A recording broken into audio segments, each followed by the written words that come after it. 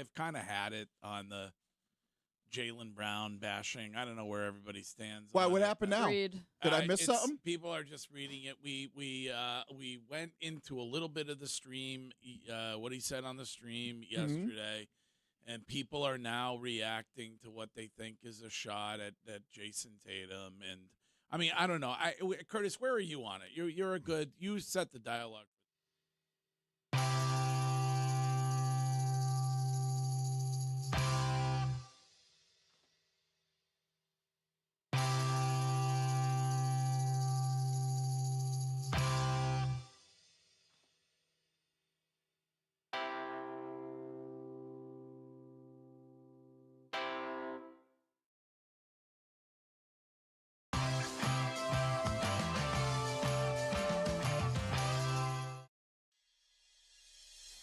Greg, do you want to just hear the audio from his stream? We have it if you'd like it. I'm kind of done with it, but if you feel like the people would like to hear it, then I'm fine. Go ahead.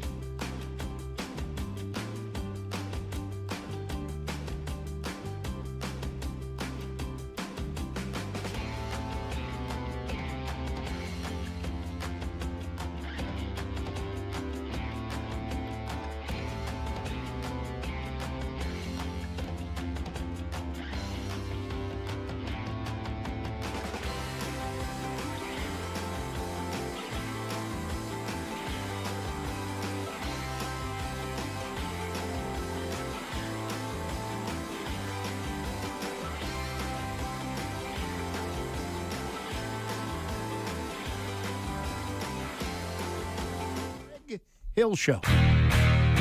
Broadcasting from 20 Guest Street, kid. Woo! It's go, go, go, go, go, go, go time. This is the Greg Hill Show. Hello, good morning. Good morning. Tick, tick, boom. Starring Greg Hill. There's really no competition anymore when it comes to the Scoop Master here at the radio station. No offense. Nah, you're like Scoop God now. I am Scoop God. Yeah. And scoop after scoop after scoop. Yeah, big ones too. Sometimes with chocolate sauce. With Wiggy. I'm buying everybody here a cruise for two. Right. On the Margaritaville cruise line. Yes. A few moments later. What cruise ship is it? Margaritaville at sea. Margaritaville. I've said it multiple Oh, times. I thought you said that I like my Zach Brown bar on board. He went through the whole thing. I never even knew Margaritaville had a cruise line. That's what we've been talking That's the whole about. thing. Oh, I didn't. That was the first time I heard Margaritaville. And Courtney. You have to be pretty confident about your member as well. Yeah. Like, because you've either got a pickle or a cornichon. And Curtis. Meeting, he sees him and says, "Get out of my face, you F, fat F."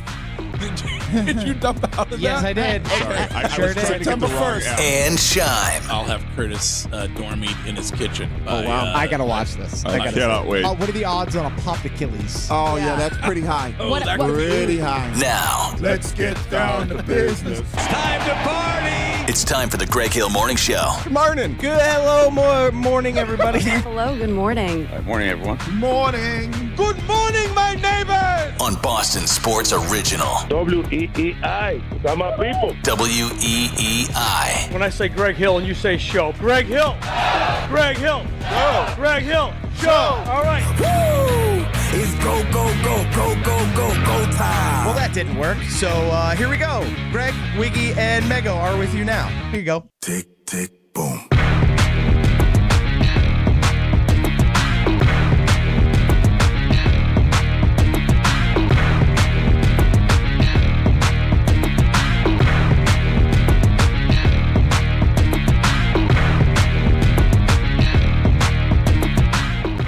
What's going on, everybody? Good morning. What's poppin'? Well, heat index getting near 100. I believe there's a heat advisory officially in effect already this morning, Curtis. Is that Yeah, correct? it's and we're going to Connor's farm today. What a massive whiff. Well, I mean, you're young. You can handle it. I am many things. Right now, I do not feel young at all, but it is going to be. It already feels hot. But by Yeah. the way, just to give you a little behind the scenes here, everybody. In the old building, we had separate thermostats. Now we share one. So I am freezing every day Oh, because it's the battle of. I just stopped. I'm not going to keep turning it up because I realize that that's you guys. Oh, So, yeah. That's so it's- why yeah, it yeah. wasn't going down yesterday. yeah. 'Cause Oh my Curtis God! was It's like secretly 62 turning degrees it in up. here. I'm like an icicle. I mean, I like it to be about 68 degrees Me too. in the All right. in the summertime. No, I don't think that's outrageous, no, but I like a 72. I really. Yeah. Oh my God, Wow, slow that- roast. Yeah, I mean, we're in. It's Slow roast. the heat index is going to be 100 today. Who wants the temperature inside to be in the 70s, Curtis? Well, it's actually, if you want to do the math, it's cooler when it's 100 and it's 72 than if it's 80 and 68. yeah. But There you go. I digress. Thoughts and prayers. If you have to be working outside today, we are thinking of you.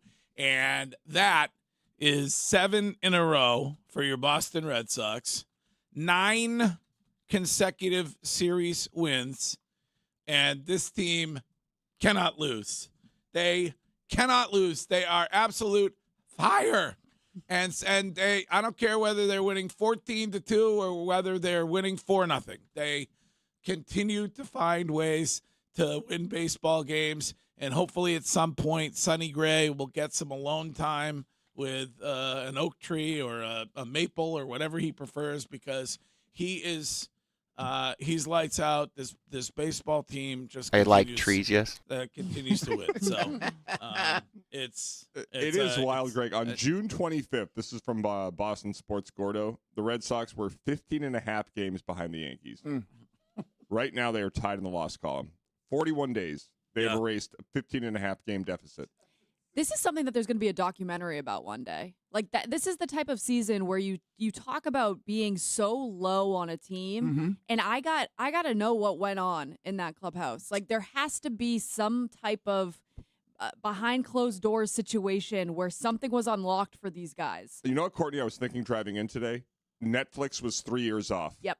Could you imagine, given this what the season? rumor mill said yesterday, Right. Yeah. if Netflix was here behind the scenes, given the firing of Cora, the departure of Marcelo, the Roman, extradited to Fort Myers, all of that. Like, think of what they would have had, the gold they would be currently mining. Yeah, it's crazy. I feel like it's kind of like Keith Hernandez got in trouble for saying on the broadcast the other night where they finally got rid of any of the garbage that was hanging around. And they got guys they seem to have guys who like each other. You got last night, Wilson Contreras gets bumped, purposefully bumped at first, and Sonny Gray goes out there, Drills them. and throws at the dude. So I mean, they might as well give my guy Caleb Durbin the Gold Glove today. I mean, I mean, That's what your a guy now. What a turnaround! In order of and Bresbot will be on the show today. So in order of people that I need to apologize to, who would you put at the top? Is it Breslow? Is it Durbin?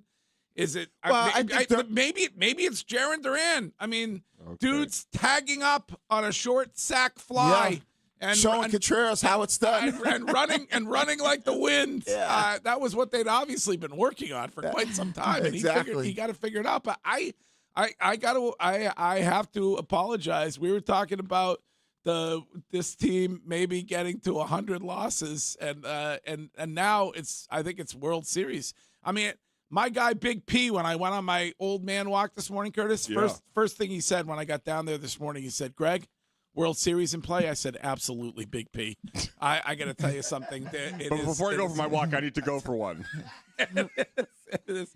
So it's an extraordinary thing to watch, and It's unprecedented. We are currently watching history. Yeah, it's Bresbot, I think, who needs the first apology. He gets the first apology. John Henry, All right. too. Durbin was kind of like, he wasn't playing well at the beginning of the year, so it's kind of like, all right, he gets the criticism. This is Pete. Pete, good morning. Hello, Pete. Hello? Hey, what's up? Is he tinkling? Big Pete, what's going on? Can you hear me? Yes, Pete. We can. America can hear you. Please speak. Long distance. I'm in Malta. You're in Malta. Hold on. You're calling from Malta? On the Odyssey app. I am calling from Malta. 12 p.m. on the beach. Wow. If you guys weren't any good, I would not be calling you. Oh, So I appreciate you guys. Thank you so much for listening over there. Appreciate it. What's up? Well, I'm from Worcester, but I'm over here on vacation. Have I missed anything? I mean, I've been here for a week. Well, I mean, the Boston Red Sox are going to the World Series, and the New England Patriots are going to. The Patriots are not going to get Steph Diggs back. For anybody who thought he was coming back here, Right. and Jaylen Brown's gone. and Jaylen Brown was traded. Yeah, Nice. that's about what you missed. All right, thanks for the recap. Just wanted to say hi from Malta. You guys rock. I always thought I'd call with a gripe for Curtis, but Yeah. just giving you your flowers from Malta. Oh, all right. thank Well, you, very Pete. nice. That's nice. Malta. Malta's beautiful. Have you been? No, I just Googled it. you- I didn't know where the hell it was when he said it. Just Googled it. All right. It's between Sicily and North Africa. Yeah, North African coast. Looks beautiful. Yeah. I Not feel bad like for it. him. I feel like it's used a lot in espionage type films. Google it. Malta, I believe. Yep. Beautiful place right in the Mediterranean Sea. Wow. Finally, NFL football this evening, Hall of Fame game, and so the season is upon us, and you can talk about that on today's show. In addition to everything else, we are going to get to our leads shortly, and then they said it at 7:15, and that includes what Andy Reid said in defense of Travis Kelce, who some feel has put on a little bit of new husband weight.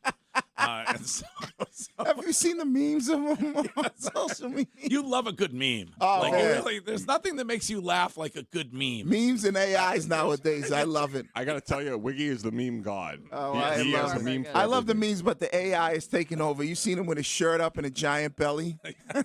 Oh, he does look like he put on a little bit of weight, No, but I he mean, who doesn't. hasn't, honestly? No, yeah, he I had to doesn't. do a double take. I thought it was Jason dressed as Travis. So if anybody could defend him, it would be Andy Reid when it comes to fat shaming. So we'll get to that during They Said It. What Drake May said he learned from the Super Bowl loss, also coming up during They Said It on this morning's show. News with Courtney at 8. And today's Florida Not Like the Rest of Us segment is wild sauce. There was a dispute between two fishermen over a fishing spot, and what one did to the other is absolutely not the right way to act toward a fellow human being. So we'll get to that. I mentioned that Craig Breslow is on the show this morning. He will join us at 9. And as always, Hill Notes at the end of the show. And so you can leave us a voice note on any topic on the Odyssey app at any time this morning, and we will listen to them and pick the best ones and play them back coming up at 9:30 on today's show. And certainly thank you for listening. Obviously, thank you if you are viewing the program today. You can do that on either Twitch or YouTube, and we are brought to you there by Springer's Jewelers, and they are in tax-free Portsmouth, New Hampshire. So if you're heading north, as one should be during the remaining month of summer, then stop at Springer's. Great diamond selection, great people. They know it all. And thank you for watching the show on Twitch or on YouTube and participating in the chat, the lively chat that is going on both. All right, in 2 minutes, we will get going with leads on the Greg Hill Show at WEEI.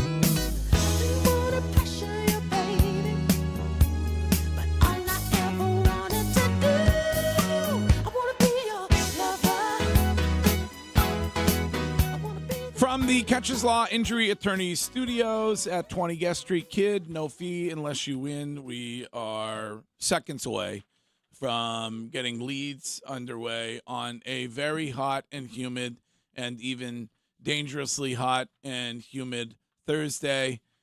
Curtis confirmed earlier we have heat advisory in effect. So that means you should stay indoors in the air conditioning as much as possible. If you have to be outside, then we are with you. If you're outside working, we're with you in spirit this morning. And if you need relief, Curtis will head over and take over on the job site. If you want. I want a roof today. Yes. Yeah, roofing. Then you got the HVAC people who are like up in attics, crawling through vents and things. It's ridiculously. There are jobs that no one would want to do in this weather. So God bless you for being hydrate. Out there. Yes, hydrate. That's very important, Wiggy. Hydration, very, very important. Can we open the Window World of Boston and get official with it? Weather window, please, for Curtis. Window World of Boston weather window. All right, Curtis. And there's days of this, right? A few days of this? Yeah. So some notes from the National Weather Service in case you didn't know what to do when it's hot out. This is the heat advisory for portions of northern Connecticut, central, eastern, northeastern, southeastern, and western Massachusetts, and northern and southern Rhode Island. Ready? Drink plenty of fluids. Huh. Never thought of that. All right. Write that down. Mm-hmm. Stay in air-conditioned rooms. Yes. Good idea. Avoid the sun and check up on relatives and elderly neighbors like Greg Hill. Okay. Good advice. Under no circumstances should young children or pets be left in a car unattended. Yes. All right. Okay. Even if you're going to the strip club for like 30 minutes. Nope. Still don't do Right. it. Just bring little boy or girl in. Right. But right now, 72. The afternoon high is going to be 91. The heat index will be 99 out of 100 today. Oh, man. Brutal. Oof. Tomorrow, no relief in sight. Going to be 91 tomorrow. Heat index of 98 on Friday in Boston.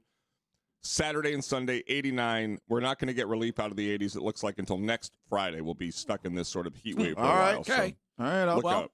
Can't complain about Nope, it because I'm not. we whine about the winter weather all winter long, so can't complain when summer gets here. Plenty of beaches. Thank you, Curtis. You can get a whole house full of new energy-efficient windows installed for $99 a month. That's it from Window World of Boston. So go to windowworldofboston.com.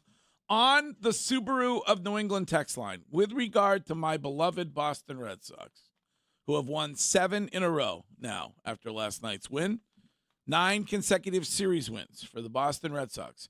I am being accused by a 339 texter of being a Bobo honk for the Boston Red Sox. Oh. All right. Bobo. I mean, Take it. I feel like I call it like I see it. When they're stinking the joint out, then I demand action. When they are winning, I am celebrating them. I don't know if that makes me a Bobo honk. Then I'm a Bobo honk. Well, I can't point to anything that currently that is a concern when it comes to the Boston Red Sox. I feel like maybe perhaps not being traded is going to change Jarren Duran a little bit when it comes to the way he acts, the way he is. The confidence that he has, that was a concern of mine. Was Jarren Duran remaining on the baseball team? I can't. So I'm very honkish. I don't know. I there's nothing that I can point to that's a negative for the baseball team. No, I don't think there's anything negative when you start to look at this team right now and where they are. I think one of the things that, some people, I'm not going to say, everybody, but I think some people, a lot of people were like, oh, they didn't have the talent at the beginning of the year. Talent.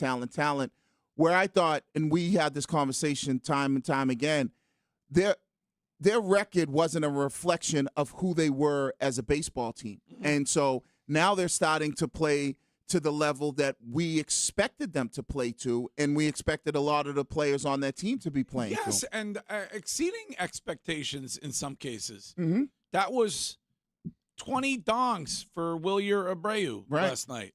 There's 2 guys on this team hitting 20. There's guys that you didn't expect. You were wondering when they were going to come alive, and they've come alive. So I don't Greg, know. What? for the first time since 1912, which was the year they opened Fenway and the Titanic sank, The Red Sox have won 9 consecutive series. It is their longest streak of series wins in a regular season since 1912. Since 1912. That's Insane. unbelievable. They are a historically good baseball team currently in and I will say this every time, the disclaimer is they are currently playing in a league that is not so good. So but look what they that's- did to the best team in baseball. But that's an opportunity. Ready for this one? Their first 30 wins took 73 games. Their next 30, 35 games. They went 30-43, and now they're 30-5. Unbelievable. So, all right, more on the Red Sox. Your thoughts all day long here on Boston Sports Original, WEEI. But, Shime, let's get going with it. This is the Greg Hill Show. Time now for The Lead.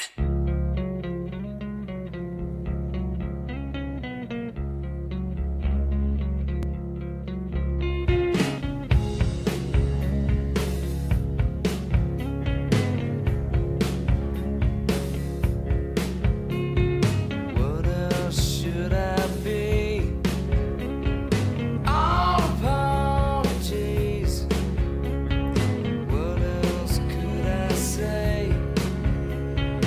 Everyone is gay. What else could I write? I don't have the right. What else should I be? All apologies. In the sun, feels one. Shime, that is Nirvana. All apologies. A band that started an entire musical genre. Some would argue and say maybe Temple of the Dog should get credit, but Nirvana, I believe, gets the credit when it comes to grunge. Leads today are brought to you by Subaru. With so much to love, don't miss the Subaru of New England A Lot to Love event happening right now. Find your Subaru at SubaruofNewEngland.com. Good morning, Shime. Good morning, Greg. So, Are we getting a Big Dog of the Week today, tomorrow? When are we doing Big Dog of the Week? should we should, I feel like we should start focusing in on one day a week that has to be, we have to give the award out. Should Maybe we do it on- Friday? Yeah, End I of think the week? Fridays is the Tomorrow. Okay, best go day. ahead. Yeah. Sorry, No, Shime. no worries at all. So Seth Walder at ESPN posted this article proposing 5 big trades during 2026 NFL training camps that he thinks could get done. Both teams need it to be done and should be done probably tomorrow because it would work for everybody. And one of the trades he suggests is a trade we've addressed a couple of times now and seems even more plausible, not more likely necessarily, but more doable, is the idea that the New England Patriots trade for pass rusher Kayvon Thibodeau from the New York Giants. Because post-draft now, as they enter training camp, Kayvon Thibodeau is playing on his 5th-year option worth almost $15 million. Patriots have plenty of cap space to accommodate that. They also drafted Arvell Reese, who's going to be a pass rusher. And so now you're telling me they have Brian Burns, Abdul Carter, and Arvell Reese, and then Kayvon Thibodeau. So their 4th pass rusher would be being paid $15 million. And the Patriots have a clear need at pass rusher. It also allows for Gabe Akis to take his time getting acclimated to the NFL, coming back from these injuries. You're not rushing for your young rookie to immediately have success. So he proposes a 3rd-round pick for Kayvon Thibodeau. I think that's a slam dunk. I would do that tomorrow. Hell, Do you think they would do that? I don't see why not. You're a legit contender that needs pass rush. Would you throw in, sweeten the deal with Kayshon Boutte? Sure, if they want it. Booty in a 4?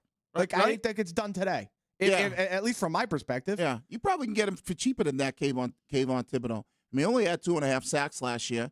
They, you know that they want to move on from him because they're loaded at that position. They're not going to pay him. Yeah, they're not going to pay him. So I don't even think you have to give up a 3rd or a 4th round.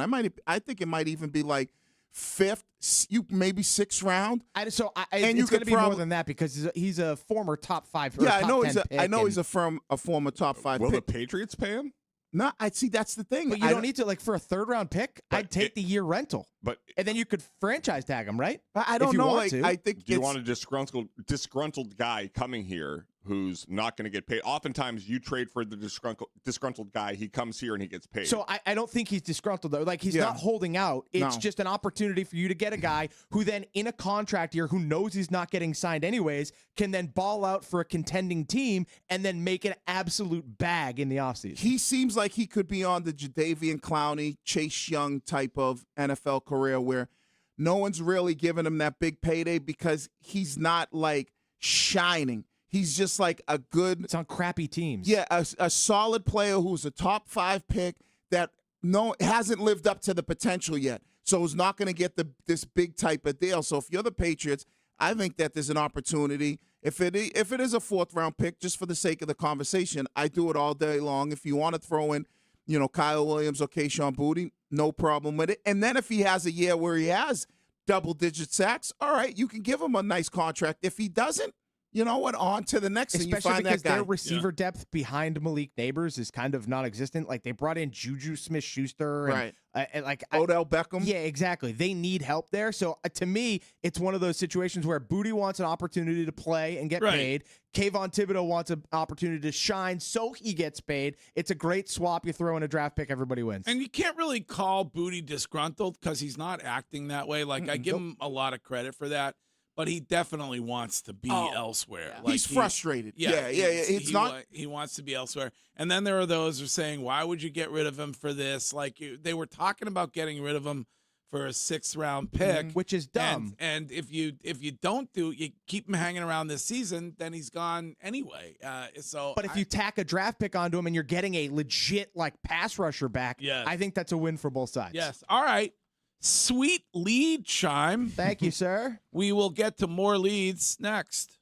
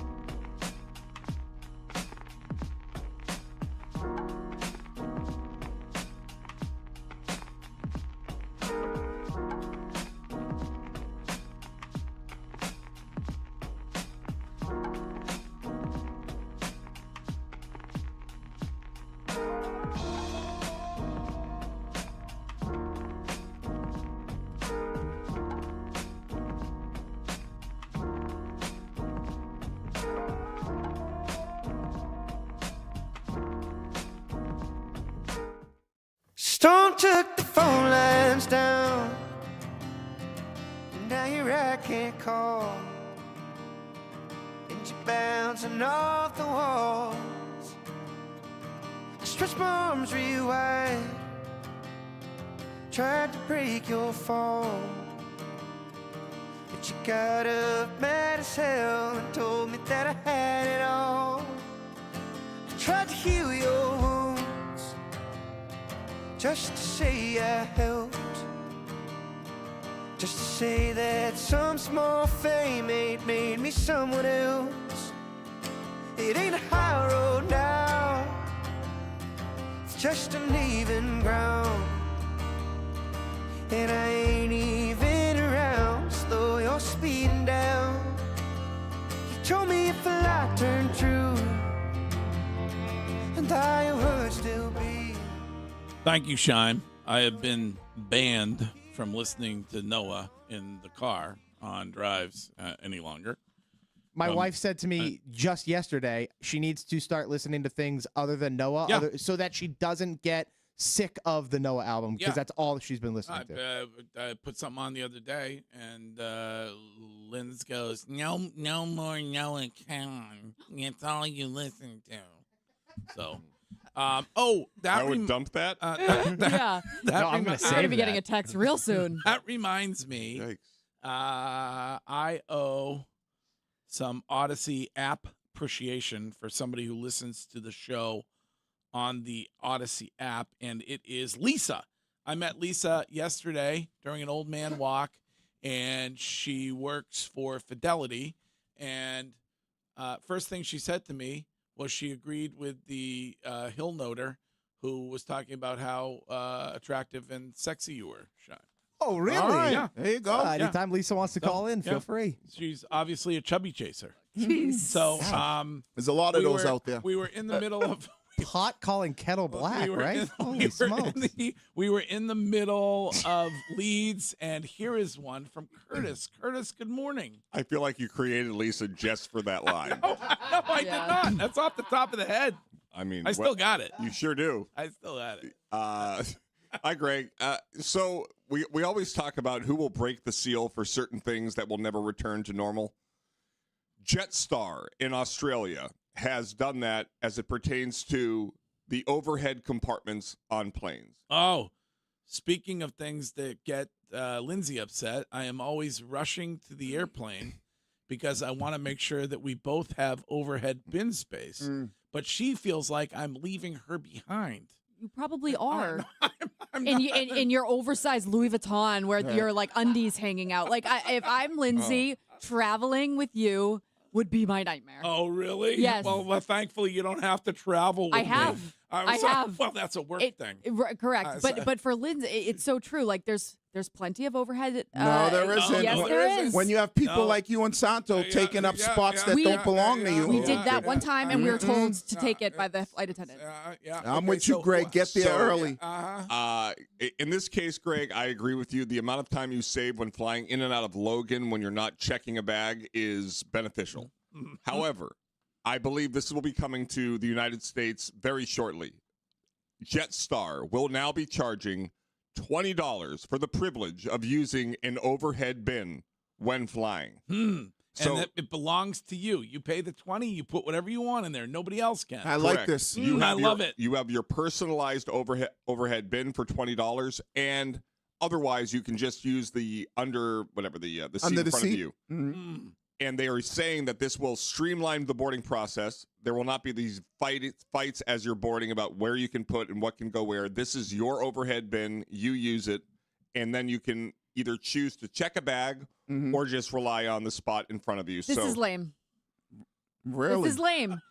Think about how expensive it is to fly right now. They It's expensive. are jacking up prices every chance they get. Now you're going to charge me for my carry-on? Like, the no. overhead carry-on. Correct. Well, But you shouldn't be hogging up the whole space up there with 4 I'm bags. not. I bring one Just bag. check the bag. I do one bag for the above and one bag for underneath my That's seat. cap. Because you bring a giant tote bag. No, I really don't. Like, you've traveled with me, what, twice? Yeah. And I didn't do that either time. You had a tote bag and a carry-on bag, and then Wrong. another bag. You're wrong. Well, people are allowed to have 2 bags. Right. Like, you're Right, but allowed they, to- you know you're what they allowed to do? put- They stuff their tote bags or their backpacks, and then they put them up there next to their carry-on bags. Well, They don't put them under their seat. Yes, I do every single time. And I think that this is it's making air travel more stressful, both emotionally and financially for everybody. And it's like this airline is a budget airline in Australia. So well, you don't have to do it though. Right. Like you could still, if you don't want to spend the $20, then you can just fight with everybody else for the overhead space that's left, I guess. I'm betting you, and I didn't look it up. I would have to look it up. That what is it called? Jetstream? Jetstar. Jetstar. They probably charge to check a bag. Oh, they definitely charge to check a bag. They don't charge to place your stuff under the seat in front of you. Right. Obscure reference. Wall Street was the airline that was in play. Was it called White Star? That sounds familiar. I don't know. Wiggy? I'm not sure. That's the Leonardo movie, right? No. That's Wolf of Wall Street. Is that Michael Douglas? Yeah, Michael Douglas, Charlie Sheen. Excellent film. One of the greats. What? I just started watching a series on Netflix, the Pan Am flight. About Yes, the it's excellent. It's unbelievable. I never excellent. knew anything about it. It was Very before I good. was born. Yeah, the Pan Am 103 flight that was blown up over Lockerbie, Scotland. Excellent series. Yeah. All right, Curtis, I like it. Yeah. I'm with you. I mean, any way in which you can improve airline travel, Right. and when I say improve, eliminate things that people can fight each other over, I'm for. So excellent lead from you, Curtis. Thank you. Lead from Courtney. What's the topic of your lead today? Do you have a tease for your lead? Curtis is going to love it. UNC making the jump to another level when it comes to the Lombardi situation. Okay. Ooh. All right. We will get to that coming up next.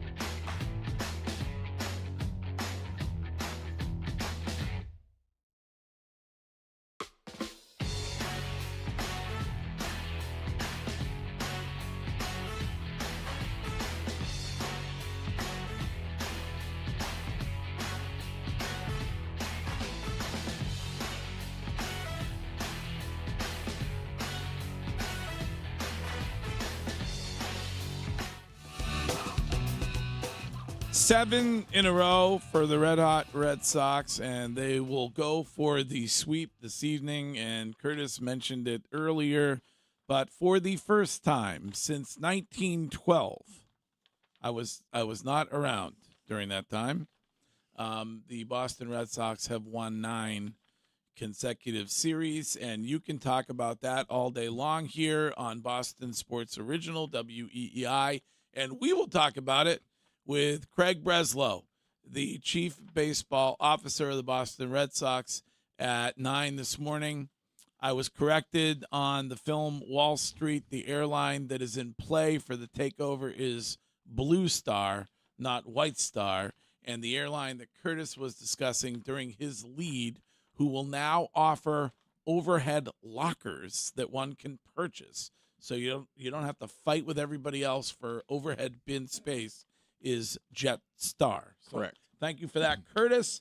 And good morning, Courtney. Good morning, everybody. UNC has made a jump in the Lombardi situation for the football program. What was once an internal investigation, they've now hired outside legal team to investigate this. 2 of the 3 lawyers that they have retained are 2 people that worked for them during the School of Civic Life and Leadership scandal that UNC faced when it came to their student athletes being in like a fake school, basically. Oh, okay. And then if you go and look at other college programs that have had to get outside legal counsel, you could go to Baylor University for their scandal, Michigan State. You could go to Penn State for the Jerry Sandusky scandal.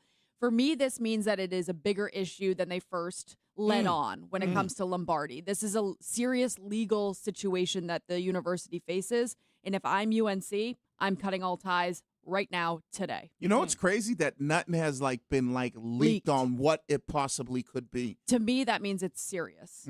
If it was just some type of, even if it's he went against some type of NIL rule, that would be leaked. To me, this is not good. And I would go as far as not just cutting ties with Lombardi. I'd probably be cutting ties with Bill Belichick before the season. Oh, wow. Well, you better do that quick. I would. What a disaster for Bill. Yeah. You get this job, and I'm gonna guess that he was okay with coaching in college, and there wasn't whatever he felt like he was being the Crafts were doing him dirty and calling around to other teams, so he couldn't get an NFL job, whatever. So he's like, all right, I'll coach in college, and I'll take him at his word that he was excited about it or whatever. The first hire that he makes is a disaster hire, and he didn't have to. There are so many other people that you can hire for that job who have experience and who are already working in college football. Like, what a dumbass! But don't you have to stop? But don't you have to stop saying the Crafts were doing him dirty?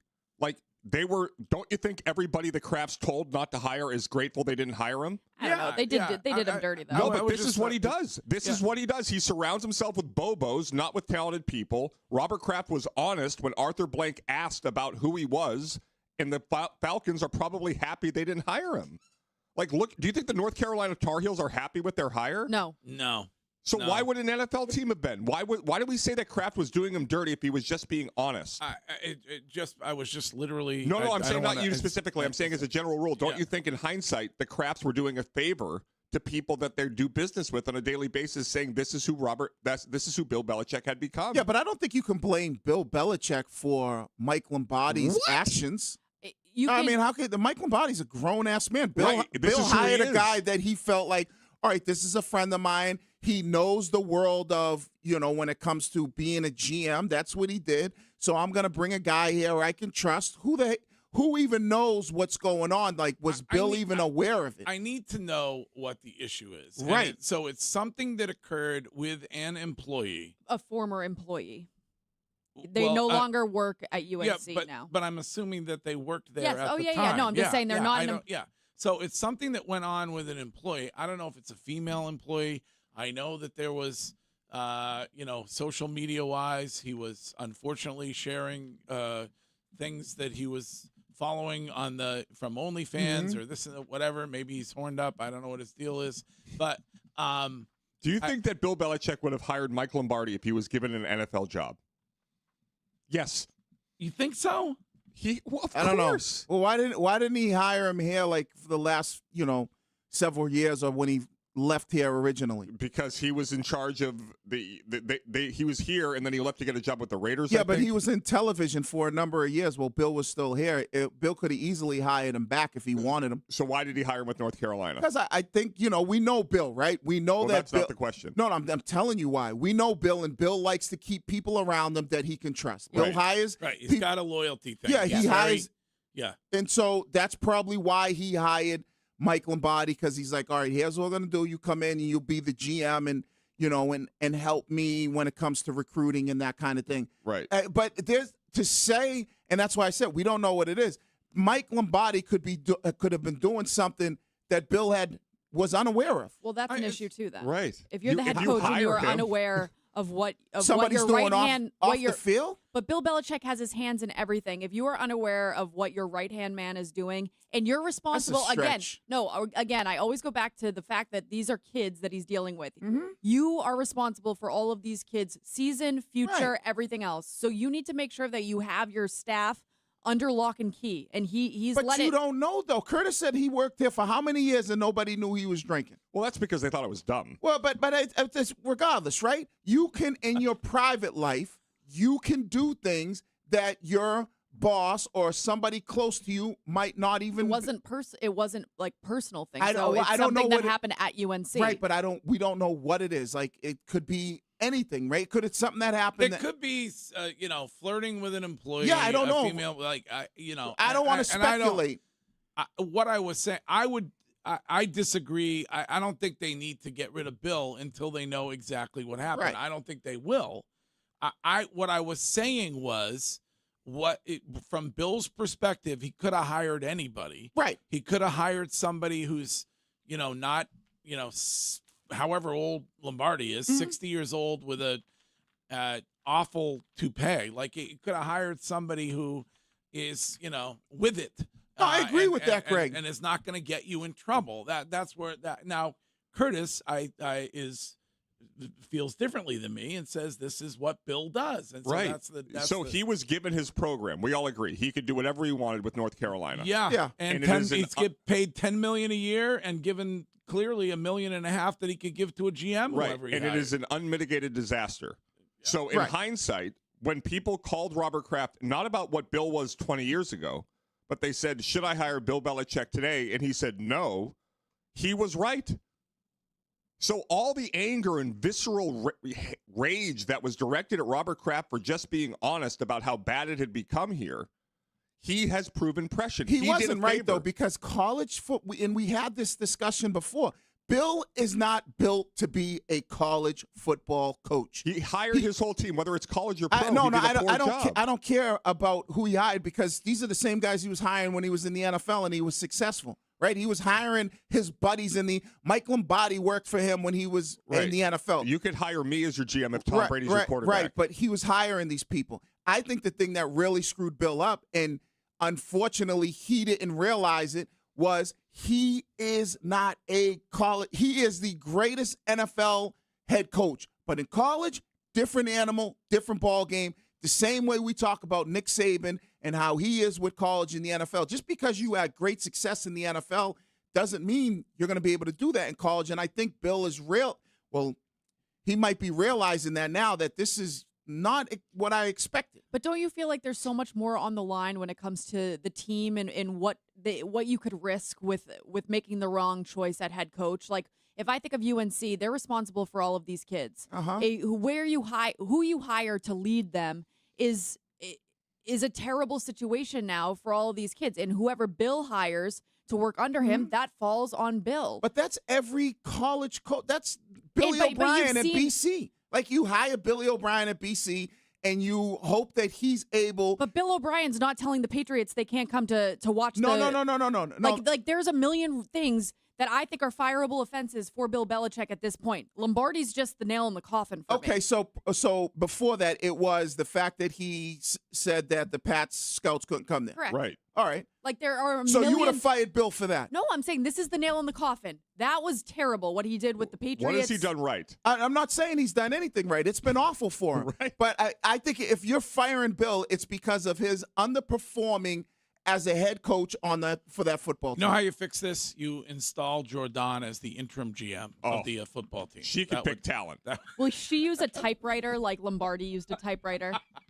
That's what I wonder. This is why you don't like him. This is No. age. It's age shaming. It's yeah, not. You don't like him. I think that he was You a don't- liar when you he don't- said that he uses a typewriter. You don't I think like that was a lie. You are shaming somebody for using a typewriter. No, I think- He probably doesn't know how to use ChatGPT, and that's why you have an issue Oh, he with him. definitely knows how to use ChatGPT. Trust me on that. All right. Great lead, Courtney. Thank you. All right. We are going to get to Wiggy's lead and to my lead in exactly 2 minutes. No longer. Short break, and we are back next.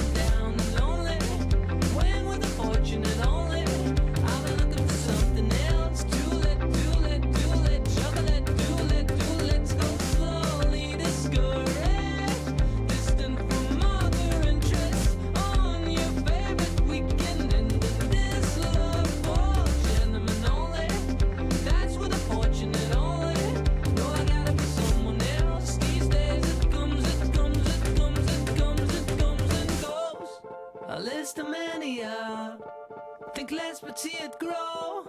Like a ride, oh. Not easily offended. Know how to let it go. From a mess to the masses. Coming up at 9, the man who may end up with a bridge or something named after him if this Red Sox winning streak continues. That is Craig Breslow. Breslow's Bridge, maybe, Curtis? I mean, you never were able to make Brady International Airport happen, so we're a little bit behind on that. But maybe Breslow Street or something down near Jersey Street. I don't know.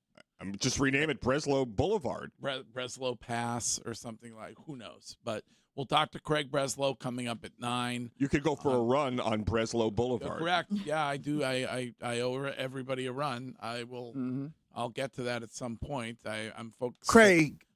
I'm focused right now on pickleball match 1, which will happen at the end of the summer between me and Curtis. I heard yesterday you're training like crazy, double sessions. Yeah, double sessions. And what else? Anything else you heard? Let's see. I spoke with you in the background. I was trying to encourage Lindsay to go on your second walk of the day. No, she wouldn't go out on a walk. We ended up going out together. All right. That Nice. turned out to be fine. There you go.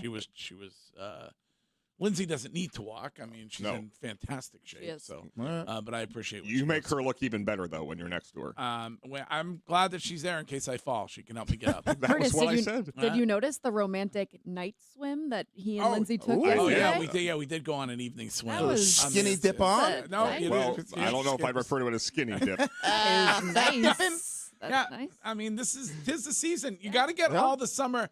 The way I feel right now, August 6th, is you have to get all the summer things done because it's slipping away. It's almost over. All right, we are going to get to They Said It in about 10 minutes. That includes what Andy Reid said in defense of Travis Kelce, who some believe has put on a little new husband weight. We'll get to that coming up, and we'll get to what Drake May said. He learned from the Super Bowl loss on the day of the return of actual NFL action with the Hall of Fame game this evening. So all of that is coming up during They Said It. But we got leads left, including this one from Wiggy. Good morning, Wiggy. All right, what up? So I'm going to follow the cab that chimes in a little bit about why the Patriots need him to go out and get Kayvon Thibodeau. Because when I look at this Patriots team coming into this season, I think that it's basically a two-man race. And it's the New England Patriots atop of the AFC. And I think the team that could probably be pushing them will be the Buffalo Bills. I think those are the two best teams in the AFC. And what you're going to need when you face Josh Allen consistently the 2 times that you play him, or if you have to see them in the postseason, is the ability to get after him with your front 4. We've talked to Devin McCourty, we've talked to Tyler, and they talk about how difficult it is when you play against a quarterback who has the ability to extend the play and be able to make plays with his legs, whether that's in the running game or the passing game, but more so in the passing game because that's where some of these really big plays come from because receivers get detached from defensive backs.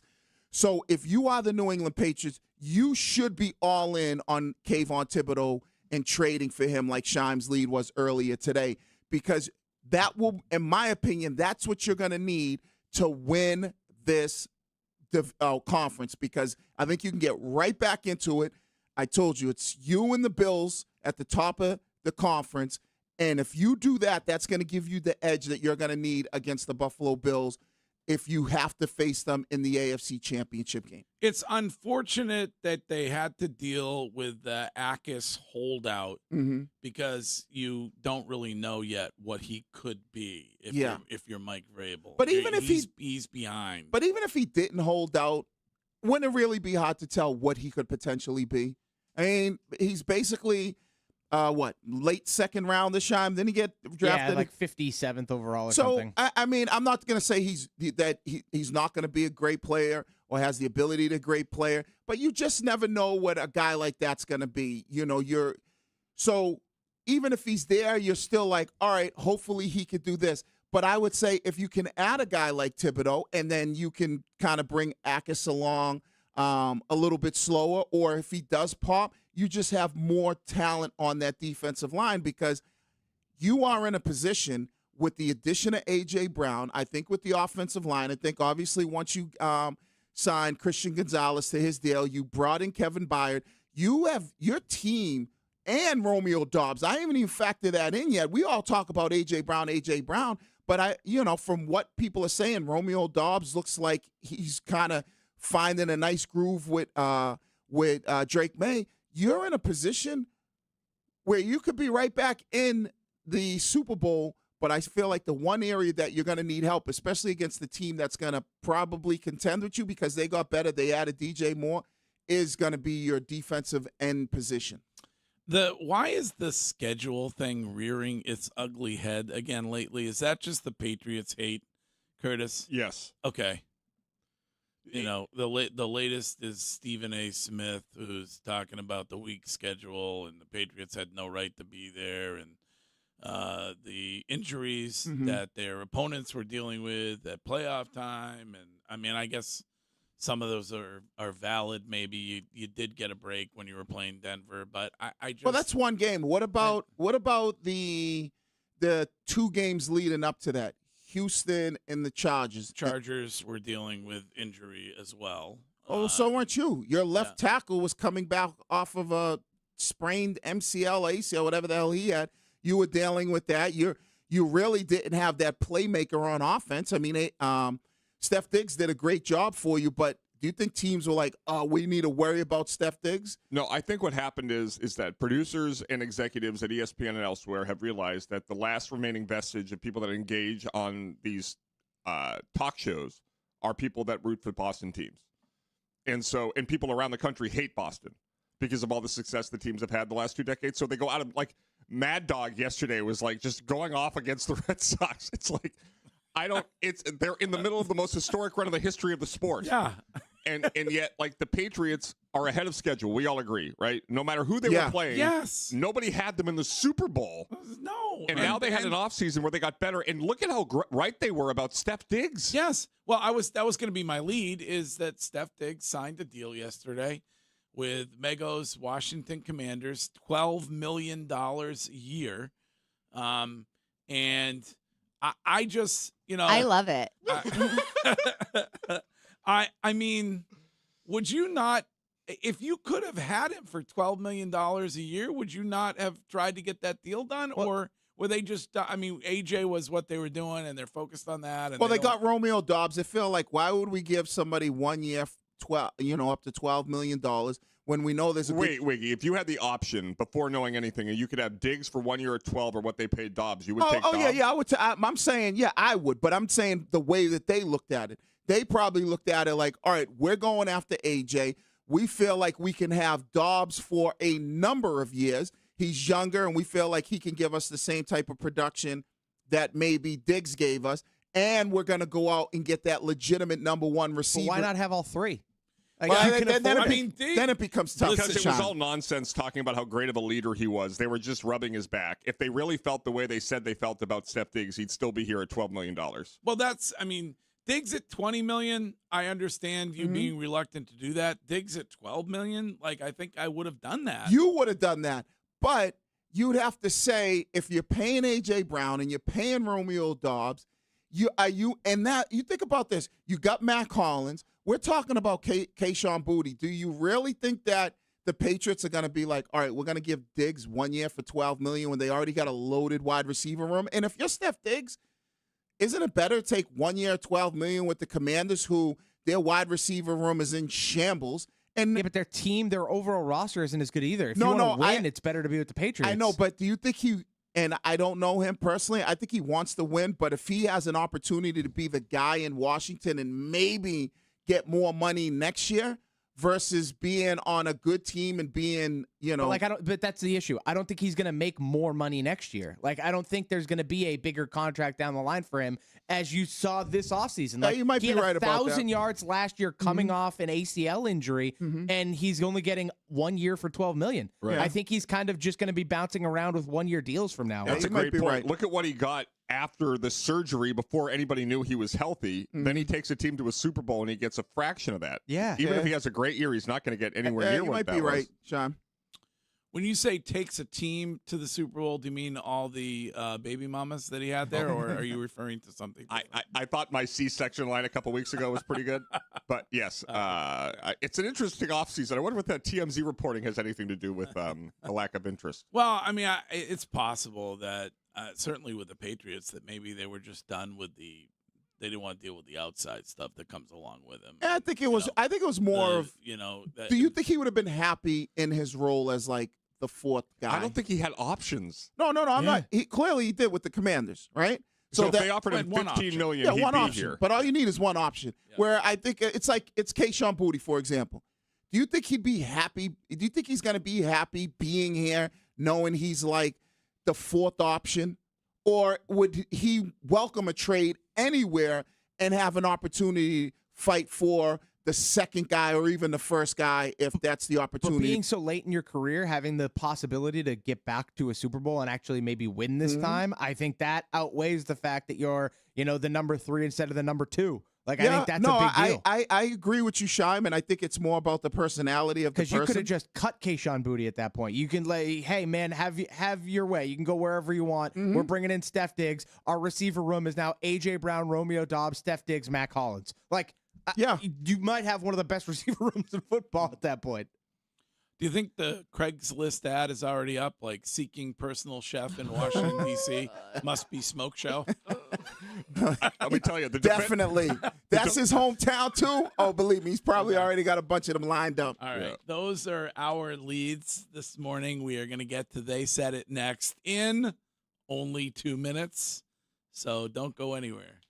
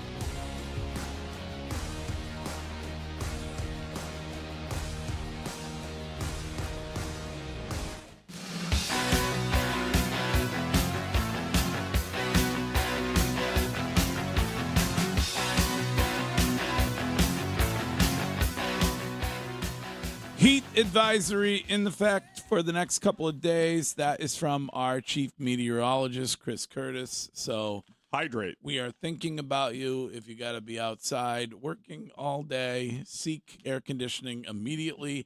Red Sox win streak continues with another one last night. Unlikely win streak continues. That is 7 currently and 9 consecutive series that this baseball team have won, and we will talk to Craig Breslow about that and all the Red Sox things coming up at 9 this morning. But Shime, let's get to it. They said it. It's time for They Said It. They Said It. You know, some of these rats around here. We scored 16 at Yankee Stadium. Suck on it. Duval. Humbly, one of the best basketball players in the world. They Said It. On the Greg Hill Show. They Said It is brought to you by Catches Law, who just won the largest verdict in the history of Massachusetts for somebody who was injured at work. If you've been hurt at work, hurt at a business, then get the help of Catches. They are ready to stand beside you during your toughest moments. Go to catcheslaw.com. That's catcheslaw.com. What are we going to hear first this morning, Shine? Well, Greg, we got to start with Andy Reid. So the Chiefs showed up to training camp, and they've looked a little rusty at times. You saw that video of Patrick Mahomes hitting his offensive lineman in the head with a football.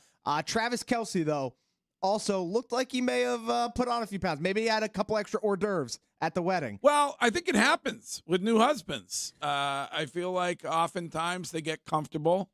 They no longer have to be out on them streets, and so they're willing to let themselves go a little bit. He really enjoyed the honeymoon. Well, we can hear from Andy Reid. Are you talking about Shime? I am. What the hell? I am not. Stop. But Shime can probably vouch for that. I mean, once you and Lauren got married earlier this year, you probably were like, listen, she loves me for Nothing has changed. He actually looks hot. We've been together for 6 years. We've lived together for like 5. So. You look great, and he does too. It's all angles. There's been some bad angles captured of Kelce. Lighting. It might be, but even when I saw him catching a touchdown, I think yesterday, and it looked like an offensive lineman. But Andy Reid's here to defend his guy, Travis Kelce.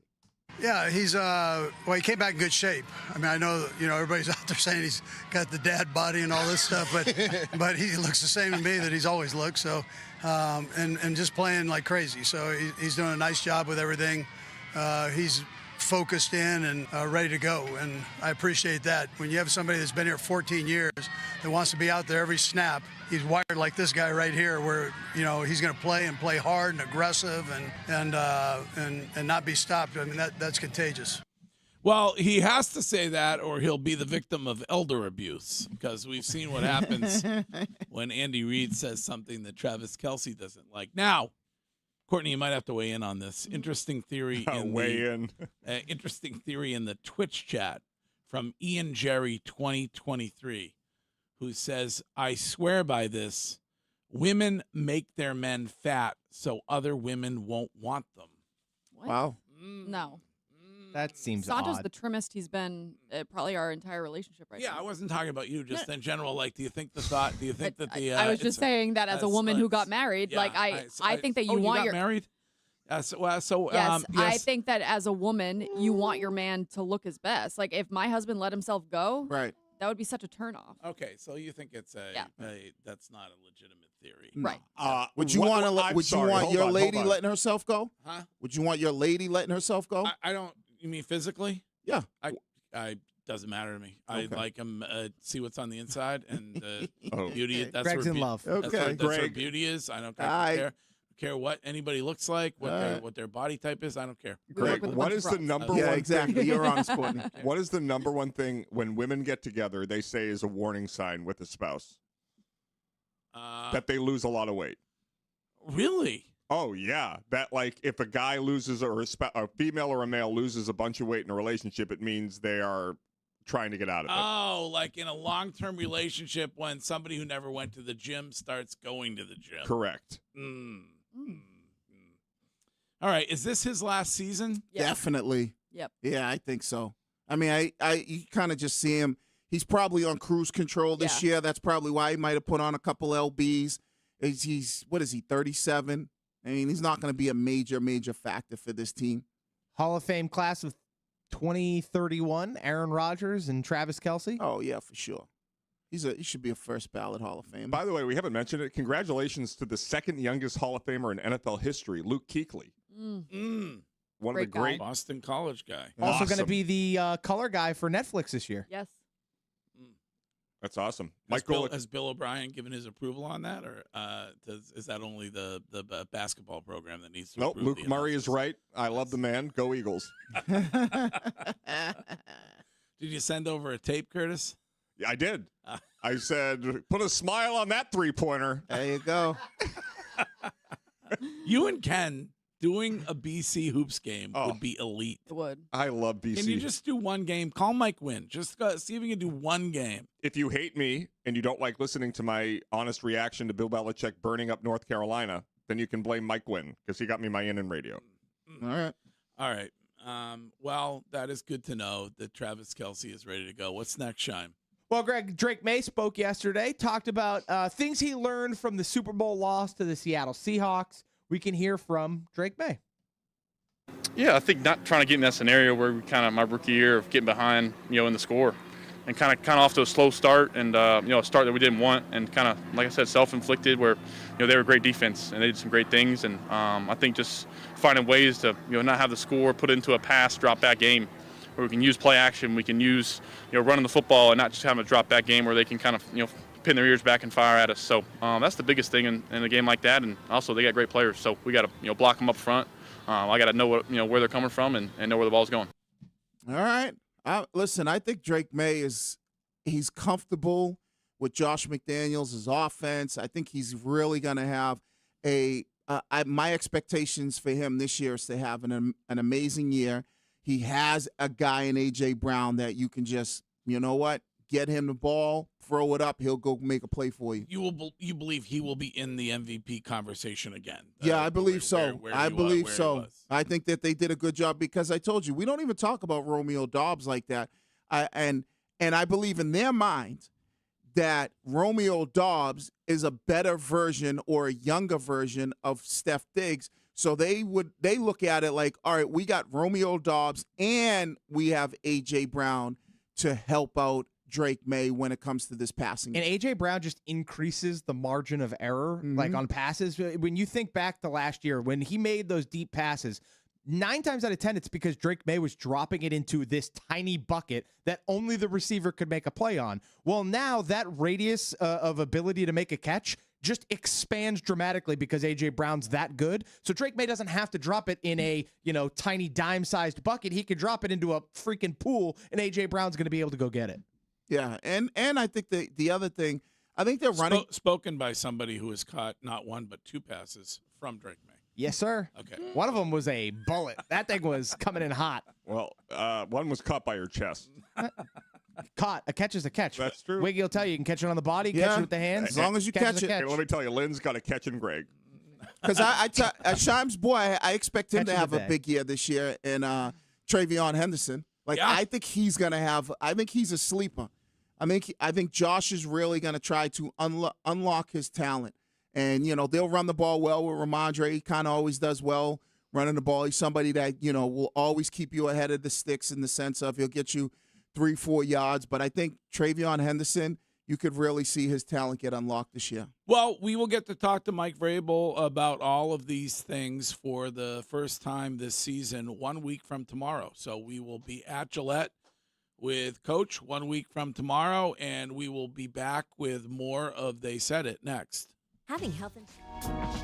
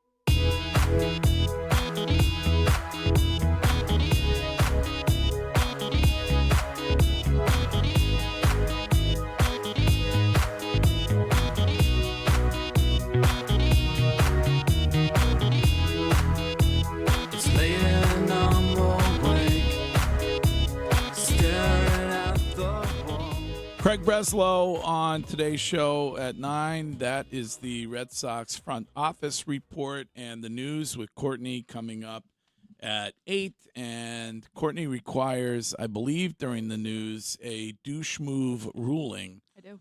On bringing your own, with regard to bringing your own food item to a restaurant. So we will get to that and the rest of the news coming up. But we were in the middle of They Said It. And what should we listen to next, Shime? Well, Greg, you mentioned Craig Breslow will be on with us later this morning. Yesterday, Chad Tracy joined Rich, Ken, and Ted. And Ken Laird had a question for the interim manager about the trade deadline. Here was Ken and Chad Tracy. What did you say to Craig Breslow after the trade deadline? Was there a high five moment? Yeah, there was. I just shook his hand and said congratulations. I was like, you guys did an amazing job. And, Eddie Romero was in there. I said the same to him. I know, I don't know. I'm not in their job, so I don't know what it's like to sit in that room for probably 3 days. That, you can see Brez's face. He's probably not a lot of sleep, working so hard to get something done. And they get it done, and you also have to acknowledge, we gave some players away, some talented players, in order to do it and go for it, and that deserves a handshake and a job well done. It's about winning at the major league level. So, I just shook his hand and said congrats. It's a good deadline. Ken still stays away from the high fives because of the virus. Right. Can't be too safe. Or he hand sanitizes after a high five or a dap. Excuse me, social distance, please. Is he still getting boosted? He called me last night. He probably is. Do you think people are still getting boosted after Fauci? Oh, of course they are. You think? Of course they are. Oh, I have no idea. He was enraged that Fauci didn't do what Brady did and delete his phone. So, listen, Chad Tracy's done an unbelievable job. People say all the time, why not just make him the manager? I mean, I assume they're going to wait until the season's over, right? Because there's no rush. If he has an epic collapse in the postseason, let's say he makes some poor managerial decision. Managerial decision right. that results in them being bounced out of the playoffs. Right. Don't you think people are going to be like, he's done a great job, but you need somebody with more major league experience, Craig, hire somebody like that? Or, I think there'll be a group of people like that. I would say that. I don't think so. What is more likely as to why he has not been given the full managerial job? What Wiggy just said, which makes sense. Or why pay a guy to do nothing when you're going to have a lockout anyway? While you're already paying Cora. Right. So why do the deal until you know what the future of baseball is with regard to next season? Yeah, I mean, that'd be a good point because, he's probably under a contract that whatever his. It's peanuts compared to what he would be getting. Yeah, so he's probably, he's probably under that. So they probably hold on to that until they figure out what the new, if there is a lockout, what that looks like afterwards. Right. There are still some that are non-believers. Eddie Dogecoin, too, in the Twitch chat, is still not convinced that this team is going to make the playoffs. How? What have you seen over the last 35 games that would indicate anything other than making the playoffs? Well, they're bound to have a little bit of a slump at some point, but that was the whole first half of the season, Greg. Yeah. That was the slump. But now even they're if just finding their level. Even if they lose, let's say they lose a series. No, they lose 3 or 4 games. Don't you have the confidence that they can bounce right back and then have another 5, 6, 7 game winning streak after that? Yeah. So I think, to kind of Shime's point, when I look at this team, I go, even if they lose a series, I still believe that they walk. And we had audio. You might have had it at in your feed at the beginning where I can't remember who the player was saying, when we come to, it might have been Sonny Gray, when we come to the field, we expect to win. We expect to win. So I think that's their mindset now. So even if they lose a couple games, they're still going to be in the mindset of when we get here, we'll get right back to winning we do. Where prior to that, they were expecting to lose, Right. is what you're saying. Right. Yeah. According to Fangraphs right now, they have a 94% chance of making the playoffs. Yeah. So I know maybe Eddie's not convinced, but I think the people that follow analytics are pretty convinced. Yeah, I would love to know exactly what Eddie sees that would make him. Not his feet. It's probably just prior experience. It's Yeah. probably just lifelong Red Sox fan who who is suffering from PTSD. Yeah, but you made the Expect playoffs. disappointment. Expect disappointment. You won't feel upset. Yeah, but you made the playoffs last year, though. So I mean, I get the disappointment thing, but last year this team was in the playoffs. Yeah. So your closest memory of this baseball team shouldn't be the fact that they weren't making the playoffs. It was them being in the playoffs. I heard Jones and Keefe yesterday talking about bringing Arias up. Like, I don't know. Here we are back with the prospect thing again. Like, Why do you need to? Like, well, just let because him keep playing AAA. He's hitting the ball like lights out, AAA. But I mean, do you need to rush him up? No.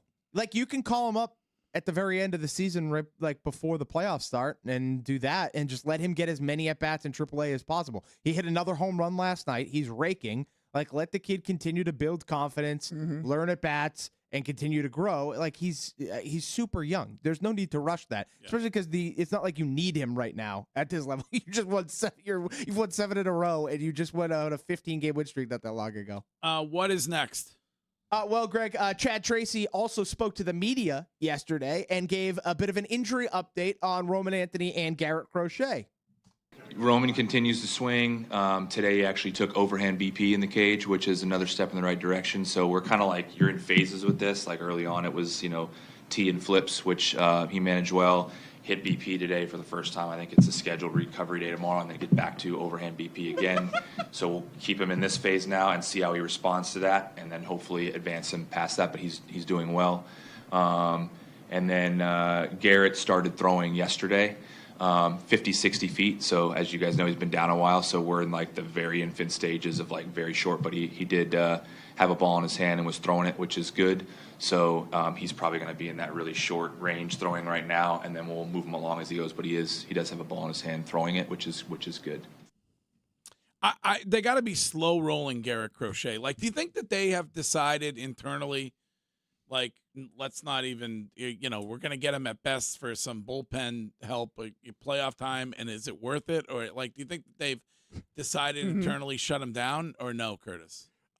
The off day after swinging the bat 3 times just slays me. That's Roman, I think Garrett Crochet, I think if they're smart, what they do is don't rush him. And if he is a guy that you can use in the postseason coming out of the bullpen, we've seen what those guys can do for this, like the Red Sox organization. We've seen whether it was Chris Sale, David Price come out of the bullpen.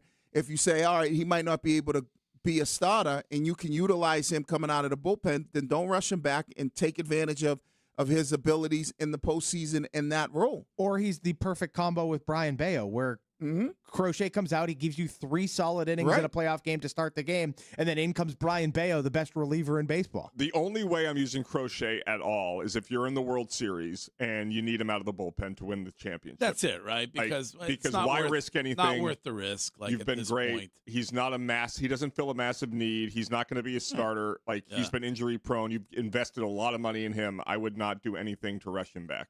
Roman Anthony, on the other hand, a bat, as Wiggy has alluded to, not an everyday guy, but a guy that you can use that can, slowly make his way back in to really be a boost of adrenaline for this team. I think absolutely should have. Don't you worry though that he's going to re-injure himself? Yeah, but like, that's what I don't know if I would rush Roman Anthony back either. But I think the injury protocol for a position player versus that of a guy like Crochet is much different. Yeah, and I feel like I would think like Roman Anthony, if he's ready to come back off a finger injury, I guess maybe my mindset is like, I can't really see. It's always possible you can re-aggravate it, but I wouldn't like really feel as concerned as Garrett Crochet, who's dealing with a shoulder injury, who's a pitcher. Yeah. You know what I mean? I would be like, I'd rather slow roll him.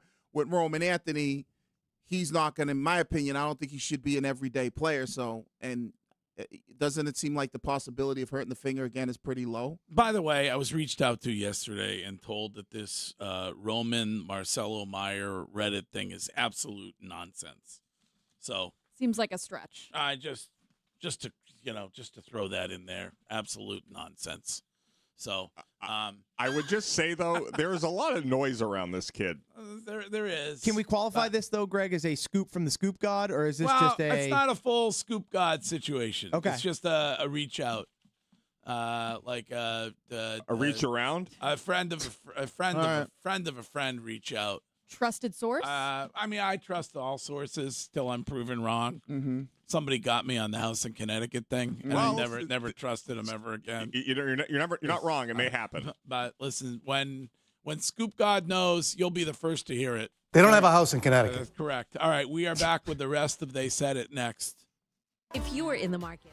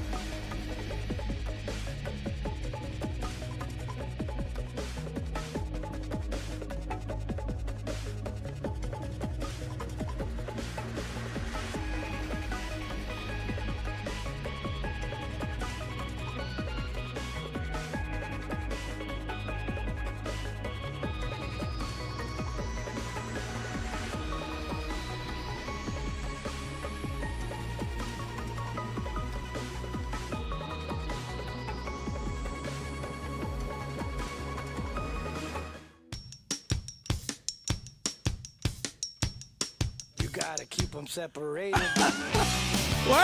We have the first equipment break in the studio, and would you like to guess who's responsible? I'll give you one guess on who broke their microphone. We've been in here for a month. What are you doing? I am not that strong. I don't know what just happened. It just like snapped off, and then I tried to put one piece back, and the other piece fell off. Are you screwing? It's screwing in, right? It's screwing in. But now. what I would recommend is take that little cord out at the end, so then you could screw it. The wire. Well, I mean, we're in the middle of a show. I know, but if you keep doing that, you're gonna screw it, and the wire's gonna be wrapped around Yeah, it. you're right. Okay, I'll fix it next break. Yeah. Bad news for you. That's coming out of your paycheck. Yeah. No, You you know break, how- you buy. You know the rules. Curtis, how is my Roman Anthony sourcing? I would say the best in Boston. Okay, because I'm in the Twitch chat. I love almost all of the Twitchers. They're my people. But Eric OB1515 says, weird for Greg to act like he's got a source on Roman Anthony when Jared Carabas legit posted it last night. Ha, ha, ha, ha, ha. Yes, Jared Carabas has fantastic sourcing. Love the man. He and I have a fantastic relationship. But I also have a Roman Anthony source. I believe I demonstrated that on the show with Sam Kennedy not so long ago. Did I not? Yeah. I don't know. Maybe I'm dumb, and that could easily be the case. But why would you listen to someone you totally and completely disrespect and don't trust? Well, I mean, I like that. There are some people who probably listen for that reason. It's just very odd to me. It was not. There was, as I went out of my way to not scoop God Flex, I just said I was reached out to on the topic. Yeah. So. I mean, I think that what you have on the show is someone in myself that gives an honest reaction, like when I called him soft in Myrtle Beach or wherever we were, Hilton Head, and everybody got mad at me. And Lou Merloni said, "Thank God for Wiggy." And you're welcome, Lou. And Greg, and then everybody now is on my side of the street. Thank you, welcome aboard. But the reality of Greg's way of doing this is that he seeks understanding, builds relationships, and gets a better feel for a situation. And that's what you have provided on Roman Anthony that others in this market may have been blinded by.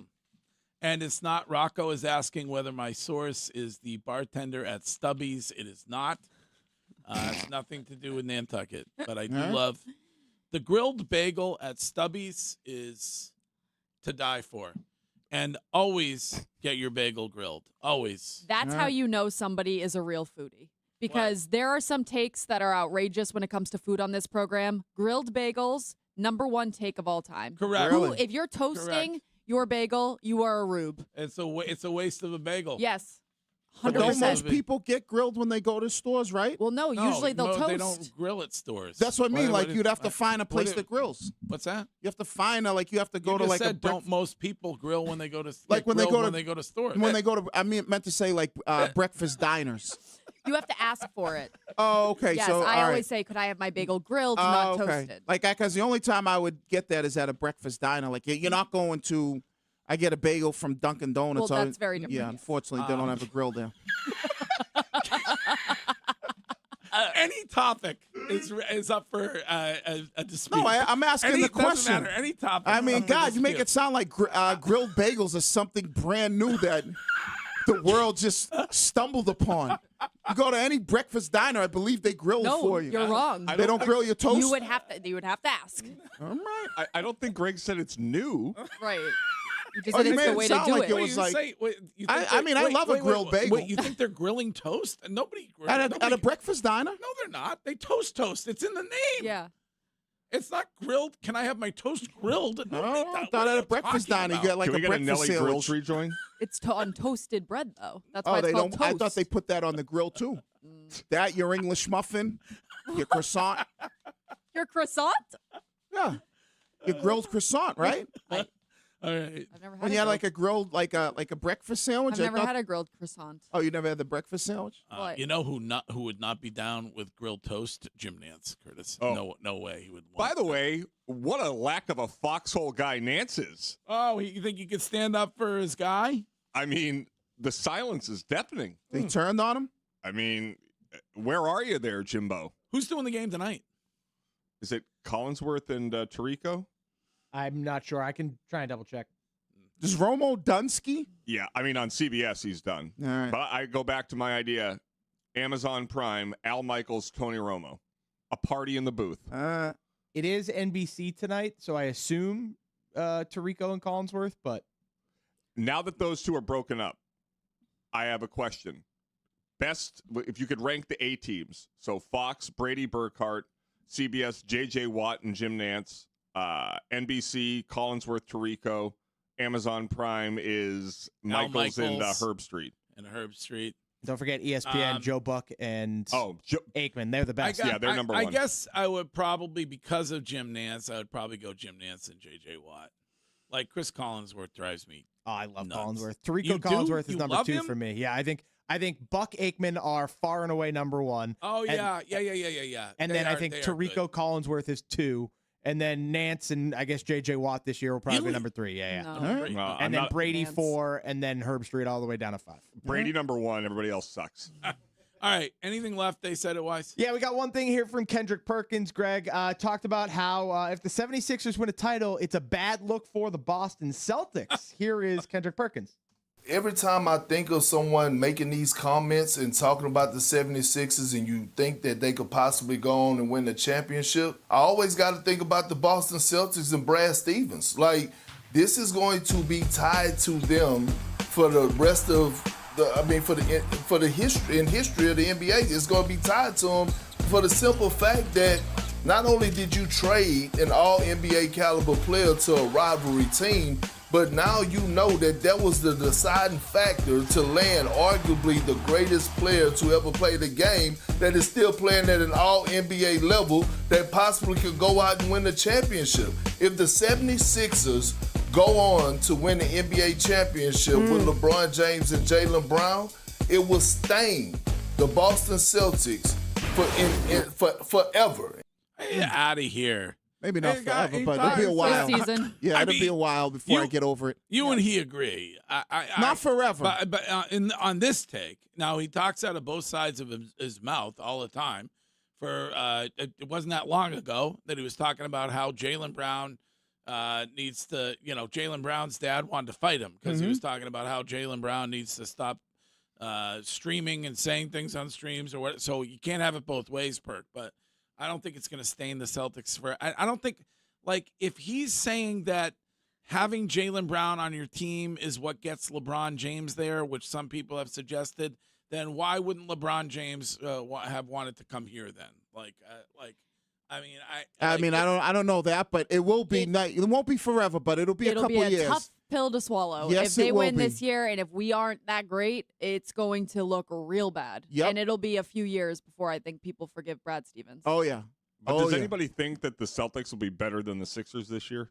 No. So if the Sixers get to an NBA Finals and lose, then I don't think Brad is going to be killed for it. Yes, he will, because you traded the guy that helped them get to the NBA Finals and probably maybe beat you in the postseason. And the guy that was on your team, you sent him to the rival, the in division and in conference. Especially if Jalen plays out of his mind this season. Like if he is the reason why the Sixers are so great, then it's going to be. Oh, it's going to hurt. Yeah.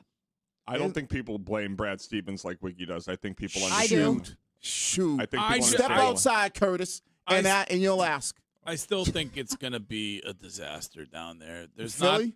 not enough points to go around for everybody that they have down there. There's only two guys that really need the points. That's it. I just think if you're mad at Brad Stevens, you're mad at the wrong guy. What are you saying? Jason Tatum is the guy that you should be pissed at. So who are you saying the only two who need points? Maxey and Brown. They all want points. No. You don't think LeBron James wants He points? didn't want them last season. Joel Embiid wants the ball. Well, when he's on the Joel, court. He won't be healthy? there.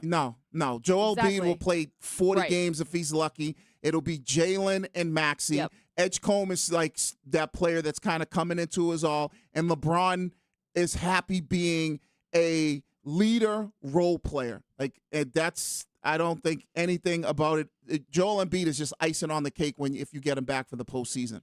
Okay, that is They Said It today. Thank you, Shime. And the news with Courtney coming up in 2 minutes, no longer. And that includes Florida, not like the rest of us today.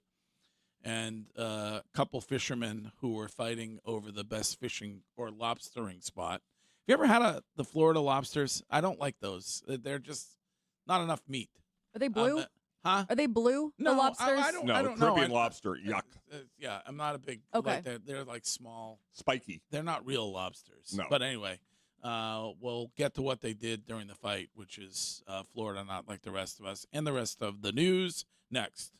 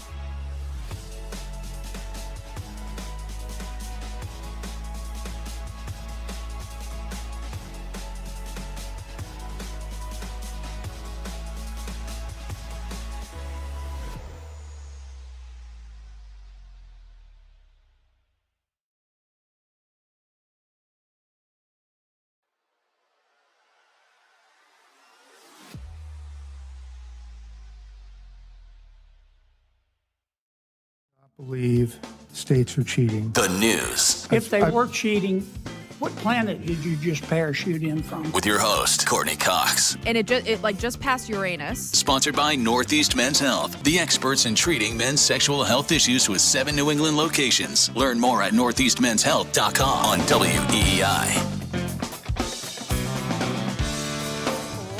Red Sox have won 7 in a row and got their 9th consecutive series win. You can talk about that all day long here on Boston Sports Original, WEEI. We will talk about it with Craig Breslow in an hour at 9. And I know we got to get to news, but just a couple follow-up calls on Perk and the Celtics discussion that we had. This is Curtis from Wakefield. Hello, Curtis. Hi, guys. What's up? First, nothing much. How you guys doing? Great. Nice. First-time caller. Just wanted to wish Courtney congratulations, too. Thank you. On everything. Yeah. Take as many pictures and everything that you can while this young. No, I just wanted to bring up the Celtics segment you guys just had, and how you guys just keep blaming Brad Stevens. You guys bashing this guy. Never bring up the owner, Chisholm. Yeah. It's kind of like the same idea as John Henry, you think, right? Wiggy always blames Brad Stevens, and I think he blames him because he is of the belief, I don't think he's mentioned this yet, but he's of the belief that the Shams report on not wanting to do the deal because of Hugo and Shireman is to be the reason there. So you don't really blame Bill Chisholm, Wiggy. That's an excellent question from that caller. I don't blame Chisholm in the sense of like, all right, you kind of signed off on him, so maybe I give you a little bit of blame there or not forcing Brad to get you a better deal back. But I think Brad is the one that was the orchestrator of, all right, here's who we're going to trade Jalen for. Is that because Bill Chisholm in the press conference sat there and said, hey, basically Brad had to convince me to do this? Mm-hmm. And okay, so that worked on you. And he said, like, hey, it's not about money for me. So and it's not the money. That? It's not about the money situation in the sense of the plays. I believe Shams, right? Is that how you say his name? Do you believe Bill Chisholm when he says it has nothing to do with money? I mean, I think that there's probably still a little bit of money involved. I just listened to what Jalen has said since the trade, and for me, Jaylen Brown feels like he was lied to during this entire thing, and that comes directly from Brad. Because for so many times, Brad Stevens, whenever he's asked about it, would always say one thing about Jaylen Brown, which behind closed doors, I think was actually. I think if we're judging honesty, I would say Brad Stevens has been far more honest than Jaylen Brown over the course of their time in Boston. And maybe so. My criticism towards Brad Stevens, and I know we've been beating this dead horse of Jaylen Brown forever, is just the fact that you let him go for nothing. That's where my criticism is. And based on. Well, Paul George would beg to differ. Well, listen, Paul George, great podcast, funny dude, but old man PG-13 is not helping you get over that hump. So that's where my criticism comes from, and that the fact that you weren't willing to throw in 2 guys to get Giannis. This is Steve from Medford. Hello, Steve. Hey, guys. I full transparency, rarely agree with Curtis, but I think he's spot on with this one. I don't think it's Brad Stevens' fault. Like, Jaylen Brown had to go, and I don't know what the reasoning is, but it seems like the whole league knew it, and that's why everybody was underbidding for him. Nobody was giving the Celtics what he was worth, and and he had to do what he had to do. I don't think it's Stevens' fault. And since I'm being nice to Curtis today, want to go back a little bit. I called in a couple times earlier in the year, and I said that not getting Pete Alonso was terrible and that Wilson Contreras wasn't going to be Pete Alonso, and I'm eating my words now because Wilson is balling out. And again, Curtis was spot on with that, so I got to give him his flowers. Thank you, Steve. You're a good man. And I was wrong in everything else, so we're tied. All right. Breslow at 9. But right now, Courtney, in today's news. And reporting live from the safest city in the world, the 19th homicide in the city took place yesterday morning in Dorchester. Jeez, in the middle of broad daylight. Correct. 10 a.m., a man was shot and killed on Blue Hill Ave, and police are still searching for the shooter. So this is another shooting where they have nobody in custody for. Here's Boston Police Superintendent Paul McLaughlin on BZ. I do not believe this was a random incident, so I don't believe there's a danger to the rest of the community in the sense that this person's running around shooting people. I think this was a situation where parties are known in one way or another, and I think that's how we're following up at this point. Oh, that's comforting. Okay. So just they shot each other. They know each other. Street life, Greg. One guy shot the other guy. They know each other. Nothing to be worried about. Okay. Right. All right. And city leaders are now introducing a new safety measure this week because of the violence. So last night, about 75 different agencies came together for the One Downtown Task Force's public safety working session. So they're trying to clean up the streets. Here's Counselor Ed Flynn on BZ. This is not the Wild West where you can do whatever you want. You have to have a zero tolerance policy for criminal activity, and that includes drug dealing, drug use, any type of violence, and then holding people accountable in the criminal justice system. Yeah, that's true right there. And maybe don't charge our law enforcement officers who are responding to these dangerous crimes to protect citizens with manslaughter or murder or whatever. Maybe that might help. Can you give me the name of that? I love the longer the initiative title, the less likely it will be effective. So this is One Downtown Task Force's public safety working session. Yeah, zero chance of working. Yeah. It's also great. Like Back Bay, I know that, Curtis, you spend a lot of time in Back Bay with James. Like, I have friends that live there who have young children and say that there's needles all over the street and that there's people just using out in the open. And it's like the city's become a different animal. That's why I think, like, me personally, it's really about doing your best to try to put the best programs in place when they're really young.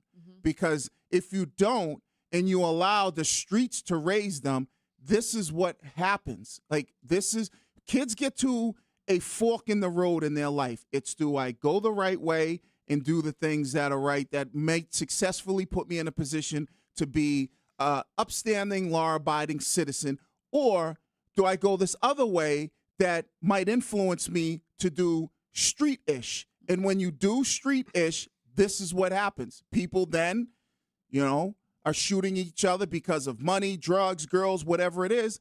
And unfortunately, sometimes innocent people get caught in the middle of that. Greg found himself at a fork in the road. He just picked it up and used it instead. Okay, Sean. How long have you been holding on to that one? Well done.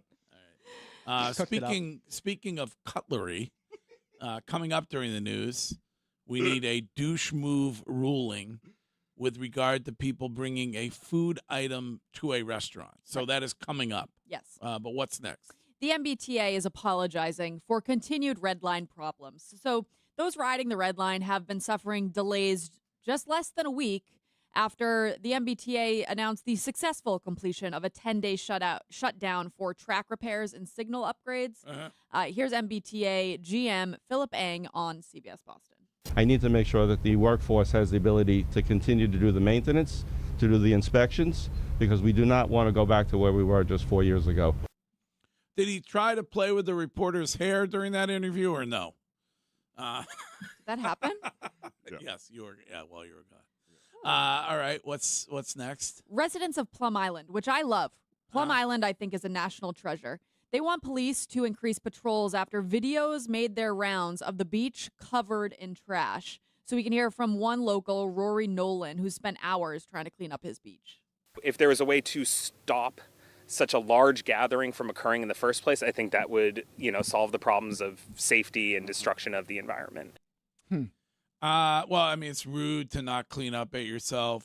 Any public space that you're using, beach, park, whatever. I don't know that we need. I mean, is it that bad that do you need to have the trash police out there? Yeah, you do, because people have absolutely zero type of courtesy for other people. Like, if you're gonna go to the beach, you gotta bring snacks and chips and everything. Like, okay, that's cool. But most people do that. Like, most people go down there, they bring their stuff, they bring their lunch, they bring it in a picnic basket or whatever, and then they take the stuff home. Yeah, no, Greg. Did you see Surfside Beach the other day on Nantucket? Yeah, Greg. No. Oh, trash everywhere. Oh, was that after the 4th of July? No, I follow one of the Nantucket things on Instagram. It's a great follow. The Current? The Current. Yeah, excellent follow. And they actually followed me first. Well, they listen to the show every day down there. I mean, at The Current. They seem like they really have a bougie sense of entitlement, but they do a great job. But the Surfside Post was despicable. Yeah. They wanted to kick the people off the island, tar and feather. I mean, people are so junky. I mean, you guys gross. live in the It's gross. Southie. It's like, all right, you want to have fun at the St. Patty's Day Parade? Just throw your stuff in the trash can. Can I tell you, Saturday mornings, James and I go to Annie's, then we go to the park at M Street. And the amount of trash, I will call it small liquor bottles, and everywhere around why do 13 and 15-year-olds go to a playground to drink? The world's your oyster. Nowhere else to go. There's bleachers. There's anywhere you could go. Just throw stuff away. Or right, there's trash cans everywhere. I used to. That was my summer job when I worked on the Packer for Parks and Recreation. We used to go to all the different parks throughout the city, and we'd unload all those metal trash cans, and just throw your stuff in the trash. And all right, I totally agree with you, but I'm also watching the show on Twitch. And on YouTube. Well, Twitch over there, YouTube here. That's not 3 hours worth of trash cleanup. That's 10 minutes worth of trash. Well, that's just one part of the beach, Greg. I mean, haven't people have done that since the dawn of time. That's there are gross. jackasses. Greg, that's We gross, don't bring though. the police in. No, I think that they're right to want police presence to make people not want to leave their S trash? everywhere. Everywhere, yeah. Plum Island, people live on that beach, and that's an eyesore. That's gross. Any beach. I don't care if it's Revere Beach. Yeah, no, any beach. I say we DNA the trash and punish the kids. Just like you want to DNA dog poop. Oh, yeah. Right. Meanwhile, you can rob Lululemon at gunpoint, and it's a $10 fine. Like, I mean, can we start to have appropriate punishment for things, please? I mean, around this city? I'm all for that, too, but maybe just have a little bit sense of community and don't leave things a disaster area. That is it. Spot on, Curtis. All right. We are going to take a quick break, and it will be 120 seconds, and then the rest of this morning's news.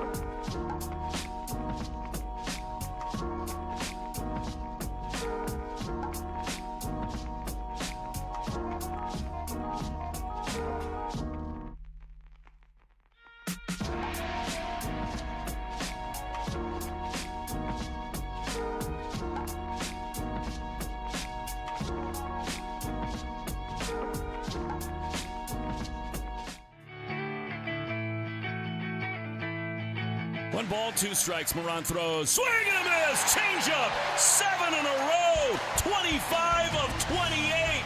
The Red Sox win 4-0. It's a 9th straight series win. They are unstoppable, these Red Sox. When dreaming, got it to all the world, time and time again. Will Fleming with the call on the Shaw's and Star Market Red Sox Radio Network, on the Odyssey app, on your radio, and that is indeed 7 in a row for this team. And for the first time since 1912, 9 consecutive series wins. They can't lose, Curtis. That was an awesome game last night, too, by the way. A lot going on during that game. We talked about it earlier, but Contreras getting the elbow, and I like the response from him. I thought he was going to lose it, and he basically was like, you all right? Which is always that's a good response. So somebody is trying to start trouble with you, you ask them if they're all right. Right. And then Sonny Gray goes out and drills them. So that's what you do for your teammate. It gave me the feels. I remember the Kevin Millar story about Pedro when Millar got dinged by Roger Clemens, and he went and he said, "Who do you want me to hit?" And then the next inning, he hit both Jeter and Soriano back to back. So Craig Breslow coming up at 9. We were in the middle of the news. What is next, Courtney? And Shine, we need a douche move ruling. And now, another episode of Douche Move. What a douche. We head to New Jersey for this one. A group was celebrating a birthday on Saturday at Joey Tomato's Pizza Joint. All right. That sounds like a good spot, Yeah. Joey Tomatoes. Yep. Okay. And they brought their own birthday cake for the occasion. Now, it's important to note when deciding if this is a douche move or not, the group says that they called to ask permission to bring the cake beforehand. They spent around $250 on 4 large pizzas and drinks. Wait, hold on. How much? $250. Wow. On 4 large pizzas? And drinks. Oh, that's a lot. Wow. That's a lot of money. Might have had a lot of beverages, Greg. Oh, yeah. Maybe it was the alcohol. Yeah. Okay, all right. Joey Tomatoes. So they then ask for a knife to cut the cake that they brought. All right. The owner comes out, Doreen, Uh-oh. and she's pissed. Mother's name. Go ahead. If you're watching on YouTube or Twitch, you can see this play out. Now, the audio's hard to hear, so she's basically saying, can I just walk into your house and do whatever I want? This is inappropriate. What? You owe us an apology. We don't owe you anything. Have a good day. She wouldn't give him the knife. Nope. And she wanted them to leave. That's a douche move. Did they ask for permission? They You said the group did? said they called and asked. I don't understand. What's the issue? I don't think they called and asked. They didn't buy It's the also dessert. a pizza joint. Do they have cake? Correct. They might not have cake, but Probably they didn't buy the dessert there, and Doreen is pissed about But they that. spent how much money? $250. They didn't call and ask, though. I think they did, and maybe No. Doreen just wasn't the one who answered the call. To me, She's always the owner. Okay. So don't you think if one of the employees answered, they would say, "Hey, Doreen, these people want to know if they can bring a cake in for their birthday," But and Doreen would who's say, harmed by this? No one. And but restaurants get upset if Yeah, you bring you your can't own do that. dessert That's without But asking. a restaurant, yes. If you went to the Douche Cheesecake Factory and brought a cake, this is a pizza place. What If does you that brought mean? your own cheesecake to the Cheesecake Factory, that means you're not a fan of their No, cheesecake. Right. I That's a douche understand it move. completely. What does this that is a mean? what do you mean? Can't What go does it to mean? what's the what like Pizza Mia in Stoneham or Sal's in the North End, right? Is that it? You can't just walk in there, sit down, order pizzas, and then at the end of it go, "Oh, by the way, we're pulling out a Well, birthday they're saying cake." that they asked. They are also. Do you believe that, though? Yes, I do. What's the downside of that? You spend $250 and then I have to borrow a knife. Who loses? No one. It's a douche move on Doreen's part, Wait in a my second. So opinion. you got And I also, there are restaurants that you Man. could bring your own bottle of wine and pay an uncorking fee. It's the same thing. Say if you want to say that you need a fee for it for the knife. I mean, that's kind of lame, but do that. Don't freak out. We have a knife fee here at Joey Tomatoes. Yeah. And you got to see this on Twitch. It's not like there's 100 4-year-olds. There's like 6 people. I know. She was having a bad day, clearly. So I can just bring a bottle of liquor into my next restaurant? Some restaurants. You always go Oh, so what do you mean? far away from the actual But you can't. story. It's So the today, story if I is went this. to Papa Gino's Listen, with the 10 people and we listen. ordered $200 worth of pizza, You and I can't said, "Can I bring- borrow a knife?" They would Right. say, "Fine." No, you cannot bring, whether it's Papa Gino's, any other, I don't care if it's Domino's, you can't go in there, sit down, order a bunch of food, and then pull out a cake at the end, a birthday cake that you bought at Star Market. I have no issue with Why? it. That doesn't make None. any sense. That's None. that's No a douche issue. move. There's a restaurant, I won't mention the place, 978 Texter says there's a restaurant in the Back Bay that charges $60 as a fee to cut your cake Yeah, if I you bet. want to bring your own cake. Right. My guess is that's a sit-down dinner dining establishment that has desserts. Right. Joey Tomatoes has pizza, and it's not like they got a slice of pizza and then overtook it. What happened to the customer's always right, Curtis? True. I mean, I love Wiggy, and he gives a perspective that I don't have, and he's the most important guy on this radio station. But I don't understand the angle here. Because it's simple. It's a establishment, a pizza. You call and you say, if I was going to do that and say, all right, we're going to have my kid's birthday party at your store. My son-in-law will be paying, just so you know. My son-in-law will be paying. We're gonna get. I'm calling with my son-in-law's credit card. We're gonna get like 4 pizzas.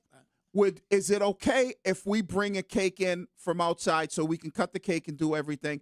And if the owner says, well, nope, we don't allow that, then we look for something else. Or if they say, yeah, it's cool, then it's cool. But you just can't randomly bring in But stuff. that's a big part of the story is that they did call ahead of time. But I don't believe that. Okay. Because if they did, the owner wouldn't So be you think they're a pissed. bunch of liars? I think they are. I think Okay. they just showed up to the store, ordered a bunch of pizza, enjoy the pizza there, and then at the end decided to break out a birthday cake and do it on their own. That's like a douche move. I'm guessing they probably, no offense to Joey Tomatoes, it looks like a fine pizza place, but they probably thought there would not be an issue if they didn't call, which is what you're alleging. Right. They probably thought, what's the big deal? They don't have birthday cake. We want to celebrate a birthday at your restaurant and spend $250. But Wiggy, assume that what they said is true, and they did call, and the lady still flipped out. Then it's a Then I douche would move, think that correct? would be wrong. Yeah. Okay. But I don't believe they called because if they would have, then I don't think there's an issue. We're not even talking about the story. Okay. We are going to take a quick break. We will get to the rest of the news with Courtney next. Hi, I'm Jonathan Ratliff.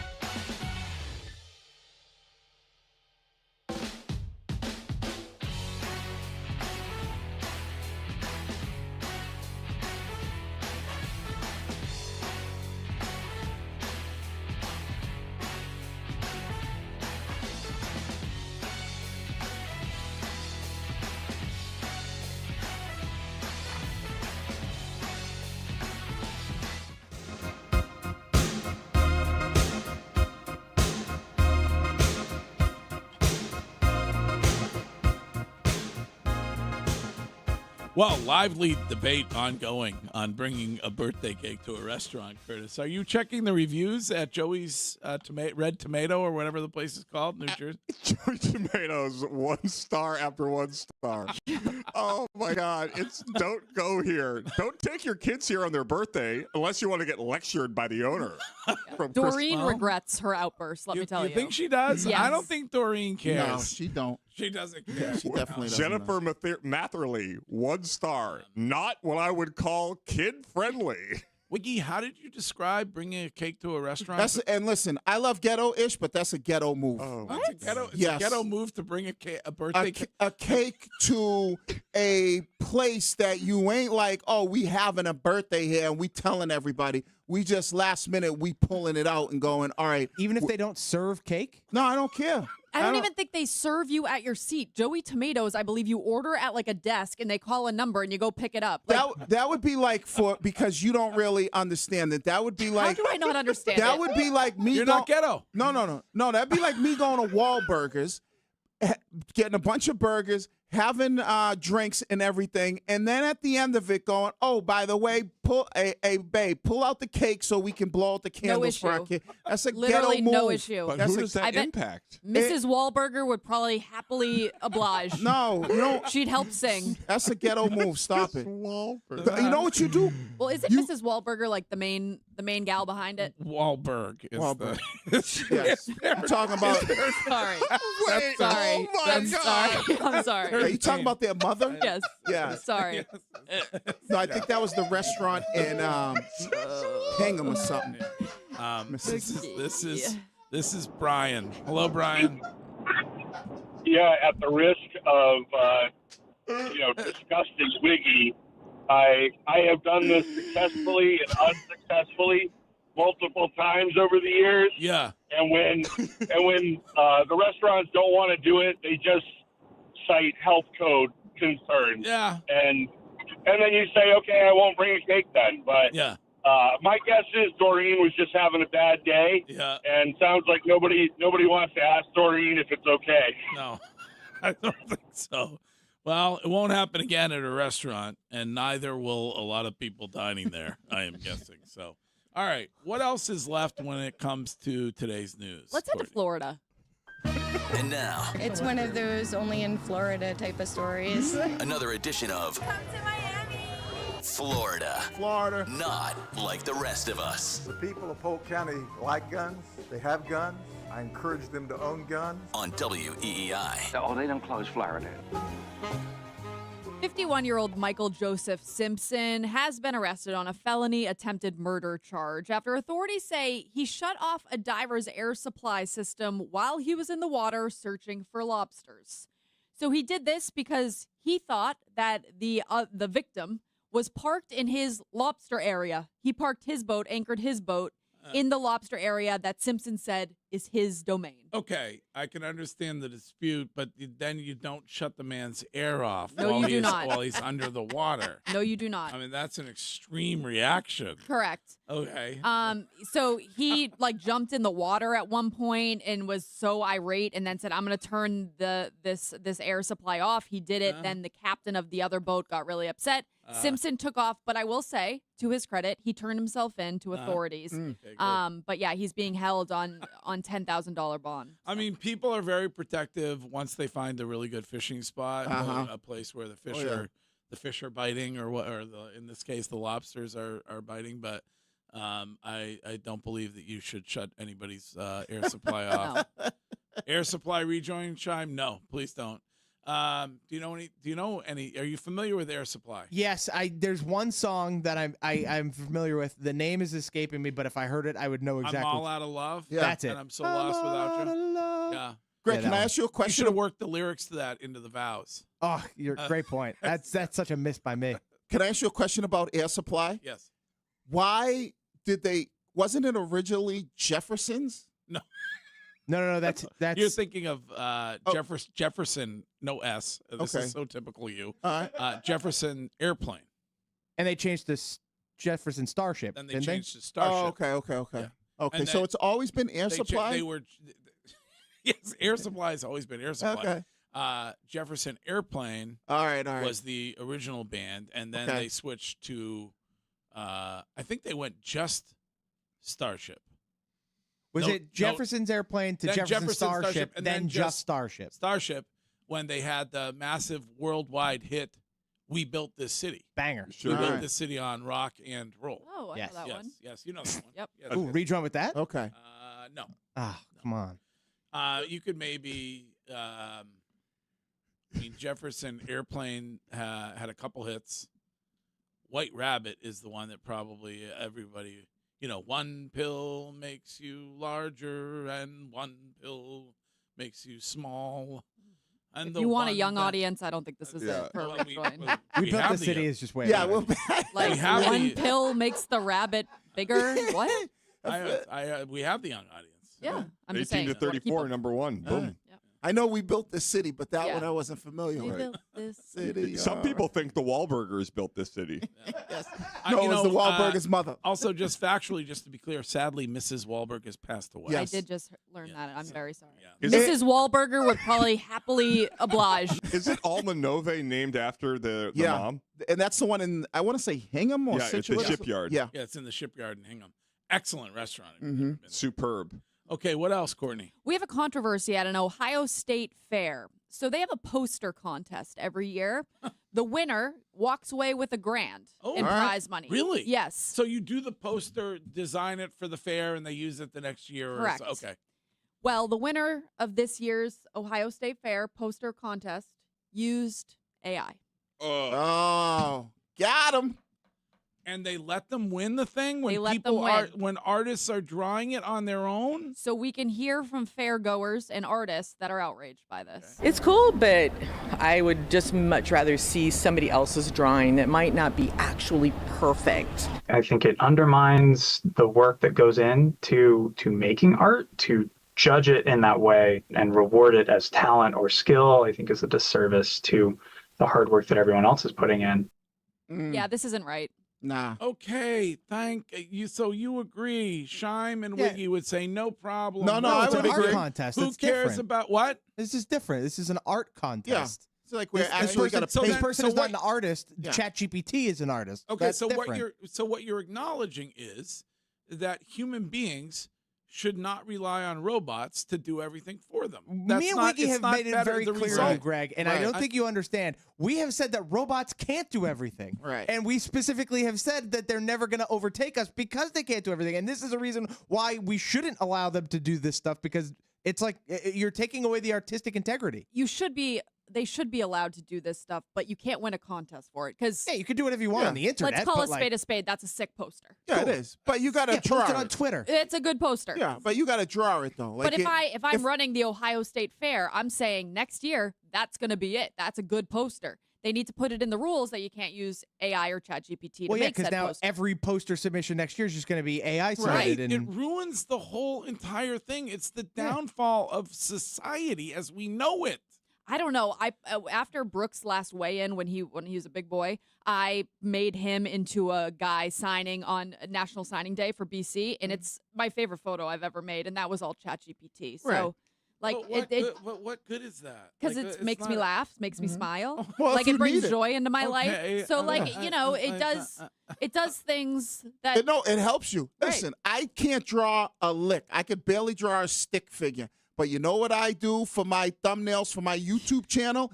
I use ChatGPT. Smart Like and guy. subscribe. And yeah, like and subscribe. I do. Jermaine Wiggins 85. And the ChatGPT imaging is amazing. It's Now, amazing. if you have this state fair, you have to have stipulations Right. like you have to draw your pictures. And I don't, obviously you have to be able to prove that in some Yeah. way. Right. I don't So think you that. basically want every artist who's already struggling to be put out of work. no, No, I'm not Yes. saying that. Yeah, you are. No, I'm Literally, that's not what we're It really saying at is. all. You're really saying you can't stand Sensei. no, No, Is what you're saying. We've actually said the complete opposite. No, what you're saying is that the ChatGPT, You're putting words in our mouth. ChatGPT could do as good of a roadshow depiction as Sensei. No. could do. Nope, because you want to know what ChatGPT can't do? Do it live right there during the Right. show. Well, but we could. Why would we bother dealing with Sensei if we could just go to ChatGPT and go, hey, We need some new artwork for the roadshow season. Right. Please come up with it. Because we need a printer. And We'd then have to Courtney get a would go, printer. "Oh, No, that's I wouldn't. so good. No, I wouldn't. love that. No, it would be so generic. The best part about Sensei is That's generic. That is generic. Well, What are you talking about? There's nothing about Ohio in there. It's just kind of electric. It's but not. I'm saying It's generic. for Computer Sensei, generated. Sensei always adds things into his drawings that you kind of forget you've talked about. Like that's the best part about Sensei is he's so detail oriented. And But it you makes could it more personal. This isn't personal, but it's a couldn't good you- poster. I think everybody's making good points. Couldn't you say that, like, when you're in the second grade, you need to learn addition, subtraction, multiplication, all that, right? Mm-hmm. Even though there is a calculator waiting for you, it is important to learn these skills so that you have them, even though there is a way around it as you age. Like, so there. But not everybody can learn to draw, though. That's the thing. That's like a gift. Of course, I can't draw worth a lick, but I'm saying that when you're in elementary school or when you're competing in these things, it should all just be on your own. And then knowing that later on, if you want to get into this world, then you can use AI as a way to support the skill. Yeah. During the break, can you ask ChatGPT to draw a new poster for Joey Tomatoes and see what they come up with based on? It'd probably be like a lady, like what's her name, Doreen, standing there with a knife and blood on it would be the new poster for Joey Tomatoes. All right. Well, is that it on the news, Courtney? There's just one quick thing. Yeah. 37-year-old Stephanie DeLuke was taking in a Yankees game from her fourth row seats behind home plate when she was hit in the head by a bat that launched and was not protected by the protective netting that's supposed to protect. How did it get over the net? It went through the net. It went through it? Yeah. And she's suing the Yankees for $10 million. Huh. I mean, Which I kind of get. She You says do? she suffered severe injuries and she cannot work anymore. Well, I mean, you do sign the thing on the back of it. You're supposed to accept that when you accept the ticket, you accept risk of injury. Oh, really? Yeah. But I don't there's know. all a bunch of fine print on the back. Yeah. Mm. But I mean, if you're watching on Twitch or YouTube, you can see the moment it happened, and that's tough. Get you that money. You ain't gonna get $10 million, but they give you a little something. How did the back get through the net? Yeah. I don't know, but there's a twist to this story which I find fascinating. So she claims that she suffered traumatic brain injury as a result, concussion. She has light sensitivity and permanent damage to her neck and hands, unable to return to her normal work duties. However, she appeared on PIX11's Monica Makes It Happen in late July, less than 2 weeks before the lawsuit was filed. And there's a televised segment where she appears normal and cognitively aware. So But the that's Yankees, a short segment. Like I come and sit down here, but like my bum, I have to go soak after. Right. You know. Yeah, you can still do things that. Too much information. Well, All sorry. right. That's the news. We'll be right back.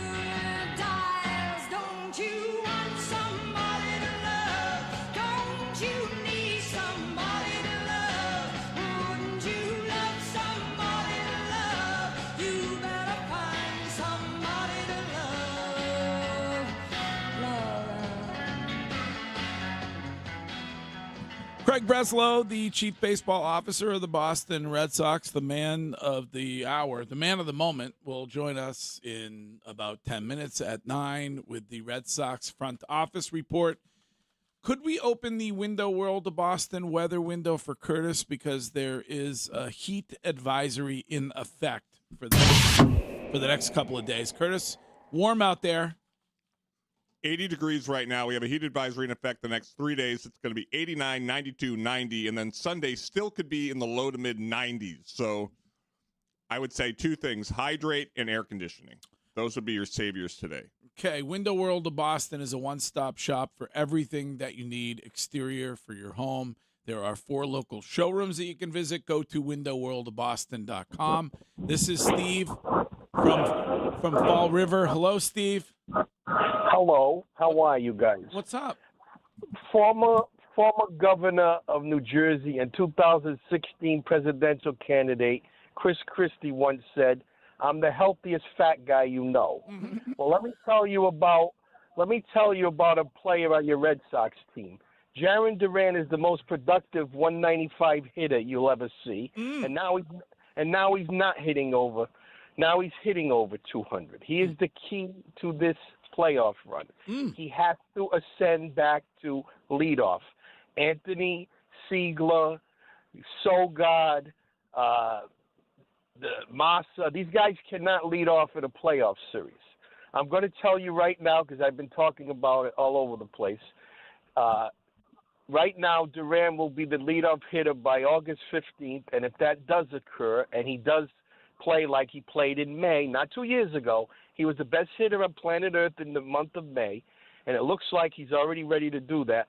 By the way, he's hitting over 400 in August. I get it's just 5 games, but as in the last 11 games, he's hitting 333. Yeah. And not only does he have RBIs, he's second on the team in RBIs. He scores runs. Look at the little bleeder he got last night. He turned it into a run because he had the catcher overthrow, and then he gets to third base, and with brass, goes home, and it had to be a perfect throw. He changed the whole inning. No, it was the tag up on the sack. They've been working on that. They can't tell anybody about it, but they've been working on that for months.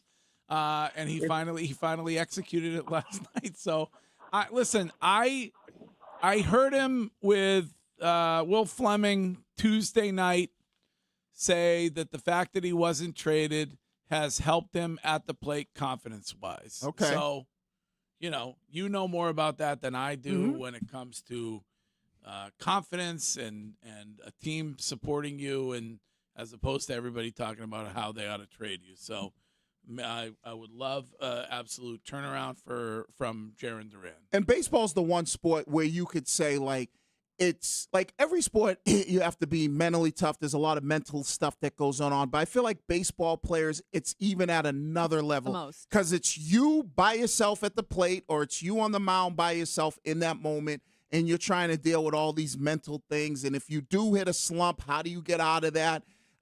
So I think that, maybe that is something, like you said, him knowing, like, all right, I'm not getting traded. Now I can breathe a little bit and I can just relax up there and not have to think about the 100 other things that are going on. And so, and I remember it was Bill Parcells said this to me. He was like, control the things that you can control. And it's so difficult for athletes to do that because they start to think about other things that are out of their control. And you've said that many times. He gave you 2 pieces of advice. One, control the things you can control. Yep.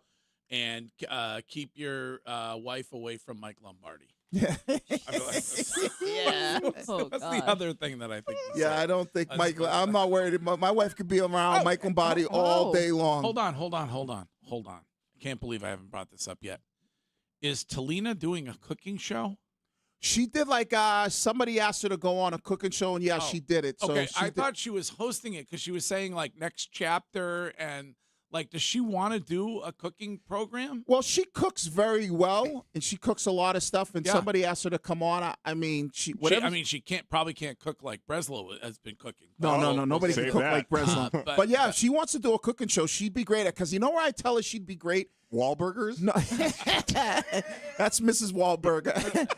is there's this guy we watch with a bandana, and he goes all over the world and eats at like these weird places, and she'll always try any type of food, and I'm always like, you'd be good at doing stuff like that because you'll eat all types of food. Where can we watch the cooking show? I think you can go to like her social media, Miss Wiggs. It's live at Joey Tomatoes. Yeah, live at Joey Mitch, Tomatoes. Mitch has a ChatGPT submission on the new Joey Tomatoes poster, which he can share for you on Twitch or on YouTube. Courtney and Wiggy were working on them also. Yeah, but, love ChatGPT. And a texter wisely brought up that they don't care how good ChatGPT is. It could never create the fantastic ass that Sensei put on Chris Curtis at one point during one of. Oh, that is right. I mean, yeah, that was a dump truck. Wow. So there you go. Yeah. That features Dolores. Doreen. Doreen. We are cooking. Same thing. Sauce is her game. Yeah, no All birthday right. cakes here for you. Yeah, Come back 1 year. Yeah. All right, Craig Breslow and the Red Sox front office report next in 2 minutes. Pump up the volume. Business moves fast.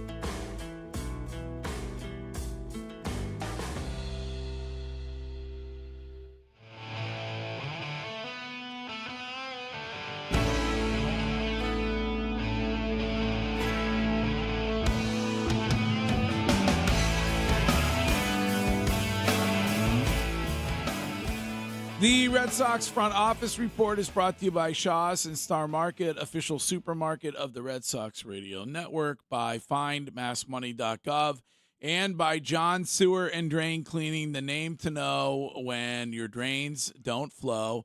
And it is Craig Breslow, the Chief Baseball Officer of the Boston Red Sox, who joins us this morning. Hey, Craig.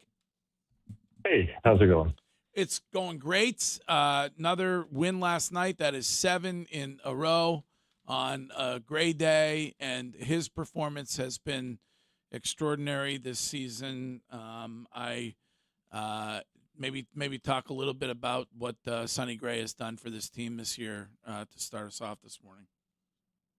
Sure. He's been fantastic, and he's been a leader on the field and also in the clubhouse and in the dugout. So if you start with what he's been on the field, it's just been consistent 6 innings, 7 innings, chance to win the game every time he takes the ball. And he provides a very calming veteran presence out there. He knows how to navigate difficult at-bats and never feels like the game gets out of hand.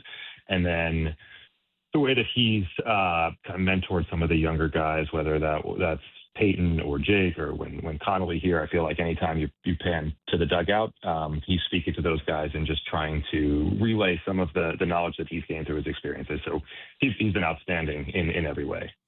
We were talking about Jaron Duran earlier, tagging up last night, scoring that run, the grand slam, the performance of him of late. And you played the game. He said he was on with Will Fleming on Tuesday night and said that once the trade deadline passed, he wasn't in a trade. He's feeling more confident at the plate. Is that something that can happen with guys when it comes to trade deadline? Because I'm sure that, that's on everybody's mind. Yeah, absolutely. And we know how much Jaron cares about, he cares about the team and the organization and the fans, and he cares about winning. But also he's been struggling. He's been very outspoken about his struggles. And, I think the biggest thing is there's a lot of people inside the walls of Fenway Park that believe in him and understand exactly how talented he is. And we saw it all in one play, right? When hits a ball the other way and gets by Vargas. You think for a second maybe he's going to stretch that into a double, doesn't, but steals. Ball goes into center field, so he's on third. And I don't know how many people could have tagged on that play, and I don't know how many people would have, but he did, and he was safe. And you see just how dynamic and game-changing he can be when he gets on base. And then starting to hit with power again. We saw the stretch that he went on in May where he he was a threat to leave the ballpark every time he set foot in the box. And maybe now with the way the rest of the lineup is going, he doesn't feel so much pressure. He's not leading off. And he can just settle in and really work quality at bats. Wilson Contreras took a little elbow last night. It was like a hockey game out there. It seemed like he controlled himself well. You happy with the way he responded on that? Yes. First play of the game, not what we wanted to see. And, Wilson is incredibly competitive and fierce, and I'm glad that just blew over. And then obviously later in the game, Wilson wasn't feeling great and came out. But yes, is the short answer there. Greg just talked about how you as a former player understand what it's like to be in the clubhouse. So how is it, or what's the attitude that you believe players have when you bring in guys through a trade? What's that message like in that clubhouse for the current players that are there? Yeah, I guess I don't have to guess because the players were really outspoken. When whether it was me or anyone else in the front office were walking through, there was just a lot of excitement and appreciation. And it was a really cool environment to walk into. But I want to make sure it's not lost that those are the guys, the players and the staff. They're the reason, that this was possible and the reason that this is what we needed to do because of how they played over the last couple of months. Craig, how do you balance enjoying this run that you're on right now, having a successful trade deadline, but also evaluating what the roster may need to succeed in October? It's a balance.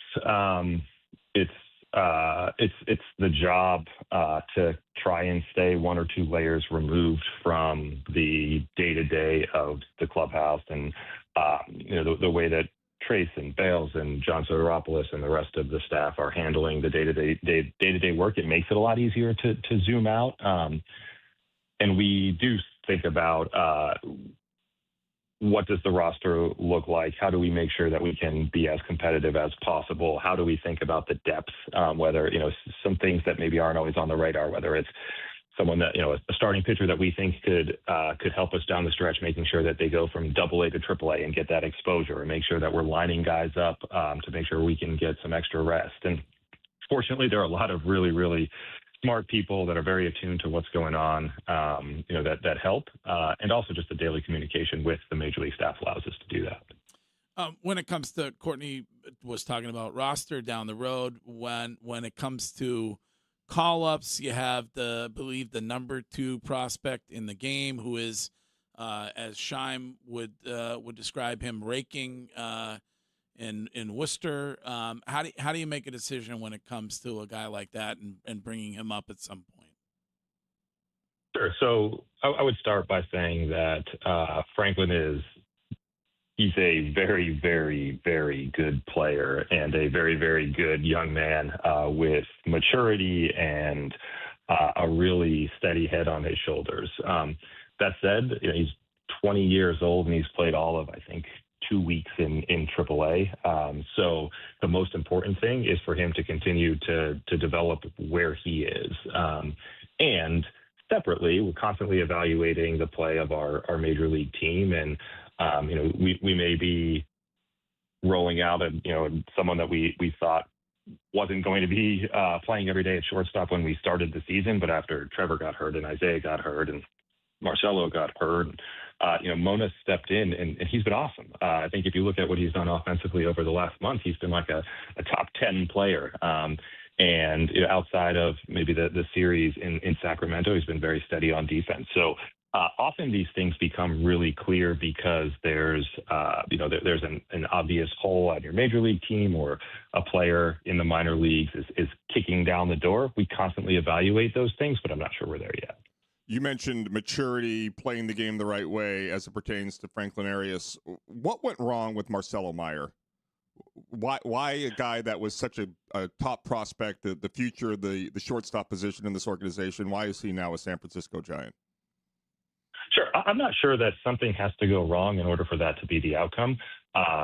Marcelo he's still very young. I still expect him to have a very good major league career.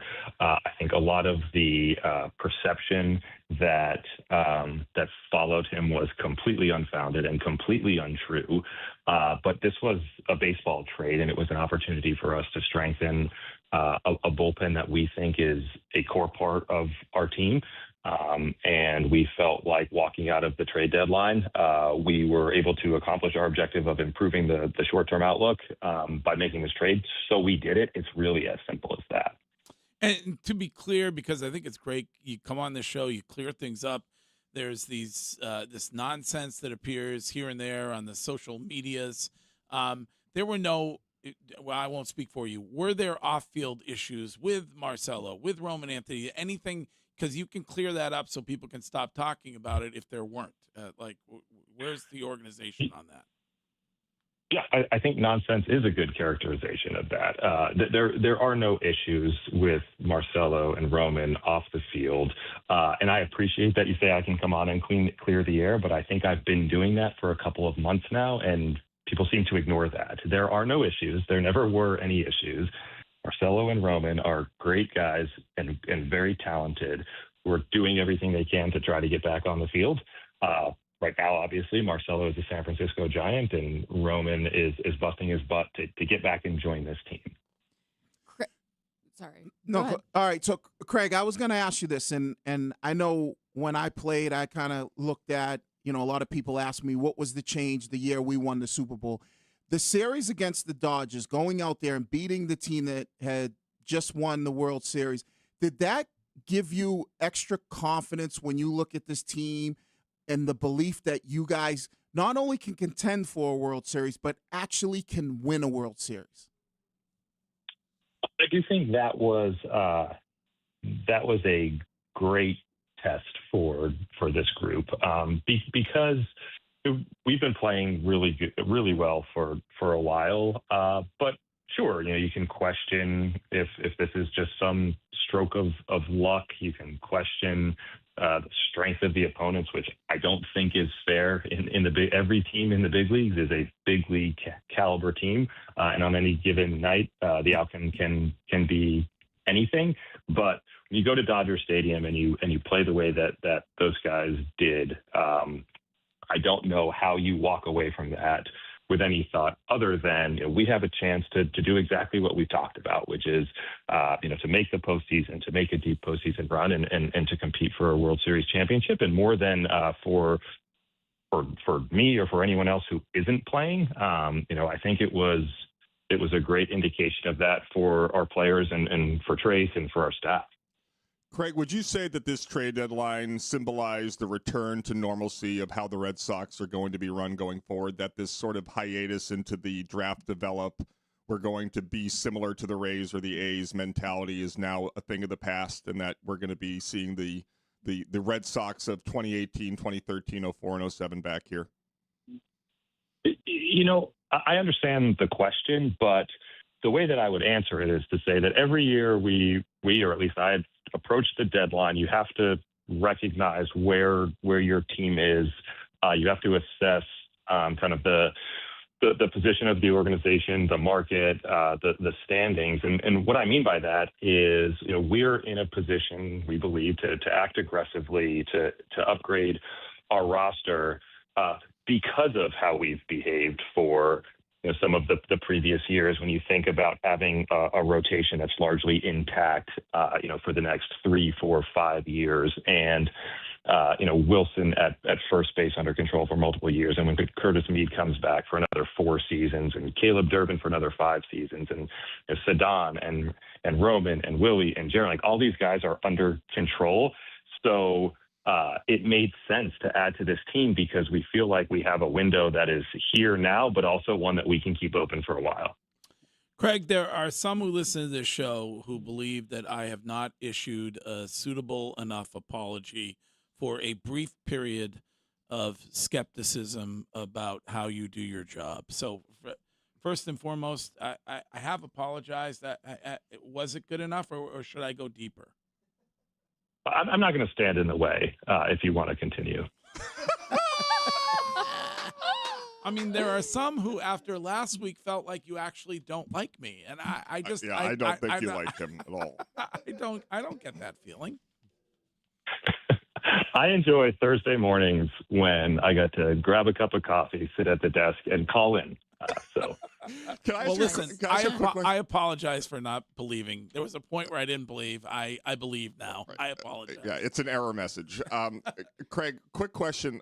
We saw a photo posted by Linda Pizzuti of John Henry in the, for lack of a better term, war room at the deadline. What was John Henry's influence, and was that unique to years past that he was there? So I guess in reverse order, no, John's been around at every trade deadline that I've been here. And I think he appreciates understanding the way that we approach the deadline and the interactions we have with each other and other teams, and the way that we identify and target players. And for us, I think it's incredibly meaningful. It shows how invested he is and how supportive he is of what we're trying to do. And there was as much excitement from John when we were able to get the Adley deal across the line as from everybody else. And so we appreciate having him around, the investment that ownership has in providing us the resources to go out and do these things. And when he asks questions, they're very, very, very well informed, and they help make us better. But I think he's wanted to show his support for the team and for the direction that we're headed. Craig, thanks as always for taking the time. We'll talk to you again soon. Sounds great. Thank you. Have a good morning. All right, that is Craig Breslow, and we are back in 2 minutes with the Greg Hill Show at WEEI.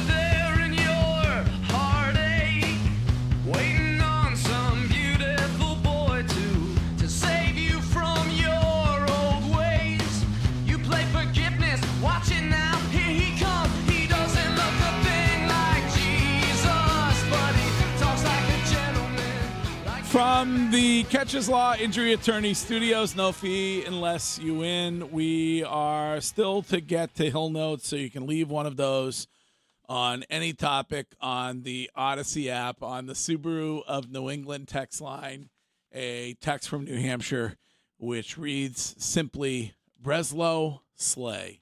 And That's yes, it. he slayed. And he put the baby to bed. What on bit? the Roman Anthony out about off the field, yada yada yada yada yada stuff. So you're satisfied with that answer? I mean, I think it would be Curtis is going to be chuckling. Yeah, well, because I believe we created this. Yeah. Yeah. So just give me one answer that doesn't go back to last year, them being on Nantucket, that nobody made a big deal of. When Bean Shooter posted a video of Marathon Monday. Yep. Why did he ask him to take it down? Why did Roman Anthony send a DM requesting Bean Shooter take a totally innocuous night out off of social media? Probably because one of his teammates was like, dude, they'll be talking good about look. this. Yeah. Just have them take it down. The media's nuts. It's not a good look. So the players have won and celebrated taking their shirt off forever. It's part of the joy of the Bruins, the Patriots, the Celtics, and the Red Sox. Like when you win and you're celebrating and you're out and about, it's not a negative, it's a positive. Yeah, but when you're not a part of that win, or you're not doing anything in that moment to maybe help win, and I think it's you're not playing. I think he was playing when this was done. A Marathon Monday, April 20th. Yeah, What was that, April? Okay. He was not hurt. All right. Well, maybe at that point in time, I don't think the team was doing relatively good, correct? No. Right. No. So it's not a great look where it's like, all right, you're up by 20 and you won a game, but you've lost 10 in a row. What are you celebrating for? So it could be along those lines. I just think that Bresbot was able to put it to bed with all the stuff. And I do believe that when I say I throw myself in there with the rest of the media thing of creating this narrative of this guy was outside, wilding out, acting a fool. Yeah. So you guys are saying that Marcelo Meyer had nothing to do with attitude or off field. It was just a baseball trade. I think, with Meyer, I think it was more of a baseball trade. The attitude might be like, all right, this guy thinks he's better than he is, and we're done with that. But what off-the-field stuff? That he was not a pro, that he was not someone who prioritized being the best player he could be, that he always had people to be blamed. But where do we – I mean, like, we never heard that about Marcelo Meyer. And I think that Craig Breslow is a smart guy and sees what we all see, whether it's Reddit threads or whatever. So he's saying it's nonsense what everybody's been posting about. I thought he was very forthcoming today. I thought the way in which he talked about the Roman and Marcelo thing, but also the way he handled the Jaron Duran question. I thought that it puts a lot to bed. And a lot of people on their team, because we were down in Fort Myers, you were still up here, but a lot of the guys were talking about how Roman Anthony was not necessarily a leader, but how he was one of the first people there. He was one of the last kids to leave. Like, and I don't know much about Meyer, but there was never any issues of Meyer being lazy and not. But there were instances in which Alex Cora was calling him out, media wise. Yeah, but I think that was probably more about him feeling like he had been anointed, right, and was the guy, and didn't necessarily need to do the work that comes along. And that's what Alex Cora kind of said was, these guys are brought right up and don't go through what baseball players have gone through for decades when it comes to, single A, double A, triple A, whatever. And so I don't know. Do you think 1 year ago, Craig Breslow would have traded Marcelo Meyer straight up for an eighth inning setup man? No. A year ago, no. Okay, so what changed? His performance.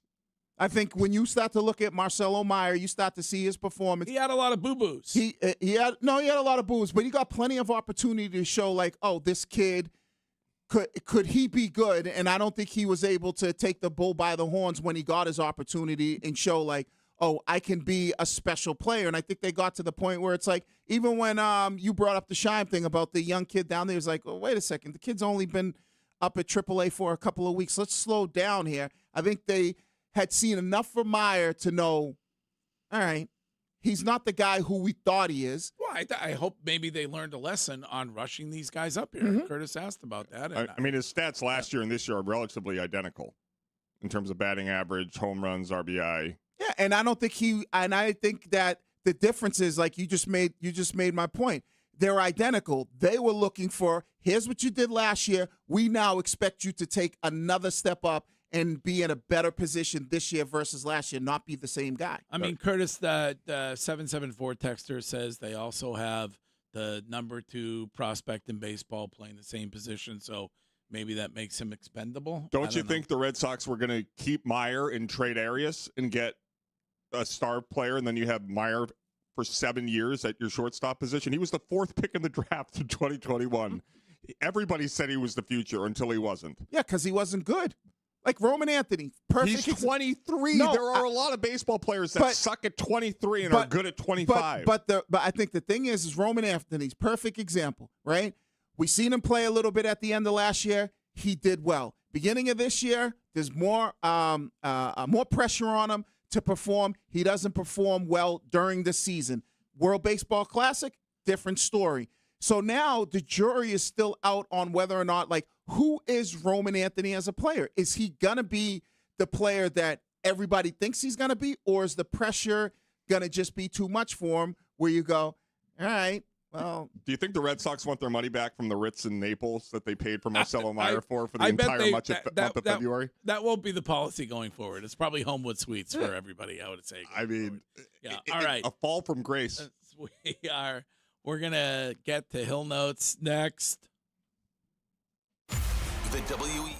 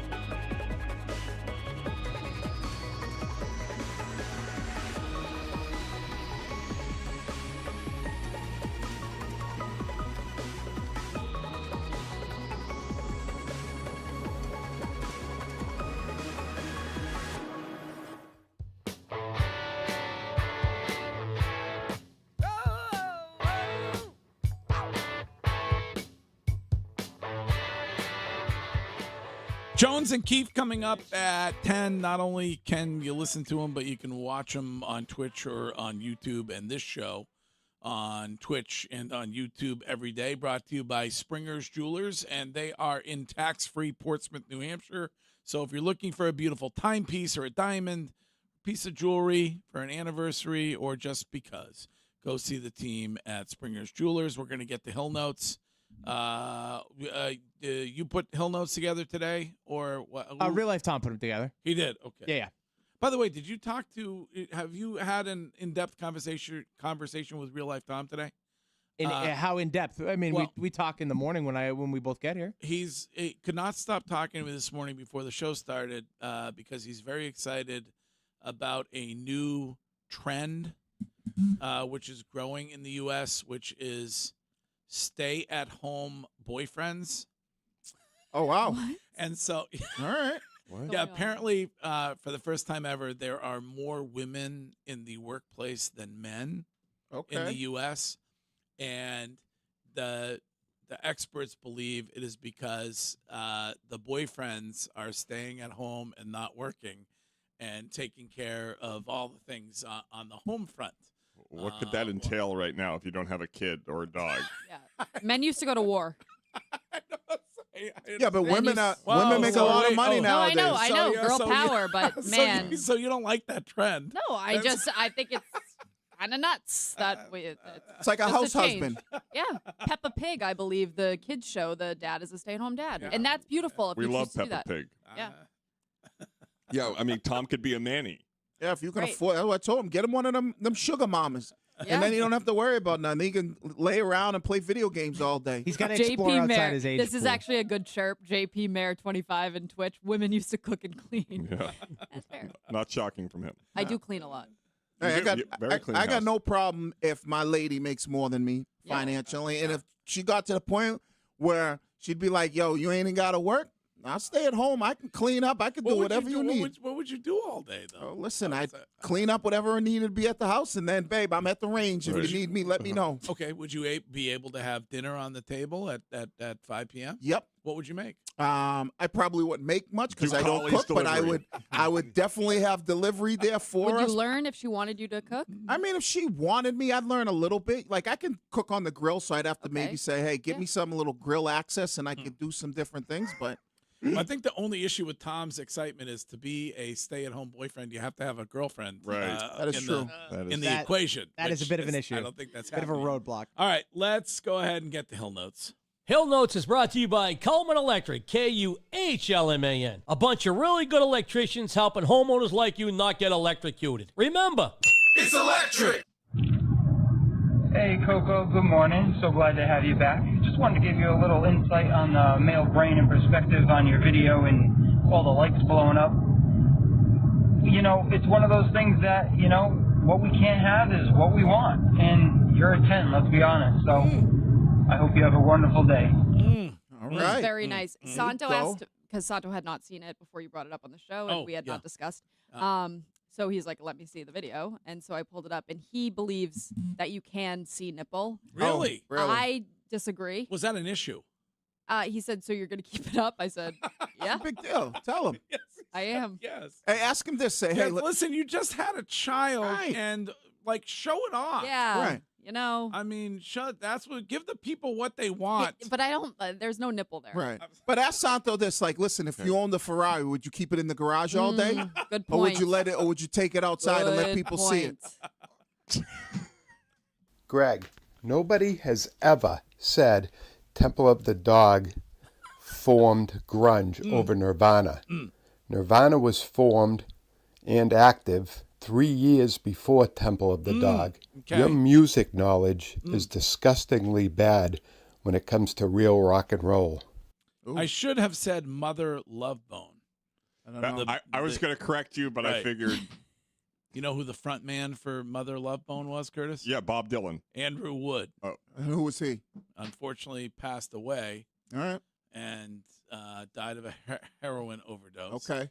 And Temple of the Dog was formed as a tribute to Andrew Wood. Okay. So Temple of the Dog is a super group, right? Not to flex on that poor fellow right there, but No. that's top of the head musicology that I just shared with everybody. Temple of the Dog is like a super group, right? Correct. Yeah. Yes. Eddie Vedder in there. Chris Cornell, right? Chris Cornell in there. Yes. Go ahead. Courtney made that comment. There must have been some sort of event in the clubhouse that motivated the Red Sox to do what they're doing now. Well, they didn't want this getting out there, but everything changed for the team when Tracy brought in that cardboard cutout of John Henry dressed in one of his fancy suits. And he told the team that for every win they get going forward, they're going to remove a patch of his suit. What movie is that in reference to? Great. Is that an obscure reference? Major League. Yeah. Oh, Major League. Yeah, Major League. I didn't love the Major League film. There was more than Yeah, one. there was. You didn't love Major League? No, I want to really, say there was. you know what I think 2 or is 3. my issue is kind of a Bob Uecker thing. Like I just a bit outside. Wild Thing rejoin? It kind of annoyed me a little bit, Bob Uecker. I love that movie. He was all the rage for a while, though. Miller Lite commercials left and right. Also, did the world need another season of Ted Lasso? No. It's kind of beautiful. I watched the first episode yesterday. Oh, did you? Yeah. Also, Lioness season 3, episode 1, perfection. It's fantastic. Yep. Very good. They're so back. I have a question about it, though. The thing that happens at the beginning, no spoilers, they just went away from that. Was that a flashback? Yeah, it said It said like 6 months earlier. Oh, it did. It okay, did. I missed that part. Yep. So probably I need new glasses. So, Jalen Brown, you say that your favorite thing to do is to learn. Then why haven't you learned how to dribble a basketball? Just saying. He did. I lost some cool points with Game Dog. I lost cool points because I don't like Major League. I understand that. There was 3 of them. How many cool points do you have now? I don't know. I mean, it's a legendary film. Yeah. I will not deny that. Wesley Snipes. Yeah. Charlie Sheen. Yeah. What's it? Tom Is it Berenson? If I were Berenger? doing emergency top 5 baseball films, okay, I would probably go Bull Durham, Rookie of the Year. All right. Rookie of the Year over Major League? For the Love of the Game. He's great. Razin Boozer. Yeah, Moneyball would not be in my top 5. Moneyball stinks. Really? No. Angels in the outfield.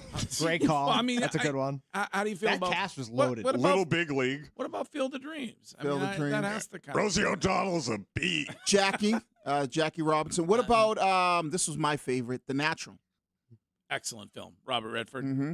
great actor. Would you consider Sandlot a baseball? Of course. Oh yeah, Yes, definitely. Sandlot, excellent. Great film choice. Also, yeah. Welcome back, Courtney. I think you have grown exponentially in the last 4 months. You have learned that being a good mother, wife, person is more important than trying to make the people who listen to you on the radio like you. And you have learned that it's not that important. We all love you. We love your controversy. We love everything about you. So enjoy. We're so happy you're back, and I can't wait to listen to you every morning. Oh, that was very nice. go. Very That's nice. so nice. Yeah, I realized in So the 4 months that I was away that I don't like a lot of people. So the fact that people don't like me, like, why should I expect them to? Right. You know? I wouldn't worry about I it. mean, No, Ken, no, I'm not I wouldn't worried. say that about Ken. He's here right now. I love Ken, and Ken loves me, I think. The I guess the mindset is, my mother used to say it all the time, if they don't put food on your table, clothes on your back, or a roof over your head, tell them to go F themselves. Right. Yep. That's Ooh. Doreen's mentality of That Joey is- Tomatoes. I love Doreen. Well, my mother's name was Doreen. No, I know, that's so what I'm saying. Yeah, so believe me. Breaking news. This just in. You can now get grilled bagels at your local diner. Get them now. I love grilled bagels, though. But I do love grilled English muffins. Right, and grilled toast. And grilled toast, That's yes. the thing that not a lot of people knew about till you brought it And up grilled earlier. croissants. If your AC's broke, that's no joke. Everybody knows that Wiggy likes to smoke. Oh, did you know that Curtis has a son? Welcome back, Courtney, with your broken bum.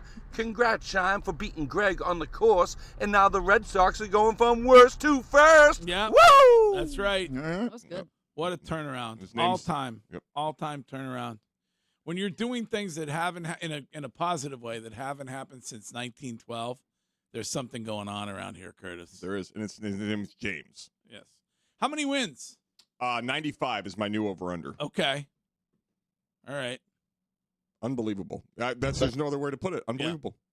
So now we can't bring in birthday cakes to a little mom and pop pizza place for someone's birthday? Is this how far society has gone? Are you kidding me? It's a dang birthday cake. Who cares? We just spent $200-something at your restaurant. You wouldn't have even made that money.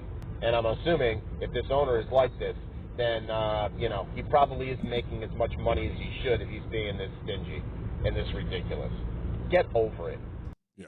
She is making money Yes. at her restaurant. I'm still floored at the price of 4 large pizzas and some drinks.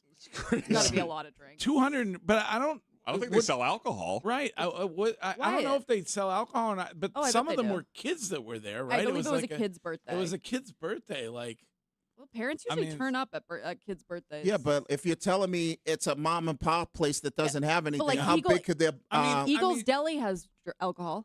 They did. Not when I was. Yeah, I know, me neither. But there's alcohol. There's beers in the fridge now. how much is a large pizza these days? Linz and I usually split a small. 20 beans? I bet you do. Yeah, Wiggy's probably right between 20 and $25, I bet. Okay. Yeah. Yeah. Yeah, just checking to see if you guys seen that new Mark Wahlberger movie. Hey, Mrs. Wahlberg. I am the great Coco Julio. I need donut for my bunghole. All right. All Beavis right, and Butthead. Let's. She Greg gets brought very it up. skeeved To out be by fair, that. she brought it up, but nobody wants to talk about it. It's just, Listen, it's bothering you, and so I feel awful about that. Like And- it's hard for you to sit. To get away from the butt, Joey Tomatoes, according to TripAdvisor, BYOB. They don't even serve alcohol. Oh, see? So there you go. Wait a minute. Wow. Wait, so it they was- spent $250 on pizza, 4 pizzas and a, Yeah, and a that's bunch crazy. of sodas? 4 large pizzas and a soda. What a giant ripoff That is place a is. ripoff. No wonder they won't let you bring a Ugh. cake in. Why would you go there? I can't wait to leave a nasty fake Yelp on their The Yelp. reviews are coming in fast and furious right Send now. it to your bot farm, I'm Greg. trying to. Oh, here we go. Pizzas, whole pie. It's $4 a topping. $4 a God. topping? Per Yeah. topping? Yep. Oh, that's crazy. That's highway robbery. Specialty toppings, whole pie, only Yeah. $7.50 each topping. What? That's insane. That's like a small pizza price. That's crazy. You go to my boy's place in Stone and Pizza Mere, get you a large pie for 18 beans. That is crazy. $4 for my. It's gonna cost me 8 beans for my mushrooms and onions. Yep.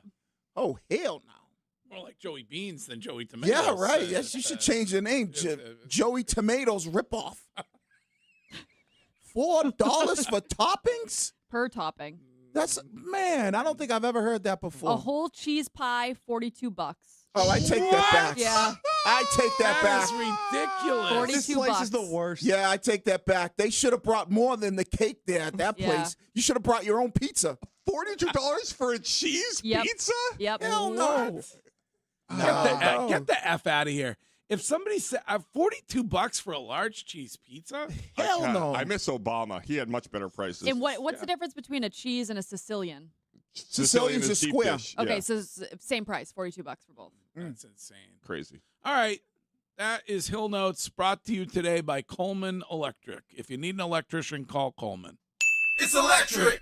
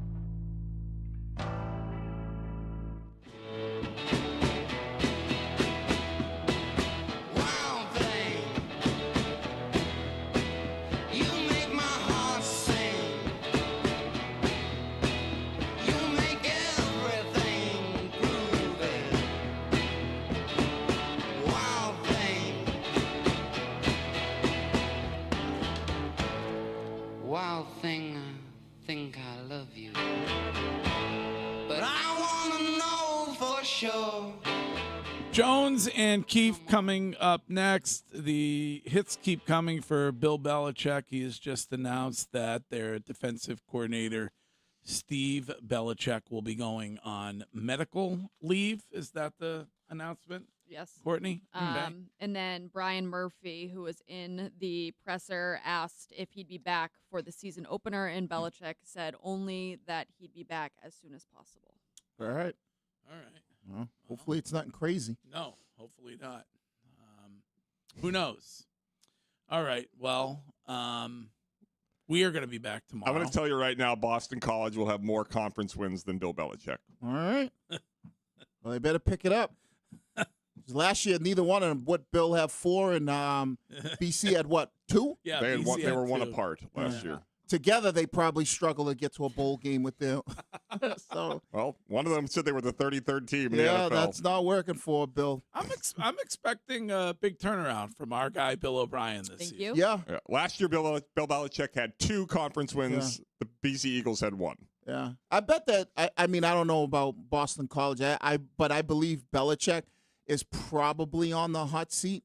I don't know kind of where Billy O is. You know how college football, they give you like 3 years, and if you can't turn it around, they won't move on to the next thing quick. How's it going for the boys? The boys, they're going good. They're down there. They're playing, so their first game Where is are they?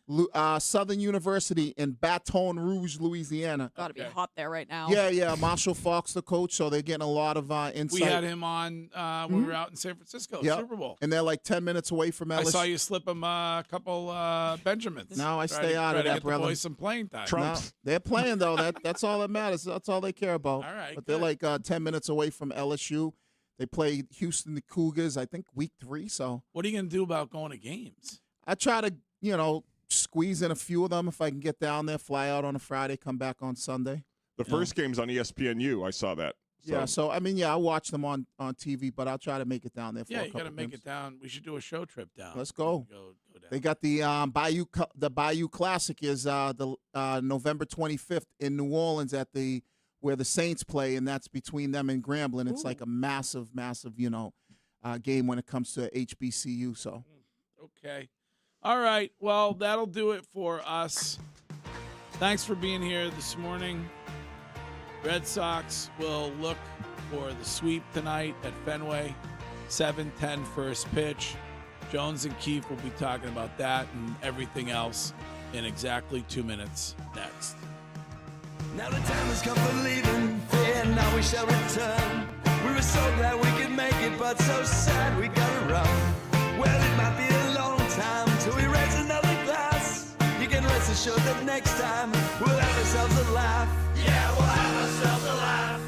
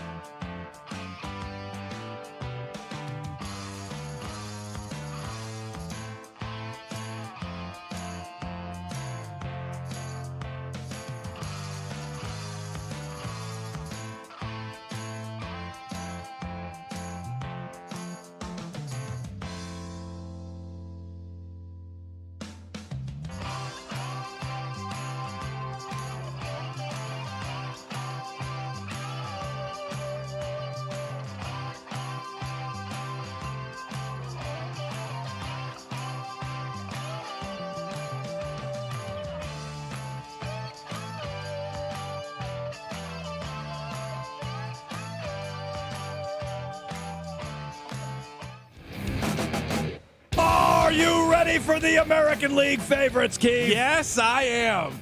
Holy smokes. Now, truth be told, they kind of have been our American League favorites for a little while now. Well, we did the tiers the other day. We sure did. They're the only American League team in the top tier. Alone on the top tier in the American League. They win again last night. My God. Are they too good? Maybe. Are you worried they're too? How many in a row, Joe? How many in a row? It's up to okay. Thank you, All right. 7. That's not bad. Twitch chat pointed this out a while ago. Old Jones would have said they're peaking too soon. Old Jones. that would have been. Oh, good point. That would have been a good take to have in my back pocket. Good point. The Red Sox are peaking too soon. They're playing their best baseball. What are they doing? Too early. Save this for October. That's true. Although they needed to because of the huge hole they dug themselves at the start of the year. Oh, I like that though. They peaked too soon because Cora screwed them. Right. I can make it all work. Vis-a-vis Alex Cora. It could come back to that. But no, isn't that crazy that was the same season? Like Alex Cora, like the way that seems so long ago and like such a different team. And I know we're going to talk about Breslow's appearance this morning with Greg, but the same thing, like some of the conversation about this team with him specifically, with other members of the front office, it just is wild that we're in that same year where now it feels like they're never going to lose. It feels like they've built themselves a wagon. The starting rotation is good, always has been good. The bullpen is even better than it was before. Ooh. And now you're getting guys hitting home runs. Guerrero last night. Oh, yeah. 102. Yeah. Oh, you were there. I was You there. saw that in person. I did. What a thrill for you. I did. I said, hey, Did you see Lucas. the Australian guy I said, that hey, called? Lucas. I did. You did see him? Well, they showed. No, they showed. I was like, wait, what? Hang on. In the stadium. I forgot what the guy called yesterday. In the stadium, they showed somebody who's like, I came all the way from Australia. Could have been the guy that called us. Could have been the guy that called us, yeah. Although he was in Salem, New Hampshire at the time. But either way, who knows? But yeah, what a great night at the ballpark. Fun time. Yeah. Fun time. I missed the women's broadcast. You did. That's all? I didn't catch it. Yeah, no, okay. It was good for them. Glad they did it. Go women. Yes. Tessie prominently featured, finally on the field. I appreciate that. That was good. You sent a photo of her. I did. I made sure to pass that along. Yeah. To our show text chain. Mm-hmm. Yeah. No, well, they're just like everybody else except they're women. It's the one so difference. it was a good broadcast last night from what I gathered. But no, I was in the ballpark last night for a 4-0 win, brag. Yeah. Red Sox, again, Sonny Gray, I got a little nervous about it. Don't need to be nervous about him. Scratch that off the list. He went 6 scoreless and was sort of back to his old form. I mean, Sonny Gray right now, he's either your game 1 or game 2 starter come playoff time. Like, he is a guy that I think you can absolutely rely on. And I thought he was going to be good, but he's like way better than expected. Because the last time he was in the American League, he had Cy Young votes. He was like, 3rd in the Cy Young or whatever it was? Like, he was good. He's had a good career. He's tied for the league lead in wins, 14. His ERA is 2.78. He struck out 8 last night. Yeah, like, what more do you want? And the White Sox are a playoff team. They are. Right? So it's like, it's not like he's doing this against some scrubby team. No, he has been an absolute bright spot. Also, somehow not an all-star this year. Still baffles the mind. Doesn't make a lot of sense. Like, no, it doesn't. 2.78 ERA, and he's 14-2. Like, even when the team sucked, they won every Sonny Gray start. Like, he kind of kept them. I mean, they were bad early. Remember, he even said, like, we suck. He's like, we're a bad baseball team. We're a bad baseball team. Yeah. He didn't say suck. He said, we're a bad baseball team. And he's right. Red Sox, by the way, it took them 73 games to get their first 30 wins. It's taken them 35 to get their next 30. Man, they were showing some stats, too, of just the games at Fenway Park. I think they're 15-4 in their last 19 games at Fenway. And they have more home runs at Fenway than they did the first however many games, which is like almost 20 more games. It's crazy. And yet they have more home runs now. Now, they're only averaging about like 2 runs a game more, but you say only, like that's significant, like over time, right? So for a stretch, they were putting up like 3 runs a game at Fenway Park. Now it's like 5.5 runs a game at Fenway Park. It's changed quite a bit, and it changed very, very quickly. Last night, Wilson Contreras left the game. We're going to get to that. Yeah. With all your phone calls here on Jones and Keefe, 617-779-7937. You could jump in here. We'll talk to Bradfo at 11:30. We'll go on the clock, Keefe, at high noon with our ideal playoff lineup for the Red Sox. Trade deadline's over. The reinforcements have arrived. Now, they're not all healthy necessarily, but they could become playoff time. So this will be the perfect, ideal Red Sox lineup for Game 1 of the playoffs. That's what we're going with, right? And maybe even if you want to give us a little rotation. Well, that's what I was going to say. Yeah. I'm adding a little rotation on top of it. Add a little rotation flair to it. Okay. Yes. Your ideal playoff lineup for the Red Sox comes your way at high noon. Right. Gonzo speaks today. Little after noon. We'll be sure to pass anything along that he says. Okay. And we got a key for madness for you today. At 12:45, Abreu hits a home run last night. Duran? Yeah. That was a wild sequence for Jarren Duran. It sure was. He's heating up. There was nowhere, he couldn't have gone much further down. You're suggesting he couldn't heat down? I don't think so. I don't think he could have heated down. The burner was off. He was in the refrigerator. But he gets on borderline base, freezer for a while. Steals second, which I contend they don't have him do that enough. Steals second, wild throw, gets to third, tags up on basically the same play we saw in Oakland. Oh, 100%. He was showing up Epperson, I think. Basically the exact same play we saw in Oakland. But he also was the only guy on the team that would have beat that. And he's fast. It was a throw that a good throw would have nailed him. Well, also true. A throw way up the first base line. He was able to get home, but that was electric. Contreras leaves last night, maybe dealing with the after effects of a concussion. We'll get into that. But the update today, Keith, or I guess yesterday afternoon, Kalshi Sports. I didn't vet this with Kalshi Ken. Ask Kalshi Ken. He should know all this. These are his people. I did not vet this with Kalshi Ken. Okay. But according to Kalshi, the Red Sox have now leaped the Yankees and Rays as the favorites to win the American League at 20%, greater than 19 for the Yankees, greater than 16 for the Rays, 10 for the Astros and Mariners, et cetera, et cetera. Now, it's not all the markets agree. I'll give you the DraftKings and FanDuel updates if you want, but Kalshi has them as the favorites in the AL. Agree or disagree? Agree. Oh, I absolutely agree. And we've seen it head-to-head, so it's not even just from afar, like, what would a series with the Rays or a series with the Yankees look like? We've seen it. We've seen it recently. The White Sox still lead the AL Central by 3 games over Cleveland, and they're taking care of business there. They don't belong on the field with the Red Sox. No, they don't. They look lost. They really It looks like a team that wandered onto the field, just grabbed 9 guys on their way into the ballpark, and are getting slapped around every night by the Red Sox. And then it's been a while now, but the Red Sox have had a better record than everybody in the AL West. You know, that 15-game heater, sort of allowed that to happen, and now they're still there. Every team in the AL West has a negative run differential, and so the Red Sox are flying up. That if you're looking at that, for a while we were just looking at the Chad Sox. What's Chad Tracy doing?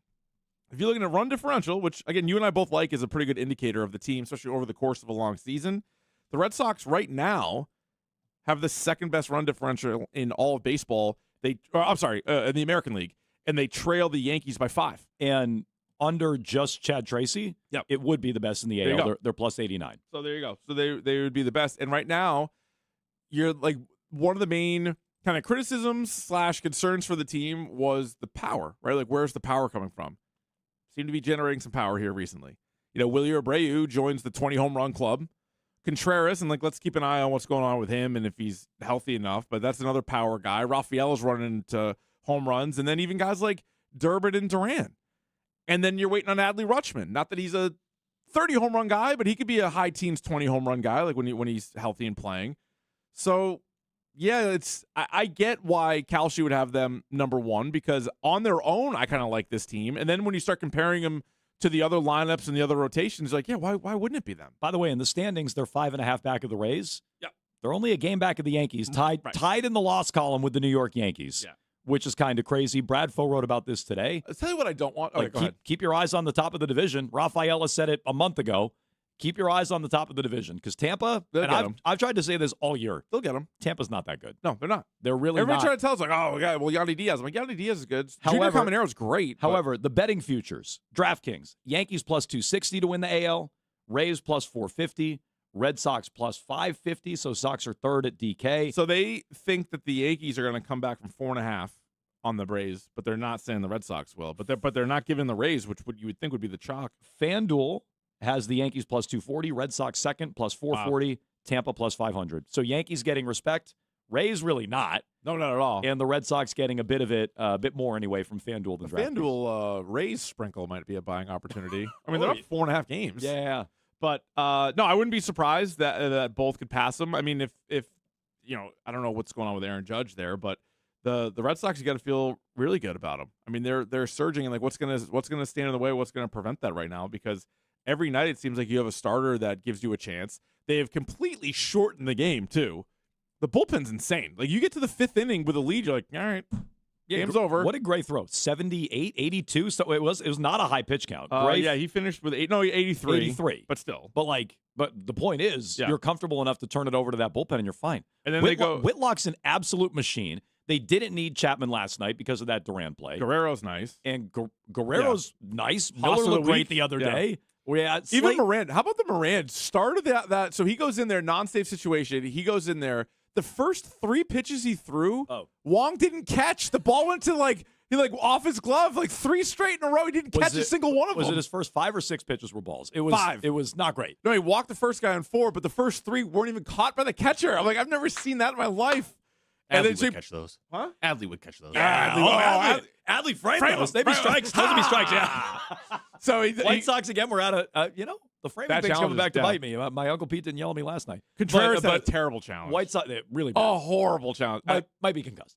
Probably the dizziness, actually. Might that be actually does explain what the hell happened there. So we'll get to him coming up, 617-779-7937. Let's also get to Craig Breslow, his appearance today on the Greg Hill Show.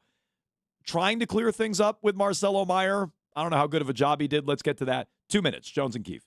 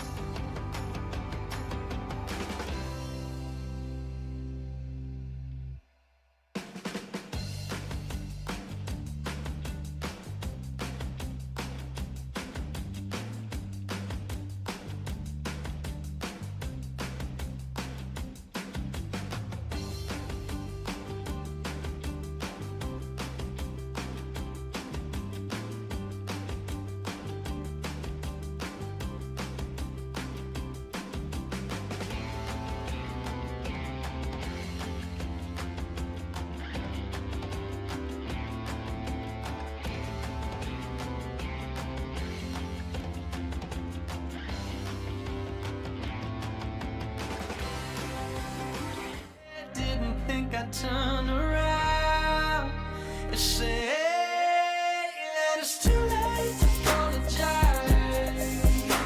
It's too late. Breslow not letting Greg on the bandwagon. Oh, no. He's not going to be on the duck boat, I don't think. I'm afraid he's not going to be on the duck boat. I don't know who would be, to be honest. Who's been with him the whole time? Oh, we have a couple of texters. We've had a couple of tweeters. No, but we should be allowed on the duck boat. I know, but we got our breakfast ball. There was we got our mulligan, Keith. I hope so. We have to clear it with Breslow, I guess. I personally should be on Breslow's duck boat. That's true. You should be able to ride with Breslow. You should drive Breslow's duck boat. That's fair. Not only should I be on a duck boat, I should be on Breslow's duck boat. But I feel bad that I even doubt it at any point. I mean, at one point I was like, I don't think. We all had a moment of weakness. Yeah. Okay? Yeah. We got our breakfast ball, our mulligan. Yeah. And we're back on. I Okay. feel like we cleared this up, Keith. I feel like we don't need to explain anything. We need 3 weeks of Red Sox discussions just scrubbed from the internet. that. Get rid of that. Take that right out. And then, back on board in a big way. We were here the whole time. Never wavered. No. I did have him Not for us. I had him for 90 wins. You did. Preseason. I think I had him only for 89, so you were more bullish than me, I think, before the year. Had we known Chad Tracy was going to be the manager the whole time, we would have had him for 100 wins. Well, I walk in today, and I grab my headphones out of Mitch's office down there. Did anybody use them? I don't know, probably. Yeah. And I go, we have our little big brother chat often, Keith. I say, I missed the show. Don't you dare say anything. Don't spoil it. We're a spoiler-free zone. And he goes, I didn't watch either because everybody's locked in on the Red Sox. Of course. And he goes, Breslow's got that swagger back. Oh, Breslow absolutely got that swagger back. I said, Mitch, he always had it. Okay. Well, there was a time I think he maybe didn't have it. I said he always had it. He was getting booed out of the building at road shows. I'm not sure he had his swagger then. But He didn't have. I got my swagger back. He didn't have the fan base. That's Craig. That was Craig this Yeah, morning. that When was he called Breslow. in, hey, Craig, how are you? He didn't have the fan base. I think Breslow always has been a little better on his feet in those interviews than people give him credit for. In terms of rolling with the punches, All right, is what I maybe- mean. Better maybe a little bit. Better self-deprecating sense of humor. Better on his feet is not the right way to No, say he it. sent Shime a pair of pants and he signed at Bresbot. And so at that moment, that was one of the times we said, all right, the guy does have a little bit of a sense of humor about him, more so than Chaim Bloom did. He was terrible at his opening press conference. It was just very alarming how similar he sounded to Chaim Bloom. Remember? Yeah, that wasn't great. And then, not his fault, because this would be uncomfortable, I think, for anybody, but the Netflix series that nobody watched, Oh yeah, it's uncomfortable. They're like in his apartment or his house or him and whatever. his wife were sitting there drinking red wine, splitting a red, having like a This talk is about, how humans act. Yeah, right. Having a normal conversation, how normal adults, married adults would talk. Yes. Tough. But I'm not saying that's a normal thing. And when you sign up to be the chief baseball officer, you're not like, hey, when are the cameras rolling through to my house? So I give him a break on that one. But no, I mean, if you're not feeling good about yourself now, you never will. Good point.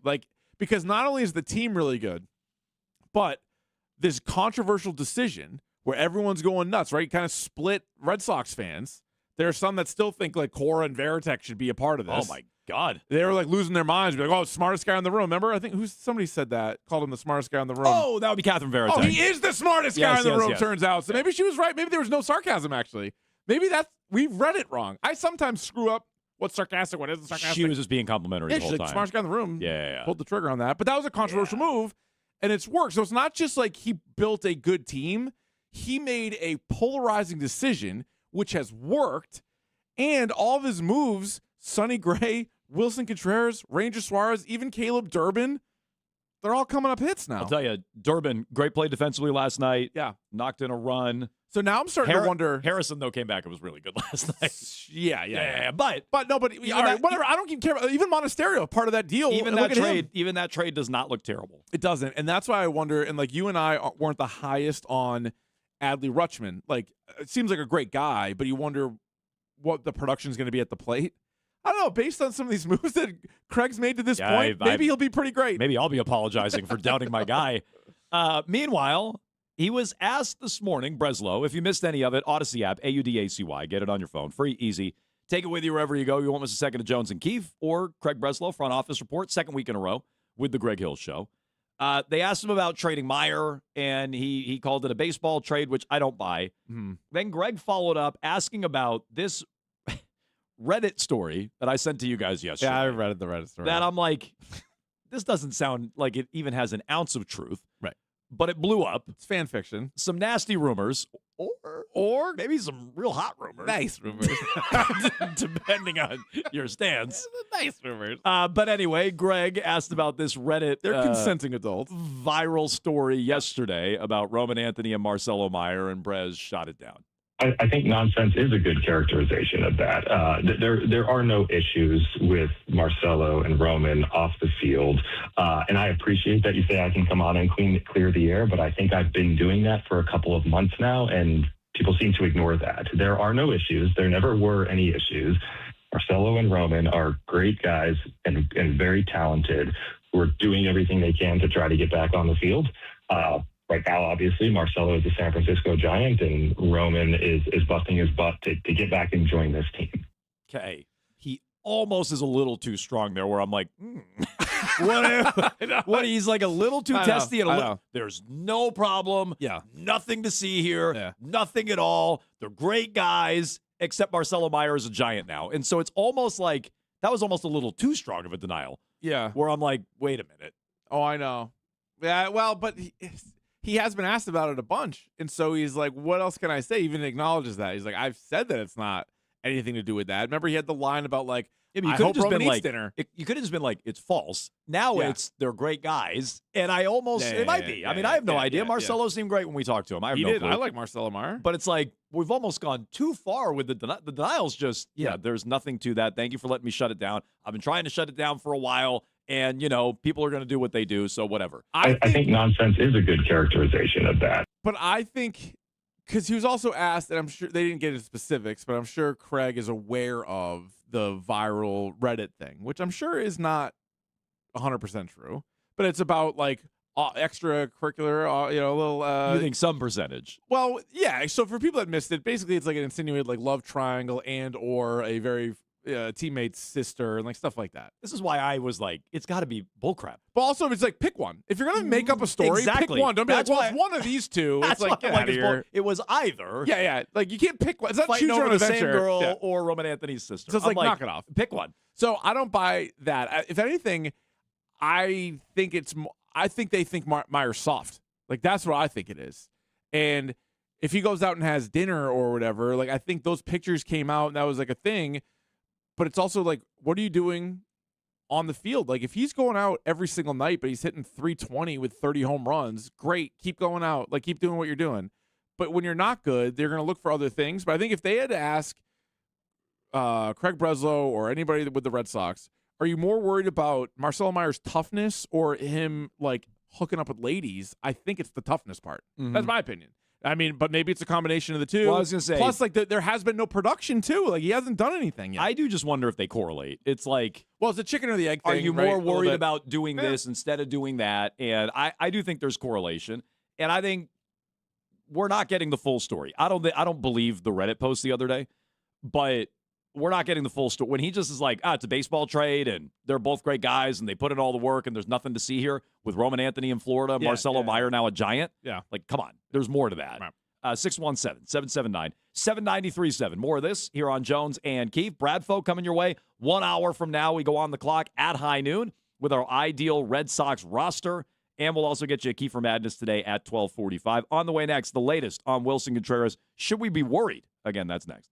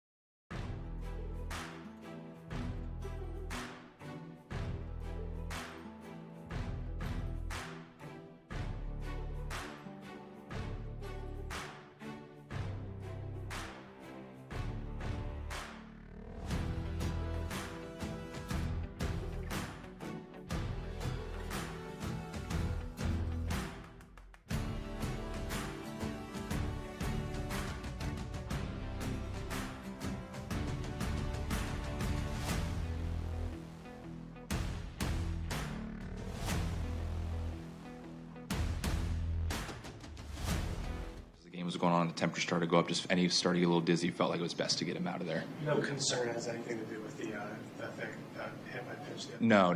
I just think he was just feeling ill and gave it, a while, and it got to the point where it's like when he starts feeling a little dizzy, he just felt like it wasn't conducive to keep going.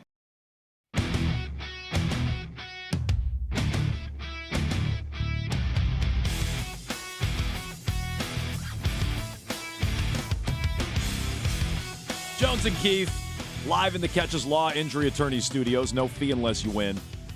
Quick exchange last night after the game. Chad Tracy on Wilson Contreras. Is he sick or is he dizzy? Yeah. That feels like a pretty big difference. Dizzy sounds like concussion symptoms. Yeah, Contreras left the game last night a few days after he got hit in the head in L.A., missed the game on Saturday, played on Sunday, played in the first game on Tuesday, and started the game last night. He also had an exchange to start the game with Antonacci, where Antonacci gave him a little shoulder at first base. They didn't mention that on the broadcast. Oh, they didn't? No, they missed that part of it. Got it. And then when Antonacci got drilled, no reference to it. Oh, but they yeah, didn't, they didn't dig in on that either. No, they skipped that part. But okay. Wilson Contreras was at the center of it, and you're like, all right, he didn't go crazy. You were wondering if he was going to kind of go crazy after that. He gets elbowed on the way. You're like, okay, there might be something here. Nothing. Kind of keeps his head about him. But then he checks out of the game, and you're like, what's going on? He's like, he's just sick? Weird for it to pop up in game if it's just like, oh, all of a sudden I have an earache. It's like, no, this could be lingering from the concussion. I mean, that for sure. When he left the game. And when he says dizzy, I mean. That was my immediate What else thought. do you want it to and be? I mean, there's no one to blame on this. I mean, I guess. No, I'm sure maybe he passed whatever. Yeah. You can blame the crappy medical staff again. Probably. They probably have their hands in this just a little bit. Guys, this does happen. Guys come back. They feel okay. Maybe you get elbowed. It triggers something. Who knows? Maybe just he was sort of dealing with some symptoms and he could push him to the side. And now they flared up last night. But when the manager says, oh, he was sick. Oh, his temperature was up. Oh, he was dizzy. Yeah. That he spiked the temperature mid-game? I mean, what the hell? That feels like, I'm no doctor. Yeah. That feels like the after effects of a concussion, especially when he got run into last night to start the game. I know. And so you wonder if, the guy's been fantastic. I think he's going to get MVP votes, but they are kind of rolling right now, and it seems like they can put anybody in any spot, and it seems to be coming up Red Sox. So if he needs to be down for a few days, I think you got to do it. You got to err on the side of caution, obviously. Well, and, not that you want to play around with head injuries, but the good news about that is he didn't tear his knee. Right. He didn't break his wrist like Curtis Mead. Just give him like a few days off and see what it looks like then. I mean, what's the concussion IL? 7 days? Yeah, you can do that. You put him on there. They just won 5 games while he was suspended. They won basically a full game in L.A. 2 full games in L.A. without him against the best team in baseball. So that's one where if there's any after effects of that, get that out of the way, shut him down for a week, get him feeling right, and get him back in there. If that's even what's going on, it's just, to me, that's what sounds like is going on. Does he sound like the guy who's like, I got a little bit of a fever, I'm going to sit the game out? Does that sound like Wilson Contreras? He does not. No, I don't think he's coming out of the game. He sounds like the kind of guy who's going to play through that. And so I wonder if it got to a point where he couldn't play through it, given some of the stuff he's tried to gut out. Remember the ankle where he's out there? Like, he tried to play through that, for God's sakes. A little fever, and this guy's going to sit it out? That does not check out. Unlikely. So to me, I'm wondering if it is the after effects of what happened in L.A., or the start of the game last night, which Keith, maybe some growth out of him. He didn't take out Contreras. Or that also speaks to him not being 100%, right? Like, if Contreras maybe even started the game with, I'm just speculating here, but if he started the game with like a little bit of a headache or a little bit of dizziness, and then he gets elbowed on the way from first base, maybe he doesn't feel like he's in a good spot to like start barking at the other team. Good point. Maybe that's part of the reason why he showed restraint. Good point. And you think they were throwing at Antonacci? Well, I do, but wasn't it an 0-2 pitch? So like, I don't know, but I feel like Sonny Gray would be the kind of guy, like, those are the two leaders on the team, and I feel like he'd be like, hey, we're not doing this here. This isn't something that is going to fly, so I'm going to stick up for my teammate. And maybe he wanted to make it look like it wasn't intentional, so it wasn't the first pitch. Yeah, but 0-2 you wouldn't think would be the time to do it. You're no, right. It wouldn't be. You're right. It was 0-2. Was it 0-2? I thought it was 0-2. So, like, 0-2, but there were 2 outs. Yeah. I like to think he's a good teammate sticking up for him, but then again, it's like he was also 1 pitch away from a punch out, so I don't know. There were 2 outs, and isn't that the inning that ended with him getting tagged by Wong in the head? Yeah. Yep. That was the play. Yeah, that was even better. Like, that hit him harder. Like, he went face first into Connor Wong's glove. Yeah, because Gray walked the next guy. Yeah. And then, Vargas infield single. Contreras gets taken off the bag and then hums it home. Yep. And, they're able to keep it 1-0 at that point in time. So that'd be a dangerous game to play, hitting him on an 0-2 pitch. No, I know. That's why maybe it wasn't intentional, but it just seemed like storyline-wise, like you're sticking up for a teammate who just kind of, he definitely gave him a look after he kind of came running by first base through the wing out at him. Good point. Text line says, Jones, how could the Red Sox win games against the best team in baseball when they're the best team in baseball? Got me there. I said Dodgers best team in baseball. No. Good point. Spider-Man. Red Sox are the best team in baseball. True. This text as well. If you watch the game, I was there last night, Bragg, so I was not able, where my seats were, I couldn't quite see into the Red Sox dugout. Okay. If you watch the game, he was sitting in the dugout wiping his sweat, and you could tell he didn't feel well. Okay. I mean, it was hot. I was wiping my sweat, too, sitting there in the ballpark last night. Yeah. I mean, it was a hot night. Did you have in any the ballpark. hydration? I did. Yeah, good. I did. I don't know if you can hear it in my voice today, but too much hydration is the problem. Maybe a little too much hydration. I think there's water down the hallway. Yeah, no, I've been sober up, Marcelo Meyer. Trying desperately. Okay, what?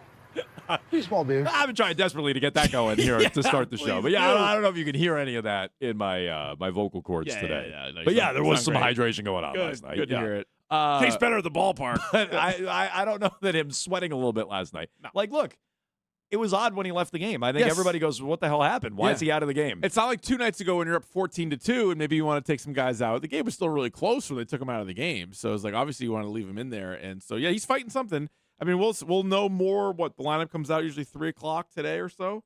We'll learn a lot more how he's feeling. I will say, and this came up a couple of times in the game last night. Wong with guys on base and just did nothing. Yeah, no, a couple of times because I did not think catcher was super high on their priority list. It was not super high anyway on my priority list. Yeah, but this is once again, Craig's playing chess. Okay, but watching the game last night for the first time, I'm like, man, Rutschman might have really helped in some. Not that he'd be hitting 9th, and I understand it'd be a different world.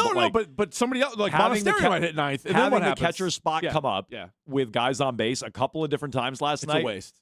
Yeah. The last 2 games, the Red Sox have scored 18 runs, and they have had 22 hits.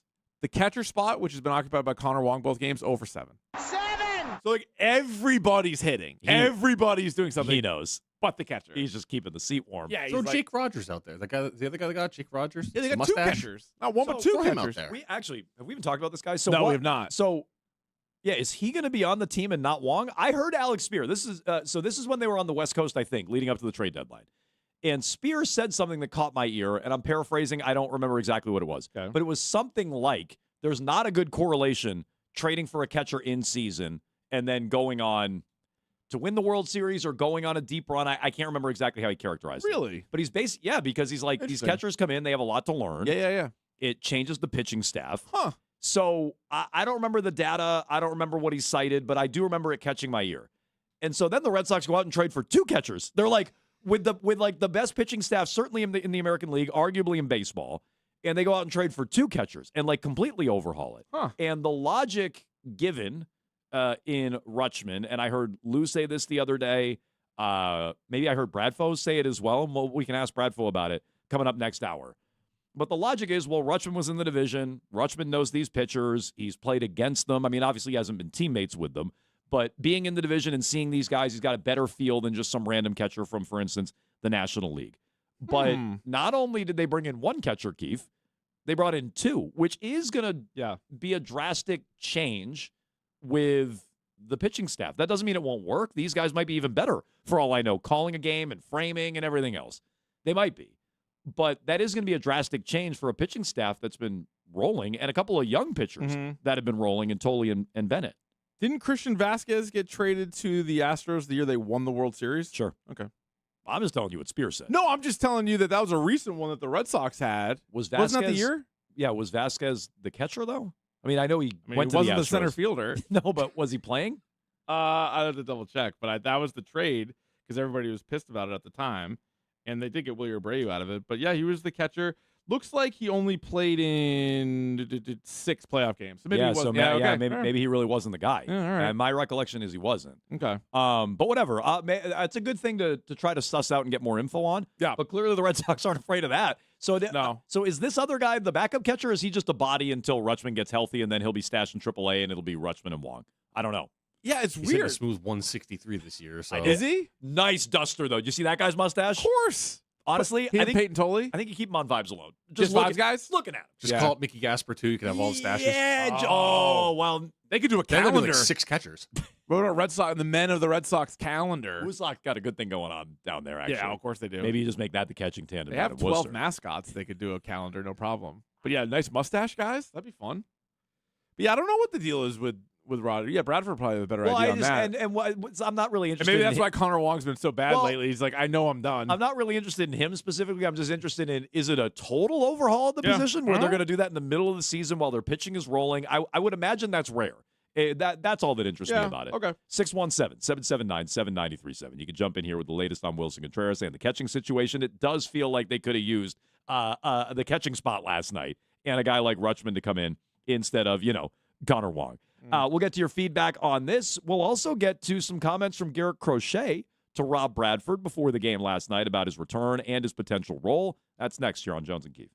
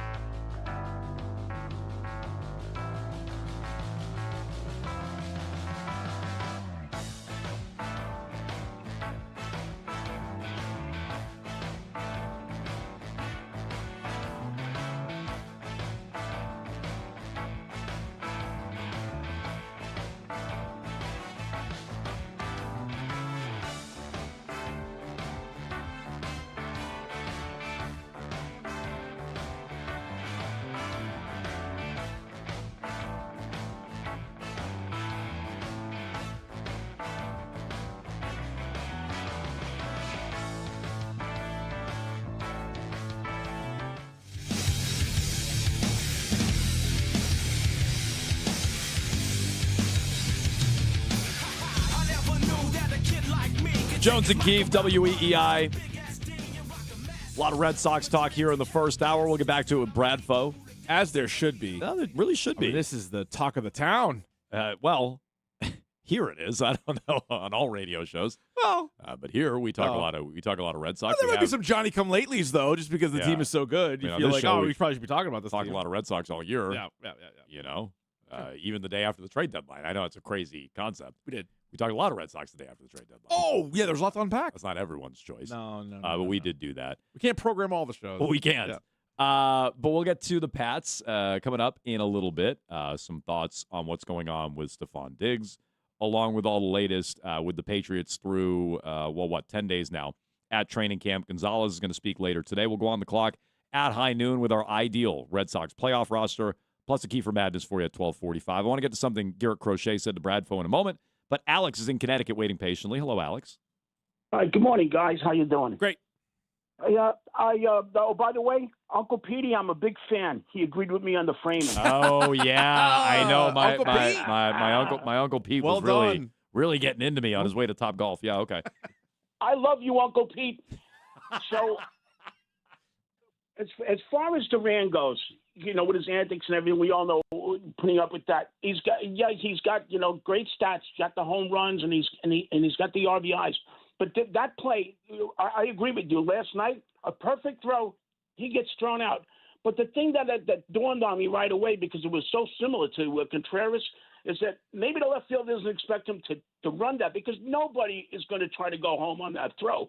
But in this guy's mind, and I'm not in it, I don't know how he's viewing it.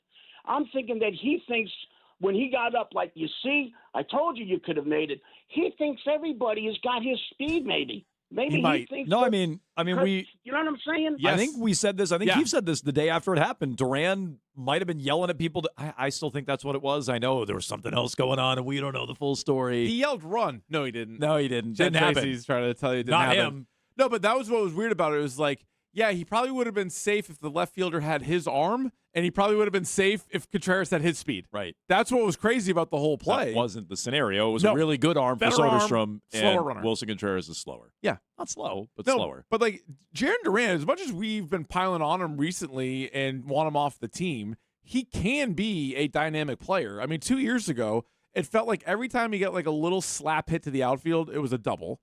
He was stealing bases like crazy. He had a little bit of power. So it's in there somewhere. It's just how consistent is it going to be?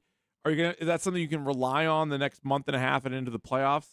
I don't think so, but like ride the hot wave while it's there. Yeah, I mean, what I will say about Duran, and I believed this last October, and I was wrong. He had a horrible postseason. I was on the Duran bandwagon until the end of last year. Then I saw him in the playoffs, and I'm like, it's time to move on. They kept him in the offseason, which they shouldn't have. He's had a miserable year. I would disagree with Alex on this about he's got good stats. No. Well, I mean, I love you, Uncle Pete. he'll be 2020, like home runs and steals. Yeah, probably. I mean, he's got 15 home runs right now, 17 steals. Good counting stats. But he he should is get there. like his MVP vote season. His OPS was over 200 points higher than it is now. So what I will say is he has the capability, good and bad, to like completely change a playoff game. Yeah, he was horrible in the playoffs last year. He could, and he did last year, misplay a ball in the outfield, and that could lose you a game. His speed also could win you a game. So like that is in the bottom third of the order, not leading off, not middle of the order where he's been sprinkled in. In the bottom third of the order, that is a game changer, good and bad. Yeah, that potentially could win you a game. Now I wouldn't wager on that. No, but a game like last night, that sequence last night, gets on base, steals second, gets to third on the overthrow, and then comes home on like a play like that. That is a potential weapon. I just think that happened twice a week in 2024. Yeah, that does not happen much this year. That's just you're really hoping for a lot of potential and a really specific situation because that Duran, he doesn't do that often enough. No, he doesn't. But they didn't add any outfielders, and it's still TBD on Roman Anthony. So in the meantime, like he's probably going to get some run. You know, he's probably going to play. Now I don't know if he's going to be playing every single day. What do they got tonight? Is it a righty or a lefty on the mound? I haven't looked. The guy it's Castillo. It's Luis Castillo, so he's a righty. Oh, so they picked him up at the deadline. I forgot about that. Yeah. The guy that and he has not had a good year. No. The guy they got to last night though, Burke. Yeah. Great numbers. Local kid, as you told me yesterday. Massachusetts guy. Yeah, he's Massachusetts guy. actually entering the game last night had better Cy Young odds than Sonny Gray. I think that changed. I'm guessing it changed after I think last Gray's night. up to third Cy Young odds. For Not an all-star. Nope, couldn't put him on the all-star team. But very good, very good season out of Sonny Gray. How about they went? White Sox went Massachusetts guy on the mound to Massachusetts guy. Yeah, Sean Newcomb. Burke to Newcomb. I mean, not to talk too much about my Uncle Pete. Oh, hey, boy. What do we got? His son pitched with Newcomb at the University of Hartford. No kidding. Mm-hmm. How about that? Yeah. I love you, Uncle Pete. Yeah. Small world. It is. By the way, Sonny Gray has been the de facto number one for this team this year. Garrett Crochet has not been out there. I don't know if you realize that. Well, what's funny is, maybe not funny, kind of sad, he hasn't thrown a single pitch for Chad Tracy. That's how long Garrett Crochet's been out. His last start was that game that they won going away over the Orioles, and then they fired everybody and they put him on the IL. Like, that all happened like right back to back. So Bradfo asked him about the possibility of pitching out of the bullpen. It's just interesting. Like, I don't know, did Bradfo hear something? Yeah. Is Bradfo just doing the math on it? And he's like, how stretched out could Crochet be to pitch 4, 5, 6 innings? Well, I'm telling you, by the time October rolls around, to keep the long-going comparison between him and Chris Sale. I mean, 2018, who threw the last pitch of the World Series? Good point, Chris Sale. Yeah. Crochet said, to his credit, quote, "There's no ego about it. It's something I've done before," which is true. Crochet was good in that role. He was a young player, but he came up for the White Sox. I think his only playoff experience was out of the bullpen, and he pitched well. Like I was saying, any way possible, I can help this team achieve the goal we set out in spring training, the goal that every team sets out to achieve. If I could help us achieve it, I don't really care what the role is. Sounds like Devers. Oh, no. I'm sorry. The opposite of Devers. It's not what Devers said. No. It's kind of the he was opposite. taking grounders at second base for the Giants a couple For weeks the ago. Giants. Yeah, great. Yeah, no, he is. No, but it's like Durbin a couple weeks ago when they acquired Meade. He's like, I'll play second base. It's like, you're a Gold Glove third baseman, but he's like, I'll do it. Whatever. Like, it seems like all the guys on the team have the right attitude. I'm still not penciling in Garrett Crochet for anything like, well, maybe you can pencil him in. You can't put it in pen. Like, I don't think Garrett Crochet, I don't know what his role is going to be. That's something I guess Chad Tracy and Breslow, the front office, will have to determine, because they have a lot of good pitchers. So the difference between, adding an outfielder or a catcher, it's like maybe like a little lower bar to jump over. Right now, like, the starters are all pretty locked in. Then it's like, well, you can use them in the pen. It's like, I don't know. You got guys that are used to coming out of the pen that are nails. Right. So Right. who am I putting in? Like, if maybe had they not gotten Miller, you're like, he could be like your lefty guy. Like, well, you got Miller, and that's what he's been doing all year. Yeah, so I do wonder what you even do with Crochet. Is he a high leverage guy? Because, right, you have other that seems stupid to ask, but it's like you have other high leverage lefties. Well, so there's a couple options, I think. Now, this is getting way far ahead of ourselves. And if you think Suarez and Sonny Gray are like lock 'em in starters, I do.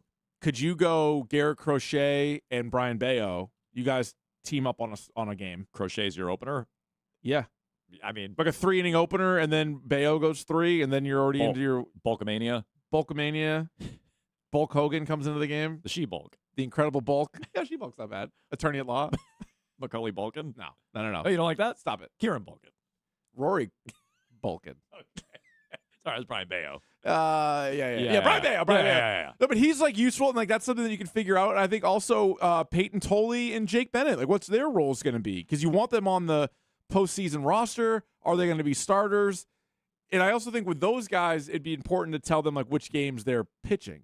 So even if they're not starting, like with Bayo, like if you're going to throw 3 or 4 innings, it's not going to be maybe game 1, like it's going to be game 3 or whatever it might be. But I mean, it gives you another option. This is something that Cora did a good job with, was using Porcello and Evaldi and guys like that. For all the crap I give Cora, that is even in 2021, he was pretty good at doing that, and that was with not a lot of high leverage arms, meaning relievers that year. Yeah, maybe. Well, true. Maybe you were kind of forced into doing it that way, but he got a lot of success out of those guys, the starters in relief. You mentioned Suarez and Gray. Suarez' lifetime, it's been a while since we brought this up. We brought it up when they acquired him. 4-1, 148 ERA. Oh, he's insane in the playoffs. 8 career postseason starts and 11 career appearances.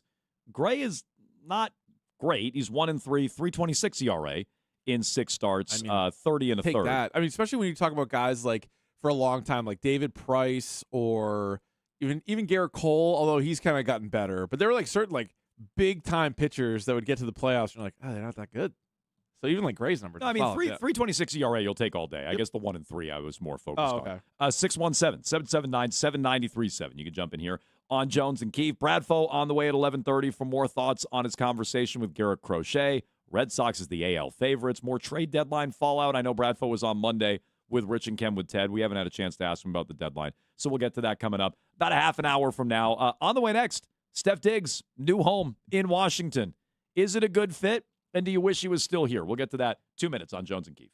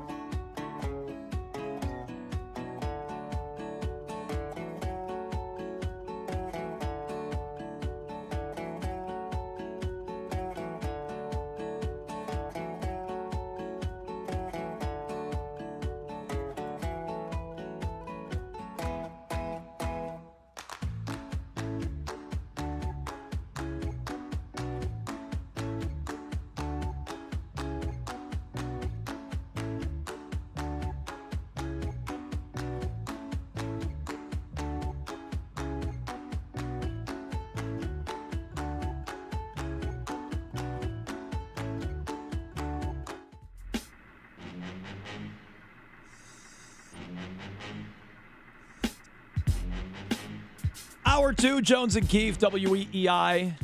We got Rob Bradford on the way a half hour from now. We'll get back to the baseball talk. But this happened very, very, very late in the show yesterday. Steph Diggs to the Washington Commanders. We didn't even know, Keefe, the financials on it, but turns out it's a one-year deal worth up to $12 million. Okay. So let's start with that. He gets a one-year deal up to 12. I don't know how many financial updates there have been that maybe I missed, but that was the initial reporting on it. I imagine it's incentive heavy. Are you surprised that's what he had to settle for a guy who had 1,000 yards on a Super Bowl runner-up last year? Not really, just because it took so long for him to sign. It didn't seem like he was prioritized by anybody. He was good last year. I thought he was really good last year, but he's also not what he was. He is, 33 now. And so, yeah, I'm not surprised. It is what he made pretty much a year ago, right? Isn't that kind of the deal? Like when he whittled it all down. Good question. Because remember, there was like a bigger number, but then he didn't really make a ton even last year. But that was different. He's coming off the injury. He proved that he was healthy this past year. Number, I mean, there were a lot of like phony incentives in his deal, but I thought it was higher. I'll double check that though. But it is like it is his 4th team in 4 years, and I just wonder, like, guys like that aren't exactly lining up to get paydays. So he's sort of a hired gun right now, and we'll see how many more years he can have. I think. Especially wideouts, running backs for sure. But what? You're right. Last year, he had a $12 million signing bonus. Okay. So split up over 3 chunks. I'm remembering this now. Yep. He got guaranteed at signing like 16.5. So it was not a drastically high number, at least until we see some of the details on this Diggs contract. Yeah, it's just as you get older, it's football. Like, you're not going to get that big money at really any position other than quarterback. You miss him? Or you think they're going to miss him? So I think the receiver room is improved. So I think they'll be fine, and I think they'll be better than fine, actually. And I expect Drake May to have really good numbers. I would have welcomed him back. I would have absolutely taken him back. If you're just going on talent, he is still one of the – if he was on this team right now, he'd be one of the 3 or 4 best wide receivers, I think. You think he's better than Dobbs? Yes. Me too. I think in 2026 he's better than Dobbs. Nick does not think that. No. He was better than Dobbs last year. I think he'd be better in 2026, but you were about to say 2027. No, that probably might flip. not. At least it better not be. Dobbs won't give you what Diggs gave you last year, but I think Dobbs will give you more than Diggs would have given you this You year. think Dobbs this year in New England will give more than Diggs in Washington this year? Probably not, just because of that receiver room's terrible. Yeah, he's not competing with A.J. Brown. They need more bodies. I mean, McLaurin's good. Yeah, it's a similar setup. He'd be the 2 here to Dobbs being. I think essentially Nick's just a year ahead of where I'm at. Yeah. Meaning, like, I think next year Romeo Dobbs better be better, right? If the Patriots committed a contract and all this money to Romeo Dobbs, he better be better than the 34-year-old Steph Diggs. Is another way I would look at it. But I know there's more to it, and there's personalities, and there's one football and all that stuff. But if you were like, you have Brown, Diggs, Dobbs, Booty, that's sick. Like, I would absolutely want that. But right, how many balls? Booty's already upset with how many balls he's getting now. So like, Keyshawn Booty have 3 disgruntled receivers instead of 1. Yes. So I get all the reasons why you wouldn't do it, but I still think he's going to be good. I bet he has 900, 1,000 yards. I bet he's right on that line again. Twitch chat said this when we brought it up earlier. It's already a crowded receiver room. Now you guys want Diggs? No, I know. I know it's not realistic. Well, and I also. He was way better than I thought last year, and he was good for the team. I think now he was a good leader. I mean, he was we think outwardly. I mean, they made the Super Bowl, and he was doing pregame speeches every game. I know, but outwardly, how do they feel internally about him? I don't know, because it's you just said it. It's his 4th team in 4 years. Like, how good of a leader can the guy be? Well, I mean, he was a captain in at least 2 of the spots. He wasn't last year, and yet I don't know. The guys seemed to follow him last year. They seemed to follow him, and they went to the Super Bowl. So. I don't know. They followed him to disappearing in the playoffs.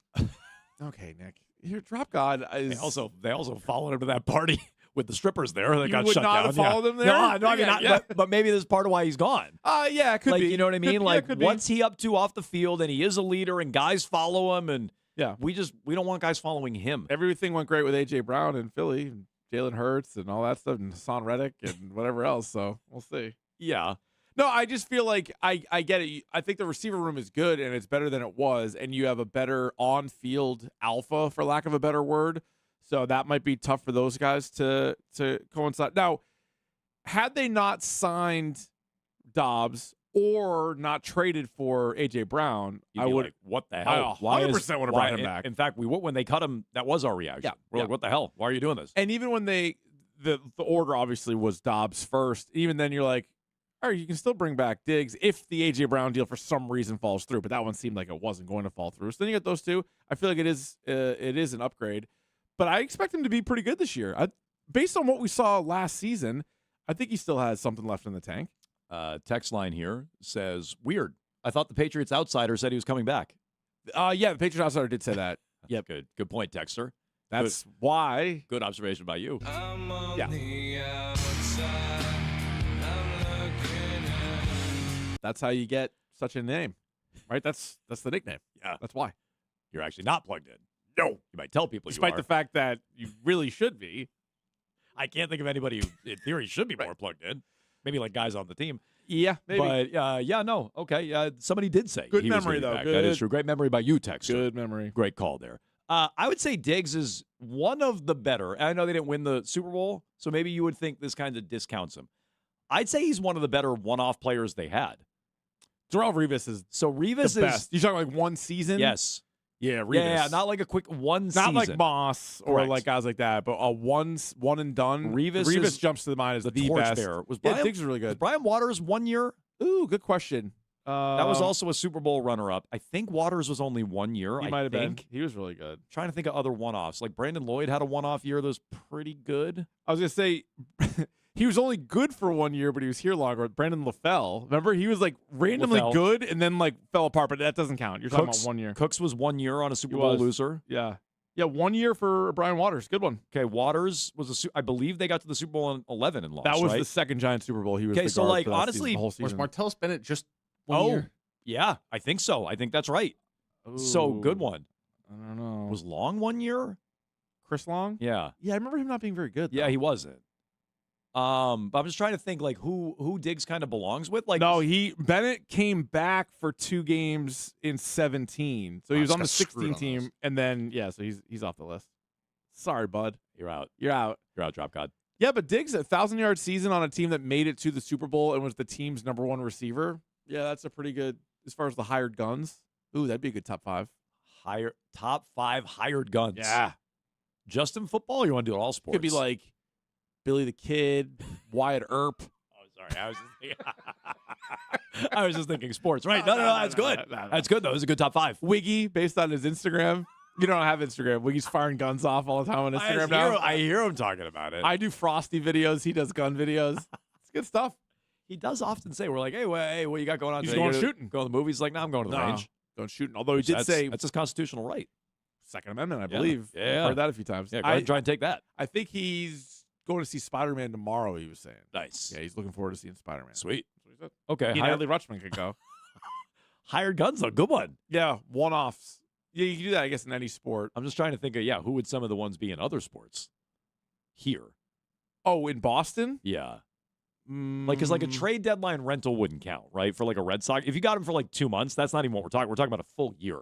Oh, Beltre. Beltre's a good Adrian one. Beltre Adrian is a Beltre really good would be one. like all-timer. Yeah, I always forget that he's even like on the Red Sox. Yeah. It's like a weird time. How long was Victor Martinez here for? More than a year, Okay. but not long. Like Cliff Floyd?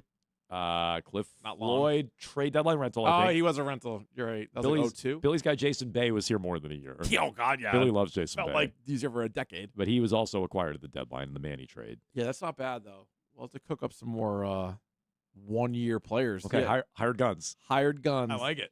We'll preview a top 5 Friday. Yeah. But anyway, Diggs, I think it's a good landing spot for him. I said all along the Chiefs, I honestly never really considered Washington. I don't know why. No, me neither. But I never really considered him there. It's a pretty good landing spot, all things considered. Yeah, because you have another receiver to take some of the pressure off, so it's not like you need to show up and be the Diggs from Buffalo.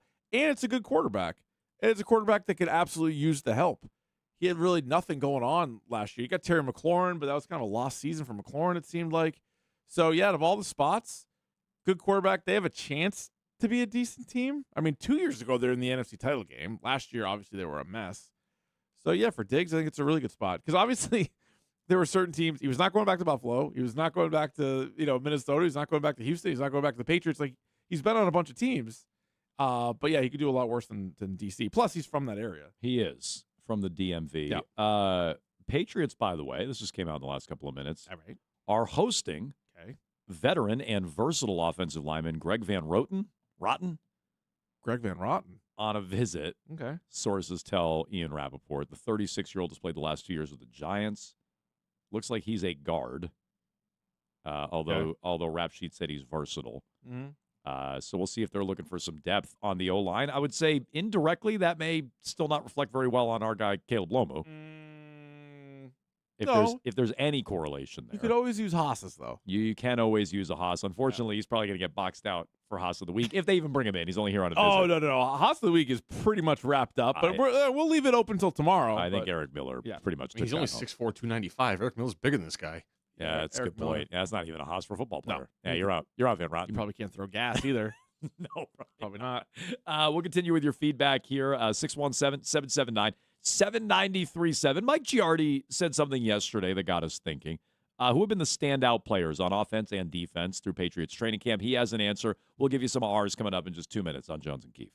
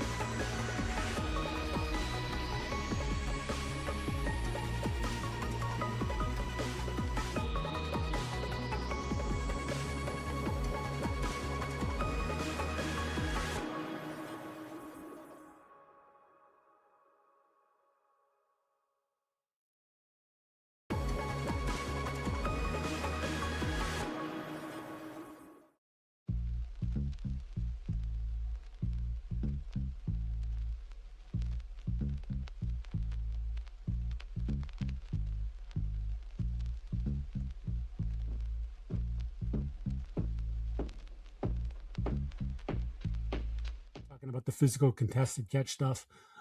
Most of the stuff, again, continues to be underneath. They have the slant down, May and Brown. And to me, some people will poo-poo that. I'm excited by that because I think that's in part where Brown shines because of the physicality, his ability to make tacklers miss and get yards after the catch. I think some of that yards after catch stuff was lost the last season or two with Jalen Hurts and some of the lack of accuracy and some of the unwillingness to throw the ball over the middle of the field and do that sorts of thing. May's not going to be shy about that. And I think Brown can eat off of that. Like, to me, I'm not going to be surprised when he turns a 7-yard slant into a 45-yard gain.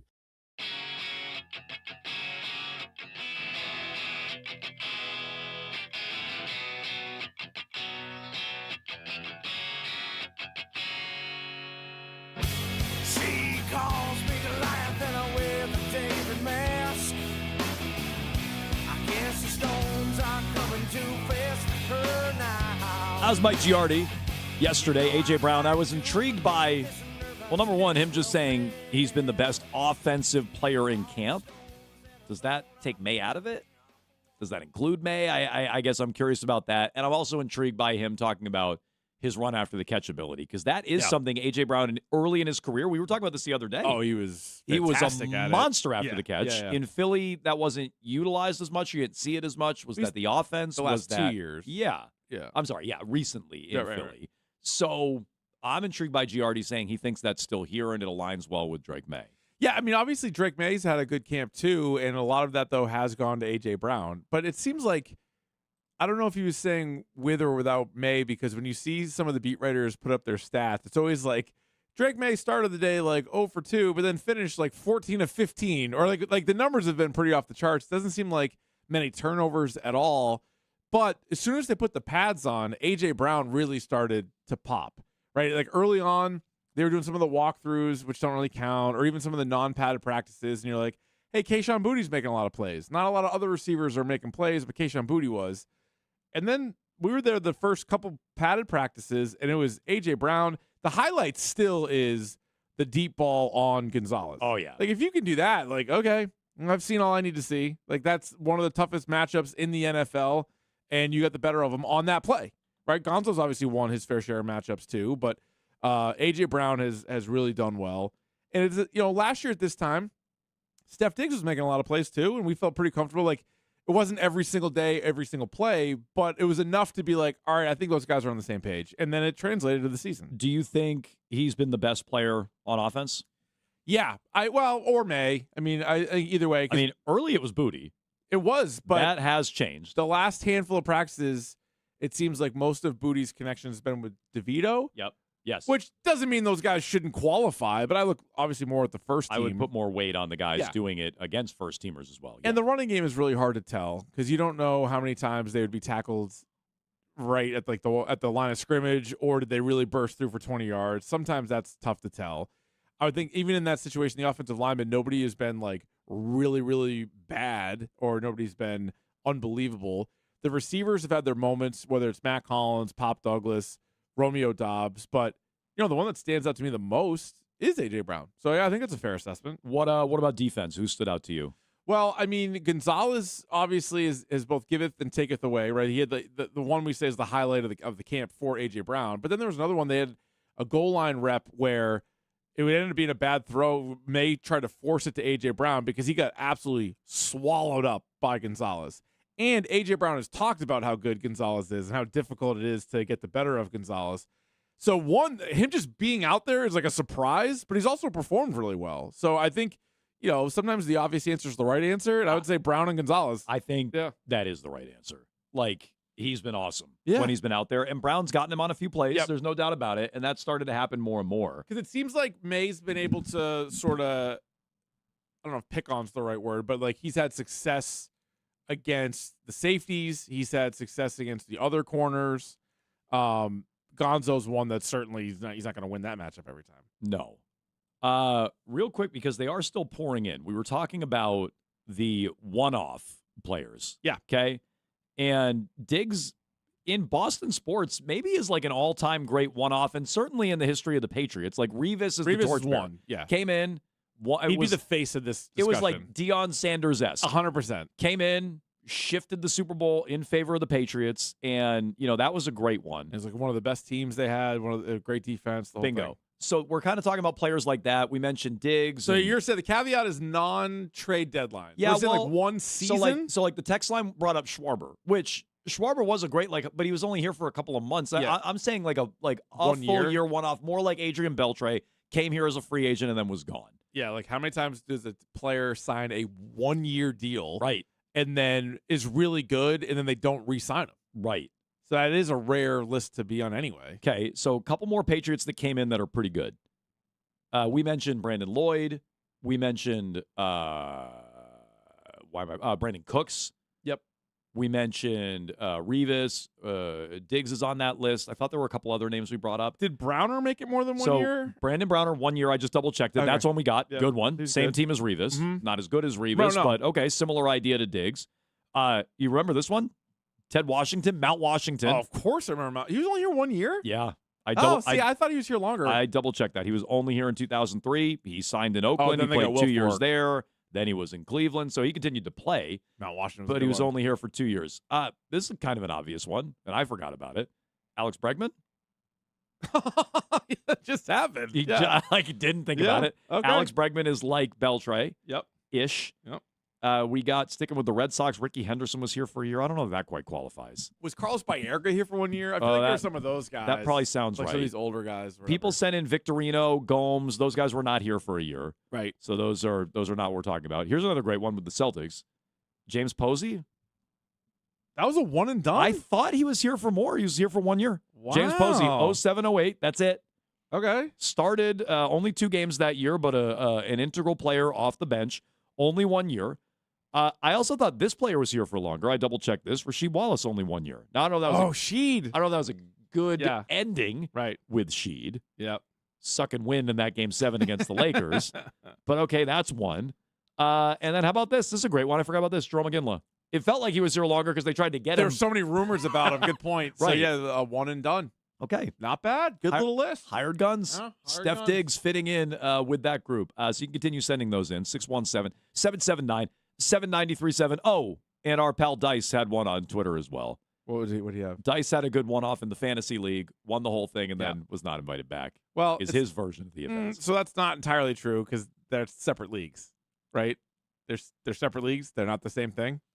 So you did not get invited back to the league. You just weren't invited into the inaugural Jones and Keefe League from a year ago. 617-779-7937. I think we have a full crew back from that, right? I think the whole squad's coming back. Love that. We got to get we got to talk to Bradford to get the that we got to get situated. Figure out how to get our draft order predetermined, and then we'll probably do like a live draft like we did last year on YouTube. Probably like a week before the season starts. Heck yeah. Yep. Okay, we'll get to your feedback on that. Speaking of Bradfo, let's check in with him. All the latest on the Red Sox, including Wilson Contreras, what's going on with him, Garrett Crochet, his timetable for a return. Bradfo talked to him yesterday. More fallout from the trade deadline. And, of course, who's deciding the order for the Jones and Keefe Fantasy Football League. All that with Bradfo next.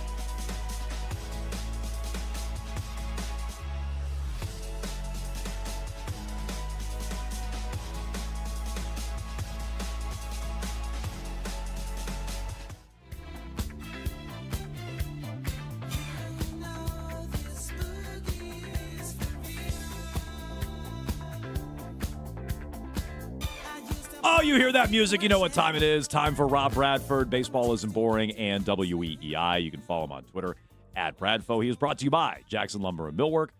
Providing, you can visit Jackson Lumber and Millwork for all your residential, remodeling, commercial building materials, and supplies at Jackson Lumber and Millwork, providing solutions and delivering results since 1946. And he's brought to you by McFarland Energy, the heating, cooling, and bioheat delivery pros Eastern Mass and all of Cape Cod depend on at McFarlandEnergy.com. Bradfo, what's up?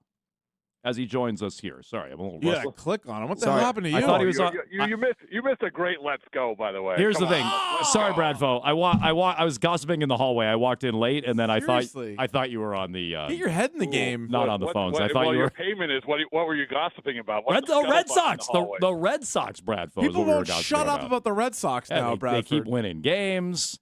Talk of the town. They're red hot. So no, I want to start with this though. You talked to Garrett Crochet yesterday. We were discussing his timetable for a return. He said he's open to pitching out of the bullpen. How do you think they're going to utilize him if and when he comes back? I don't think he has enough time to be a starter, to be honest with you. And I think that he kind of understands that as well. Just talking to him yesterday, he knows it's a race against time. And that can be effective and that can be, worthwhile. But at the same time, how much, what do we got? 50-something days left here before the regular season ends? And you think you're going to stretch him out? I mean, I don't think that's happening. You just have to keep moving him in the right direction so he can do anything. So, yeah, I mean, I wouldn't count on him. And I would say this, is that they could really use him because, you can't expect that they're going to go the rest of the way without any hiccups in that starting staff. And you've already thinning yourself out without Conley early. Hey, listen, they won 30 of 35. I'm not going to be the guy, the doom and gloom guy. But you just got to – all eyes lead to October now. They're, 95% chance of making the playoffs? When that happens, you're in the playoffs. We haven't talked to you since the trade deadline. You did a great job on the Nesson trade deadline show. I'm not sure you and JP Verchardi could sit any closer together. I don't know if you caught this, Joe. They were on each other's laps. I was like, look at these two guys. But anyway. We hugged after every transition. Were you sharing a chair? I couldn't tell what the hell was going on, but yeah. So we've talked obviously a lot about this since it's happened, but with Adley Rutschman specifically, if you want to get into what they gave up, that's fine. But what does this guy have left in the tank? Big name, number one pick in the draft years ago, all-star. He's getting MVP votes his first 2 years. Since then, he hasn't really looked like the same player. So in your view, what kind of player are they getting with Rutschman? Well, first of all, we can't be hypocrite. And I know you guys have done an excellent job talking about this. We have. Thank you. So excellent job. Binoculars, trade deadlines. You guys are on point with everything. Mm-hmm. But I would say this is we can't be hypocrites about this. If as flawed as Adley Rutschman might be, then it's fine. It's they're still part of the solution. It's still a World Series type of move. And if they didn't, I would say this also. If they didn't get them and the Yankees got them, we'd be screaming and yelling, how dare you don't get Adley Rutschman? No. How dare you not give up? Am I wrong? Well, I don't know. I don't think he's the player. He's a big name now, but I think he's better than Carlos Narvaez. But last season, Narvaez was better than Adley Rutschman. Adley Rutschman is better than Connor Wong. I'll give you that, but it doesn't seem like it's a huge move. What is he? He has 8 home runs on the season, and he has a 7-something OPS? He's hit 218 since the middle of May. Yeah. Yeah, so I would say this, is that, number one, he was an all-star, and you can't just become an all-star by having a crappy year. Justin Verlander would suggest otherwise. Well, I mean, he's the old guy. Yeah, I know. He's the commissioner. Orioles old guy. do need something. I know. But I think Adley Rutschman isn't the player that a lot of people thought he was going to be when he hit 28, 29. Yeah, there's no question about it. But in terms of what this team needs, in terms of what you wanted in the middle of this epic winning streak, a guy who's going to walk in that clubhouse and represent exactly what they probably need, not only on the field but off the field. Yeah, I mean, I think it was a good acquisition. Did you overpay? I hate overpay. I hate that word. Because everybody overpays. Well, why? Well, but here's the thing. So you said that we can't be hypocrites about this. I'm fine with giving up prospects. Are you a big Kyson Witherspoon guy? No. But I'm also. But this is what people are missing. I'm also not a big Adley Rutschman guy. So it's I'm okay with trading every prospect you got. I would have moved Arias at this deadline. I'm okay with moving prospects. I really, really genuinely am. But I want to trade him for a player I actually like. And I'm not in love with Rutschman. Hopefully I'm wrong and he's an upgrade and he makes the team better, and I agree with all of that. And I'll wind up seeing that I was wrong and, score one for Breslow and all this. But I guess this would be my alternate scenario. Well, you got to overpay to get a guy in a position of need. Didn't the Rays get a catcher for like a fraction of the cost? And he's not a good player, Adley Rutschman. Well, not defensively he's not, but offensively he's having a way better Well, year. I mean, that's half the equation. I mean, it's like you can't say Liam. Let's not go crazy. Let's not say, well, Liam Hicks was going to be as good as Adley Rutschman. I know, but he also cost you a fraction of what you gave up. Right. Well, you got a worse player. My point is not offensively. Well, the entire package for what Adley Rutschman represents for the Boston Red Sox is significantly better than what Liam Hicks would represent if the Red Sox got him. And I hear what you're saying, because you want to get the most for what you're giving up. But I can't be, when I say you can't be hypocrites, we can't be hypocrites about Breslow finally saying, all right, we're identifying this guy and we're going to get this guy and it's going to be uncomfortable and we're going to have to overpay for him. But this is the guy that we think it's like the Marcelo Meyer thing, right? When that trade goes down, we're like, what? You trade for a lefty reliever? But this is the guy they think actually can help them win a World Series. And guys, that's what this comes back to. It's they were said in November were World Series aspirations.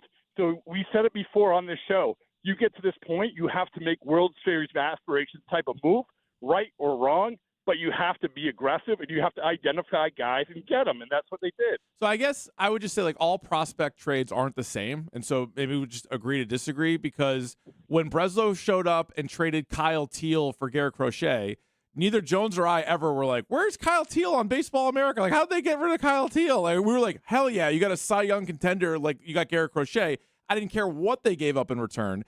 When you get a lesser player for all those high prospects, I think that's sort of where the debate comes in. You mentioned... Yeah. Okay, go ahead. Go ahead. I was just going to say... No, yeah. Go ahead. You go ahead. All right, I will go ahead. I will say this, is that I totally understand. I understand the whole prospect thing about when you get a lesser player. And there's no question that Adley Rutschman is a lesser player than Garrett Crochet for the position he is. But, I just look at it this way, is that you put yourself in this position. Right now, I think they're the best team in the American League. Right now, they are, 14-0, whatever, against division leaders. So, if you put yourself in this position where you can actually achieve this goal, I'm always about what's best for business is winning World Series. And we say so many times how, teams don't understand that or teams lose sight of that. Well, if they feel like this guy is the fit to do that along with an Eric Miller or whoever, then okay, then I'm willing to do that deal, because I know that you're going to have to pay 3x at the deadline. So trading Marcelo Meyer for a lefty reliever, and we've seen him once. He looks good, and I'm sure it'll help the team. And has he been Haas to the? Well, tomorrow. We give it out on Friday, so yeah, snitching on yourself. It's tomorrow, yeah. He's the favorite for Haas of the week, no doubt. He has to be. He has to be. But what leads to the Marcelo Meyer trade? Maybe it's a combination of he wasn't that good at the major league level. Maybe they think he's soft, or maybe it's some of the how focused is he? What leads to this guy being a top prospect a couple years ago? What we thought was going to be the shortstop for a decade in Boston, and now traded at the deadline for a lefty reliever. Yeah, I mean, I think you hit the nail on the head. It's a combination of things, none of which has to do with a Reddit post. And so I think it is a combination of things. I think it's a combination of, did they believe in him? Maybe they believed in them 2 years ago. Probably not. Did they think that this was a guy who was going to help them once again win a World Series this year? Probably not. All of that. I mean, I think that did they view him as we got to hold on to him and wait for just the right trade like they thought they did in the offseason with Ketel Marte? No, they didn't think any of that.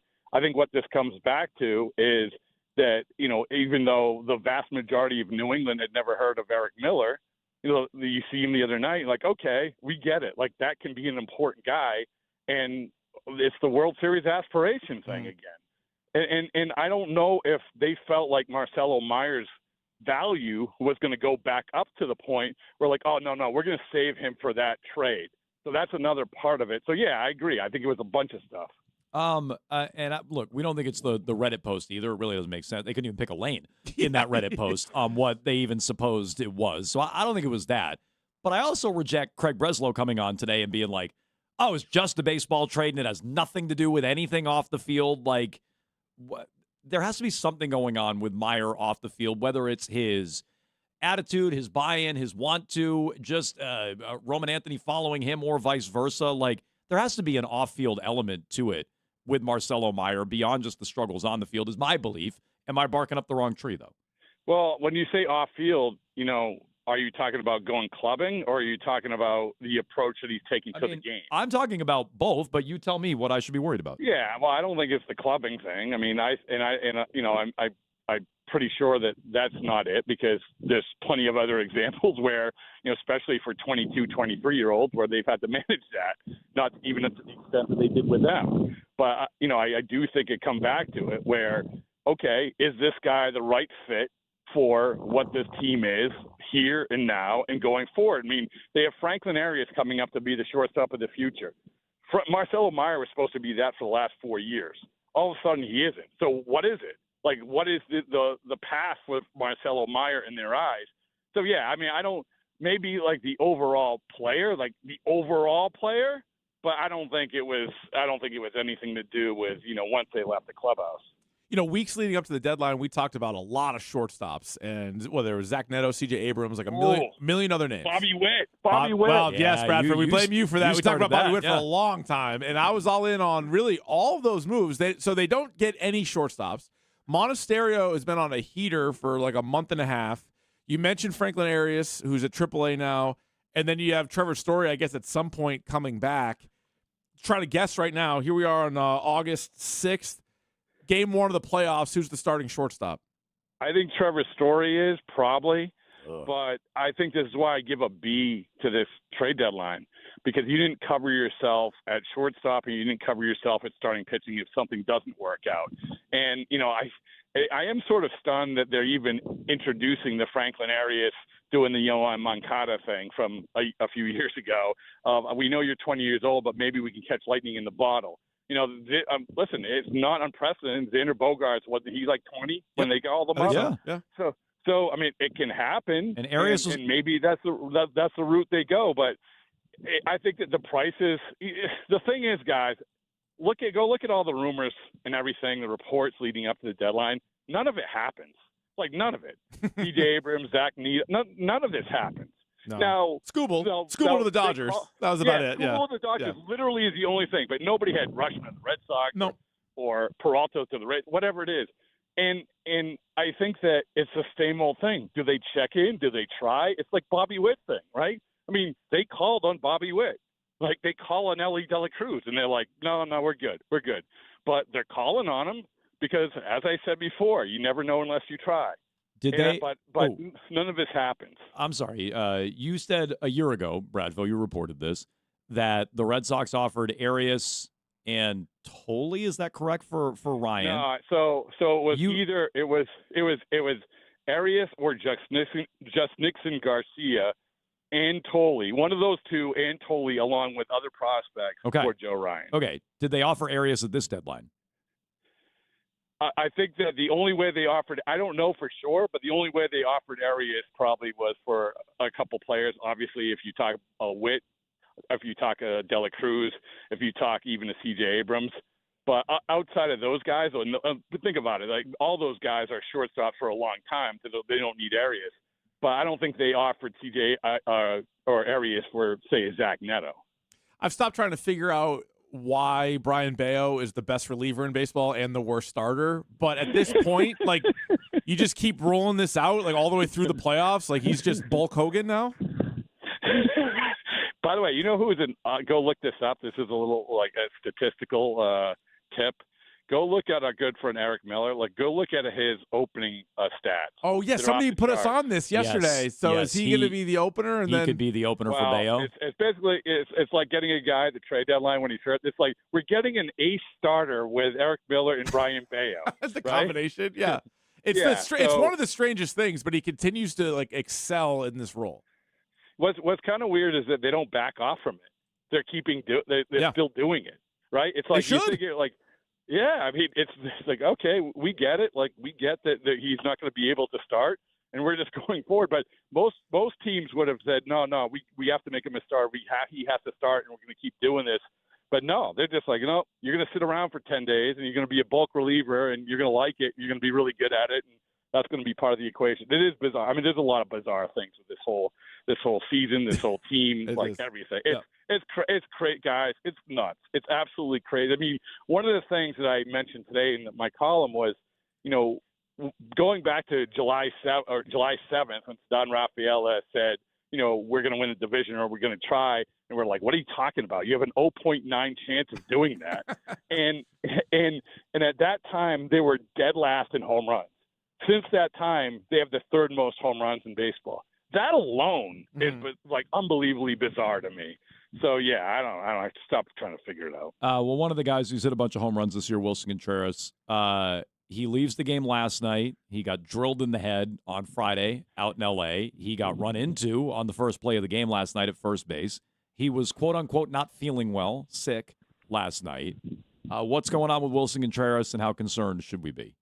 Yeah, I don't think you're concerned. I think he was sick, but I think it was interesting, the Antonacci thing where he kind of elbows him a little bit, and you're just waiting. I literally had my camera focused on those two, thinking like I'm going to be ahead of the curve. My instincts are going to be so keen on this when the brawl goes down. But I almost get the sense with Contreras, even going back to the Duran thing from last week, where he's definitely trying to reel it in a little bit after the shock and awe, the suspension stuff. I get that sense. It's very difficult for him to do. But, we all thought after last night, you have something like that, he was going to go right at him. He's yelled at pitchers for throwing him like a ball. He's yelled at his teammates for clapping at him. That's true. Right, exactly. But I think I kind of get – I mean, I might be totally wrong, but I kind of think he understands, hey, bench clearing brawls probably isn't a great idea right now, because why the White Sox really need it after getting blown out, we don't need to do anything but get the Sweet Caroline and call it a day. Okay. He's Rob Bradford, brought to you by McFarland Energy. Check him out at Bradfo and on the Odyssey app. Baseball Isn't Boring podcast, WEEI.com. All that good stuff. Bradfo, as always, we appreciate it. We'll talk to you next week. All right, guys. Thanks, man. I'll talk to you later. Thank you. All right. Rob Bradford joining us here on Jones and Keefe. Let's get back into some deadline fallout, some interesting stuff there from Rob Bradford. Plus, at high noon, we'll go on the clock with our ideal Red Sox playoff lineups. Again, that comes your way on Jones and Keefe.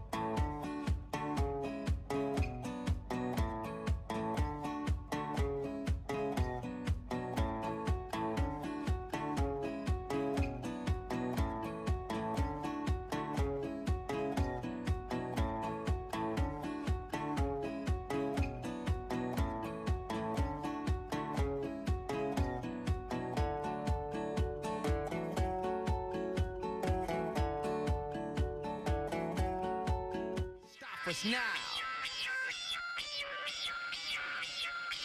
No matter how hard you try, you can't stop us now. We're the renegades in this atomic age. Jones and Keefe will go on the clock at high noon with our ideal Red Sox playoff lineups. Woo! Where do Roman Anthony, Garrett Crochet fit in? Do they fit in at all? What about Franklin Arias? Interesting that Bradfo thinks Arias could make a Moncada or Bogarts level jump. Those are different. They are. Moncada did come up in 2016 for like a cup of coffee, so I get what he was saying. But to me, Bogarts is the comp we've been making. Oh, yeah. And I think that was also a World Series team, so it's easy to make that comparison. That's a really good one. Yeah. That's a really good, high-end potential comp. I mean, Devers came up. They worked in Devers in, I think Devers was 2017 when they started working him in, if I'm not mistaken. Bogarts was 2013. So, like, a guy you work in late who ends up contributing in the playoffs. Bogarts didn't play every day. Devers did not play every day in the postseason when they came up, but they came up and helped.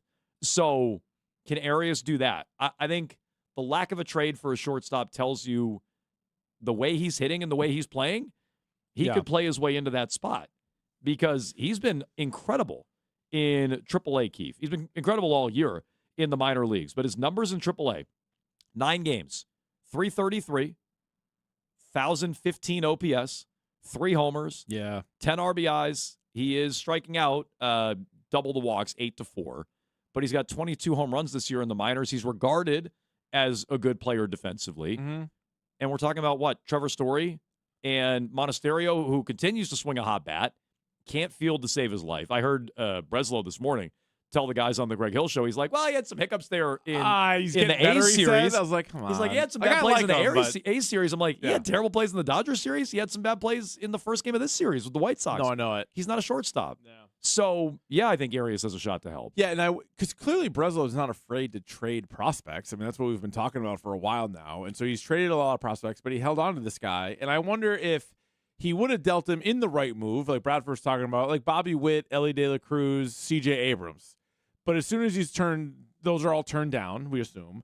He's like, all right. He said specifically not Neto, which I personally would have done. Yeah. But he said not Neto. Or he doesn't think they would include him for a deal for someone But maybe like they Neto. were trying to get Neto other ways, and it didn't work. And then he's like, I'm really glad they didn't just panic and trade Arias for, like, Otto Lopez.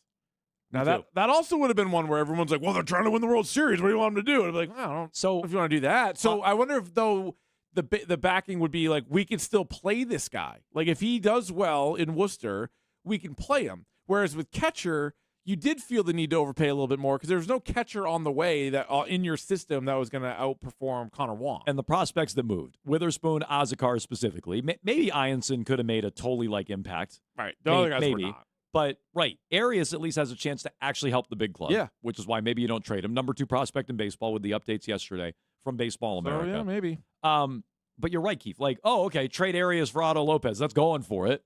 Hey, don't worry about trading prospects. That's going for it. Well, I got to like what they're getting. And that's been my stance the whole time on Rutschman. So just to close the loop on this, because me and Bradfo got into it a little bit, I'm like, well, couldn't you have given up less to get Liam Hicks? Yeah. Who hit a grand slam in his first game with the Rays, by the way. So, number one, he's healthy. He's having a better hitting season. He is. He's hitting 282 with an 803 OPS. He hit his 15th home run. It was in Colorado, but a grand slam in his first game with the Rays. Okay, so he's A, playing. Right. B, more productive offensively this year than Adley Rutschman. And C, cost you less. So I wanted to double-check myself on that. I looked this up the other day. I couldn't quite remember what Hicks went for. Kylie McDaniel ranked all the prospects that moved at the trade deadline. The Red Sox moved 3 of the top 11 names, including numbers 4, Ianson, and 5, Azekar, along with Witherspoon, 11, for Rutschman. The Marlins acquired the number 9 prospect at the trade deadline, Braden Taylor, an infielder, for Liam Hicks. So would you rather have given up just Kyson Witherspoon for Hicks, who's having a better year, or like one of those prospects, still upgraded at catcher? Like that's been my point all along. Now, if you think Rutschman is a massive upgrade, clearly Bradfo does. Yes. Massive upgrade and much better total package, and he is better defensively. If you think all those things, then maybe the extra prospects are worth it. But that, to me, is the calculus. Yeah, no, it's still a lot to give up. But if he is really, really good, like you never really regret the trade if the player that you acquire is really, really good.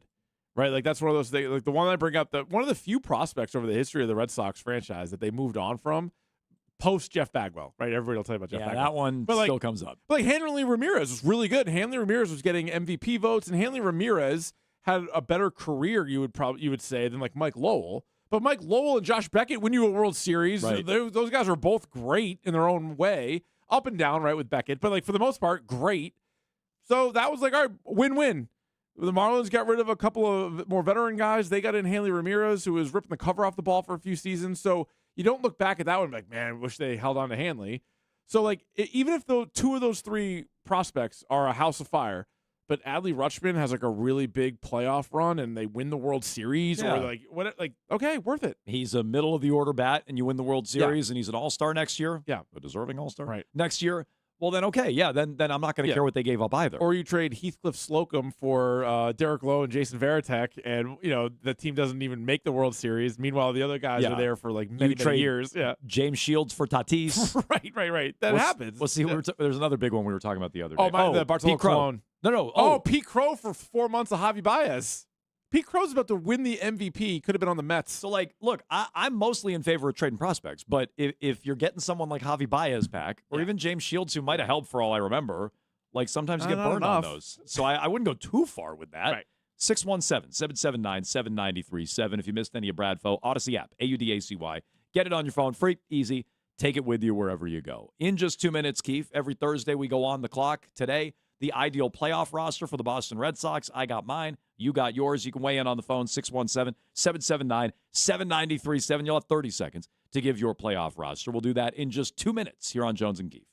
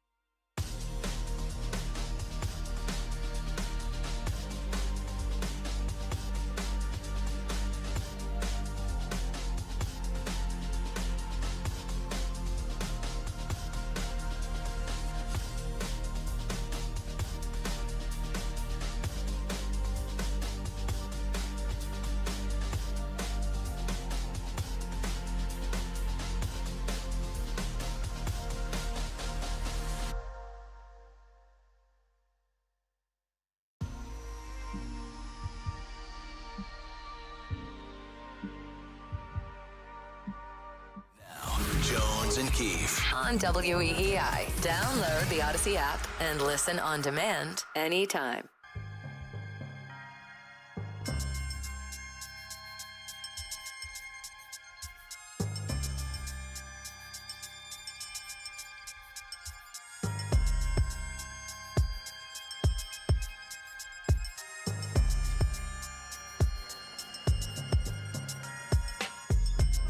High noon, Jones and Keefe here on WEEI. We'll go on the clock in just a few moments.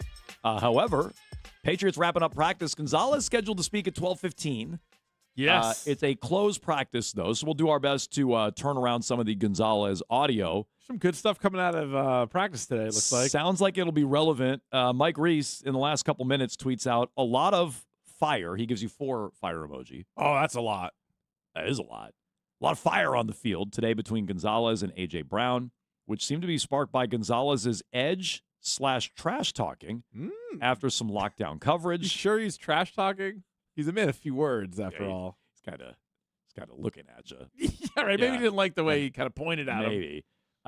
Looked like the two almost needed to be separated at one point. I love it. As they transition to a new drill. I love it as well. That's fantastic. Now that's great. And then now they can take it out on the Colts on Tuesday and then the Eagles the following week. Here's what That's I guess great. I don't like. It says A.J. Brown's mad at the lockdown coverage. So, like, Can't get open? Yeah. Exactly. So, like, and now A.J. Brown's frustrated with himself that he can't. So, like, maybe. I'm not there. I can't see it. So that's what I would wonder. But in general, if Gonzo's getting in one play and A.J. Brown's getting in the other and they're getting frustrated with each other and getting into each other, I have no problem with that. But this could be just the good thing is that's play against him in games. Yeah, he True. does not. Now, this could also be a day where Gonzalez won. There was a day I thought Brown won that we were there. Yep. So, like, Gonzalez is that good. So he can't continually get beat by A.J. Brown and also be the second best corner in the league. How about this? You see this one from Phil Perry? No. Patriots wrapped up the practice with some highlight reel defensive plays. Oh, maybe I saw a similar tweet from Reese, but go ahead. Yeah. Drake May was picked off on back-to-back throws in the 2-minute by Marcus Jones and Kevin Byard. He's back. Tommy DeVito then got one snap, was picked off by John Saunders, and Mike Vrabel called it. Oh, he called it. Well, So I didn't see that. that's what Phil wrote. I don't know if that was supposed to be the last play or if he pulled the plug. The way Reese wrote it, he said the 3 straight interceptions had the defensive sideline buzzing. Oh, I bet. He says, don't see that often. Phil Perry says he pulled the plug on the practice. That's it, guys. Seen enough, guys. Yeah, 3 straight picks. Hit the showers. Okay, so it sounds like the offense was frustrated today. Yeah. Right? Is that a fair characterization? I mean, it didn't look like they got anything going, at least at the end. Gonzalez. Now, it doesn't speak to the beginning of it, but if A.J. Brown is getting pissed off at Gonzalez and then Drake May throws back-to-back picks and then gets taken out and then DeVito throws a pick and then they're like, practice is over? Gonzalez and A.J. Brown almost get into it because, as the way Reese put it, Phil also Gonzalez adds, is tight coverage, lockdown coverage, and trash talking. So that sounds like Brown was frustrated. Then they throw 3 straight picks. Yeah, Phil says 3 plays, 3 picks. Ugly finish for the offense. Byard's pick was on an overthrow to Hunter Henry that didn't seem particularly close. The veteran safety then spanked the nearby goalpost with a towel in celebration, as one does. Again, that was Phil Perry. Yeah, pretty good. All right. So yeah, they seem to be pretty fired up.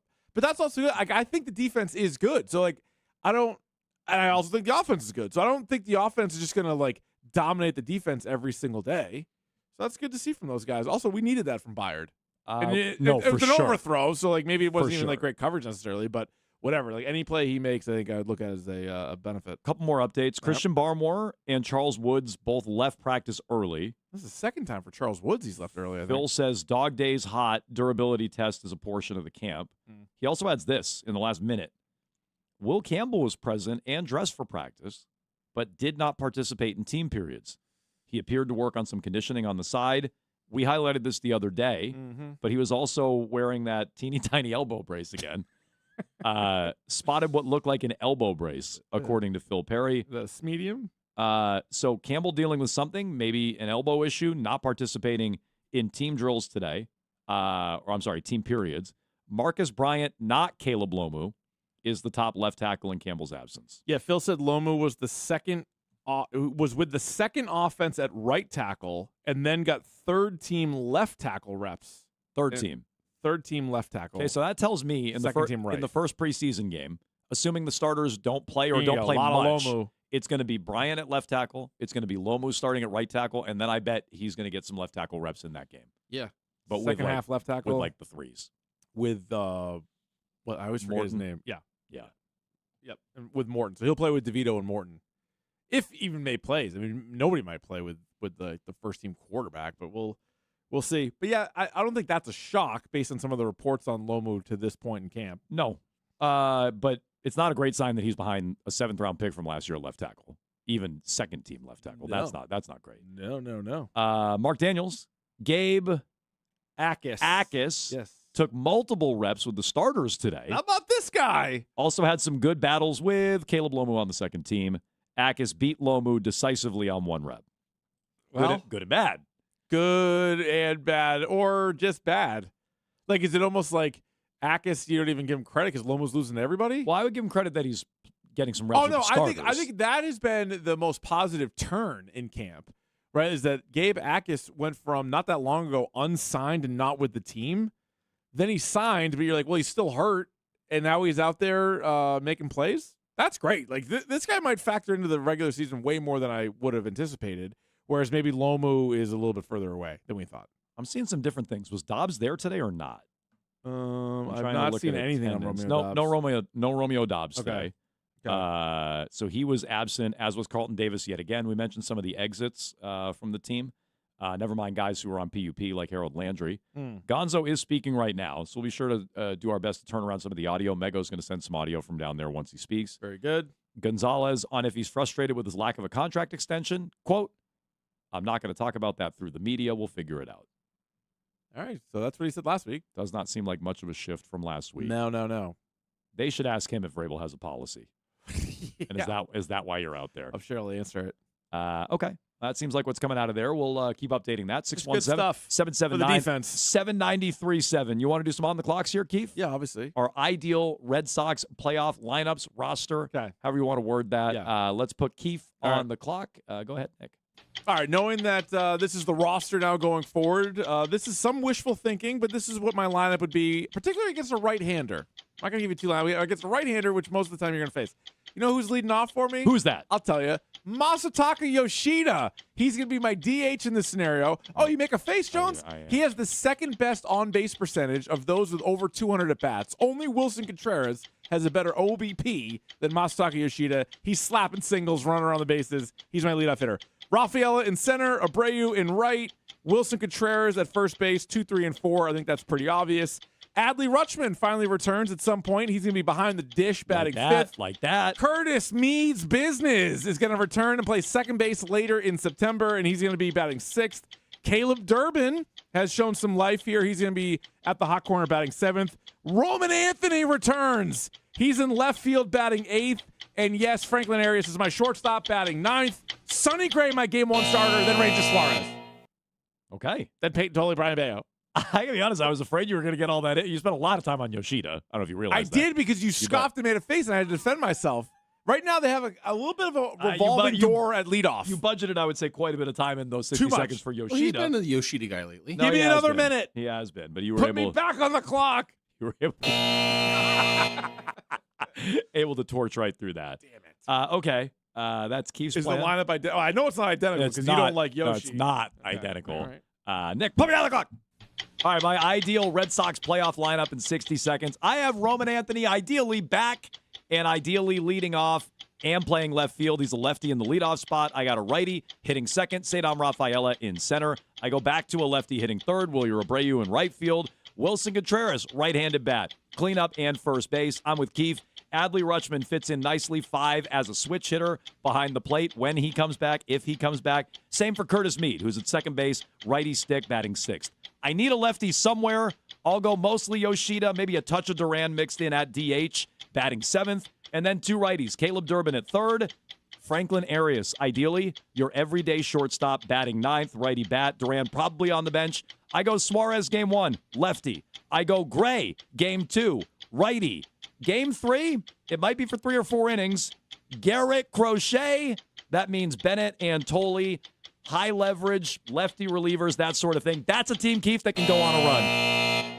Why not have Bayo? Why not have the incredible Bulk go after Crochet? Piggyback on him. Maybe he could. Piggyback. No, he could. Yeah, I wonder how they're going to do that because I always think they're going to go through these playoff runs with 3 starters, but it's always 4.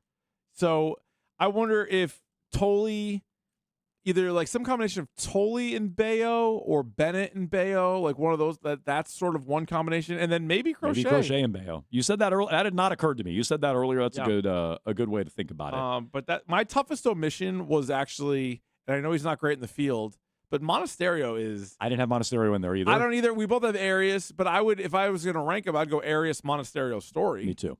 And Bradford told us he thinks Story's going to be the playoff starter at short. Just real quick, making out the lineup underscores something we said a lot leading up to the deadline. Everybody's like, they need a righty bat. They need a righty bat. Go get a righty bat. We're like, they actually have righty bats. They need a lefty. Like, this lineup needs another lefty bat. Yeah, they have, at least 4. And Rutschman's better from the left-hand side, but he's a switch hitter. So, I mean, if you want to say they kind of got that, I feel like they need another lefty bat somewhere. They don't have – you look at the bench. Look at our bench. Yeah. The bench right now is like Wong, Monasterio. It is 2 of the outfielders, right? Eli White and Jahmai Jones. It's like all right-handed bench bats, too, outside of Duran and or Yoshida. So that's what's going on. You guys are whispering? Is there something going on? No. Oh. Wilyer! That's your best lefty bat. That's Got it. probably your only reliable lefty bat. I was right worried now. I was missing something. In I Patriots training camp. like Yoshida more than you do, and then we'll see what Rutschman brings to the table. But because Durant hasn't been the player. I know he's turning it on now, and then we haven't seen Roman Anthony. It's like all they have is left fielder. All they have is outfielders and lefties. It's like, well, that's changed, because Rafaela has been really consistent. Durbin's been able to swing it a little bit. So yeah, that is definitely changed. If Curtis Mead returns, then now you're looking like a different lineup. Okay, we got some fireworks at Patriots training camp. Christian Gonzalez and A.J. Brown. Those are our ideal Red Sox playoff rosters. You can weigh in 617-779-7937. More updates from training camp and the latest from Christian Gonzalez himself. We'll get to that 2 minutes here on Jones and Keith.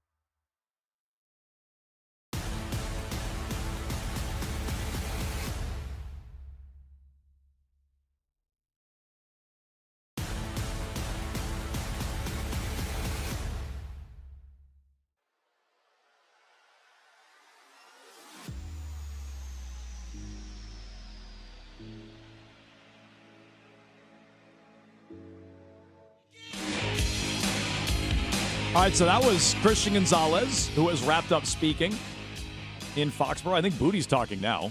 Interesting. Oh, busy day. These days where they don't let the public in, they're letting all the interesting players talk. That's All weird right. how that works. Drake May yesterday, and now these two today. It's like all the players you actually want to hear from on the team. But okay, neither I here want to nor hear there. from all of them. Neither here nor there. Our Patriots Monday guest, I'm sure, will be speaking tomorrow. Or no, yeah, we're there tomorrow. Oh yeah, he'll be prominent tomorrow. Front and center. Somebody's 10 to 2 Patriots Friday guest, Monday guest. Yeah. Okay, but again, A.J. Brown and Christian Gonzalez got into it. If you missed us talking about this earlier today, again, Reese used 4 fire emojis to describe that. It's pretty good stuff. I love it. That's great. And like, for this matchup to be this good, we talked about it last week, like maybe one of the best wideout versus corner matchups in the league. in a training camp that you can have. Yeah. And especially because they're brand new, right? Like we argued Witherspoon, Smith, and Jigba's a really good one, but they've also gone head-to-head for, 2-3 years now. This one, brand new, and you'd be disappointed if it didn't get chippy like this. Because there's reps where A.J. Brown wins. There's reps where Christian Gonzalez wins. They're both getting annoyed by it, but they're also, this is the whole point of it. Like, they're getting better. It's not like Gonzalez is picking on garbage wideouts or vice versa, or guys that Correct. aren't even going to make the team. And you're like, all right, great, another catch for A.J. Brown on a guy that won't be lined up against him. This is as good of a battle as you're going to get. So one more quote here from Gonzalez, who was asked about the back and forth and the jawing with A.J. Brown. And I guess the way this is written, I'm assuming the question had something to do about, is this a reminder of who you are to A.J. Brown? Got it. And Gonzalez said, quote, he's not going to forget me. Okay. Good stuff. And I think No, I think it is awesome. I think it does. This is kind of corny, but I think it'll bring them closer together as teammates too. And so when they end up going up against the Colts next week, there's going to be more of the like, hey, basically like, he's my guy. You don't get to do that to him. And then when they play in real games that matter, like I think all this stuff is good. I do as well. And, you know, the old cliche, iron sharpens iron. I mean, that's basically what Gonzo said there. He's like, look, I'm going to go against good receivers like this. It's going to make me better. He's going to go against lockdown corners like me or whatever he said. He might not have called himself a lockdown. Wouldn't surprise He said me. a one. I think a one. He's a one receiver. I'm a one corner. Exactly. Or something like So, that. like, stuff like that, I do buy into, and I think is important. Mhm. And I'm trying to remember, maybe Vrabel just in his Q&A, his press conference the other day, was asked about that matchup. And I immediately think of that. You hear about the legendary practices that, like, the 03-04 Pats used to have. Oh, yeah. Like Where Troy it's like- Brown, Ty Law, and all these guys. Well, Yeah. like Vrabel and Rodney Harrison would be talking smack to Brady, and then Brady would get him for a play and do it right back. And, like, I'm not saying you're at that level yet, but this sort of matchup is kind of what they had back then. Yeah. Definitely. Which is cool, if nothing else. Well, yeah, you just have like really good players all over the field. Like there was that the last year of Belichick, or last couple really, and then the Mayo year. You're looking around, you're like, all right, who are the best players? First of all, let alone how many great player versus great player matchups you're going to have. And so, yeah, now when you're starting to flood the team with like more talent, like you're gonna get more opportunities for that. Okay, a couple more highlights. We mentioned these 3 plays, 3 picks to end practice. Kevin Byard, Marcus Jones picked off Drake May, and Tommy DeVito got picked off. And effectively, Vrabel called the practice at that point in 3 time. straight interceptions to end the practice. So not a great day for the offense. Do you want the numbers? What, you got Drake numbers or May was overall numbers? May was 9 for 15, 2 picks. Both picks were in the 2-minute drill. Yeah, there was not a lot of interceptions the first however many days of camp. No, AJ Brown rather had 3 catches, only 1 on Gonzalez, but he did get him for 1. Okay. No Romeo Dobbs today. Mac Hollins was repping in the Z spot, so I take that to mean Booty was still not getting top team reps, even without Dobbs out there. I did see after Chisholm was getting a lot of first-team reps, too. Okay, interesting. Chisholm was? Well, we had Kern on. He was saying even though Keyshawn Booty is trying to tell the media that he can play every role, every receiver position, it seems like they kind of are using him as A.J. Brown's backup. So, like, there is value in that because maybe A.J. Brown doesn't play all 17 games. But at the same time, every time Brown's on the field, it seems like Booty is not. Here you go. Instinct on that is right. Callahan tweets, Booty rotates with the ones, but mostly second team. Yeah. He says Kyle Williams, mostly twos, some third team reps. Eeks. Big time eeks. Yeah, he's I would say in trouble.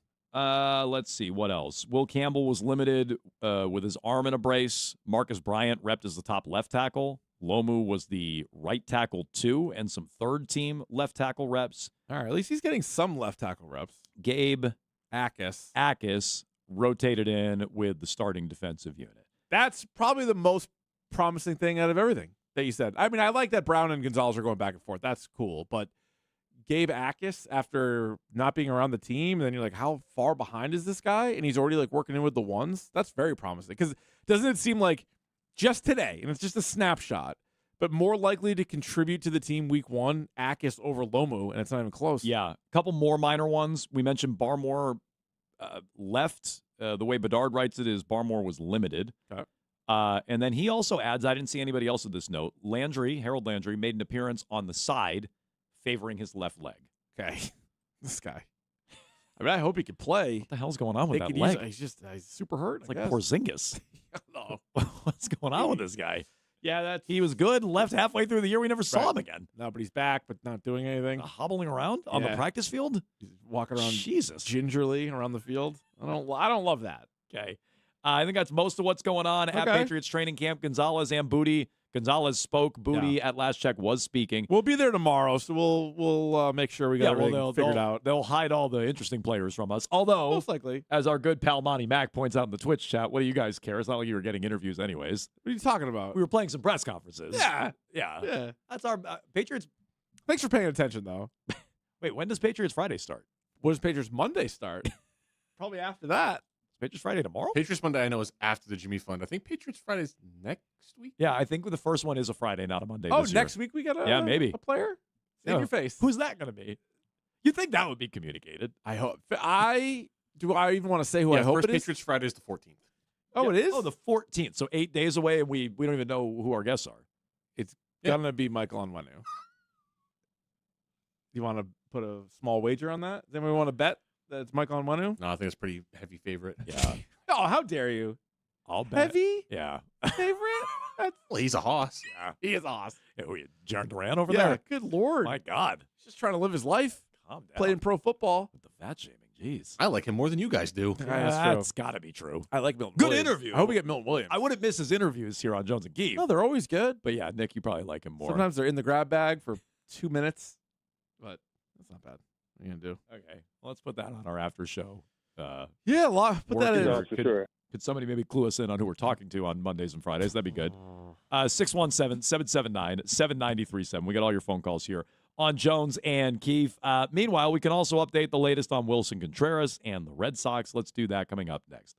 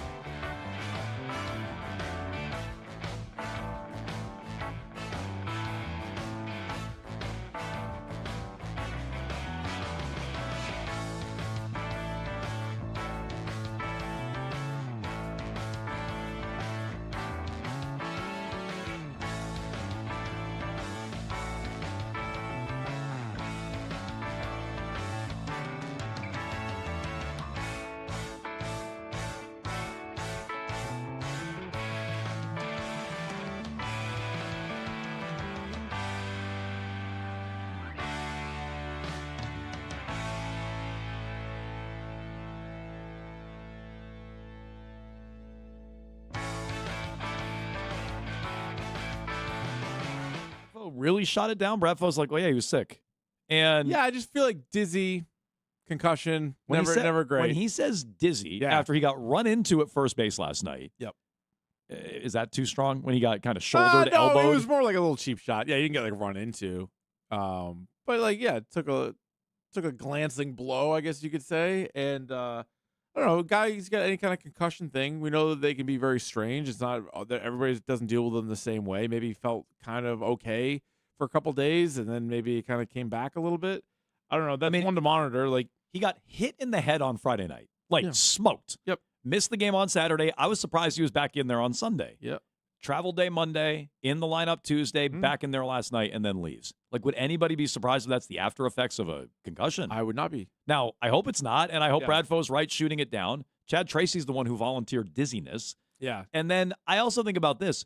Wilson Contreras, I feel like, has tried to play through and gutted through like every injury under the sun this year. Correct. Including the concussion coming back on Sunday night. I mean, unless he had some bad lettuce, I don't think he's coming out of that game. So he's got the sniffies, and he taps out in the middle of a game. Doesn't strike me as the guy who's like, hey, can you check my temperature? Me neither. Because they did say his temperature was up. Yeah. That's what he said. But like, they just got guys in there checking temperature. So like, how are they doing that? I hope, and then it's this medical staff. They're like, we're going to take it rectally. He's like, no, we don't need to. He's like, it's all we have. It's the only way we can do it. Like, please get away from me. Yeah. We're going to take your temperature. If you can just pull your pants down. Wait, why? You can walk down the tunnel with me for a minute. I can't do it. Can't do it right here. There's got to be other ways to check my temperature. Not here. Not us. No, not us. You want an accurate reading. We want the most precise reading possible. Here, we're the Red Sox medical staff. We're a big league medical staff. So, again, just grab your ankles real quick, and I'll take your temperature, if you don't mind. Yeah, then they take him out of the game, and you're like, that's not a great sign. Because it was like 2-0 at the time, too. Where do you stand on the Red Sox throwing at Antonacci, who's the guy who elbowed, give a nudge to Contreras last night? He ultimately got hit, but it was on an 0-2 pitch. So I want to say it was on purpose. I want to say that, but I'm not 100% convinced because it was an 0-2 pitch. Now, there's 2 outs, and I think if any combination of players would do it, it might be this one, right? Like, so a guy takes a little cheap shot at Wilson Contreras. Sonny Gray's on the mound. Next time he comes up, he drills him. I kind of like it. But 0-2, like, you're this close away from just punching him out and then continuing with the game. It's still a really close game at that point. But if I had to pick one way or the other, I'll say yes, it was done with purpose. I like it. I want to believe that anyway. So I'm curious. Updates on Wilson Contreras today. We'll see if there are any. But the Red Sox go for the sweep tonight against the White Sox. They are now, according to Kalshi, and I still have not fact-checked this with Kalshi Ken. I haven't gotten all of their models and everything like this. Okay. But according to Kalshi, the Red Sox are the favorites now to win the American League at 20%. That is greater than the Yankees at 19%, greater than the Rays, greater than anybody else in the American League. I can check if the DraftKings or FanDuel odds have shifted whatsoever. But as of this morning, Red Sox were third best odds in the AL on DraftKings. They were the second best odds on FanDuel. But I'll double-check those right now. Should they be the favorite? Does Kalshi have it right? I think they should be the favorite because I think there's still a lot of time left for them to maybe even make or to win the division, honestly. Like, they're 5.5 games back. They're only a game back of the Yankees, who are the favorites on both FanDuel and DraftKings. Right, so they're a game back from being the top wild card, and I think both the Yankees and the Red Sox, in my mind, should have a better chance of winning the division, even knowing that the Rays have a 4.5 and a 5.5 game lead. But I just think the way that they've been playing, and nobody else, like, all these other teams made moves, but it wasn't like, oh, they got Tarek Skubal. Right, that was the biggest trade done, and it's way out west in the National League. So I look at the way the Red Sox are playing, and maybe they get some reinforcements, maybe they don't. Like, I still think they could win the American League without Roman Anthony, Garrett Crochet, Trevor Story, all these guys. Like Adley Rutschman, Curtis Meade. No, so throw them on there. Like, I think those guys are more likely to return, but like those are 6 guys that might help the team. I'm not relying on any of them. I think they have a chance to win without those guys. So, yeah, to me, they would be the favorite in the American League. And I feel like for the last couple of weeks, I've felt that way. And they've only kind of strengthened that case the way they go out there and they're just beating up on the White Sox. Well, you can make the case. People on Kalshi just saw our tears on Tuesday. Oh, maybe they did. And then said, yeah, you know what? Jones and Keefe are right. Let's bump the Red Sox up to the top line. There's only one American League team up there? DraftKings still has the Yankees at plus 260. Followed by the Rays at plus 450, followed by the Red Sox at plus 550. Maybe a buying opportunity there. Yeah, it might be because they do have a lead. FanDuel has Yankees plus 270, Red Sox plus 420, and then the Rays down at plus 490. Yeah. So those are the updates there. I mean, the Yankees have even more guys. Well, I shouldn't say more. Judge is supposedly back doing baseball activities. So well, he's allowed to do light running and upper body resistance work. Some bands. That's not baseball activity. Get some bands going. Okay, but that's like what we're talking about with Crochet and Anthony. I mean, that's not that far. Well, no, different. Anthony has a bat in his hand. Well, he does. Judge is allowed to do light running. He can jog the first base. Yeah, Okay. no. Crochet's throwing a ball and Anthony's hitting a ball. Judge is just Crochet's like throwing getting a from jog in. 50 feet. I mean, I wouldn't say those guys are like way ahead of Judge. Oh, I would. I mean, Judge is just now jogging. Okay. I would just say I'm not counting on any of them, honestly. Yeah, well, but I'm just saying, let's treat all of them the same. Do we think Roman Anthony and Crochet are coming back? Then let's leave the door open for Judge. If we don't think those guys been running the bases and doing fielding work, he's been running around the seaport is what he's been doing. I guess Giancarlo Stanton exercise. Giancarlo Stanton took some swings. Bellinger is doing. I like this. They made it specific. He's doing some outdoor running. Well, it's not indoor track season. Yeah, I guess not. He's out on the real track. Yeah, they're letting him outside, even though it's Nice. hot. He's doing some outdoor running, maybe by a body of water. I don't know what he's doing, but he's getting some fresh air. Oh yeah, good run. Good for Cody. Good run on the Hudson, baby. Yeah, so they got a lot going on. A couple of texts here. This is from earlier, but it really stood out to me when we were talking about the Adley Rutschman trade. Guys, enough crying over spilled milk. What? Let's focus on what the Red Sox do have. JFC. Who's that? You guys can be exhausting.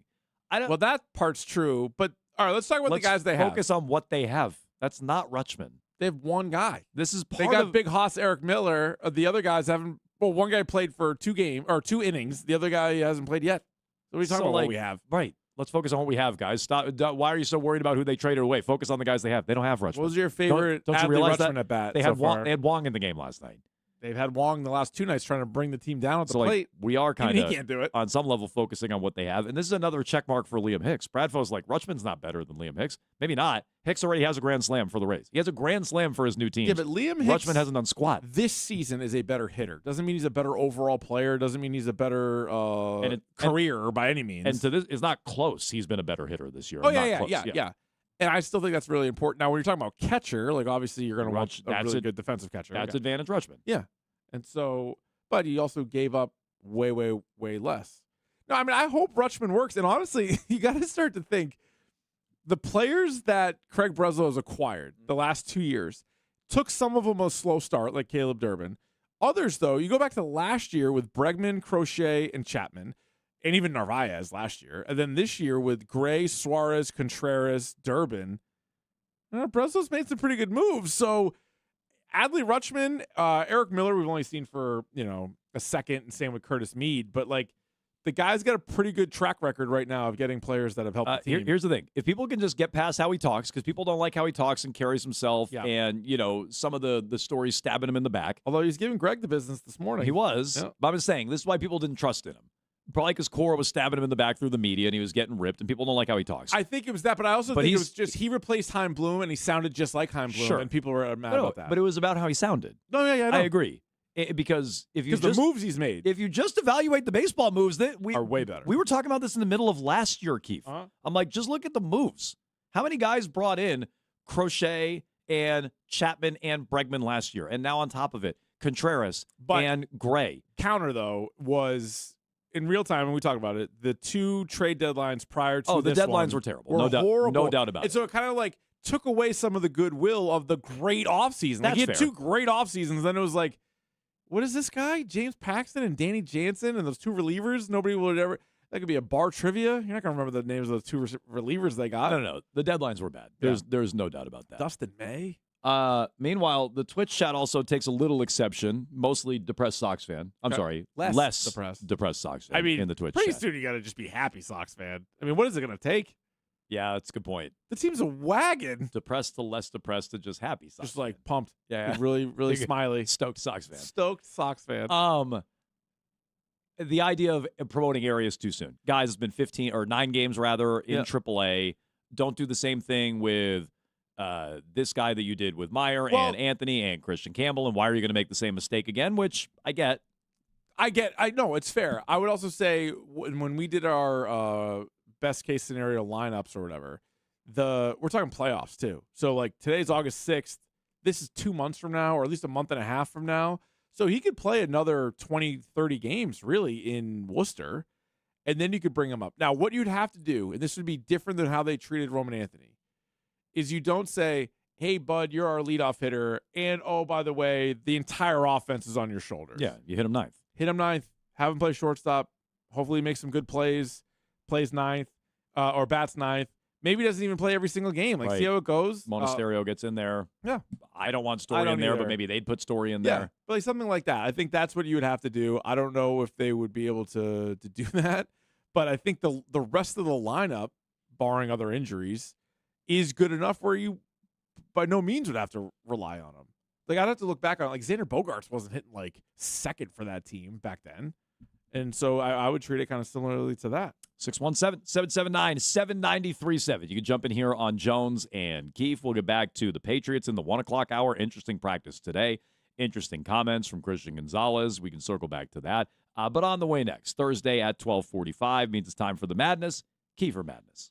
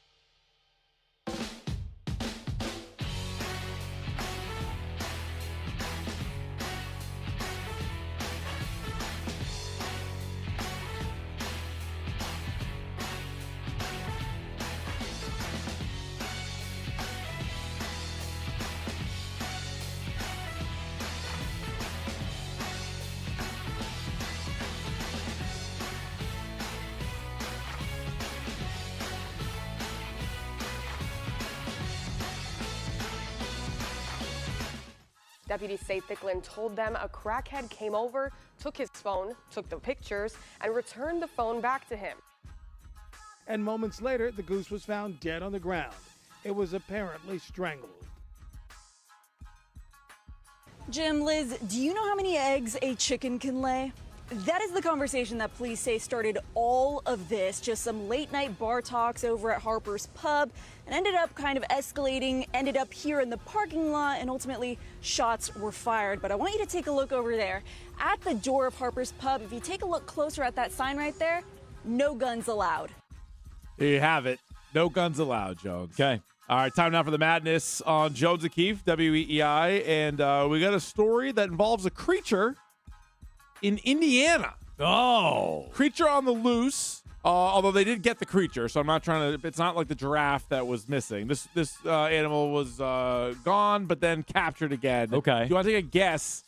Indiana. What type of creature we're talking about today? Hoosier, horse. Yeah, right.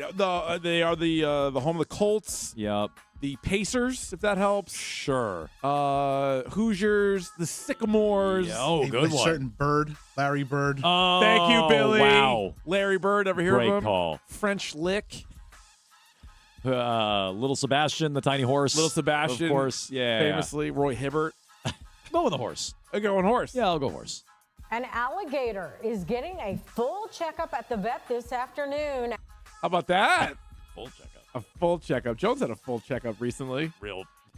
Maybe they're doing that to the alligator. Everything. Yeah. Oh, yeah. Yeah. You gotta get that. You It gotta was get, more of an empty checkup. Yeah. Yeah. That's a good point. They cleaned him out. Much was evacuated. That's true. Yeah. But yeah, we're talking about an alligator here. Okay. An alligator is getting a full checkup at the vet this afternoon after Jeffersonville police found it early Sunday morning. Okay. And today we are hearing from the woman that officers called in for help. Thanks for being with us at 5:30. I'm Connie Leonard. And I'm Doug Profit, a nonprofit sanctuary for Let me stop you right there, Doug. What? Did she throw to herself? Is his name Profit and he's talking about a nonprofit? Is that just like a catchphrase? Hey, I'm Doug Profit. I'm Doug Profit. I'm Doug Profit. And I'm Doug Profit, a nonprofit sanctuary. What? Hold on, Doug. There's no way. Lamar Profit should have done this. Oh, he was good. Lamar Profit? No, LaRon. LaRon Profit. There you LaRon go. Profit. I knew that didn't sound right. Yeah. Yeah. And I'm Doug Profit, a nonprofit sanctuary for. What? Doug Profit spells it with 2 T's. On the Pam situation here, I'm having a hard time moving past this. Okay. So you think that's just how he starts the news every he night? should have just said, I'm Doug. Especially when the words coming right up again. Yeah. That's tough. I don't really. All right. I guess when your name means something, right? For help. Thanks for being with us at 5:30. I'm Connie Leonard. And I'm Doug Profit, a nonprofit sanctuary for cold-blooded animals, has taken in the alligator. I hear it named now. Gator Got for it. a checkup. Okay. I see. Cold-blooded animals. You got to leave a little gap in there. Do top 5 cold-blooded animals. Oh. Yeah. Rambo. Your ex-wife. Oh, I hate Yeah. it. Yeah, good one. Yeah, good one, yeah. Ian Hardwick here's how its boss became the woman to call. Wait, what the hell? Is it just my ears, or am I not hearing any of this right? I'm confused by all of it. The profit thing is throwing me out. I am. And alligators on the loose in Indiana? Yeah, alligator was missing. Got away from a cold-blooded not-for-profit sanctuary in Indiana? Got it. Okay, I think I got it. Cold-blooded, Yeah. not-for-profit, and then they called this guy's boss? Sure. And I'm Doug Profit, a nonprofit sanctuary for cold-blooded animals, has taken in the alligator named Gator for a checkup. Okay, hold on. The gator's name is Gator? This is also why it's confusing. The gator named Gator was living in a nonprofit, then took off, and then they were able to get it back. They let a 4-year-old name him? Yeah. Yeah, pretty much. Gator named Is it Will Gator. Ferrell and the other guys? We could name him Gator. Yeah, well, we could do something else too, because he is a gator. Yeah. Tough. Ian Hardwick here's how its boss became the woman to call. He's called Gator Boy. The guy just Gator said boy. Gator a second ago. Gator boy. Doug Profit was too worried about promoting his own nonprofit so they call him Gator Boy. Gator boy. That is a little Makes more different. sense. I think if I had a gator, I'd name him Croc. That's funny. That'd be good. Keep people guessing a Yeah. little bit. That's not bad. Sure. I'd name him Tim Tebow. Ooh, He's nice. called Gator Boy. Gator boy. We were not good friends, but it's fine. Jordan Jones picked him up early Sunday. Oh, related? You know what, Jordan Where was Jones? this again, Indiana? Indiana. I don't think there are any Joneses in my lineage in Indiana. I don't believe so. Just curious. Yeah. Jordan Jones picked him up early Sunday morning. She learned at wildlife rehabs in Florida that you pick up alligators by the tail.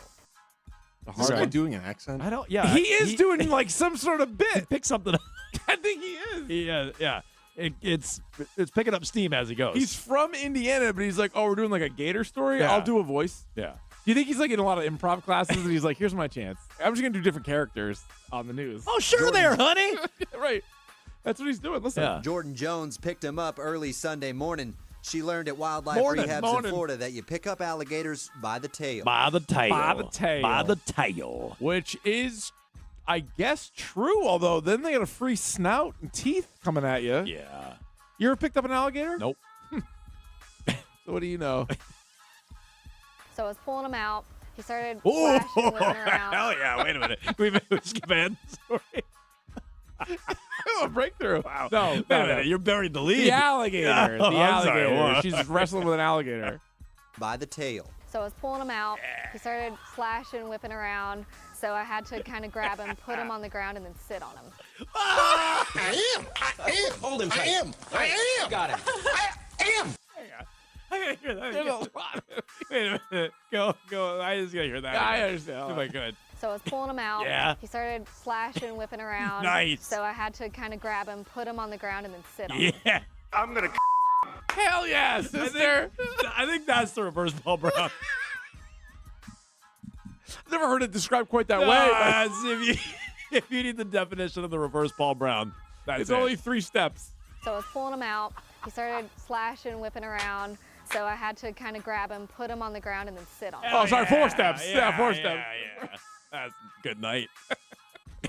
The 4-foot-long escape artist was spotted on the street around 3 a.m. Sunday. Jeffersonville police found the alligator outside of a law office on Court Avenue. He's doing a different voice. This is not the same guy that was doing the voice before. So he escaped a nonprofit. Now he's going Talking to to be a lawyer. Doug Profit. He's gonna be a lawyer now. Yeah. Okay. It was just a couple blocks away from the courthouse. They received an early morning tip that the alligator was here. They get a tip with the alligator?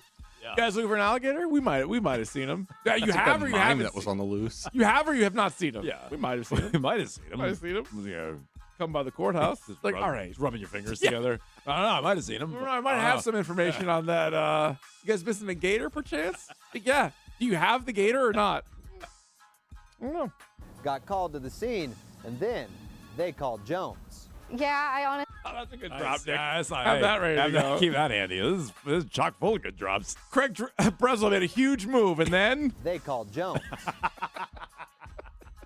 Yeah, I honestly wasn't expecting it, and neither was the police. Whenever they called me, I said, "Are you kidding me?" And they said, "I wish we were." okay, all right, fair enough.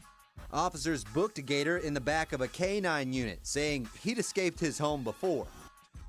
Okay. So he's left prior to that. They don't have, I guess, like a gator wagon, so they throw him in the back of the K-9 unit. You think, I guess. PETA might have an issue with True, that. Yeah, true. They might. Jones kept him in a bathtub before bringing him to an exotic veterinarian for a checkup.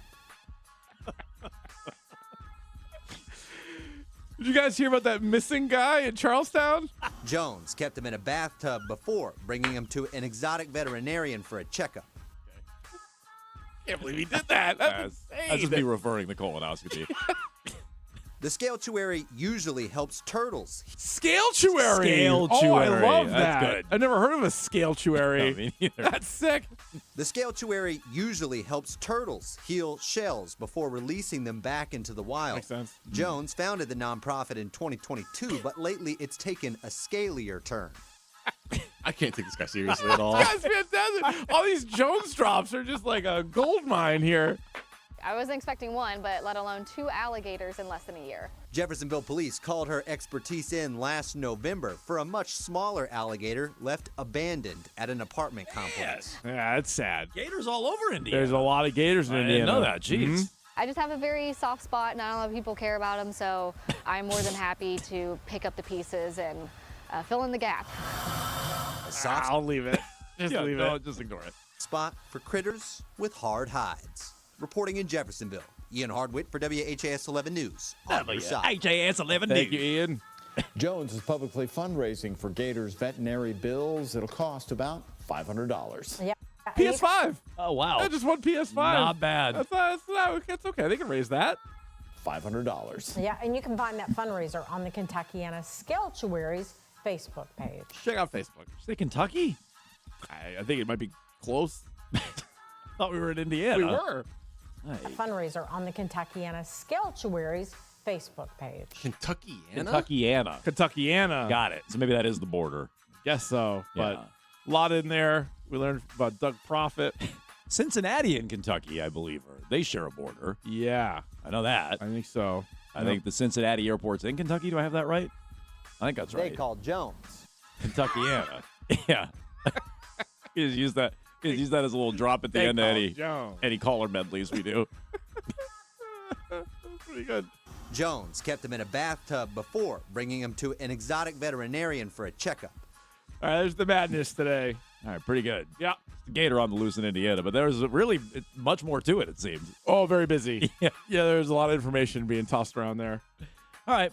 Very good. That's the madness. Kiefer Madness. Every Tuesday, most Thursdays here on Jones and Keefe. Let's get back to all the latest from Patriots training camp today. Christian Gonzalez spoke about his contract and future with the Patriots. You'll hear that in just 2 minutes on Jones and Keefe.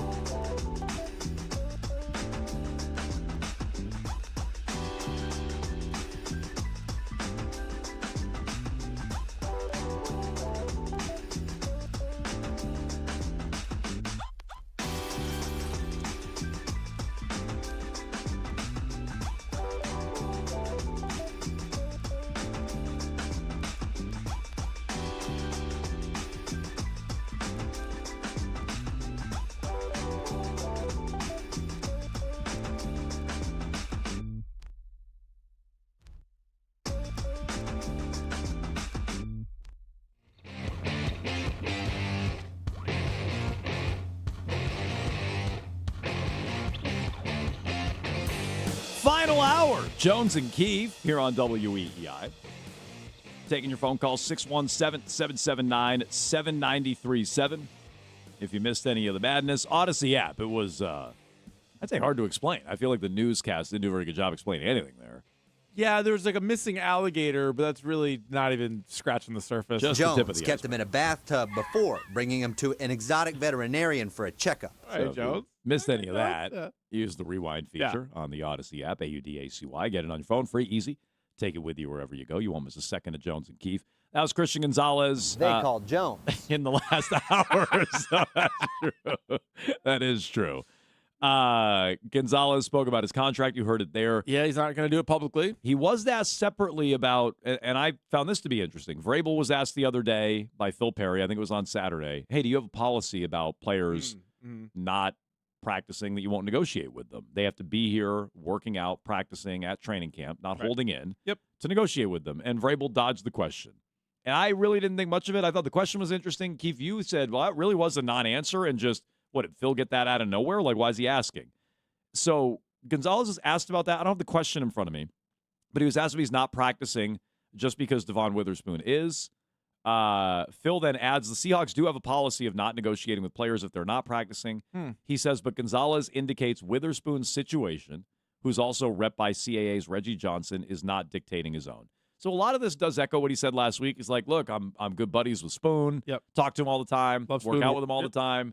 I think what's left unsaid is that we talk all the time about what our offers are. I know exactly what they're offering him. I want to top that. Yeah. He wants to top what I'm getting. I mean, even if they're not talking about it, the agent knows. 100%. So, yeah. So, yeah, I wonder where that all falls because players are signing like crazy across the league. So that's what I'm wondering. And there's another one today, but just his draft class. Was it Jonathan Taylor? Yeah, today? Jonathan Taylor did. But his draft class, obviously Witherspoon's his draft class and was the only corner taken above him, and they've both been really good. So they're keeping an eyes on what each other are signing. However, it might not just be a cornerback that he's looking to top. And he's seeing Jackson Smith and Jigba and Zay Flowers and all these other players that were drafted after him getting these massive extensions. So at some point, it's like, all right, he and Witherspoon are looking at it like, all right, all these other guys that have been in the league for 3 years are signing huge contracts. Like, what's going on? And they've both been in camp. They've both been participating. So, you wonder at what point will they draw a line in the sand? And we went through all the names the other day. Twitch chat points out Gibbs is about to get paid. That's another guy from that class. Yeah. Bijan just got paid. Darnell Wright, JSN, Zay Flowers, Jack Campbell. Walker, was he that? Oh, no, not Walker. Who was who they got the Eagles signed? Jalen Carter. Jalen Carter was in that class. You're right. That's another big one. So, yeah, I mean, you're just waiting. I mean, it turns out it was a great draft class. Yeah, no, I know. There's a lot and of all players. these guys have been paid. Witherspoon and Gonzalez. And I guess to a lesser degree, didn't Schefter mention Joey Porter's also doing a hold-in in Pittsburgh? Yeah, he's second-round pick. Yeah, but I think he's now back at practice. Is he? Okay. So I had not followed that as close, but I'm curious what he gets. Is he a factor in this in any way? Because no corners in that class have signed yet. It's been every other position under the sun and some prominent ones, but no other corners have signed as of yet. The other big thing from camp today, beyond Gonzalez talking, is the edge smack talk that he had with A.J. Brown. Yeah. Apparently there was good energy throughout. The defense was hooting and hollering after 3 straight picks. It's great. This is the kind of thing, and again, I don't want to relate it just to 03-04, where it was Rodney Harrison making a play on Brady, and then Brady would chirp at Mike Vrabel, and then Willie McGinnis would get into it with Troy Brown or whatever. Like, I don't remember all the details. But, like... Yeah, you're like Matt Light on those teams. Well, in the way... And it was like they were after each other. And Belichick, and this is a credit to Bill, Belichick, like, pulled a lot of that out of these guys and was able to get the competition high so that they knew how to compete. And when they got out there on the field, they knew how to get the best of the opponent because they practiced it throughout the offseason, maybe during the week as well.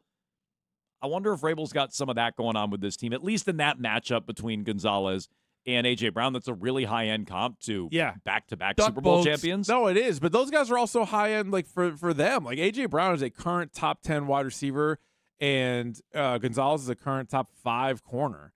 And even in some of those great Patriots teams, I don't know how many times they were able to line that up, right? Like, sometimes it wasn't the same thing. And you have, like, new blood, too, coming in here, right? It's not like A.J. Brown was on this team and in camp last year. Same with Romeo Doubs. So you'd have a few new faces in there.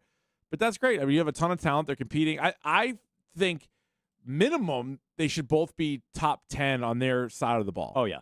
And if we're talking about the offense a little bit higher than that, I still think the defense, depending on how healthy they can stay, they could be, even with this schedule this year, they could be in top 8. They could be in the top third of the league in defense. Anecdotally. Or top quarter, I mean. Anecdotally.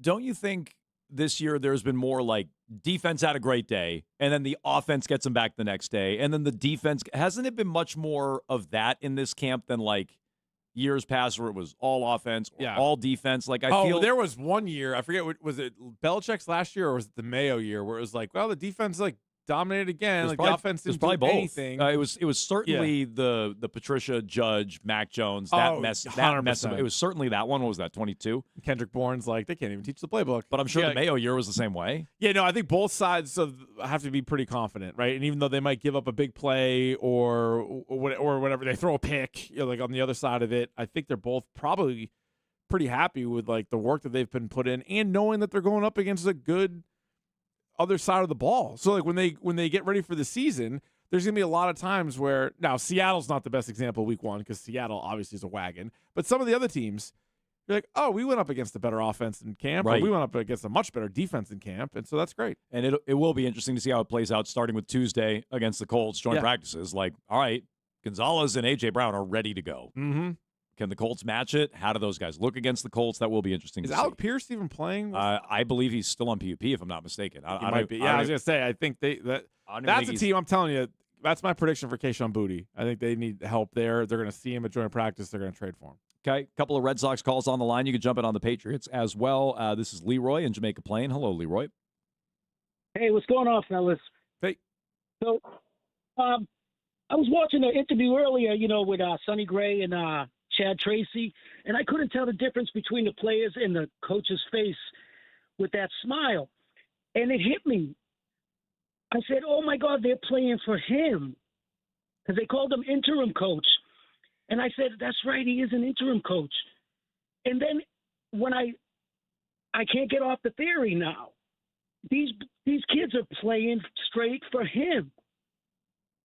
Okay. So they're what, like trying to get him a job, you're saying, or they're playing for him and not Cora? Like, I guess I don't totally follow where he's going with that. I think they like it. It's really cool. Yeah. I think they're also, I mean, it's baseball, so it's like the most individual of the team games ever. And so, like, I think they're also, a lot of these guys are, and not even selfishly, but like playing for themselves. Like some of them, like Durbin and Duran, needed to pull themselves out of the funk that they were in. Then you've had other guys that I think like Sonny Gray and Wilson Contreras, who are like wire to wire, have been really good. And then I think they, all of a sudden, they're like, oh, like we have something here. Because it was bad for a little while. We were talking about like, do you trade Sonny Gray and Contreras? Do you trade Chapman? Do you trade Whitlock? Do you trade all these guys? Like, they were all in the block a month ago, or 2 months ago. If you believe some of the reporting out of Chicago on the White Sox side, they had a deal lined up to trade Aroldis Chapman. And then the Red Sox just kept winning. It's like they're also doing something kind of crazy. And like every night there's a new stat. Oh, this is the first team to win this many series in whatever. What is it? They've won 9 series in a row. Yeah, they're closing in on their record of consecutive series won in franchise history. Yeah, they did. The last time they did that was with Babe Ruth.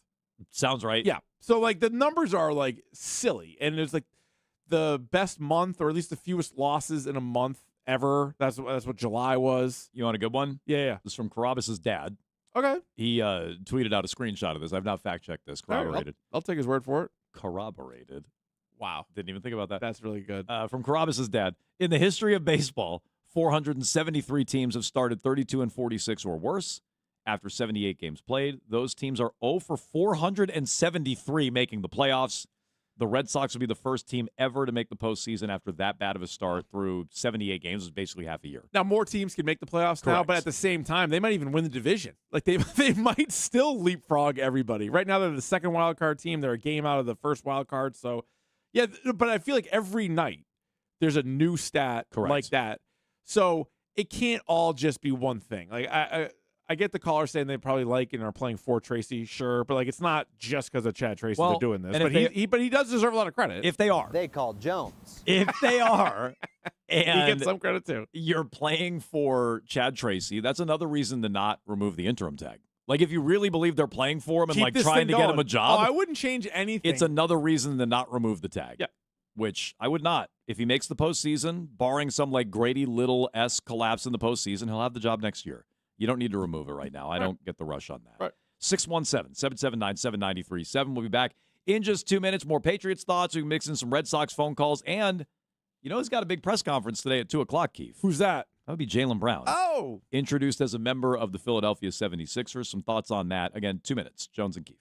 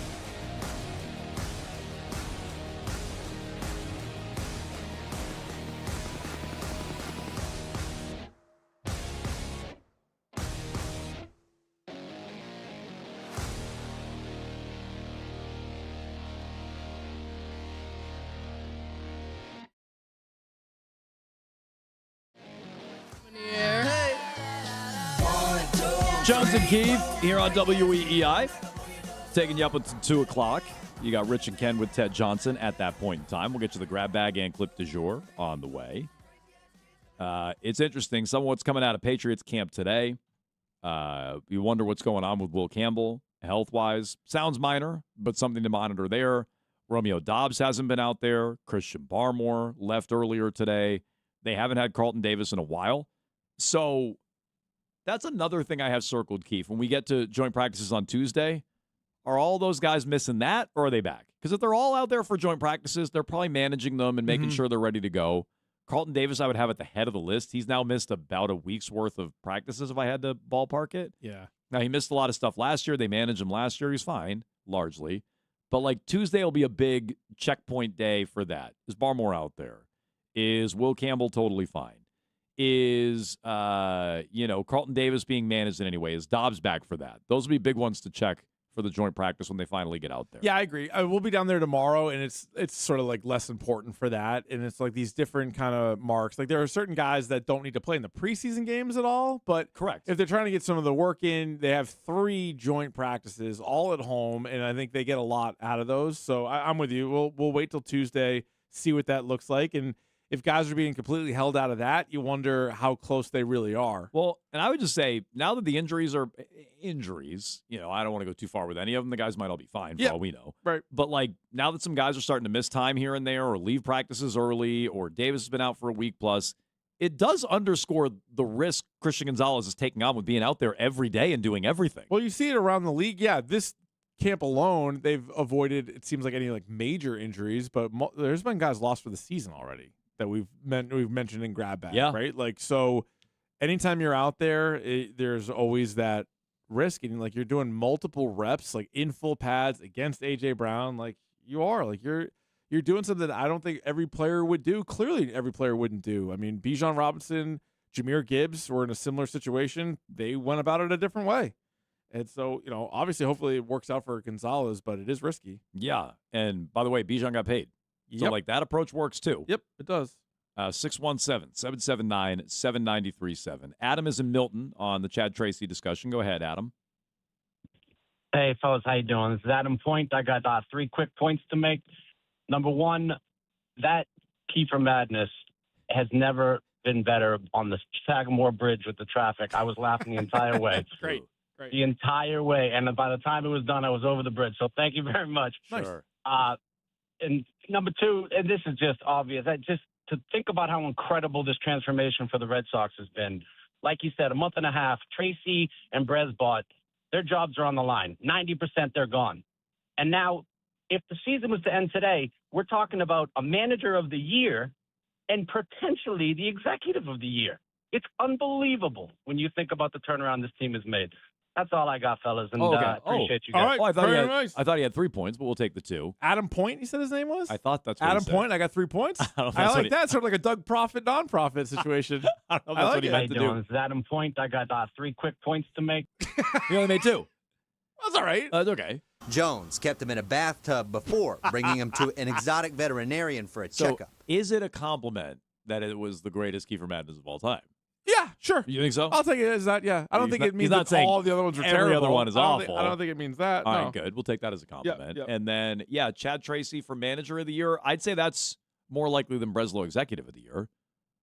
Yeah? Well, I'm not saying Breslow won't win it. I'm just saying if you had to pick one or the other, I would pick Chad Tracy over Breslow. I'm a Breslow guy. Tracy, yeah, probably. Well, I think it depends on how they finish. I think if they just make the playoffs, then which they really should at this point. Oh, yeah. I think Chad Tracy for really turning it around. Now, executive, it is just a regular season award also, so it's going to be harder to tell. But that's where what does Curtis Mead, Adley Rutschman, Eric Miller do? I think that might kind of tip the scales a little bit. But he's got to be on the short list. He brought in Contreras and Suarez, all-stars. Sonny Gray, giant all-star snub. Might win the Cy Young. That's probably extreme, but I think he does have a case. He's going to get some votes. He's got a case. It started out really poorly, and that's why Chad Tracy will get more credit for that part of the in-season turnaround. But if the team ends up ultimately where we thought they were going to be, closer to 80 plus 90 wins, then I don't know, he's on the short list. Do you because I reject this. Do you think that Breslow was trying to save his job by the way he acted at this trade deadline? I've seen some people saying that. Breslow traded all the prospects because he's trying to save his job. No, I don't think so. I think his job was already safe. I mean, they have to make the playoffs. If they crashed and burned, fine. But I don't think he was operating out of desperation to save his job. No. He might have been empowered and then was like, whatever, I'm here now. I'm trading everybody. That's possible. But I don't think he was doing it to save his job. If the trade deadline was 3 weeks earlier, maybe. Right. If they didn't have a 15-game win streak and where they were, they were a playoff team at the time of the deadline. So, no, I think if they were 2 games out and they were with a pile of teams, that's what we were concerned about. At one point, not that long ago, they were 5 games out with 5 teams in front of them. If he made all these same moves then, then you're what are you what doing? The hell? Yeah, no, but the team played well enough for them to say, hey, invest in this year's team, and he did that. So, no, I don't. Okay, Jaylen Brown is scheduled to speak today at 2, Keith, in Philly. Yeah. How much of tomorrow's show do you think is a way of asking how newsy and juicy do you think this press conference is today? How much of tomorrow's show are we focusing on what Jaylen Brown has to say in a half an hour? I think 0. I think it'll be more than 0. But I also feel like this is a guy who's done multiple Twitch streams, and he has had a habit of repeating himself. Mm-hmm. So I don't think he'll be quite as casual as his Twitch stream in his house, because it is a press conference setting, all that. It is the Philly media, which makes me think. I mean, you could say that about the Boston media too. The Boston media, their blbark is way worse than their bite. I think the perception of the Boston media, it's they'll bulldog him. Yeah. In Philly, are they really gonna pepper him? Are they gonna ask about Tatum and the relationship there? I mean, are they gonna ask about some of the veiled criticisms he's had about, we think, ownership or maybe Brad? Are they really gonna dig in on that? Or are they just gonna be hey, isn't it great to be here in Philly? And how excited are you to play with Embiid? And oh my God, LeBron and championship. I wonder what kind of approach the Philly media is going to take. I wonder who's going to be there from Boston asking questions, because now they have the go-ahead to actually get after him a little bit. They never reported on any of the Tatum-Brown relationship while he was here. Terp going down there? But now they have the go-ahead to do it. Terp's at camp, training camp. Is he? I don't know. think. Is he? I imagine so. I don't know. Terp, you going to be there? Yeah. You still 10 toes down, Terp? Get going, Terp. Don't you think it's going to be, he might use his line about they packed me up. He might say they packed me up. Thought I was going to play my whole career in Boston maybe, or something like that. Or maybe not even. And then just like excited to be in Philly.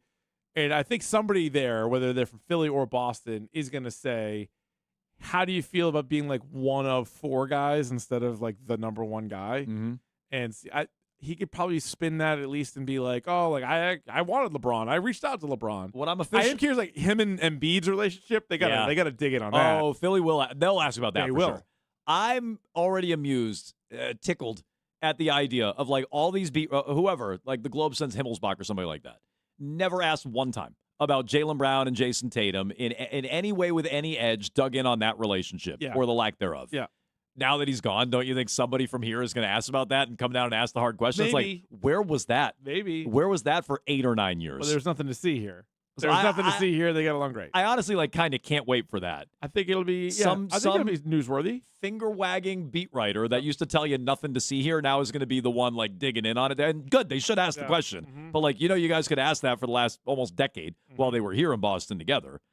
So look, how much do we talk about it tomorrow? I guess we're going to find out. TBD. But I bet a sizable amount. I'd pencil in some time. I bet it's going to be a juicy press conference here today.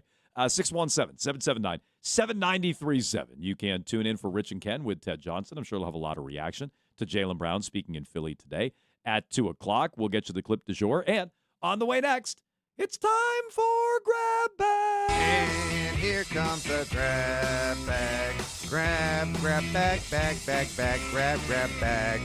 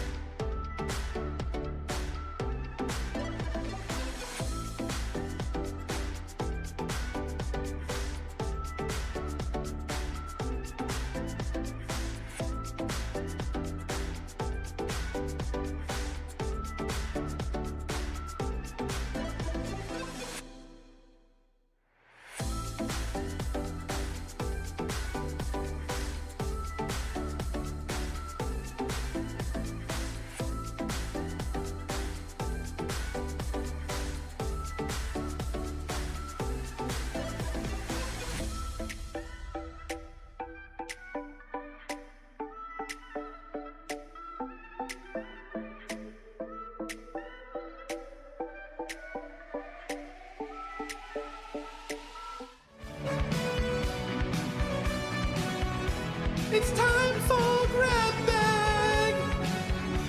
Oh, it certainly is time for Grab Bag here on Jones and Keefe, WEEI. Grab Bag is brought to you by Awaken 180 Weight Loss and Jones, the Red Hot Red Sox. Yeah. Winners of 7 in a row are back on the field tonight. 7! Against the White Sox once again. It is a 7:10 first pitch, 6:10 pregame right here on WEEI. Ranger Suarez, the all-star lefty, will be on the mound. He's 4-3 with a 3.15 ERA opposite the recently acquired Luis Castillo for Chicago, who is 3-9 with an ERA over 5. So it looks like it could be 8 in a row for the Sox. It does.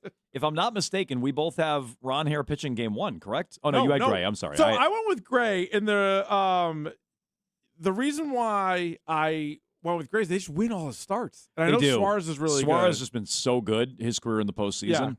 Yeah. I would skew to that. Plus, I would try to split up the lefty-righty a little bit. I don't know how much that matters with the pitchers, and you're going to have a ton of lefties no matter what with the Red Sox, but I just try to split that up a little bit. So to go lefty, lefty, whether that's Crochet, Tolley, Bennett, whatever in game 3, just to split them up. That's we'll see what the rest looks like and all that, but don't you think, I would reward Sonny Gray for the season that he's had? I mean, it doesn't really matter. He's been their best pitcher. Yeah, no, and those two are penciling, locked in, I'd say, just about to the first 2 games. 100%, yeah. When it's around 1:30 and the cakes get hot, the Jones and Keefe Grab Bag's a really cool spot. There's no other place to hear the grab bag. The Jones and Keefe Grab Bag, the Jones and Keefe Grab Bag, the Jones and Keefe Grab Bag on EEI. All right, another extension in the NFL. We alluded to it earlier, but Jonathan Taylor, 2 years, $44 million, maximum value $47, $39 guaranteed, making it the third largest deal for a running back in NFL history. This guy's still top tier back for you. I know we did backs recently, like fantasy. Well, both NFL. Well, I mean, I guess both. Yes. Yeah, probably. He was unreal to start last year. You kind of forget. Yeah. And then the Colts fell off a cliff, but it was all when they lost their quarterback, and teams could really stack the box against Jonathan Taylor. So we can debate how much, if you lose a quarterback, the running back really matters. That's a fair debate. But if we're just doing running backs now and that position and who's the most valuable, he'd be high on that list, yeah. Yeah, I agree. The wonder of the grab bag. Take a chance, make it grab bag. Pop a cork, fingers grab bag. Spin the wheel, round and round grab bag. Life is grab, life is bag. Grab bag yourself a front grab bag. Let's meet and have a grab bag. Yeah, let's live for the wonder of the grab bag. Good news, Caitlin Clark fans, as she has made the FIBA World Cup Team USA roster. Oh, she made it. Famously was not on the Olympic team. No. Not sure why. Or like the top 50 WNBA all-time list or whatever it was. Yes. She does get snubbed. She does get snubbed. But she's on this squad. Okay, she good. Made so the squad, her fans can't cry about this. You can feel better about that. All right, good. She's on there. Let the grab hit the bag. Let the grab hit the bag. Let the grab hit the bag. Let the grab hit the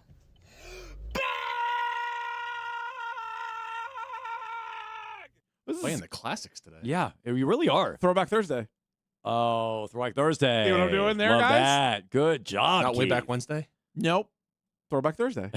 Are you doing the What are you FanDuel commercial with Blake Griffin? Is that what you're doing over there? Is that what that is? Where It they just all clicked in my brain. They all yell at Anthony Rizzo that commercial. Yeah. Hey, yeah, they're like, nah, Rizzo. I'm not doing that. Another swing and a miss.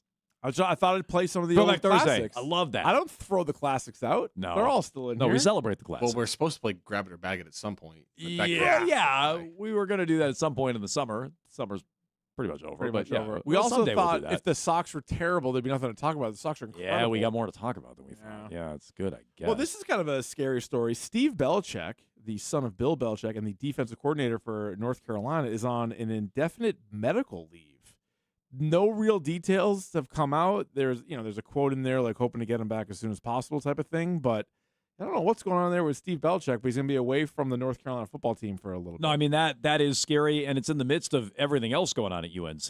An investigation into whatever recruiting, if that's NIL or anything else. Lombardi is on leave? What is Yeah, Lombardi's he's on, exact thing? Paid leave, I think, as they look into some stuff, some HR stuff. Yeah, what exactly is? I was trying to find the list that he's on. Yeah. He is also on leave due to an internal He's investigation. on the commissioner's exempt list. So look, I mean that is. I mean, we don't know any details, but potentially scary with Steve Belichick. So all the best there, of course. Grab bag.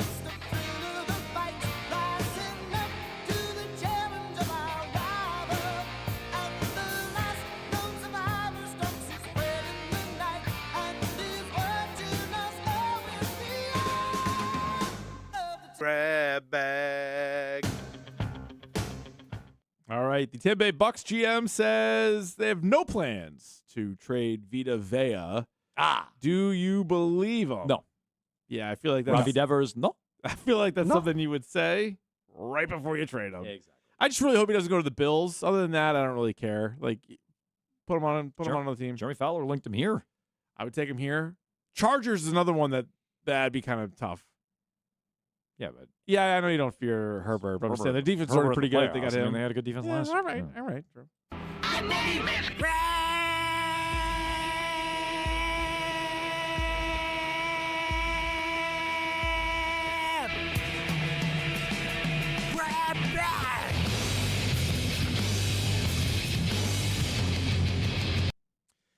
Apparently, Odell Beckham Jr. has had a couple of good days at training camp with the Giants. He said, I'm just trying to be present each and every day and prove to myself that I am who I know I am. Everybody likes to talk about, is he going to be this, that? And I'm like, LeBron James used to take time off before the free throw line. And now, if he's taking off with his right foot in front of it, he's still got a different game, but he's still playing at a high level. Got it. I believe that I can play at a high level. So it might not look the same a la LeBron James. He's LeBron. Okay, I would say that's There was a time that people liked him. If he's standing out in the Giants receiver room, I'd say that's bad news for the Giants receiver room. Yeah, maybe. Maybe even bad news if you want to apply this to fantasy football. Any Jackson Dart shares you may want. Sounds like they should use Kayshon Boutte. Yeah. I heard Sean talking about this. Oh, they trade might. him for Thibodeau. Oh, yeah. That I like. That was another note from ESPN yesterday. They had 5 trades they want to see throughout the league. Boutte for Thibodeau, yeah. All right, I'll do that. Yeah. Every day a new surprise in the bag like starry skies. Baseball randos here to play, bringing mediocrity for the day. A man feels good to be a grab bag. Mystery bags in a sports tray. Keith and Jones, they lead the way. In a world where bags are grabbed. Who's the next? Let's take a peek. Could be anyone this week. Rob Deere, Rob Betty, Rob Deere, Rob Deere. Football, baseball, hockey news. A fun-filled cornucopia. All right, Jones. Let's get to this Dylan Brooks extension. 3 years, $73 million for Dylan Brooks to stay on the Suns.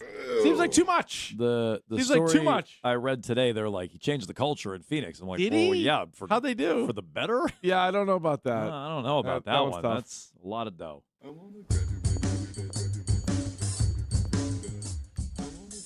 Grab bag on Jones and Keith. Grab bag on Jones and Keith. Grab bag.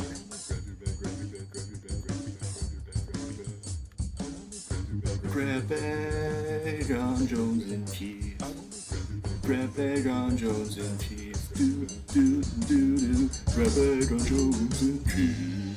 All right, Jones. Does the wickedly talented Tracy Bingham follow me on Instagram? Yeah, no. At RichKeith WEEI. Stand by.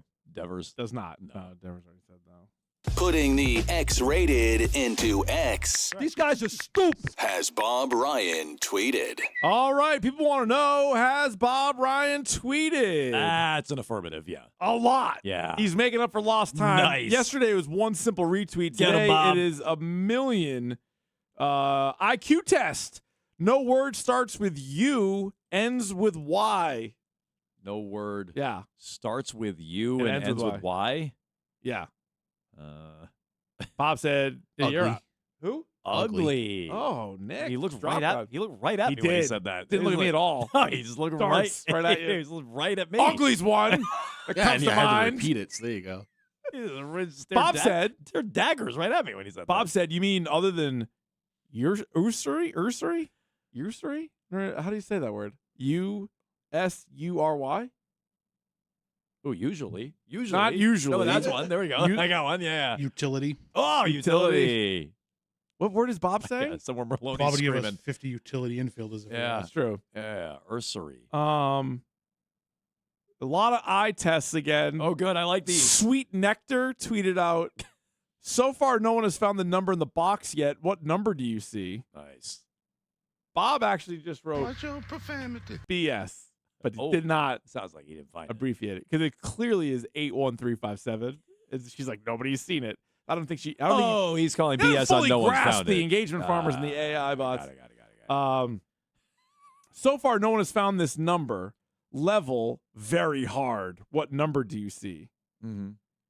And then Bob said, pretty easy. George Mikan minus Bill Russell.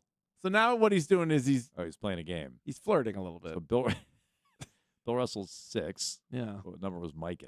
I don't know. High number? I thought he was a high number. Somebody tweeted out a meme of The Big Dipper? Somebody tweeted out a meme of Donald Trump wearing a lot of Olympic medals. Okay. Now careful, And it Bob. said, Careful, Bob. Let's not get political here, It Bob. says, if lying was an Olympic sport, to which Bob responded, if lying were an Olympic sport, Trump would have more gold medals than Michael Phelps. Nailed it. That's what he's saying there. Big Dipper was 99, Yeah. by the way, in case you were wondering. Somebody also said, name something Trump has done better than any other president in your lifetime. Oh, wait a minute. Something snarky here. Yes. Yeah. Bob said, lie would be an easy one for Bob, I'm sure. look out for himself. Boom, roasted. Nice. Another level very hard eye test, which Bob says he looks like 1089. Not sure if that one. All right, Millie tweeted out, what am I? I'm a food, but when you spell me backwards, I become a month. What am I? I Go don't on, know. John. What was it? It's a yam, isn't it? Yes. Yeah. Bob said May, pretty easy. Got it. But he's wrong because the question was, I am a food, but when you spell me backwards. So the food would be yam, Bob, Yeah. not May. So I would say incorrect. Oh. You don't actually get that. Bob failed.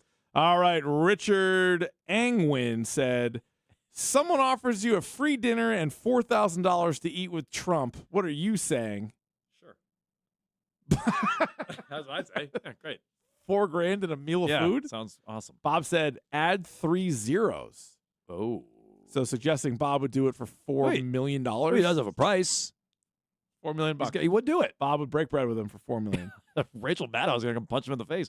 Finally, can't imagine this is actually him, but Bill Russell NBA on Twitter. Said, tweeting from the sky, I think. Yeah, no injuries, no excuses. Every player at their peak. Who wins this matchup? Okay, good. Now, these are the players. The Celtics team is Rondo, Ray Allen, Larry Bird, Jason Tatum, and Bill Russell. Not that team. The Knicks. Who are they playing? Okay.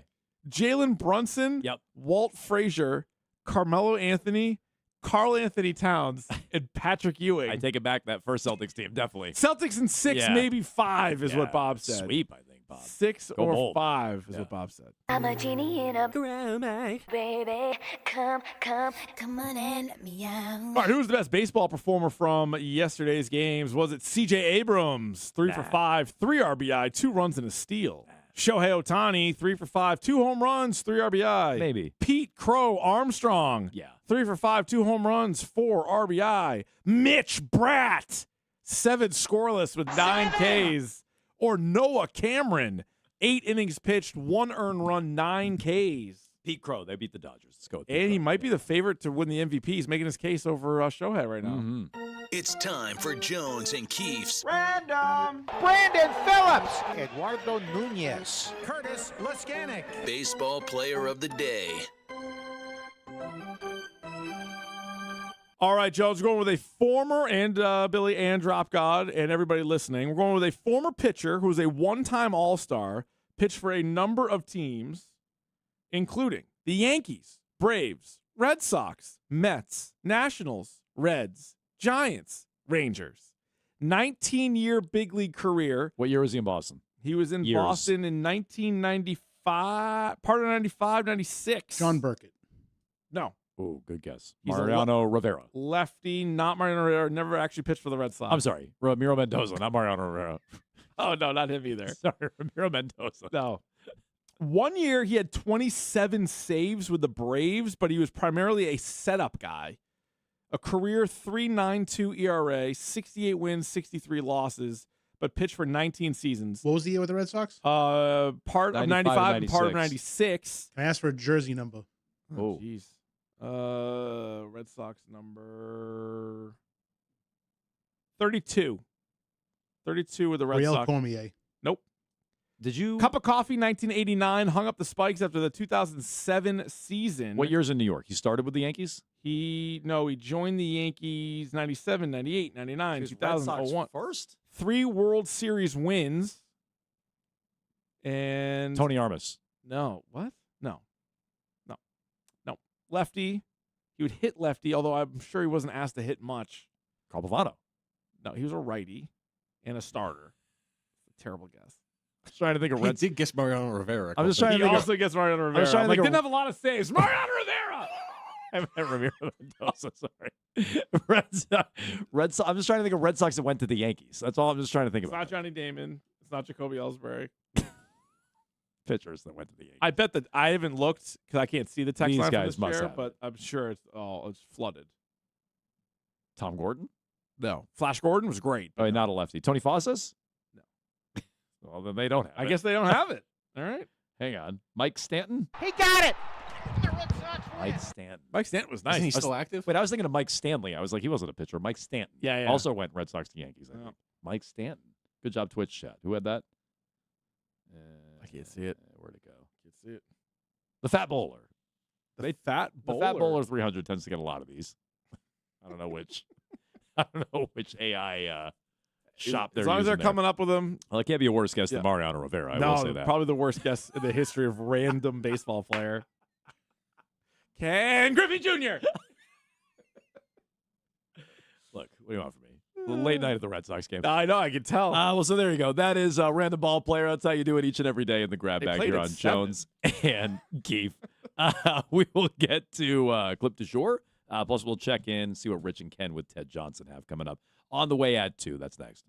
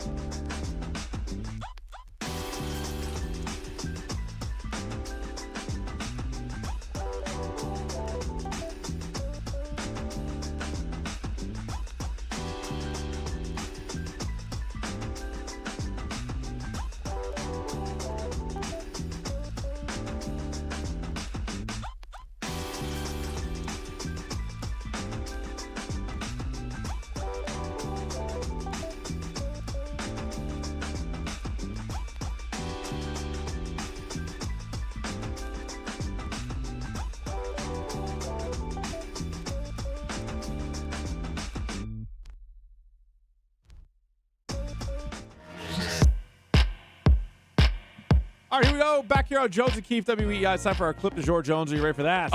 Sounds fantastic. What's the clip du jour again? Well, I'm so glad you asked. It is the clip of the day. And yesterday, during the Red Sox win over the White Sox, all of a sudden Wilson Contreras left the game. Turned out due to illness, including maybe he spiked the temperature. Wilson Contreras, I feel like, has tried to play through and gutted through like every injury under the sun this year. Correct. Including the concussion coming back on Sunday night. I mean, unless he had some bad lettuce, I don't think he's coming out of that game. So he's got the sniffies, and he taps out in the middle of a game. Doesn't strike me as the guy is like, hey, can you check my temperature? Me neither. Because So, they like, did say his temperature was up. Yeah. That's what he said. But, like, they just got guys in there checking temperature. So, like, how are they doing that? I hope, and then it's this medical staff who even. They're like, we're going to take it rectally. He's like, no, we don't need to. He's like, it's all we have. It's the only way we can do it.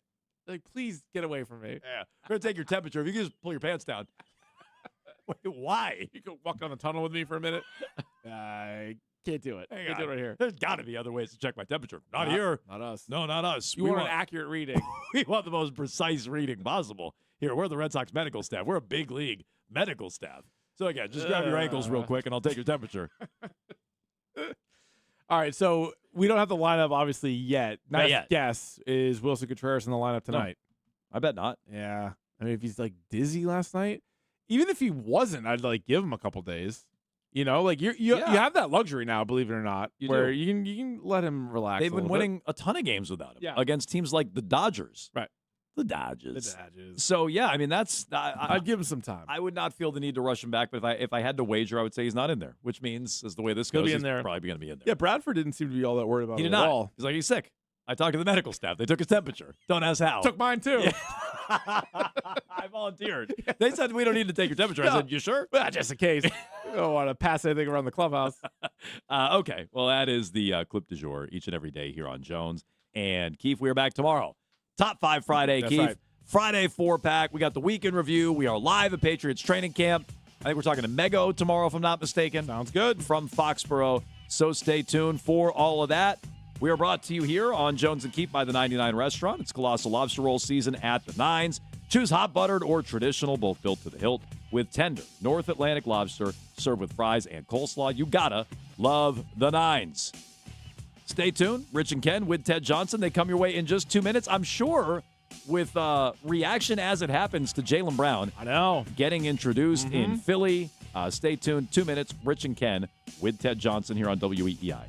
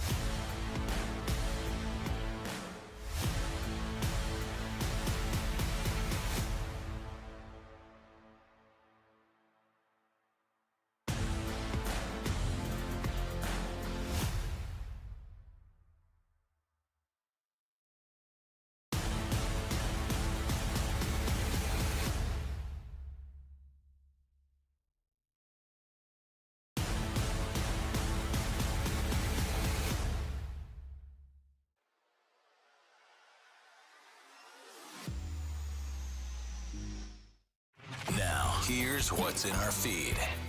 And the feed brought to you by Mario's Roofing. We won't soak you to keep you warm and dry. Ho-hum, Red Sox win again, 7 in a row. That's now 25 of 28, 30 of 35, and that last feat, one that only 26 teams in baseball history have accomplished. Sox go for another sweep of the White Sox tonight, 7:10, your first pitch across the Shaws and Star Market, WEEI Red Sox Radio Network. Shaws, proud to be local since 1860. Rangers Suarez on the mound opposite new White Sox acquisition Luis Castillo. Arcan Mass Mutual pregame show at 6:10. Homeowners choose Mario's Roofing because they're fair, honest, and provide quality services. Call Mario's Roofing today for a free estimate, 781-344-2420. I'm Ken Laird, and that's what's in the feed at WEEI.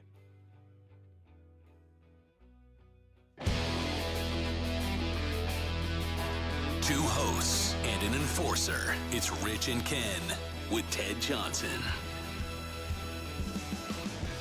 Good afternoon, everybody. How the hell are you? Boston surrounding regions.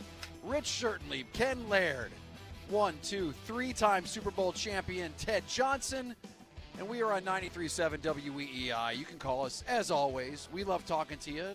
617-779-7937. If you don't want to wait on hold, you can leave us a little message on that Odyssey app. Press the microphone button. We launch them, take grenades in the 5 o'clock hour.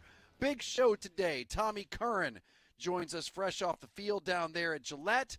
On top of that, Mego is going to be in studio. She has been covering the team as well. But gentlemen, are you as excited as I am that within the next several minutes we are going to kind of jump in? Finally, we get to see the introduction. I'm actually surprised it took this long. The introduction of Jaylen Brown to the 76ers, the press conference. It is ready to go any minute from now. Are you ready for the fireworks, my friends? Ted's going to be celebrating. I'm really looking forward to this. Yep, I am. I'm just looking. I think it's it's crazy that I would be this excited about a team, other than the Celtics, and want to follow what's going on over there probably for every game and all season long. And so with the guys they've put together, that cast the characters. So and it just let Jaylen Brown, the saltiness that is that he has. He's Mr. Class. This is going to be totally. Really? You think? Oh yeah, above board. Above board.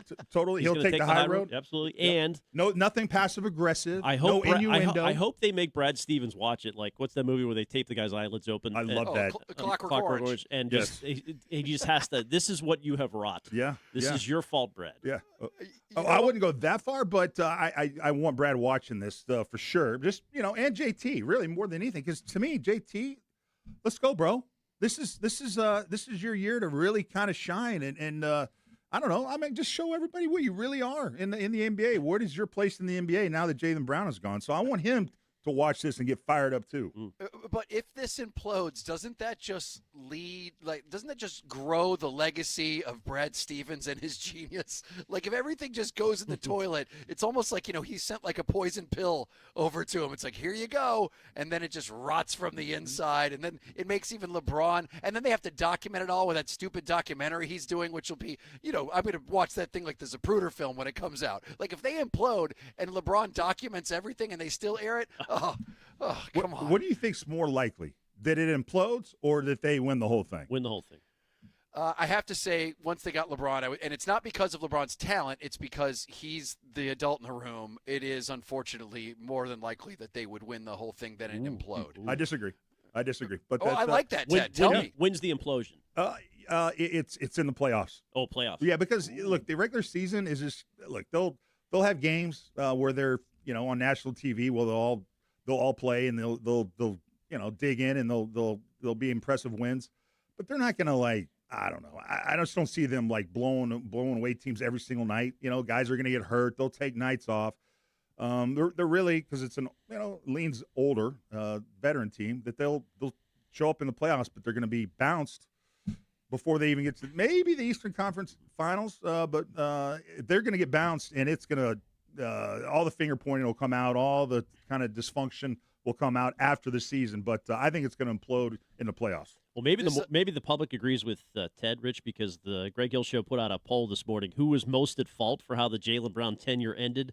And Jaylen got 56% of the vote. Most people seem to blame JB for creating the situation. I would vote Brad, but he only got 10% of the vote. Wow, really? 10%, that's it. Oh, that was Brad at the end of the season saying it was his greatest season ever. That was Brad dropping all that passive-aggressive stuff towards Brad his handing playmate. the Sixers a lottery ticket to win a title. And now that's what Kendrick Perkins said yesterday. He said if the 76ers win the NBA championship with LeBron and Jalen, that it will stain the Boston Celtics forever. It will. There's not even a question. It absolutely will. But by the way, it's Brad Stevens. And the reason is, and Ted, I'm with you as far as, like, you had to do it after he did the whole this was my favorite season. But they've been trying to they tried to get rid of him at the trade deadline. So it's like they've been trying to get rid of him for a while, and I think now it was just, well, we have to do it now. Like, so if you had like a blame pie, it would be like 80% Brad Stevens, and then 20%.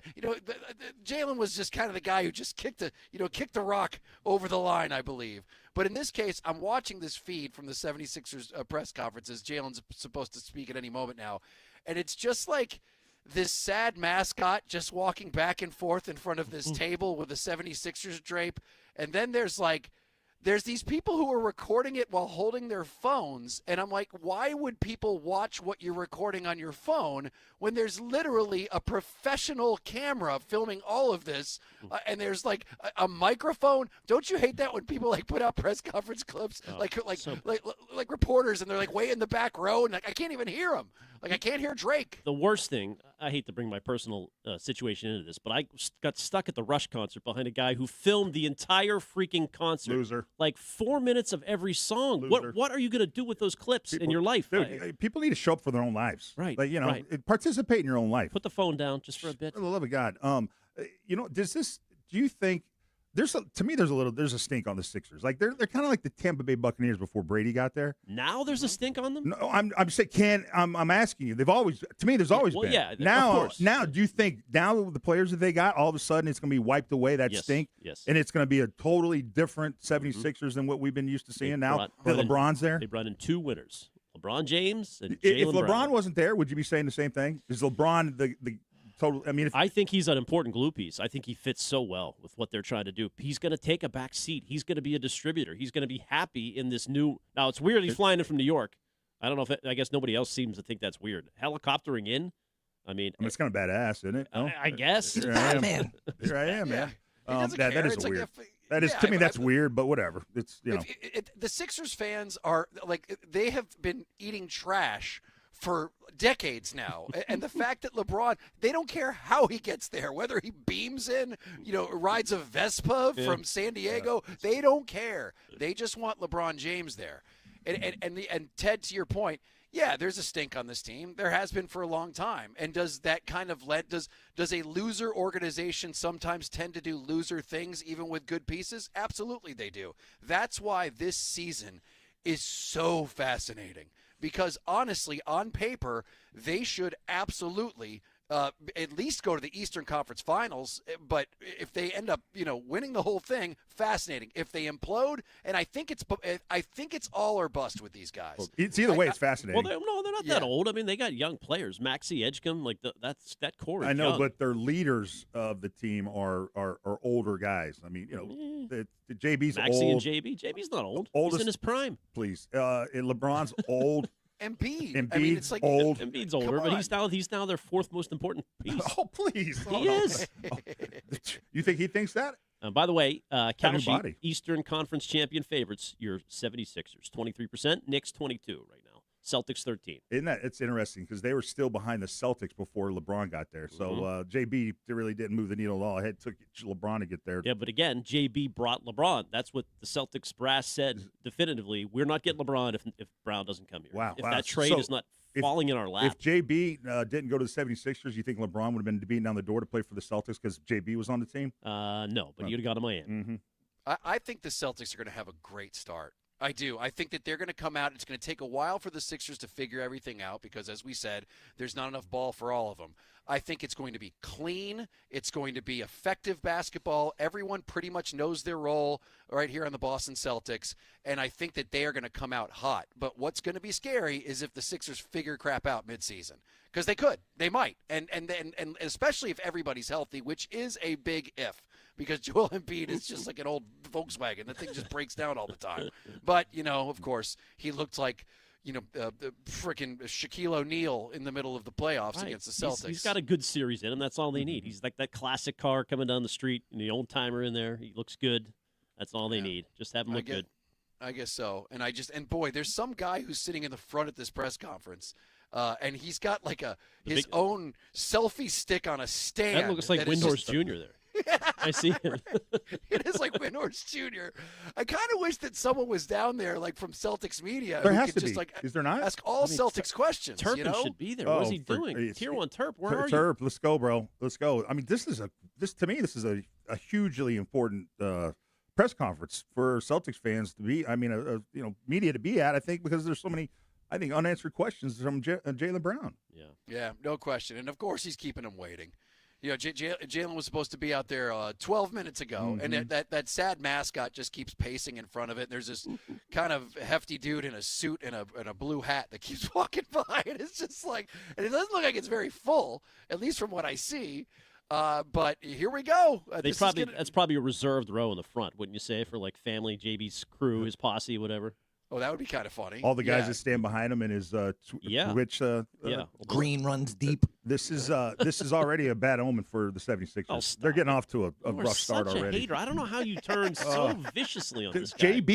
JB, his behavior after the season turned me off to him 100%, and I'm never going to get sucked back into it. How dare he talk on a Twitch stream? There's some reporter taking a selfie in front of the desk here. Well, I can't respect that. Come on, man. All right, here's what we'll do. We'll take a quick 2-minute break. We'll be right back, and if it's not Jaylen Brown, let's talk about something worth talking about. Them damn Red Sox keep winning. Keep winning big. We will get to that. 2 minutes. We'll be right back.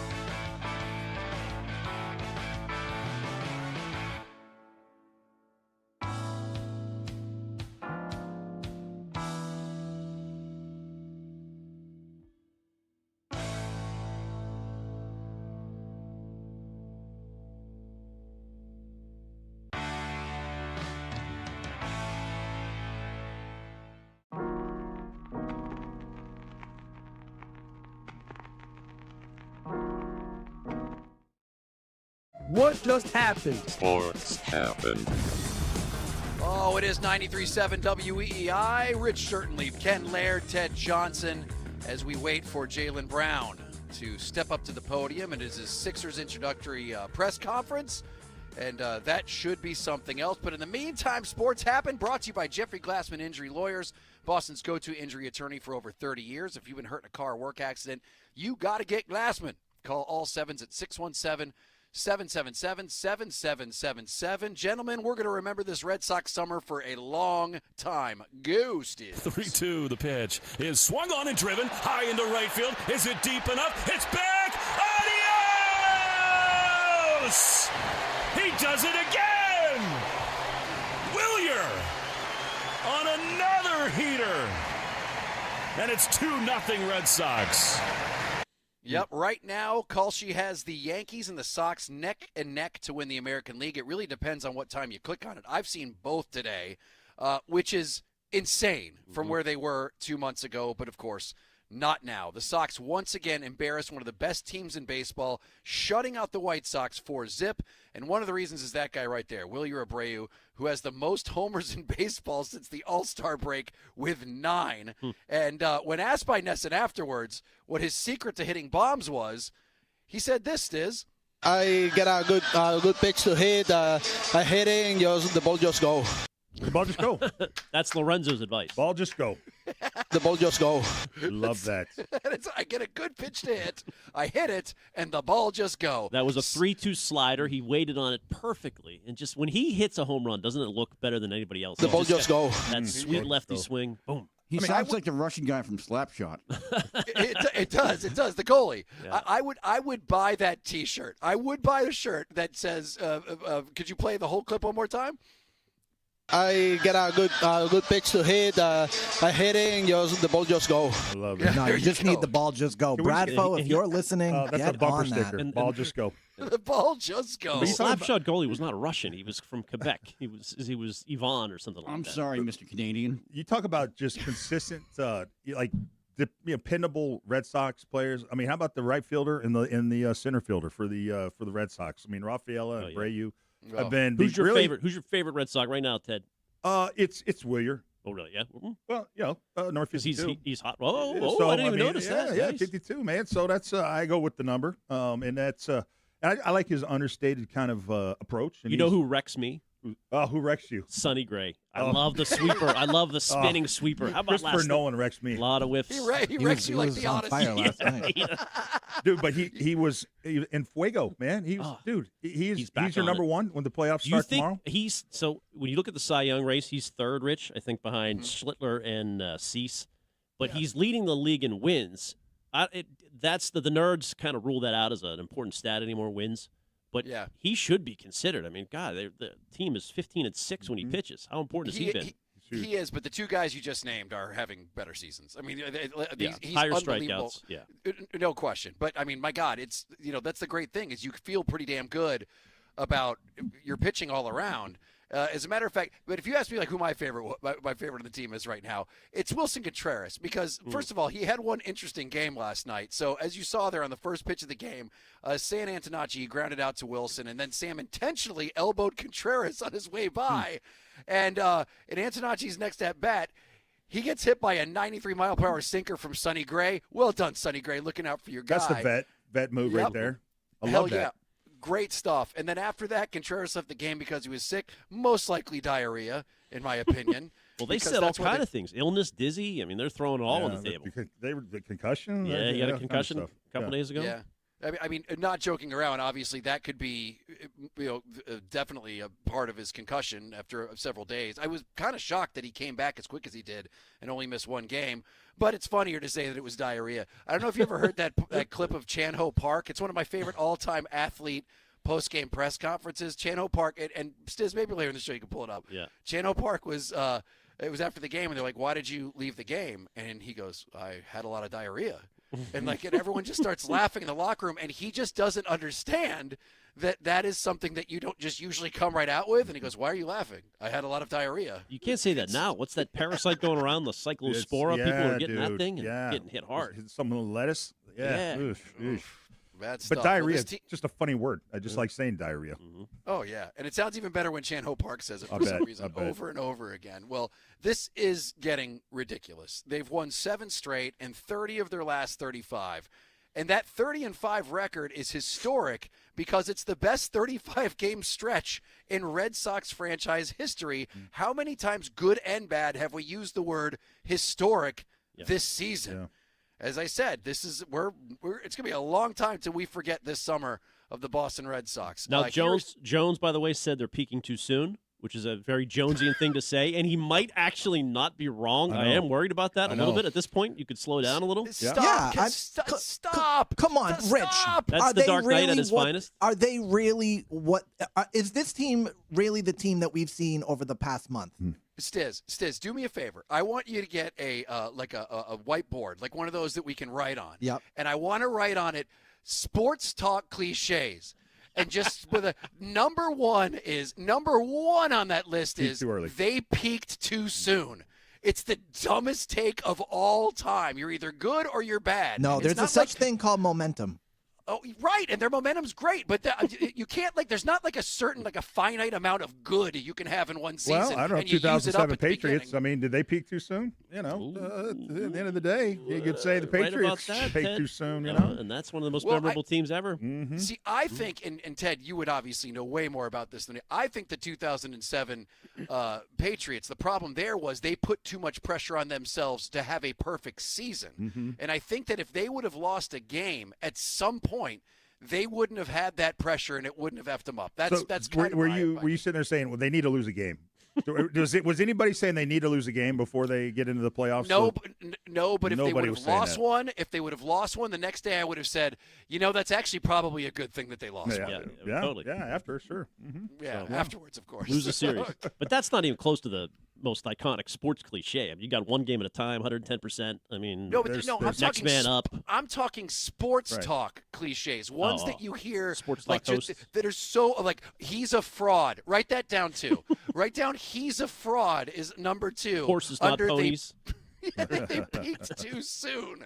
Yeah. If you got any more, 617-779-7937. I'll make a whole list of the biggest sports talk radio cliches, but that's number 1. When I say there, I do look. I said the yesterday's show that you wonder, are they going to run out of steam? Is this all this winning? Does this build this kind? All of a sudden these guys are like, man, they put so much into getting themselves dug out of this hole that they don't have any gas left in the tank at the end when it matters. But you look at the profile; these are a lot of young guys. There's a lot of guys that are getting their chance to play in the bigs for the first time. It's in Boston for a lot of these guys are playing in Boston for the first time. Just the newness of it, I think, and the youth. This team, I don't expect them to kind of have a letdown because this isn't some veteran-laden team that's done this year in, year out. Well, you know what worries me? The one thing that worries me is just the home runs are coming fast and furious, and this is not, if you really want to be honest, they're not a home run hitting team. They're hitting home runs now. That's going to dry up at some point, don't you think? Yeah, well, they'll play better pitching. Okay, yeah, sure. But you're going to win games 2-1, 3-2. But don't you love the fact that they can fall back on their small ball game, which is that they're executing sacrifice flies and bunts like they're the Milwaukee Brewers. So to me, if you're not going to hit home runs, all right, then play the small ball game like they are. You know what's weird is that we can't compare this to anything. We're talking about whether or not they're playing too well, too early, and I can't think of a team that was this disastrous at the beginning of the season and just looks so unbelievable. I mean, they look like they are a absolute steamroller right now. You know what Ted would say? St. Louis Blues, St. Louis 2019. Blues, 2019. That's a great point. Coaching change, that's Craig the one. Berube. Yep. You know what, Ted? That's exactly right. That's probably the best you can point to, and God, I'm glad that that's it because things worked out pretty damn well for the St. Louis Blues. Right. So, I mean, just you're going to remember this. I was thinking that last night when I was watching it, and it goes to show once again, and I said this yesterday, it seems that the better teams, they play better against the best teams. It's like when you put the best teams in front of them, like the White Sox, who are number 1 in the AL Central, they just absolutely come to effing play. And I'm looking right now. So, I was saying that Willier has the most homers in baseball since the All-Star break. Cedon's right behind him. Yeah. Cedon is 15 total now, I think. Yep, 15 total for him. It's been just a wild and ride. Durant's got 15, sneaky 15. Oh yeah, no, they're always under the radar. That team. You look at their 8 and 9 hitters last night. Montecero and Wong, shortstop, catcher.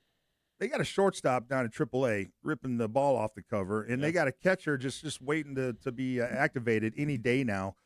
Think about just the upgrades in those 2 spots right there that's possibly coming. So, I mean, the team's only going to get better from here on out. All right, Jalen's been keeping everybody waiting. He was supposed to be at the podium 25 minutes ago. He's still not there? Nope. Still not there. When we get back, we will dime hopefully waits for go the dollar, live. Ted. That's it. I like that. It's the dime that's waiting on the dollar. All right. If he's not there, we will continue because I know that Breslow was on Greg Hill this morning. Had some interesting stuff to say about Roman Anthony and Mego's here too, by the way. Oh, and Mego. We love Mego. Mego's going to be on here in just a few. She's been down at camp, and also, of course, we could talk to her about the Celtics and Jaylen Brown as well. We will be right back right after this. Era la teoría.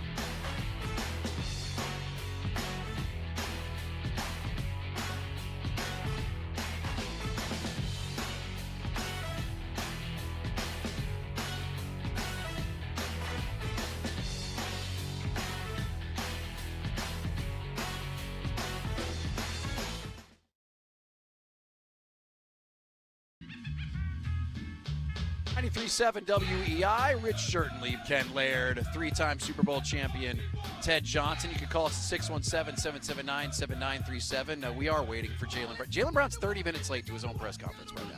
That's fine. That's it.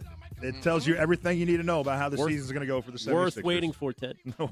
Worth waiting for. Someone else worth waiting for, truly one of the hardest working people at our station. A matter of fact, I saw a video that she just posted at the WEEI Instagram page that I think she just put up like an hour and a half ago. So she came straight from Gillette down here.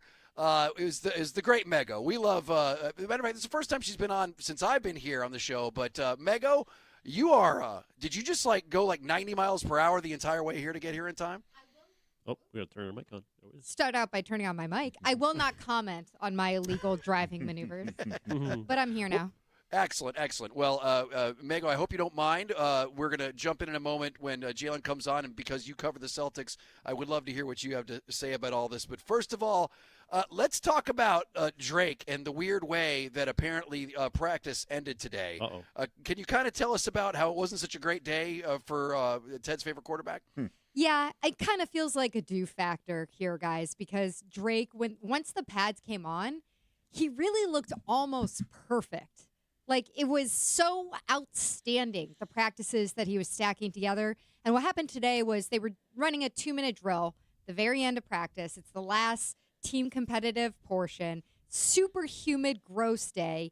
Drake throws an interception, gets picked off by Marcus Jones, the undersized cornerback. And Vrabel blows the whistle. All right. We're going to reset. Let's reset that. Next play is even weirder. He looked like he was targeting the tight end Hunter Henry, but it was so completely on two different pages. Kevin Byard, the safety all-pro, jumps up, gets it, was so excited, he ran over to the uprights and was slapping his towel, spanking the uprights. And then Tommy DeVito comes out and throws a pick, too. So you get three Not Tommy DeVito. Three straight picks. You guys, the secondary was losing their minds. Having a good time? Having a lot of fun? And then we just zip on over and talk to Kayshon Boutte, who's like, I don't know where I'm going to be. It's a very interesting practice today. Ted, do you remember that when you guys would do practices and the defense would do something to embarrass, Tom Brady and the other side? Like, you guys would peacock, right? Oh, kidding me? Dude, we had a bunch of peacockers. So they were, and that's defense, though. Defense is emotion. Defense is about getting excited.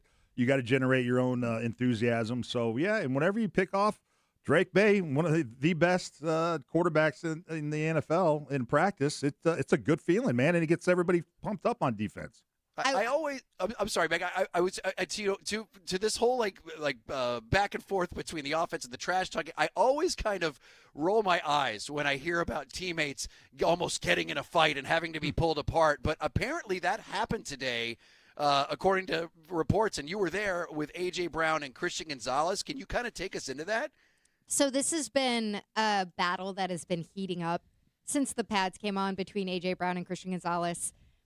Even the other day when they were in the bubble, I was a little surprised because first they were running this one-on-one drill that they do often, and that was where Christian Gonzalez and A.J. Brown were kind of wrapped up on each other, and A.J. Brown walks away, takes off his left glove, and is shaking out the hand, and eventually has to get the thumb looked at by the medical staff, goes right back in, seems fine, tells NFL Network that he dislocated his thumb. I don't know. Like Mike Vrabel went on to say that happens to the line every day, so whatever.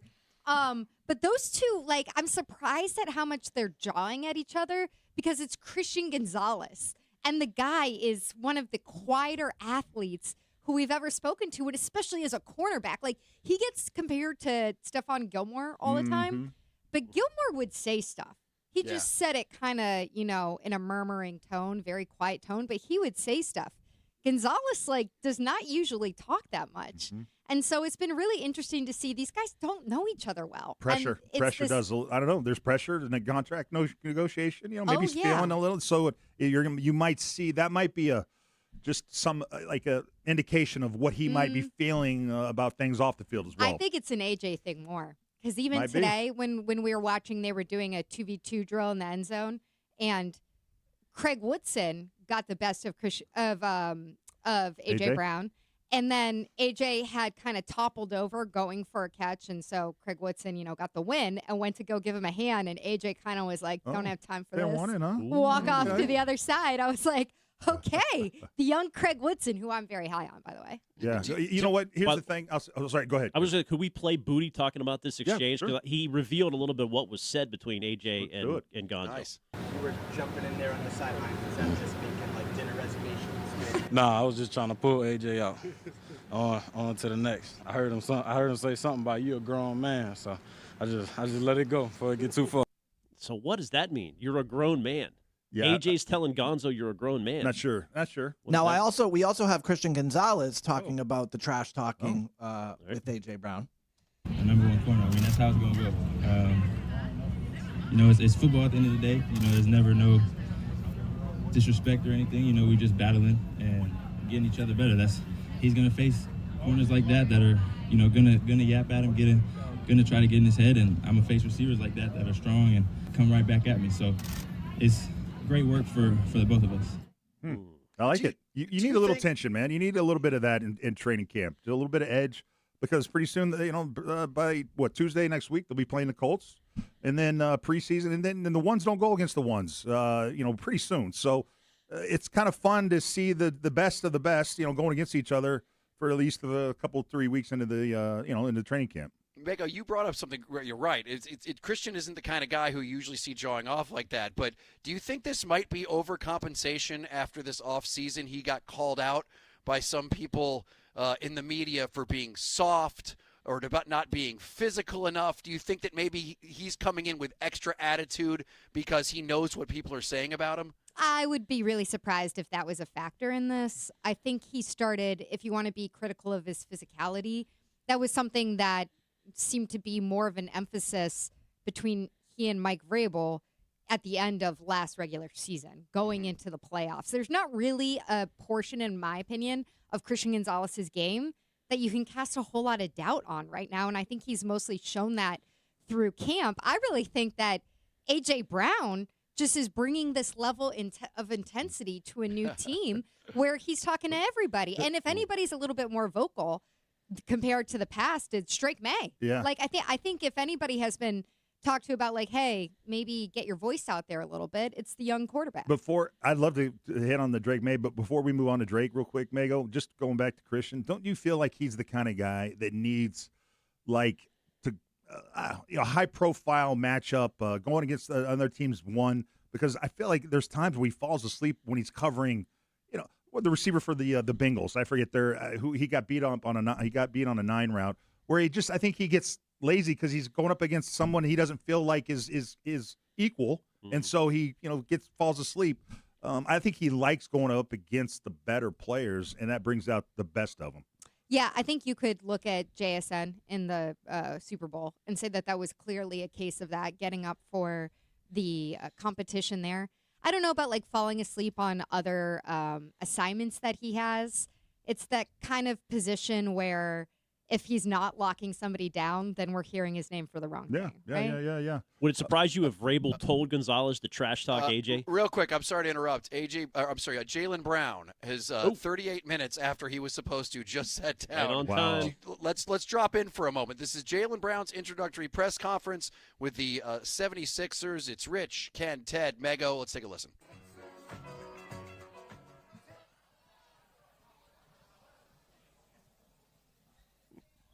You may speak now, Jaylen.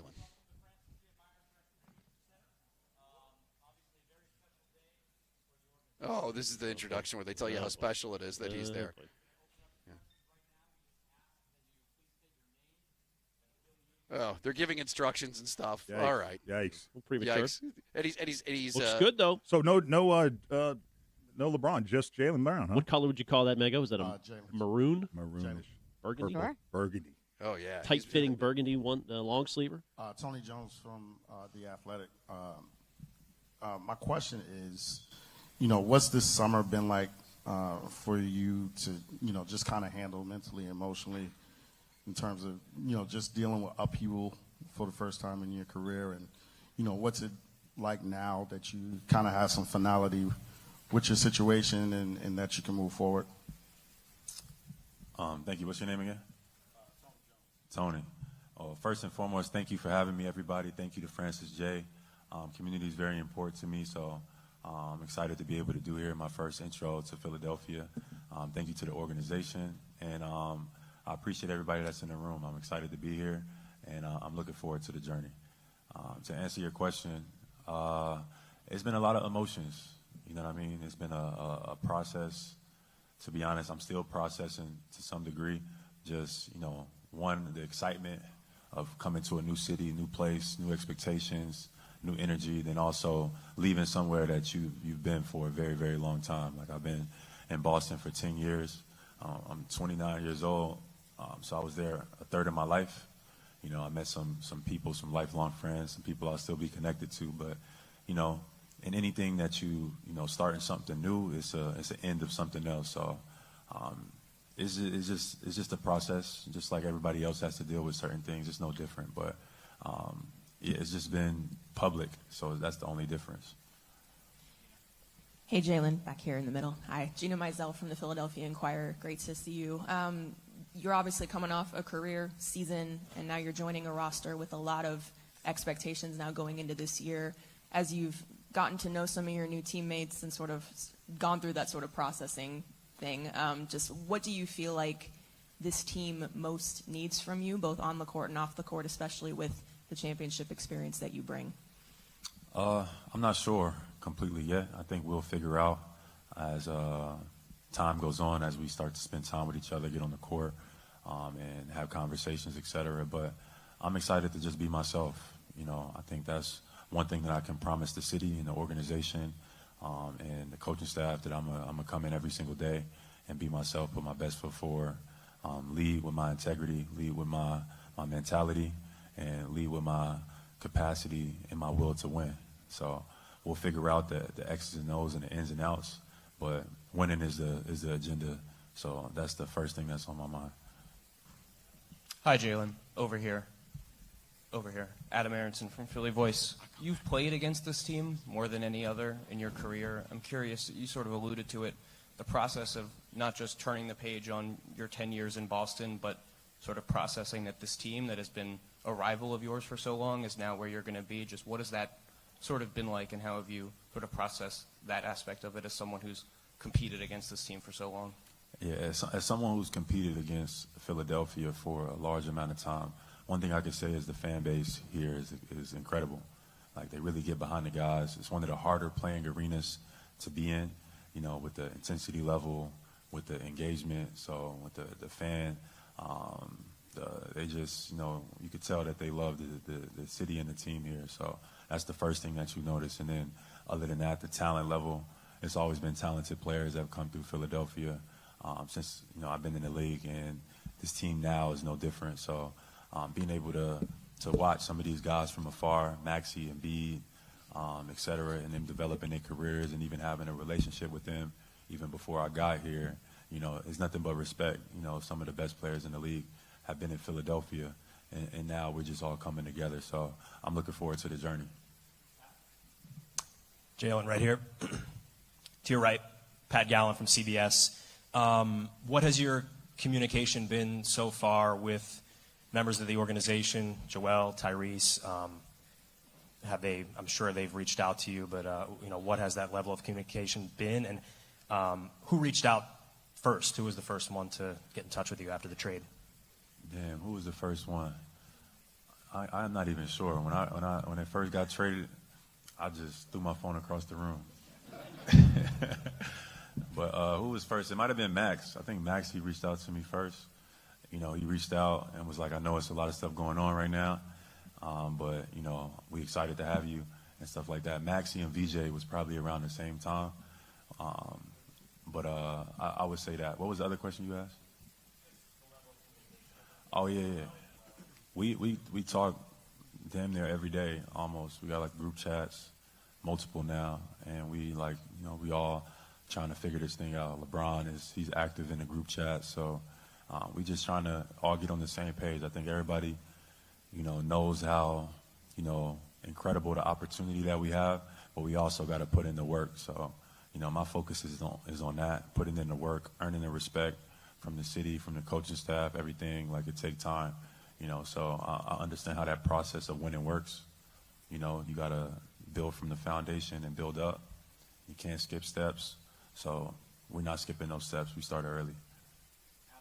All right. We will come back with some more Jaylen Brown if it's any good. I do like how he said when he found out that he was traded, he threw his phone across the room. Right. That's out of all the things he said. Oh, and Stiz in my headphones when he was talking about how great the crowd was in Philly. He goes, "Shot at Boston." Yep, shot at Boston. And Oh, LeBron, the fans, the Philly fans, unlike anything I've ever seen. They really care. Yeah, They're so great the way they boo their own players constantly. He's got a But then group again- chat. Did he ever have a group chat here? probably didn't. Probably no. not. Shot at Tatum. LeBron, There you go. Shot. LeBron will be on the stream next week. You know what? I just want you to have a sound effect of just like a BB gun, like that. So anytime you think he's taking a shot, just press the button at anybody. All right, we'll be back with some more Jaylen Brown if it's any good. And of course, the great Mego is here in studio with us. She's been at Patriots camp, and also we can talk with her about everything Jaylen Brown. We'll take your calls as well. 617-779-7937.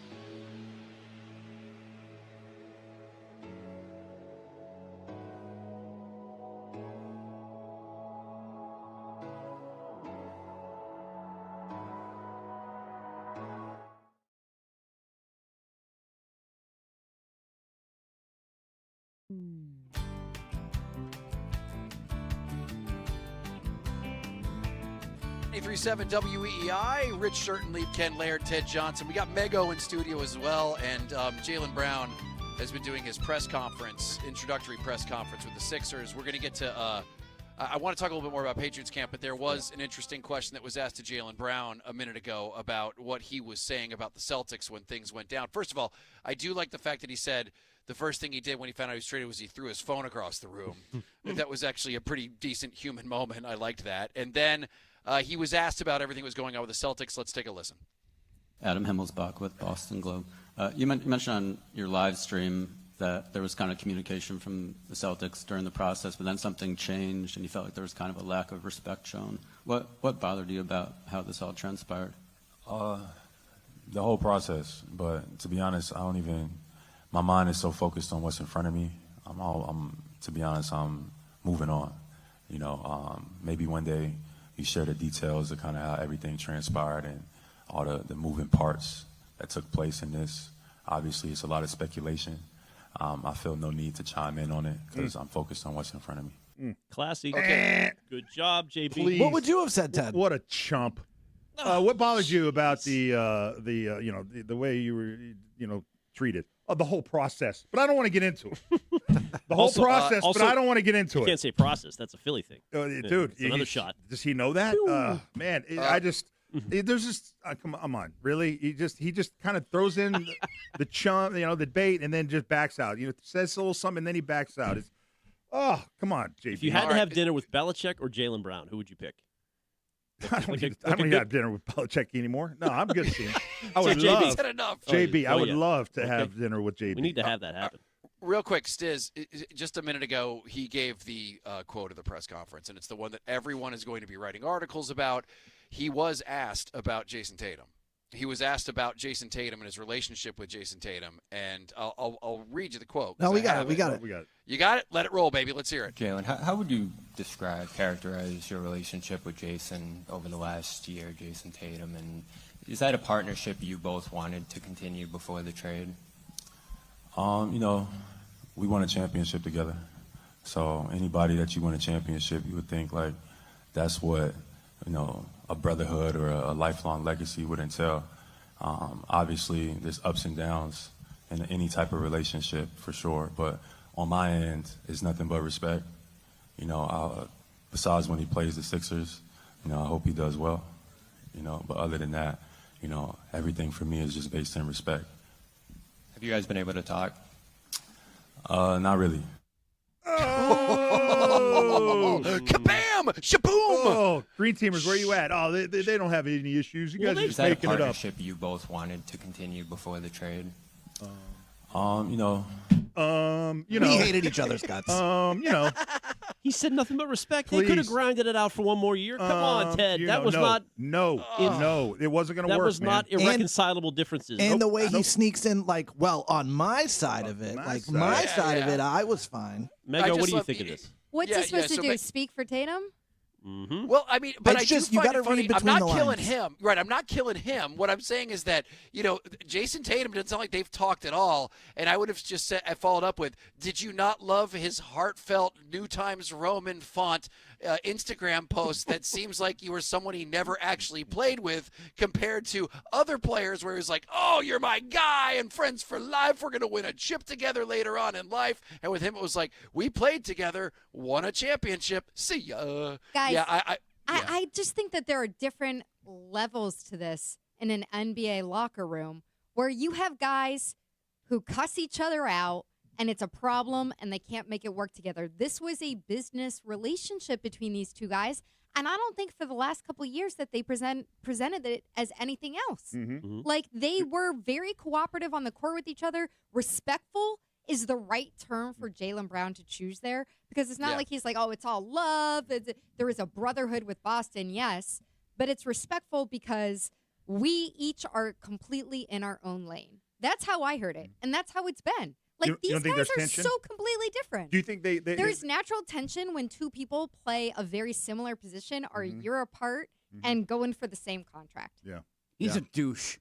There you go, Jackson, from the name cheap calling. seats.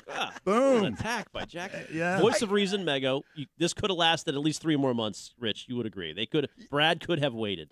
Oh, yeah, there's no question. And I Until- think he should have. He should have because he got Jack. He Trade got deadline. Paul effing George.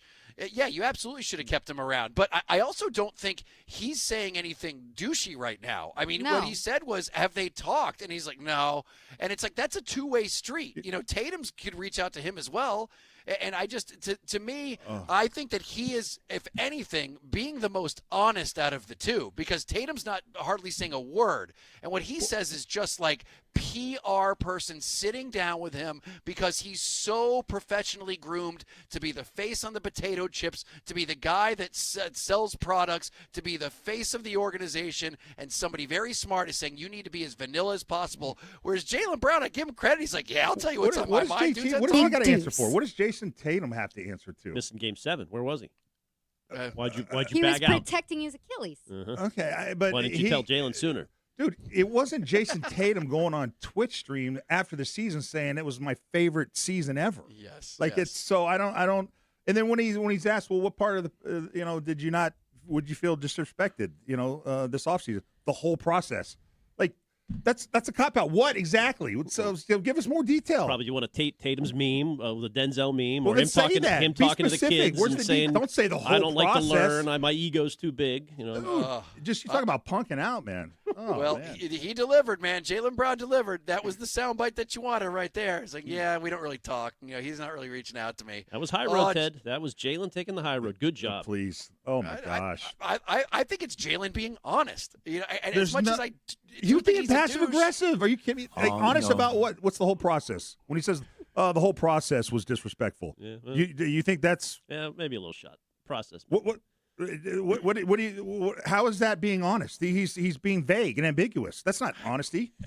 I mean, I guess it is. It is. If you're a guy like him and you feel that you've done everything you can for this organization, I know they paid you a ton of money, but if like they were leading you on that you were going to stay, and then all of a sudden they stop answering your calls, which it sounds like But we that's don't- what happened. Has he said that? Like, we don't So- know that. Nope. But he's no, clearly upset And about something. Brad Stevens has never said publicly, leading up to that point, well, Jalen's our ride or die. We're with Jalen. It's going to be the Jays going forward. Like, never. Didn't he always say, most "My he door said is open"? Yeah, I kept my door open. My door open. We've had conversations, and they've been positive. No, but he did say after all this was said and done that things got quiet near the deadline. And he was like, I thought it was strange because we thought we had something good going. What and then did things got quiet. what did the Celtics owe Jaylen Brown in this whole thing? Like, what do you think that that Celtics didn't do that they should have done regarding the treatment of Jaylen Brown during this process? He's a dude that wanted to stay here and got traded and was apparently kept in the dark near the end. That's the NBA. That's the way it works. But it doesn't mean as a human you can't feel like you were treated like they were dicks to you. I want EEI to pay me the most money of anybody in the market, and then not return my calls. You don't need to return my calls as long as you pay me the most of anybody in Boston. Jesus, it's amazing. You're right about that. How you feel disrespected when you get paid all that money. Unreal, man. Yeah, it is interesting, but it's been good. The press conference, everything I want it to be. Mego, I hate to ask you, and I hate to put you on the spot, but can you stay with us one more break? Because I want to hear a little bit more about camp. Would that be okay? Yeah, sure. Yeah. All right, great. Mego is going to talk to us. We got some great Drake May stuff, and also there's a couple important players that we're missing today, which we have to talk about. We will get to that with Mego. Not going anywhere. 2 minutes. We'll be right back.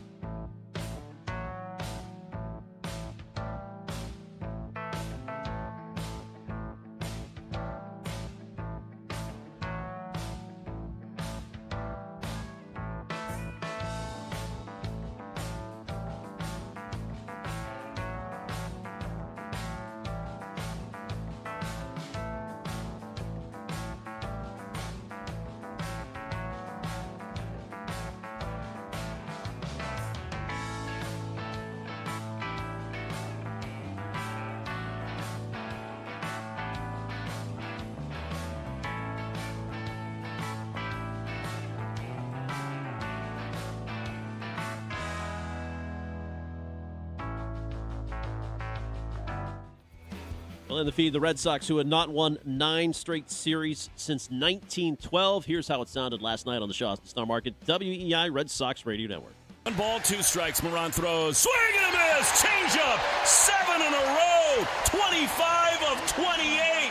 The Red Sox win 4-0. It's a 9th straight series win.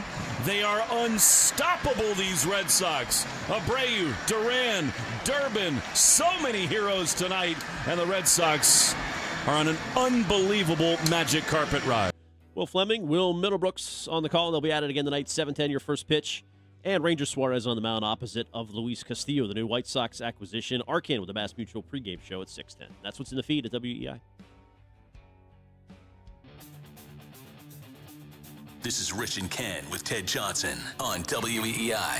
Oh, yes, it is WEEI. You can call us at 617-779-7937. We got Mego here in studio with us as well. And real quick before we get to the Patriots, I just want to mention one last thing, and then we'll wrap up, and maybe we'll talk about it later. But Jaylen Brown just did his press conference. One thing that Jaylen Brown has been doing a lot of during this press conference is several different times he's talked about how much he can't wait to learn from other players, and that he can't wait to be a good student from LeBron and from the rest of the guys on the Sixers, which to me I think is a direct answer to when Jason Tatum said he wanted to be the smartest guy he said that he doesn't like to be the smartest guy in the room. He likes to learn. And also maybe it's not even a shot to him. It could be a shot to Colin Cowherd, who said that he has talked to people who say that Jaylen Brown likes to think he's the smartest guy in the room. That's my last observation. You from trying this, to send Ted off over the edge because he's dude. close? I mean, I'm just glad that Rich is being honest about it. Maybe it's a shot. It is a shot. What are we doing? Maybe it's a shot. Of course it's a shot. Unbelievable. It's most likely a shot. Absolutely. All right. Well, Mego is here, and she, as I said, within an hour and a half or 2 hours ago, she was at Gillette Stadium covering a practice that was not open to the public. That's got to feel kind of cool, like an exclusive when it's just like they don't get to see the cool stuff you get to see. It's just her and Terp. Yeah, just literally the two of us down there. It was weird. Nobody else showed up. But today was an interesting day, Mego, if I'm not mistaken, because there were some important names that were not participating, and then there was one that I saw had to leave in the middle of practice. So what did you see when you were down there? Yeah, so Christian Barmore departed, and then Romeo Dobbs has been out for 2 days at this point. I didn't even see him there. And then on top of that, you had Will Campbell, who was very limited and appeared to have some kind of, I don't know, like a brace or something on his arm. And so, something to keep an eye on. I also think it's notable that it wasn't Caleb Lomu, the first-round pick, who was filling in behind Will Campbell in the team periods. It was Marcus Bryant, who's the swing tackle who they drafted last year, that's seen virtually no play whatsoever. So a little Lomu's indicator struggling. there. Is that obvious that he's not? I got to be honest, guys. There's a lot of judgment of the offensive line right now based on one-on-one drills. And That's not fair. Look at this. Thank you, It's Ted. not fair. That's the most unfair. I look at those one-on-one drills, and I'm Please. like, we're not even enjoying practices yet, guys.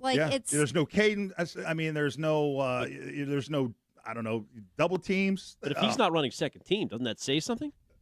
Well, he's with DeVito's group. He's not filling in, and at least he wasn't today when Campbell was out as a left tackle. And I do think that's notable because Caleb played left in college. Yep. But Yeah. I'm not surprised. We knew he was a developmental guy when he was drafted. That was the rap on him. So if you remember Shime freaking out on the morning show about how much he hated it. So it's not a total surprise that it would take him a little bit to get, up to the NFL level. Yeah, doing one-on-ones, basing your opinion just on one-on-one. That's not football. I'm sorry, it's not. I mean, if you graded me on one-on-ones, I never would have played in the NFL. Let's put 10 other guys out there and play football and see how it goes. So I think the one-on-ones is a little overrated. That's just my opinion. Mego, wide receivers. Mm-hmm. Thoughts on a lot of people are trying to figure out how many they keep. Do they keep 6? Do they keep 7? Is Kyle Williams on the team? Is our guy Efton Chisholm on the team? What do you make of Kyle Williams and just the end of the wide receiver group? How that's all going to play out? So it was really interesting to me to start camp because you had this group of, I don't know, I just always think of them as the little guys because they are the smaller size guys. You got Pop Douglas, Efton Chisholm, and Kyle Williams. And I just think it's hard to keep those 3. Now, Kayshon Boutte, we talked to after practice today, And he sounds like a guy who's like a sailboat in the wind, ready to go wherever the NFL takes him. Like, it doesn't sound like he's absolutely dying to stay here because he's in a contract year. And he's probably not going to get over 500 yards in this system this year. But when I look at the lower end of the depth chart of the wide receiver room, Kyle Williams is barely running with the ones. And that surprises me because he was your third-round pick last year. He was somebody who I think a lot of us in the moment looked at and said, man, his speed, like if he can get with the playbook and learn the NFL level, partway through the season, he could really break out. And you saw him at times be able to connect for these super deep vertical routes. The Tampa Bay game was incredible. I don't know where he fits in this offense right now. And he's very much slating as like a backup at best. And when I look at the other guys, Pop always has a good camp, but he gets tons of targets from Drake May when he's with the ones, and he usually catches them. And so I kind of think that depending on how preseason goes, he's secured his place on the team. And between Efton Chisholm and Kyle Williams, I just think it's going to be maybe an interesting toss-up between those two guys. How about Gabe Akis? He was rotating in? Yes. So How's he look? Gabe Akis, it's hard to say. Like, I think still at this point in the season, the thing that when you talk to the other guys on the team that they're most impressed by is just how he looks like strutting out there. I mean, the guy is like chiseled. Yes, exactly. But that's another guy who they really need to hit the ground running. And Mike Vrabel has been spending tons of time focusing on Akis and even just trying to get him up to speed on special team stuff when other individual or group periods are going on before the team drills. Like, that position for them, the edge position, is a real potential liability. And so if Akis could come in and just at least fill a little bit of what Caleb Chasen left when he left, or Harold Landry if he's not able to come back and be healthy to start the season, like you start running out of options pretty quickly there. Now, Mego, all the time you spent down there and from the people you've spoken with and from what you've observed yourself, how do you think this Christian Gonzalez contract dispute is going to end? How do you think that – do you feel that he's going to hold out once the season starts? Or are they going to be able to figure something out? Like, what's your sense of how this all ends? It's very strange because even today he was asked point blank, in Seattle, they have a rule of if you're not participating in camp, you don't get to negotiate. Is that what's going on here? And he was kind of like, no. And you're like, okay, well, that seems kind of strange. Otherwise, why are you participating unless it's your shared agent who says, like, maybe this is just the best faith way to go forward? But that is very strange because we see cornerbacks in this camp dropping like flies left and right. And Carlton Davis, we haven't seen in like a week. Right. So it's not like participating in this part of camp isn't without real injury risk. This guy was injured in pads to start the padded portion of camp last year in Christian Gonzalez. I think they have to get something done before the season starts. I don't see how they don't. I am not following as closely what's going on with Devin Witherspoon, so I don't know where his talks are with Seattle, but I would be shocked if Gonzalez signs before Witherspoon signs because he knows that he should earn more money, and especially the guaranteed money compared to Witherspoon. Remind me, I don't remember if I heard your opinion on, what did you make of Robert Kraft's comments about the contract situation with Gonzalez, and are you surprised he said it, and what did you make of those comments? I'm not surprised he said it, Teddy, but I do think it put Gonzalez in a really awkward position because he dangled out there this idea that he's going to be the highest paid cornerback at the time, which we know changes with every cornerback that signs that can set the market, and the highest paid Patriot, which to me doesn't actually mean very much because when was the last time that you drafted a guy, had to give him that second contract that would be a market-setting contract at a premium position? I mean, you're going back really far when you start thinking about that. So without giving any of the specifics of what that contract is, we offered Christian Gonzalez $105 guaranteed million. Like, without saying that, you're kind of putting him in a position that he didn't want to be in and clearly still doesn't want to be in of negotiating this through the media. He doesn't want to talk to the media about it. He doesn't want to talk to us about anything, but he definitely doesn't want to talk about the contract. Well, Mego, not only are you one of the hardest working people at the station, you went an extra break with us. How about that? That's a record for our show. Three straight. 3 straight on the show. Mego, you can see her reports and right there on the old Instagram and all the other social medias for WEEI.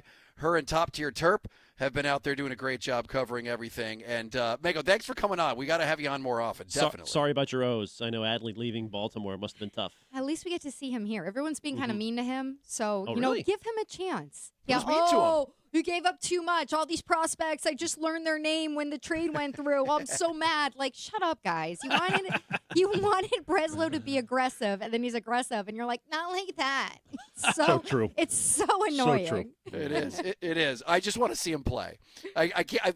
The words of our friend who's a radio host in Baltimore that we had on just said, "Hey man, who's zooming who? We don't know if the guys you gave us are damaged goods or whether Adley's going to be playing anytime soon." So I will feel a lot better once he's actually behind home plate. That would make me definitely feel a little bit better about the trade. All right, Mego, great stuff. Thanks for coming out. We appreciate it. Thanks, guys.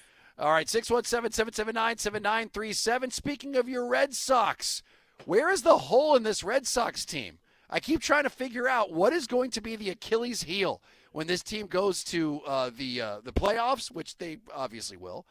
I'm jinxing it right now, of course. But what are you worried about? Is there any position you're worried about? Any player that you're worried about? We'll take your call, 617-779-7937.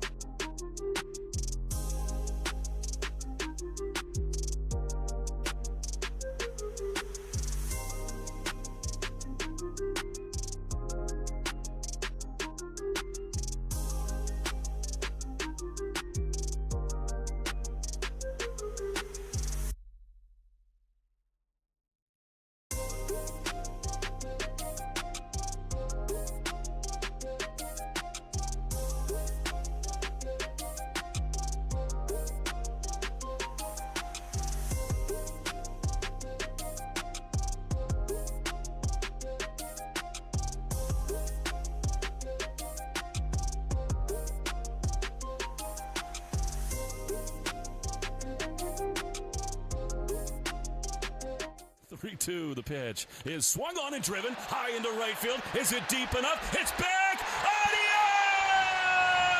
Adios! He does it again.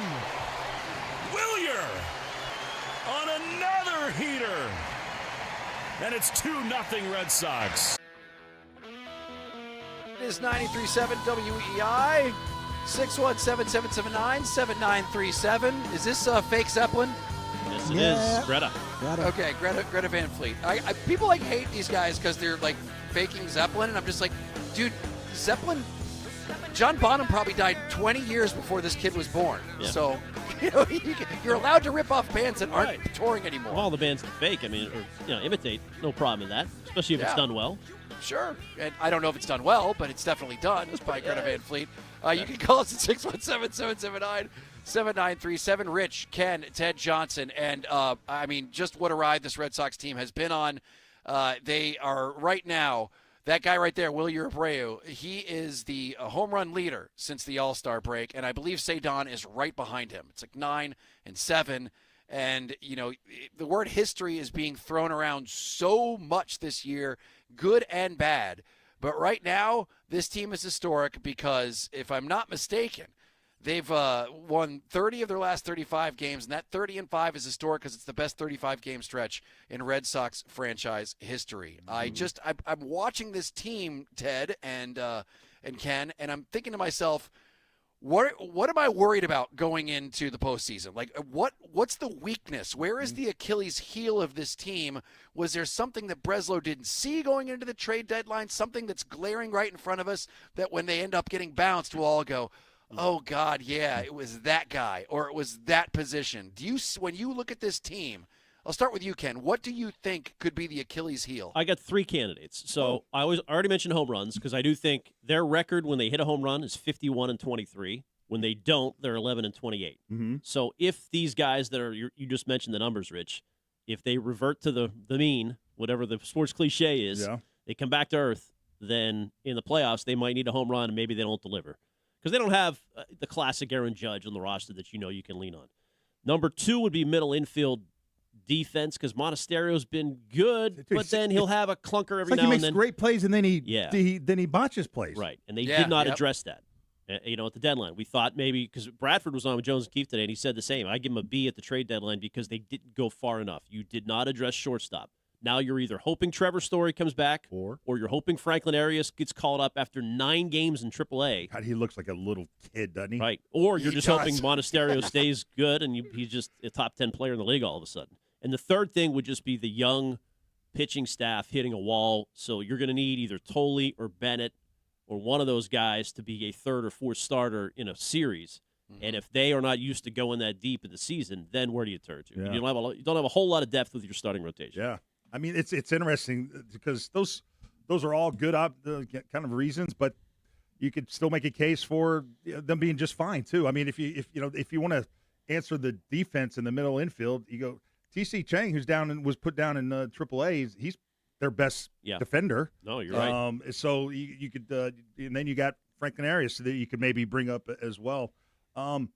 Yeah, I mean, I think about when they went into the playoffs last year, they had maybe 2 at the most kind of dependable pitchers going in. Now they have maybe 4 or 5. Yep. But you're right. The usage of the young pitchers Yep. is a little bit concerning. They're pitching more innings than they have, and it might not show up this year, but it might show up next year, kind of like it did with Garrett Crochet. I think Garrett Crochet pitching as many innings as he did last year is the reason why he's not pitching this year. Now Keith had a good observation. Our man, the dump truck, Miller, has a great record as an opener for whatever reason. So if you're in a pinch, you pair dump truck first inning, Bayo second inning and on, and you got a shutout on your hands. I feel like they have so many options with pitchers. Like their bullpen is insane. Their starting pitching is insane, and then they have little weird quirks like with Bayo where you can be use them in a pinch.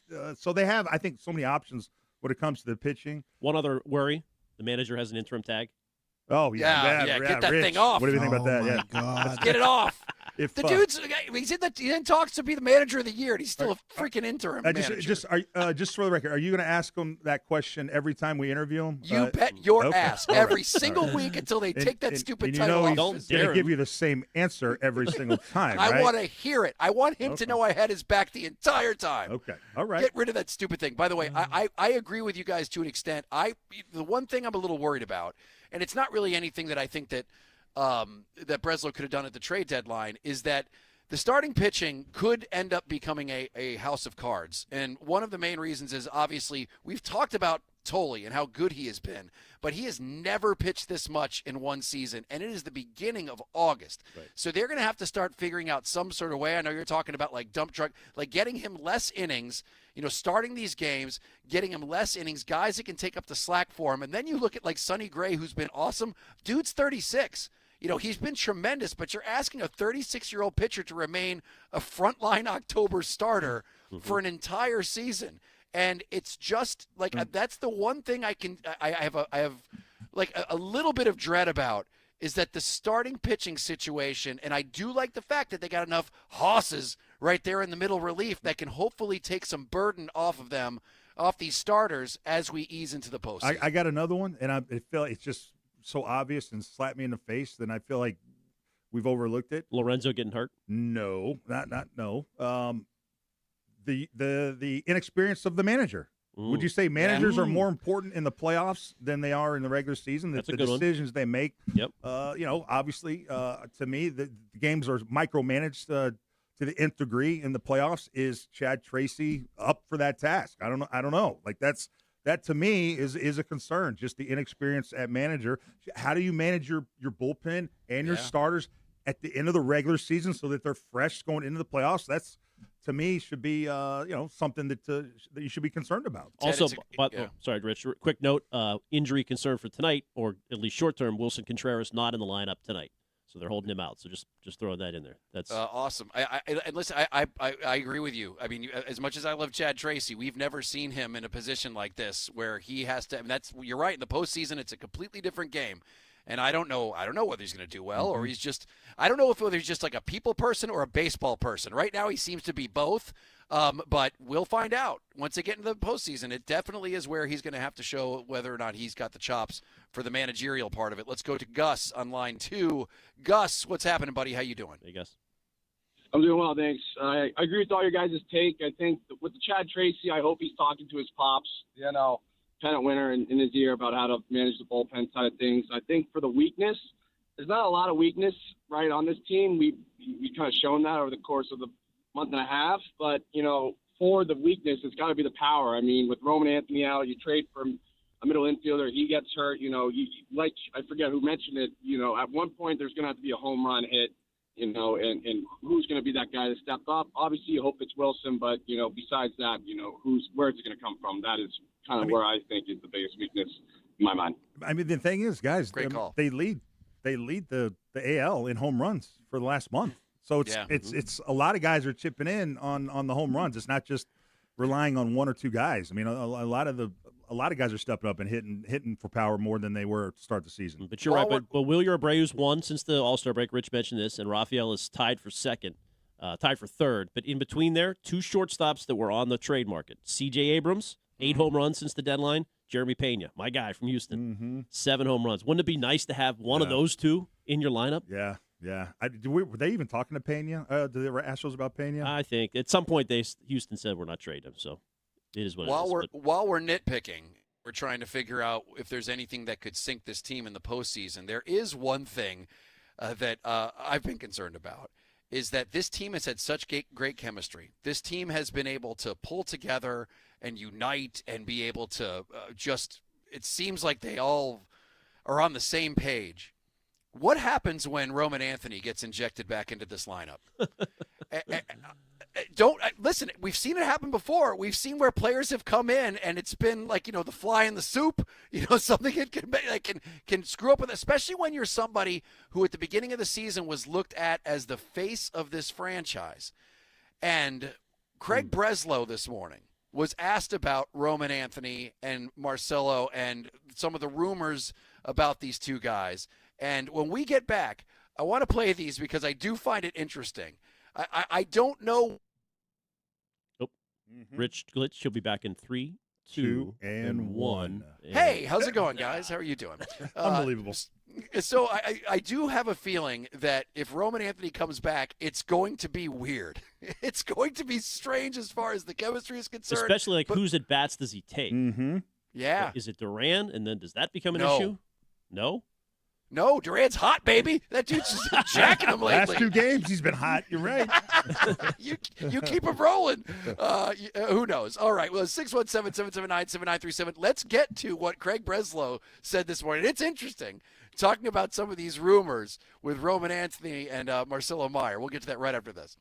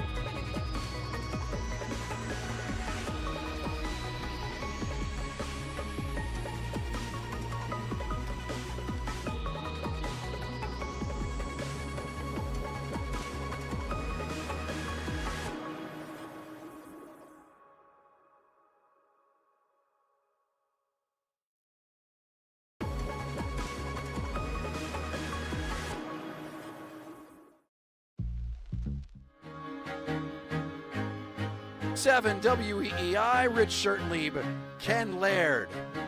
Three-time Super Bowl champion Ted Johnson. You can call us at 617-779-7937. And Ted and I just did an Oklahoma drill in the hallway. I won again. Low man always wins. Ted has no, he can't get down that low anymore. Is that what you call getting locked out when you go to the bathroom? An Oklahoma drill? That's the new name for it. Yeah. It is. I mean, listen. It's. I'm going to be the one who does it first. Who goes to because in our new studio there's a bathroom, and that you have to bring your key card every time you go, or you're stuck. And that is. I'm going to be. I'm telling you, I'm going to be the first one to do that. Who do you think was the first one, actually, Rich?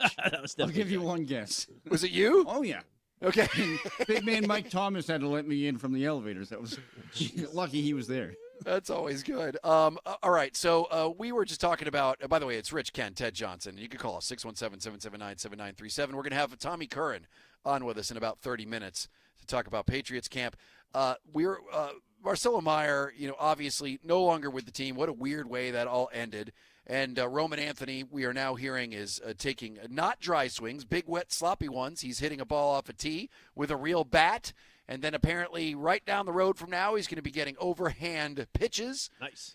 And which will be, hey, fantastic. It sounds like, they are hopeful that he could be back. They didn't say this. This is just an assumption that I've made by the way they're talking about him, is that he potentially could be back before the end of the season, maybe in time to help them in the postseason if they make it. And but there's a lot of talk. There's been a lot of talk about Marcelo Meyer. Some really, really funny talk, to be quite honest. And this morning on the Greg Hill Show, it was great to have Breslow on. Breslow is a regular guest. And Craig Breslow was asked, hey, where did things go wrong with Marcelo Meyer? Sure. I'm not sure that something has to go wrong in order for that to be the outcome. Marcelo is, he's still very young. I still expect him to have a very good major league career. I think a lot of the perception that followed him was completely unfounded and completely untrue. But this was a baseball trade, and it was an opportunity for us to strengthen a bullpen that we think is a core part of our team. And we felt like walking out of the trade deadline, we were able to accomplish our objective of improving the short-term outlook by making this trade. So we did it. It's really as simple as that. Okay, that's the typical answer you probably expected Craig Breslow Good to answer, give you. Craig. Yeah, I don't have any problems with that answer. Sure. Sure. Sure. I'm glad you asked I that. feel I'm like waiting for when he that. said Yeah. sure after the question is like tapping you on the head, like, Yeah, okay, I'll okay. answer your silly question. I'm an Ivy Leaguer. You're a peon. Right, sure. All right, Yeah. Chief. Sure. Sure. But I do like that Greg Hill followed that up with the following. Let's take a listen. And to be clear, because I think it's great, you come on the show, you clear things up. There's these this nonsense that appears here and there on the social medias. There were no, well, I won't speak for you. Were there off-field issues with Marcelo, with Roman Anthony, anything? Because you can clear that up so people can stop talking about it if there weren't. Where's the organization on that? Yeah, I think nonsense is a good characterization of that. There are no issues with Marcelo and Roman off the field. And I appreciate that you say I can come on and clear the air, but I think I've been doing that for a couple of months now, and people seem to ignore that. There are no issues. There never were any issues. Marcelo and Roman are great guys and very talented who are doing everything they can to try to get back on the field. Right now, obviously, Marcelo is the San Francisco Giant, and Roman is busting his butt to get back and join this team. Doth protest too much, methinks. Wow, I Look like who's it. got his swagger I back. like it. Way to go, Breslow's Craig. just swinging it. He's like, yeah, now that everybody loves me, I'm going to shove it right back in your face, dummies. Oh, that's so great. And I'm glad that Greg asked about it because, yesterday we were talking about it, and it just got funnier as the day went on. I don't know what was going on with Marcelo Meyer, Roman Anthony, if anything was going on, but I'll tell you what it wasn't. It wasn't the stuff that was going viral. Oh, dude, I'm telling you, they were out there, and he banged his sister, and then they got in a fight during a threesome, and she's pregnant. And then it just got absurd. It's like, you know why they traded him? Because they're gay. Why do you think Fenway's having a heated rivalry You're just night? making this up. So, No, these are all the dumb stuff I was reading yesterday from like conspiracy theorists, and it sounds like a drunk guy in a bar. That's why they're having heated rivalry night, right? Because they're telling us all what was going on behind the scenes. two things that was almost Greg caught himself. It was almost a very leading question, which, by the way, Greg got intel, same as you, Rich, that was nonsense. So that's why Yes. he started it that way. I'm glad he corrected. He kind of left it open-ended. But we still haven't answered the question. Give me a reason why all of a sudden, as soon as Meyer left, Roman Anthony is busting his butt to get back in there, and he's taking overhand tosses, and he's back in the training room. Well, I don't see something him happened. linked. I don't see the two links though. I don't know. I don't know. Well, I'm not saying I do either, but something. All of a sudden, things changed, right? Is it coincidence? No, I just think it's coincidence. I don't see how one would lead to the other because they were already separated. It's not like they were down in Florida together. Well, right. But Meyer was here, so now Right. Roman's back here. No, because is he back Meyer's here? not I thought he's down in Florida just swinging. I guess maybe I I'm haven't. assuming too much. If he's back here, that's different. I guess I don't know that. That's true. Maybe he's still in Florida.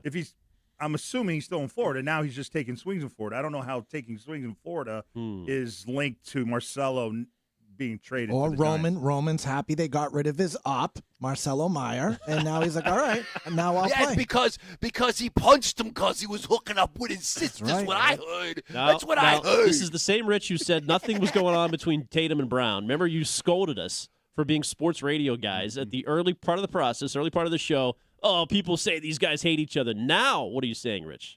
In a couple months. I mean, okay. Well, that wasn't that. How convenient. How convenient. A little Rich Convenient glitch. timing. Yeah, good time. And by the way, I said that before Jaylen Brown said this was my favorite season. So you got to give me a little bit of credit on that. I mean, you can do a take adjustment afterwards when you find out things like that, and I will definitely Just saying, agree. you better adjust. You better apologize if we find out down the road there's something going on between Roman and Marcelo. Well, if there is, that'll be just funny. Like, that'll be, like, really funny. Like, what if, like, Sully down the street is right? Like, Reddit, hey, man, I knew the entire time. You know, I think you don't put as much credence into the streets talk as much as you should. The streets talk. Coming man. from a street guy. Yeah. You're right. Okay, all right. So tell me you believe the stuff that's been going on. Yeah, the stuff is so outrageous that's out there about him. You don't read it and just roll your eyes. No, the most wild parts of it is probably untrue. But is there some truth to it? I would not be shocked if it is. But I can't even tell what part of it you would think is some truth. Like, it's all ridiculous. It's all absurd. That friction came up between them over could be a girl, could be a mon. I know I have a sister. If I found out my boy was hooking up with my sister, I wouldn't be out. Yeah, Jackson. I wouldn't be too impressed. Streets grimy. You don't mess with streets grimy. Yep. No, you do not. But they were boys, man. They were the Seaport Bros. They were until they weren't. You know. That's right. You never know. You know, shrimp and white wine, baby. They were partying out in the city. Smash Brothers. That's right. In their white suits, they're just smashing all over Southie. Hell yeah. Then, according to the reports, it's hysterical. I read, and everyone that I read in the voice of a drunk dude sitting at Stats Bar, just like talking to one of his buddies. One thing you are right about, Rich, though, is the point you made last break where just Roman's return. I'm not saying you don't bring him back, but it will just be a little awkward no matter what has happened. He's been gone so freaking long. It'll be awkward if he doesn't get put in the lineup if he's cleared, and it'll be weird when he does because I think that means I don't know. You're just messing with chemistry. I mean, you potentially could have 4 different players in the lineup to start the playoffs. Curtis Meade, perhaps. Yeah. I don't know. Franklin Arias, perhaps. Roman Anthony, excuse me, perhaps. To me, there's the way the lineup is set right now could be, I don't know, 30-40% different when the playoffs start. Is the Roman risk worth the reward? Like, if he comes back and hits the way we think he can, it probably is. Yes, there's no question. And I also think that it's a different team now, whereas when Roman was here, you didn't quite know who the alpha was. Wilson Contreras can walk up to Roman when he returns and do the Captain Phillips. I'm the captain now. I'm the captain now. Yeah, the good thing is, right, I mean, at the start of the season, it was Roman that had to answer for the team. Yeah, Roman and Marcelo. It's completely different now, and so you should be more relaxed, and that should take a lot of the pressure off of him. Yeah, I just have too much faith in the leadership that I've seen from this team, not only from, of course, the manager, but from guys like Wilson Contreras, that I don't think that Roman's – matter of fact, I have a feeling that they are going to embrace him. I have a feeling that if for some reason Roman gets a little hot, it is going to – like, they are going to freak out. Like, they're going to love it, and I believe that they're going to find a way to make it work. There's nothing I've seen over the last couple of months that make me think otherwise. But yes, it could all implode, and maybe he's a poison pill and all that stuff. That's just in your worst thinking of this team and your worst nightmares. Sure, that could happen, but I just don't see it. Is 508 Texter correct? By the way, Monday, September 7th is Marcelo Meyer jersey giveaway at Fenway. That's awesome if it's the case. What a collector's item that will be. That would be great. Did you see the hot dog? The hot dog hats they're giving out. You're very excited about that tonight. Very excited. Yeah, the Meyer jersey comes with blood from Roman Anthony's face after he punched him in the jaw. God. Oh, man. Reddit's just the best. All right, 617-779-7937. Tommy Curran is going to join us from Patriots camp. Love having him on in about 15 minutes. We'll be right back.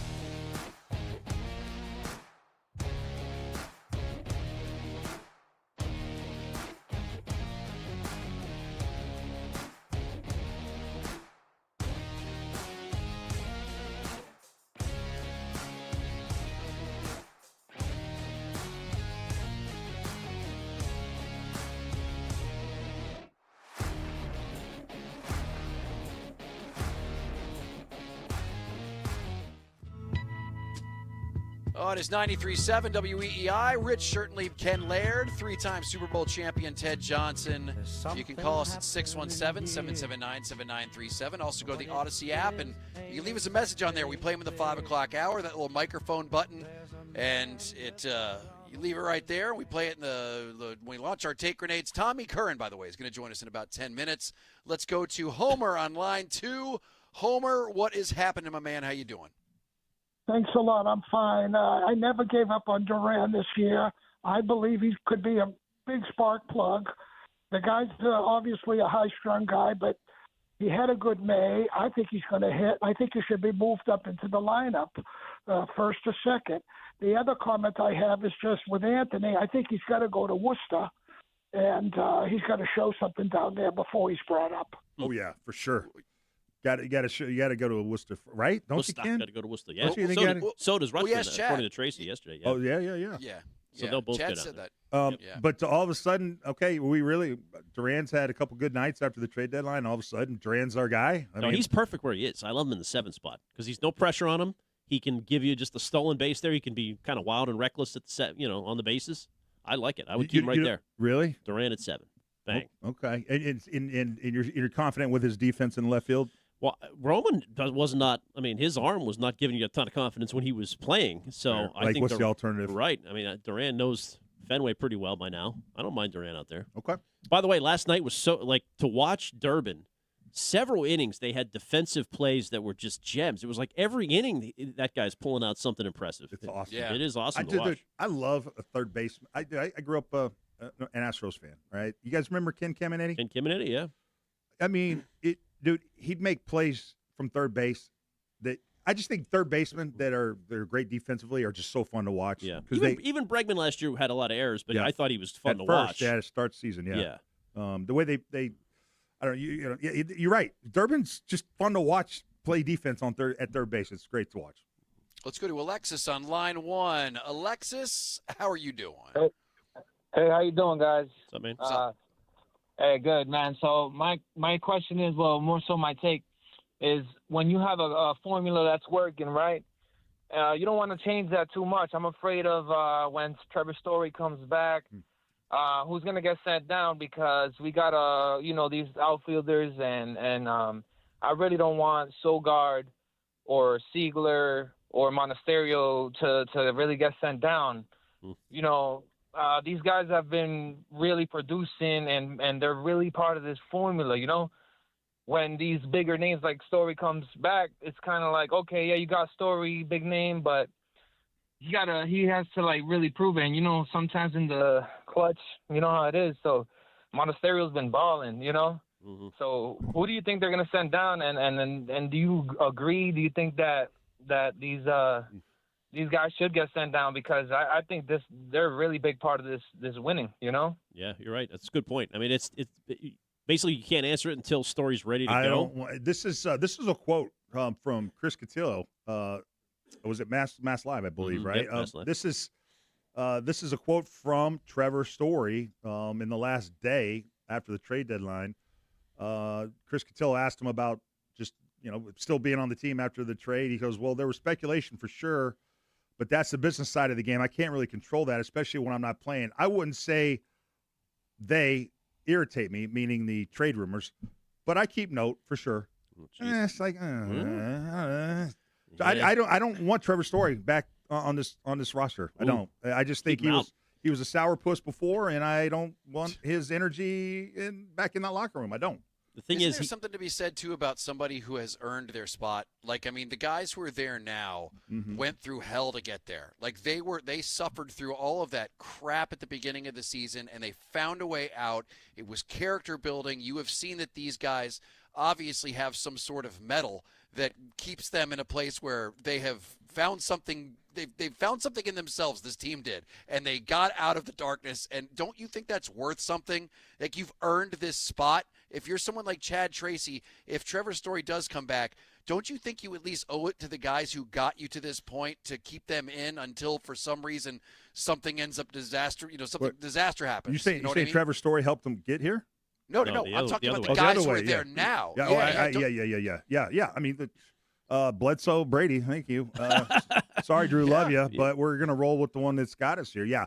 Are you calling Andrew Monasterio Tom Brady? No, I'm not. Just that if I'm making, if you're thinking that, I don't. But you get my point. I mean, and I agree with you. Do they care that they're paying Trevor Story $25 million to sit on the bench? They probably not. As long as you're winning, and no one cares. No, I don't think anybody's clamoring to have Trevor Story back in the lineup. He had 25 homers last year. Had a good year. When healthy, he had a.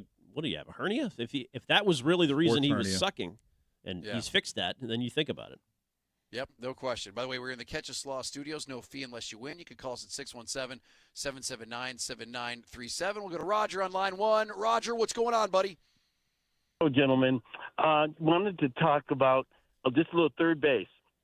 The fact that if you look at the statistics that Bergman has and the ones that Corbin has, they're exactly the same. 11, 12 home runs, 50 RBIs for one. And it was a wash. But I remember when he was struggling, Caleb, people were out on his case. And deservedly so because they're major leaguers. But it's really nice in the long run to look at the statistics. Read them. They're almost exactly alike. And he's 6 years younger. And that's nothing against Bergman at all. I loved his time there. Bergman was great. Bergman was great in Casablanca. Man, she was a smoke show. I was like, Birdman, the guy that played with LeBron in Cleveland? or Miami? Protect the Nest, yeah. So he's saying Alex Bregman is who he meant. But let me give you some of the... or Ingmar Bergman, great filmmaker. So Caleb Durbin versus Alex Bregman. This is their stats, comparatively speaking, to each other side by side. Their WAR, Alex Bregman 2.8, Caleb Durbin 2.9. Let's see, home runs. They each have 11. RBIs, Bregman 47, Durbin 49. Batting average, Alex Bregman 246, Caleb Durbin 247. Did Breslow put that meme out? Is that a burner? So it is interesting. They're both identical. One's getting paid X, the other one Y, but. So it is interesting. Bregman taught Roman Anthony how to hit. So if he was here, Roman would be healthy. That's right. Oh, no question. Right. Let's go to Eric on line two. Eric, how you doing, man? Eric. Good afternoon, guys. How are you today? Good. Hey, good. In no way, shape, or form can Trevor Story be a part of this active roster, period. His entire 5-year career has been defined by injury and lack of production. Even if you look back at September, remember how many errors he had last September? Yep. He had 7. He's not a clutch guy, and I hate to pin it on him. I'm sure he's a great person, but he had an opportunity to lead this team in the early days of April and May. He wasn't disclosing his injury, so he was less than honest, probably, and I don't blame him, trying to save his job from Marcelo Meyer. He didn't lead the young players, and he didn't perform on the field. You're not part of the story. Well, period. I'm sorry. Pun intended. He was 5 for 13 in the playoff series, so that's pretty good. 385 against the Yankees. You keep going back to last year. Last year was. Well, that's what he said. Last year he had errors in the second half. Oh, okay. I see. And doesn't perform in the clutch, but he did have a good playoff. He had a bad start to the season, and but he was hurt. Okay. Yeah. Or. I mean, baseball hurt. I know you don't. None of these injuries. You're right. You're right. I do. But he was. I don't know. But you remember, he was the one guy that was like. Thought the owner owed the team an explanation. He for does the have a little firing attitude. of Alex Cora. Yeah, right? he does have a little Cora tie and a little swagger. He does love Cora, and that also is very interesting. In that, are there alliances there? I just know that these guys have all earned a spot. Like right now, I can't look at anyone in this lineup. I mean, if you want to talk about Jarren Duran, there's a conversation to be had. But really, anybody else right now, I can't point at them and go, you know what? I don't think he deserves to be here. Like, these guys have gone through hell and gotten to this point and pulled this team out of the gutter. That's worth something. Well, it shows you got grit. Except the catcher, though, right? You'd put Rutschman in there as soon as he's healthy. Except Rutschman, exactly. I'm sorry, but yeah, right, exactly. Rutschman, no question. Curtis Meade, maybe. No second base. Yeah, yes. Yeah, I mean, I guess Meade, but isn't he kind of out of the question right now? Not going to be back until right before the postseason, and I don't know if he's going to have enough time. All right. But what we do have time for is, of course, the great Tommy Curran. We love having him on with us from NBC Sports Boston. He has got all your latest info on Christian Gonzalez and his contract. Drake May apparently had a difficult day today. Also, a lot of talk yesterday with us about whether or not the Crafts are going to do something stupid with Drake May and his contract. And what's kind of funny is after we talked about it, there were like 6 articles about it today. So, listen, man, this is where we set the table, baby. We set the table for the city. All right, 617-779-7937. The great Tommy Curran will join us in 2 minutes.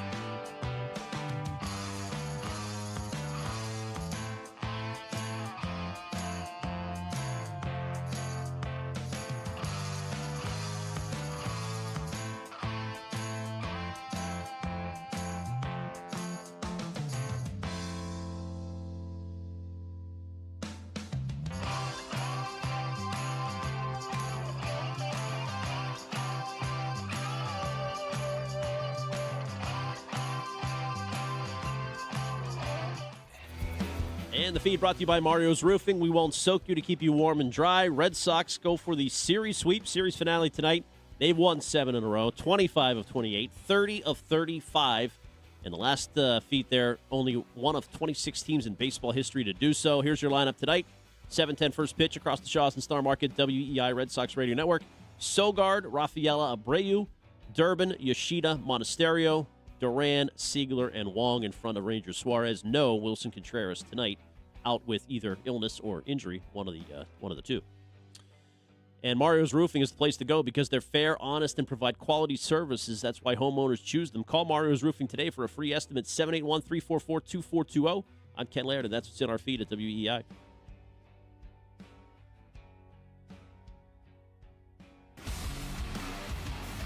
This is Rich and Ken with Ted Johnson on WEEI.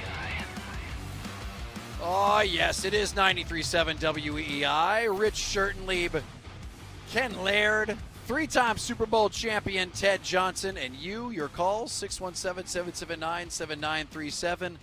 A gentleman we love having on the show, someone who I don't know if he's seen the Odyssey, but if he has, I need to find out whether or not, like you two boys, he thinks it was meh and sucked, because you're the only two people that I know in the entire world who did not like the Odyssey. We didn't say that. We just said overrated. I guarantee you he has not seen. That's 3 hours he could be playing golf if he's watching that movie. Yeah. Yes, Mr. Tommy Curran from NBC Sports Boston. Tommy, thanks for joining us, buddy. How you kids doing? We're good, buddy. Oh, just too damn good. I don't even know what to do with myself. So Tom, this was an interesting practice today. Obviously, you guys were very special. The public not allowed. Only the coolest guys with the laminates were able to get in there. But it was it's an interesting one regarding Drake May and his performance. Correct? How did he end his part of the practice? Well, they were a little bit uneven.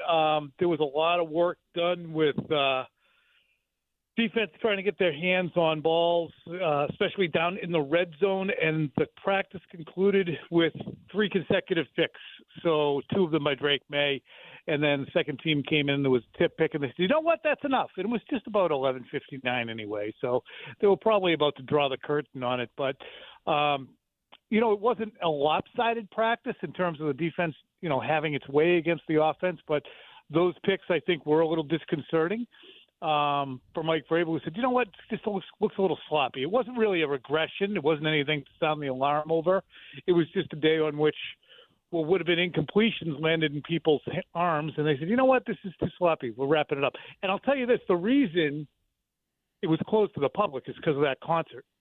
Oh, the BTS concert, the Gillette last night, right? Yeah, that's correct. They're doing it again tonight, I do believe. So they didn't want the chaos. So it wasn't really, invite only, but it was. Well, speaking of disconcerting, Tom, and the offense, Dobbs missed another practice. I haven't been down there to watch it, but I just haven't read much in a positive sense about him yet. What are you seeing with Dobbs, and is it just too early to judge?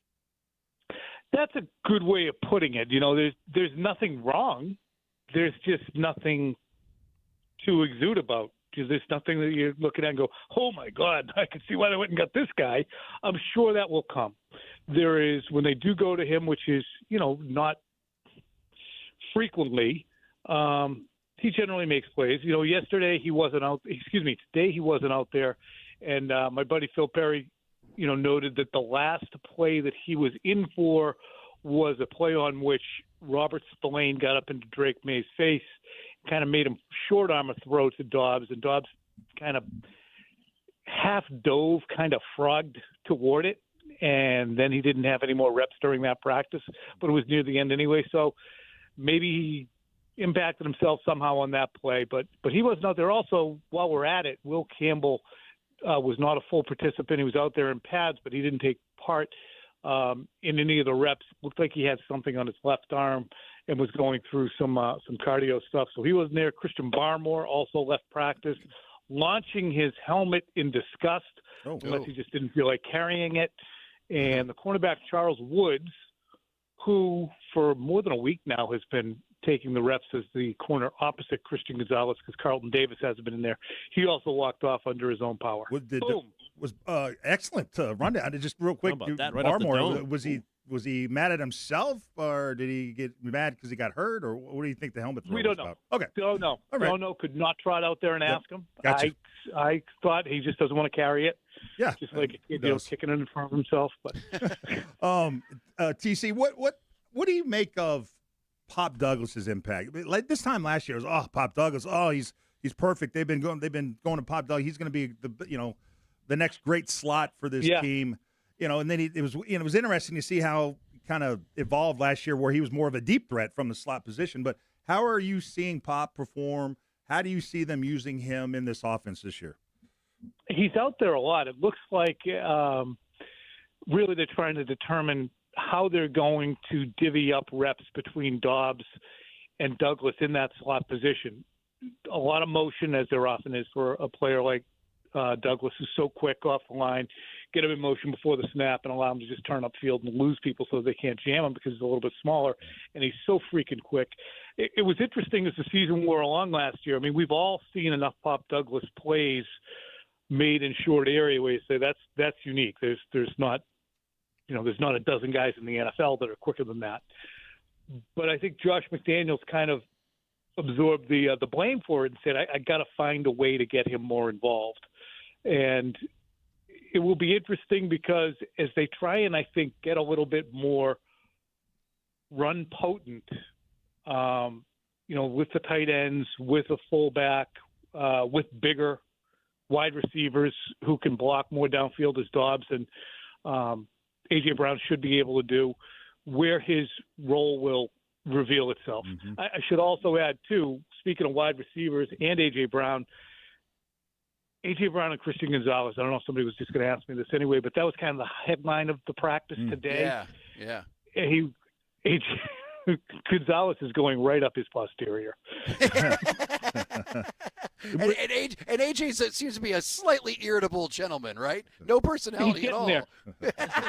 He's getting there, because, Gonzalez, there was a deep throw down the left sideline, overthrown by May, kind of one of those throws that if A.J. Brown doesn't get it, nobody gets it. But Gonzalez had him locked down 30, 40 yards downfield, and you could see that there was some jawing back and forth. And it wasn't as good-natured because there was some pointing going on and some turned around, and then, you know what, I got another thing to say kind of thing yelled back. And then they were doing some reps, and Gonzalez also got extremely excited after a pass breakup, and Brown really wasn't into it, and Keyshawn Boutte had moved over to kind of see if Brown could relax a little bit, and Brown wasn't really that psyched to see Keyshawn Boutte interjecting himself. Keyshawn Boutte's probably saying to himself, I just want to get out of here. Hey, real quick, Rich, this is unusual for Gonzo, right, Tom? I mean, to see him as animated as he's been this camp? He is more and more growing into a person, whether it be at the podium or interjecting on the field, that we really haven't seen before. Not in a bad way, just he's more animated, more comfortable with himself and his role. Maybe that's the feeling you get when you have about $110 million in guaranteed money around the next corner. But he certainly has grown into who I think he wants to be at this juncture of his career, and he's not the same guy he was last year. And that's not a criticism, because I thought he was boring watching paint dry previously to listen to him talk, but he's much more entertaining and revealing, I think, now than he was. He's not saying a lot, but he's at least listening to the question and trying to meet you halfway. And before it was just shrugs and nods and mumbles. Well, we're talking to Tommy Curran, NBC Sports Boston, and we talked about this for a while yesterday, because I think that Ted might be a little nervous. I'm not so nervous, but does what's happening with Christian Gonzalez right now tell us anything about how the Patriots will eventually handle Drake May and his contract? I don't know if Drake May is going to handle his contract the same way as Gonzalez is, because, again, we talked about this last week. My perception is more that he's not getting hosed a la Logan Mankins or Vince Wilfork, feeling as if they have to take to the podium. He's not getting hosed as much as he is saying, yeah, thank you, it's a good offer, we'll see what I do with it. And he's slow playing them. That's my perception. And I think that probably has to do with Devin Witherspoon. So will the Patriots blow Drake May out of the water? Or, more likely, will Drake May say, yeah, appreciate it, we're going to see what Caleb and Duz and Jaden Daniels do before I sign? Because I think that's more likely. So they're going to have to cough up about $70 million a year, probably more than $400 million in total value in the contract, just based on Patrick Mahomes and the rising salary cap since he did his deal. He's at 64, Mahomes is. He's going to have to make more than Josh Allen. Josh Allen signed 2 years ago. He's going to have to make more than Joe Burrow. All of those guys. He's younger. He has been a runner-up for MVP. He's played in the Super Bowl. Those are things that Lamar Jackson and Josh Allen haven't done. Allen having been the MVP and Lamar having been the MVP, I understand that. But he's already over some mountains that those guys have not conquered in terms of playing in a Super Bowl. Well, one follow-up to that, real quick, can I just say, what confidence do you have that the Crafts aren't going to jack around, like that they are going to mess around with that contract? They just don't do that, and I think that I'm in the extreme minority when I say that. I just don't think that they jack around with contracts as badly as people in the market do. Aren't they doing it right now with Christian Gonzalez? Like going out and saying that they offered him the most money in Patriots history, and isn't that kind of the definition of jacking around, doing it all in public? No, that's the definition of communicating with your fan base, so that your fan base understands when they say, boy, I've been hearing for years you guys jack everybody around and they're the cheapest owners in professional football. I think that is an instance where the owner is saying, yeah, I'm not really that cheap. I think that is really a low-hanging fruit accusation that has, over the course of time, reared its head. And I'm just going to say to the fans, we have a pretty generous offer on the table. So I don't take it as jacking around. I take that as information shared by somebody who's frustrated with, A, his reputation in the fan base, which he doesn't think is necessarily deserved, and B, I don't think there is a B. I don't have a B. It sounded good. The setup sounded good, though. Well, the B, I guess, I'm is in the minority, though. I think it is. I think it's a crock to spend as much time and effort as there is spent on complaining about how cheap the crafts are. how close do you think they are, Tom? It's up to Christian Gonzalez, I would think. I mean, you could get it done now and say, here's $111 million guaranteed. Here's $36 million a year.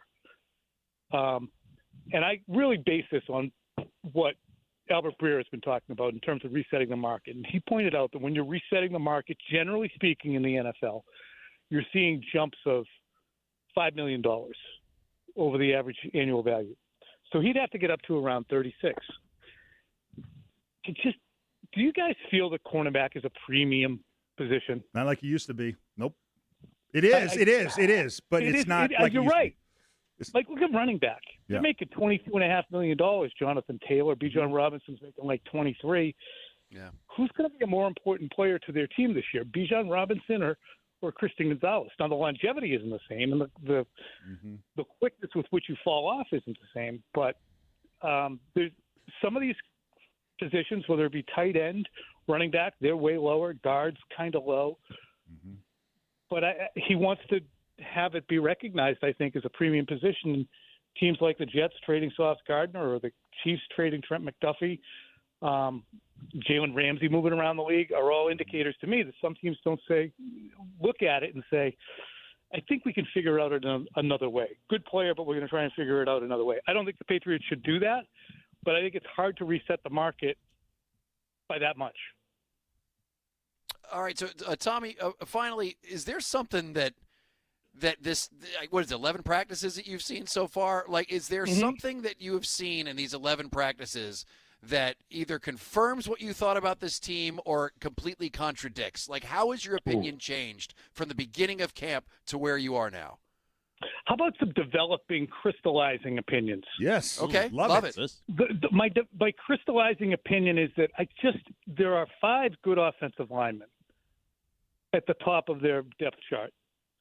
I just really would like to see them develop a collective identity. I don't know what it is. You know, you want to be a running team. You want to be able to blow teams off the ball and gain your 3 yards on 3rd and 3 or 3rd and 4, whatever. You don't do that on 3rd and 4, do you? On 3rd and 2. And I just don't see one developing. But you have 5 pretty good players. So, and we have not seen the running game right now in camp really establish itself as something you're like, oh, wow, they just blew those guys off the line. They're going against a pretty good defensive front. So that's one thing that I really look at and say, because they've really belabored that point, Rich, we want to be a running team that can run when everyone knows we need to run. So I really am putting that on an offensive line that they've devoted themselves to say, we got to get better. All right, well, Tommy Curran, hopefully next time we speak, this Gonzalez thing will be done, settled. He'll be taken care of, contract in hand. Wouldn't it be much worse if he wasn't practicing? Way worse. Way worse. I don't know. Do you really, Rich? I don't care if he gets paid tomorrow or August 28th. He's out there playing. I just want him to play. That's my whole thing. Yeah, I don't want him to miss games. Hey, Tom, Yes. Rich can't sleep at night because Chad Tracy has still the interim manager.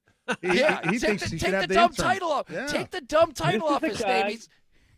You know what? That's a benevolent fella right there. That's a guy who wants other people to get what they have coming to them. Look at that, Tommy. To me. You and me, Tommy Curran, we're right here. We see that we got all these jerks that we were surrounded by who wish nothing but hatred and anger towards these guys. We're just looking for the best in everyone. That's so nice. Yeah. So nice. All right, Tommy Thanks, Curran. Tom. Thanks, Tom. Great stuff. A benevolent man. All right, you can see him on NBC Sports Boston. Thanks for coming on, Tommy. Good stuff. Boy, there is a couple things in there I would like to pick through when we return. Yeah. Let's If do you don't it. mind. Yeah, I wouldn't mind as well. Yeah. I think that's very revealing. Very, very much so. We'll take your calls on that as well. 617-779-7937. Back in 2 minutes. Not going anywhere.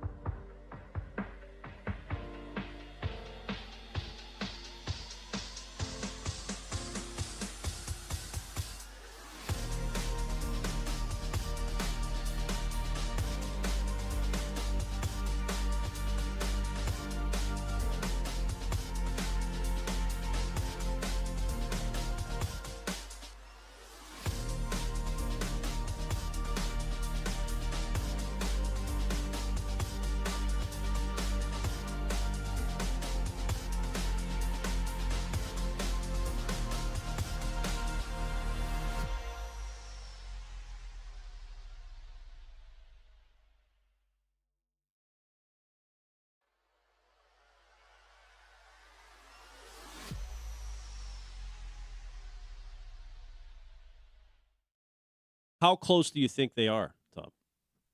It's up to Christian Gonzalez, I would think. I mean, you could get it done now and say, here's $111 million guaranteed. Here's $36 million a year. And I really base this on what Albert Breer has been talking about in terms of resetting the market. And he pointed out that when you're resetting the market, generally speaking in the NFL, you're seeing jumps of $5 million over the average annual value. So he'd have to get up to around 36. Do you guys feel that cornerback is a premium position? Not like it used to be. Nope. It is. It is. It is. Two trailer park girls go round the outside, round the outside, round the outside. That is Tommy Curran, who just joined us from NBC Sports Boston. Love when he comes on with us. Don't you think, Rich, that is very revealing as to how the Crafts are thinking? Like, yes. we offered Gonzalez somewhere in that range, $111 million guaranteed, $36 million a year.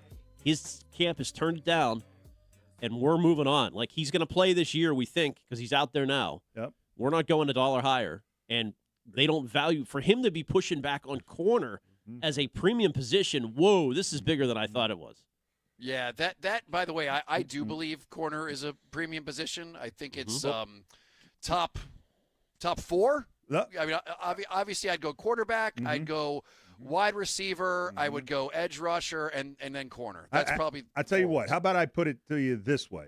I'll give it to you in terms of the positions and what their kind of annual salaries are. Okay. For each position. So the quarterback is the number one premium position. All right, anywhere from $55 to $62 million a year. Number two, edge rusher. Yep. All right, is the second ranked most valuable position. They're anywhere between $40 and $47 million. Number three, wide receiver, the most coveted position, $35 to $40 million. Number four, defensive tackle, $31 to $38 million. And number five, the quarterback position is, according to annual salaries per year, is the fifth most valuable position at $30 to $32 million a year. Okay, but if you don't have edge rushers, does that not make your corner more important? That's a great point. That would be my argument if I am Christian Gonzalez. I'm hey, you guys feel comfortable with your Jonte Jones? Draymond Jones. Gabe Akis? Okay, good luck. All right. Right. You don't want my client. But it used to be cornerback used to be behind quarterback. And now it has slipped down a little bit, for sure. I do like how Tommy Kern and I debated the definition of jacking around when it came that may be to Robert Kraft. But I mean, it's true. I still believe that is something that if Robert Kraft could take back, he would. I think that was. You think so? I don't. I think Tom's telling you they don't regret it at all. Not at all. That's them telling you they've negotiated as far as they will go. Yep. And it's now in his court. That was Tom's words. It's up to Gonzalez now. And so Kraft, there's no need to wait. He's putting the pressure on Gonzalez. Mm-hmm. Well, I don't like that then because I think it backfired on him because I think that even Christian Gonzalez didn't like that. I don't think his agent liked it. I think the fans are smart enough to understand that when you say you offered more money than you've ever offered before, we don't know whether it's fake money or real money. Is that guaranteed money? And I said this before, you could offer someone $1 billion contract, but if your guaranteed money is, $20 million, then that's not worth anything. So you can say whatever you say. It doesn't mean that it's real. It also is very strange. And I think it's his ego. And I think his ego has been hurt. And this isn't listen, it's true. Yeah, I think over the past 10 years, I believe the Patriots have spent less than any other team. I think in the last 10 years, if I'm not mistaken. The cash spending stuff. Cash spending, yeah. That has been low, I think 30th or so for many years. Yep, almost more than 10 years, 20. And I think that he hates hearing that they don't spend any money, and his ego got involved, and he wanted everyone to know that, oh, yeah, we offered him a ton of cash. If it truly was as much as you said, and it was as good of a contract as you are mentioning, then I would think that he would be signed by now. But we don't know what's going on behind the scenes, and to me, that's jacking around. Dealing with this in the public to the media instead of doing it properly behind the scenes is, to me, shenanigans. But if it were horribly wrong, I got to believe the agents are getting that out there through somebody in the media, and they've been so quiet on it. I think that those are the numbers. I think they feel like, and that is a pretty good. If it's $36 million a year and $111 million guaranteed, that's pretty good for a corner. To their point, and Can't so let the positive poison go to your head. Oh, Don't listen to it. Boy, Don't this is- fall for it there, this is- Christian. boy, this is worse than I thought. He's not. This is it. This is last year. If I had to guess right now, he plays it out and he's gone like McDuffie. Maybe. Same thing with Trent McDuffie. Last year here, like he was in Kansas City, and then he's going to be somewhere else because they were not going to go beyond that with Drake May on the line. It is the fact that Christian is still out there practicing is made this kind of a non-story though. It's a non-story for this year, I guess. Yeah. But if you're going to lose your guy and not get anything in return for it, I don't know. They might. I don't know. They still have his rights. I mean, they could trade him for 2 firsts after the year, whatever, because he's getting paid $18 million in his 5th year. Right. But he won't play for that. By the way, I love that whole thing with the Seahawks. It's a policy. We don't negotiate with people who aren't playing. Yeah, sure. Like if it was somebody that you like absolutely has you by the balls if they don't play, you're not going to negotiate. That sounds like a old Patriot kind of. That seems like a Yeah. Belichick kind of thing. That was interesting. It's so dumb. It's like, yeah, sure. All right. So let's say Drake May, decided that he wasn't going to play because you're negotiating a contract. And he does go to, I guess you're just going to stop.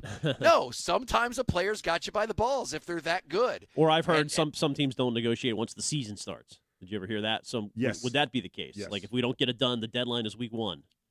I've heard that the a lot. Patriots, but the Patriots have said that, and they've ended up negotiating a contract mid-season, correct? I think they have. Well, they did. They gave Marcus Jones a contract in the middle of the season, but that's the new regime. I'm trying to think with Belichick. I don't remember Belichick doing a lot of mid-season contracts. Was it Mankins? Was it Mankins that they who was it who held out? Mankins. He held out until Mankins, week 10, right? came back, and then they traded him after the season. They didn't give him a new deal. Oh, that's right. Okay. Oh man, I for some reason, and it wasn't Wilfork either, right? Like Wilfork, that wasn't. No, No, they no, gave no. him. They gave him a deal. Wilfork played it perfectly. He used his fandom and his leverage as one of the best players and the most beloved players to get a very good contract that they did not want to give him. Man, I remember the fans. Everyone was BS about Oh, yeah. that, and that's why sometimes these public things come and bite you in the ass. Yep. Robert Kraft. That's why sometimes you have to do it all behind the scenes. Because Okay, but here's a text, 860, Rich. Screw Gonzo. Make him play on the contract he signed and they signed. They got 2 more years with him in the franchise. He's an idiot to not sign that deal if that's what they offered him. Already Screw starts. him. Here we So go. Here this we is the go. Crafts winning because I think they've got fans on their side. Oh yeah, how much goodwill are they going to get when Gonzo ends up getting traded? Like when this But by all then, ends and they didn't get him a contract. But by then, they're getting 2 firsts for him, and Drake May's getting that $700 million, and fans won't I care don't- as much. I don't care if you're getting 2 firsts for Christian Gonzalez. I'd rather have Christian Gonzalez right now. You've got Drake May in a play. They just went to the Super Bowl. I don't want him gone. Well, not he's this one of year. the best Next in the year. league. Next year. Even next year. I mean, he's young. Pay the guy, keep him around. Like that to me, I guarantee you, if he plays this year and they get rid of him, and even if they get 2 firsts for him, fans are going to be pissed. Like if he continues to play at an elite level, Divided. the fans are going to be pissed. I don't feel this huge I just don't think people know him that well. He doesn't talk a whole lot. I mean, Wilfork was beloved because he was a character, man. Everybody knew him. He'd been here for a long time. Christian's been hurt a lot of the time, the 2-3 years he's been here. So Maybe that's why he's trash talking AJ. He's trying to bring that personality up. yeah. Get him to, yeah, maybe more fans put pressure on them. Yeah, because they like him more. I don't know. No question. All right, 617-779-7937. We'll continue to take your calls. Also, Jaylen Brown had his introductory press conference, and I mean, listen, yeah, there was a shot to Jason Tatum in there, without a question. Kendrick Perkins has got something to say about it. Oh, yes, he does. We will get to all that right after this.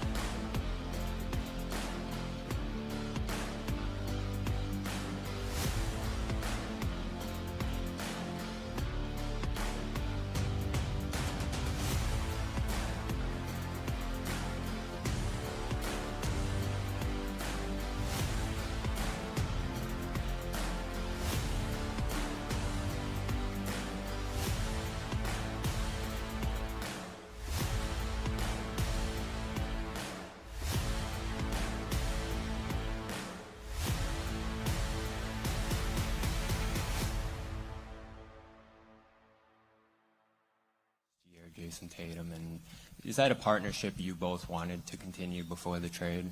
You know, we won a championship together. So anybody that you win a championship, you would think like that's what, you know, a brotherhood or a lifelong legacy would entail. Obviously, there's ups and downs in any type of relationship for sure, but on my end, it's nothing but respect. You know, besides when he plays the Sixers, you know, I hope he does well. You know, but other than that, you know, everything for me is just based in respect. Have you guys been able to talk? Not really.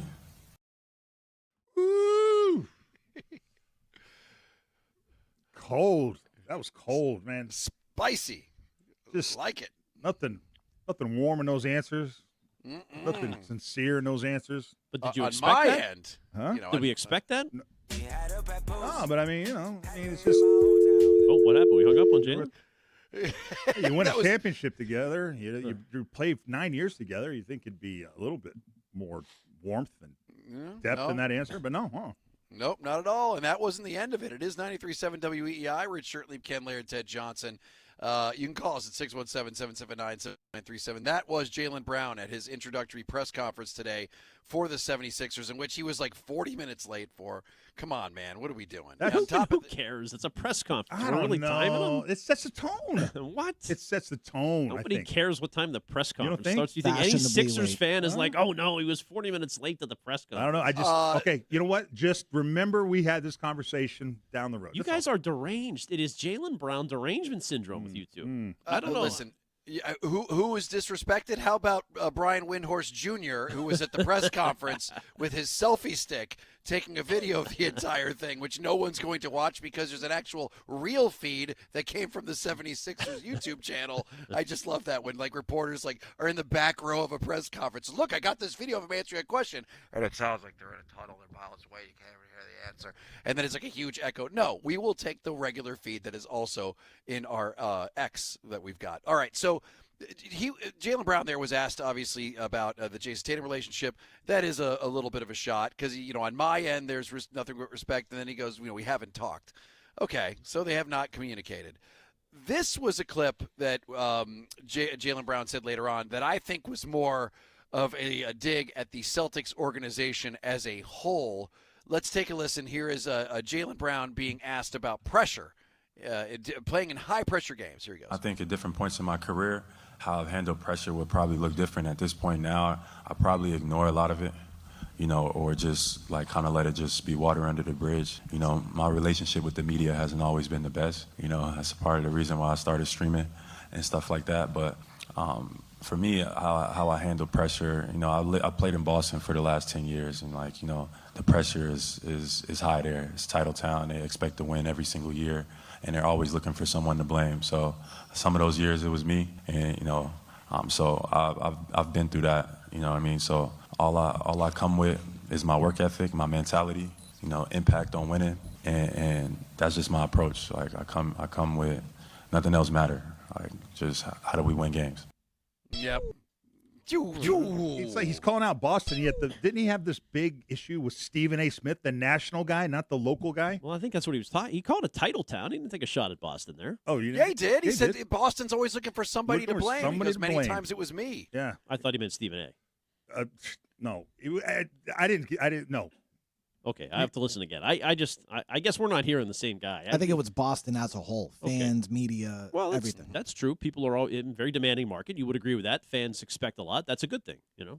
I don't think It is a good thing, but he's perceiving it as a bad thing. I just, you know what? If you had an issue with the Boston media, just why didn't you call us out when you were playing here? Now, you know, you were always calling Stephen A. out. You never called anybody out in Boston. Yeah, I want to be called out. Come I do on. too, Call man. out Rich. Come Jeez. on, buddy. Well, that was the thing is I was joking about when he kept going after Stephen A. I'm like, you understand that Stephen A. is loving this. Like, you are validating everything he's doing, and people are tuning in to hear what he would have to say. But as someone who does have something to say about this is Mr. Kendrick Perkins, who always has an opinion. But I like it when Kendrick Perkins says it because he does it in that awesome Southern drawl.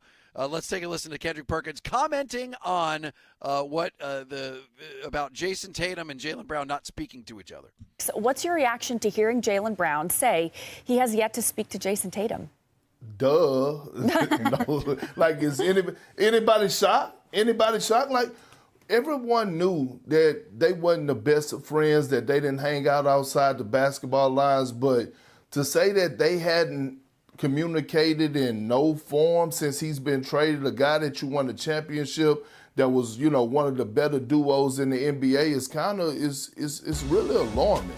And it started to, more questions and that I want to know, like, as far as what was the real relationship with Jaylen Brown and the entire Celtic organization? Because Jason Tatum didn't come in the middle and say, hey, let's stop this. And matter of fact, Jason Tatum basically says it's time to move on. So, again, you hate to see a relationship end this way, especially two guys that wasn't even knocking at the door of their prime, accomplish a goal of winning the championship in one of the hardest cities to do so.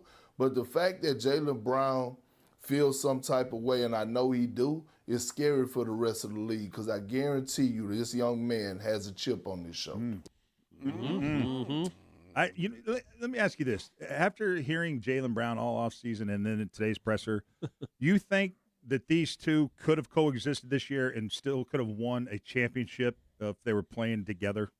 Well, number one, the first part, yes. Could they have coexisted each other? Of course. Could they have won a championship together? No, but that's because of the team. That's because the team was, they were redundant. The team was flawed. You can't beat the team. Like, you wouldn't be able to beat the Knicks with that team. But yes, I think that sometimes off-season people, everyone, their emotions are high. Everybody talks. When they start playing basketball, I think things are different. They've always been together. I shouldn't have said coexist. Do you think they could have won a championship together? I think you could have changed the coach and taken a run at it. I don't know I don't know that 1,000% it would have worked, but it would have been an option. That was a path, which they believe in Missoula too much. They believe in Missoula over Jaylen, right? It feels that way for some reason. It feels that way. Yeah. So the answer is no. With the current coach and the current setup, Jaylen Brown, you're Jason probably right. Tatum, You're probably could not have won a championship. But could they have waited until the trade deadline to pull the plug? Yes, and got the same deal they got from Philly, or better, and prevented LeBron from going to Philly. What would be the point, though? Like, if you got the same deal to prevent the dream team from assembling in Philadelphia. Okay, I can't.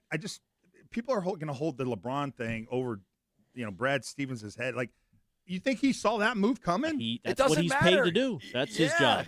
You got to figure that stuff out. I mean, it doesn't. Even if you didn't see that coming, like, you helped somebody in your division. You gave away one of your best players, a guy who was in conversation for MVP this year. You ended up giving him to someone in your division. So that's a sin enough. But the fact that it even blew up in your face even more with LeBron being there, yeah. If the Sixers end up winning a championship, everyone is going to think they're going to forget everything that Brad Stevens did up to this point that was so good, and they're going to blame him for that. Okay, they got to win the championship, though.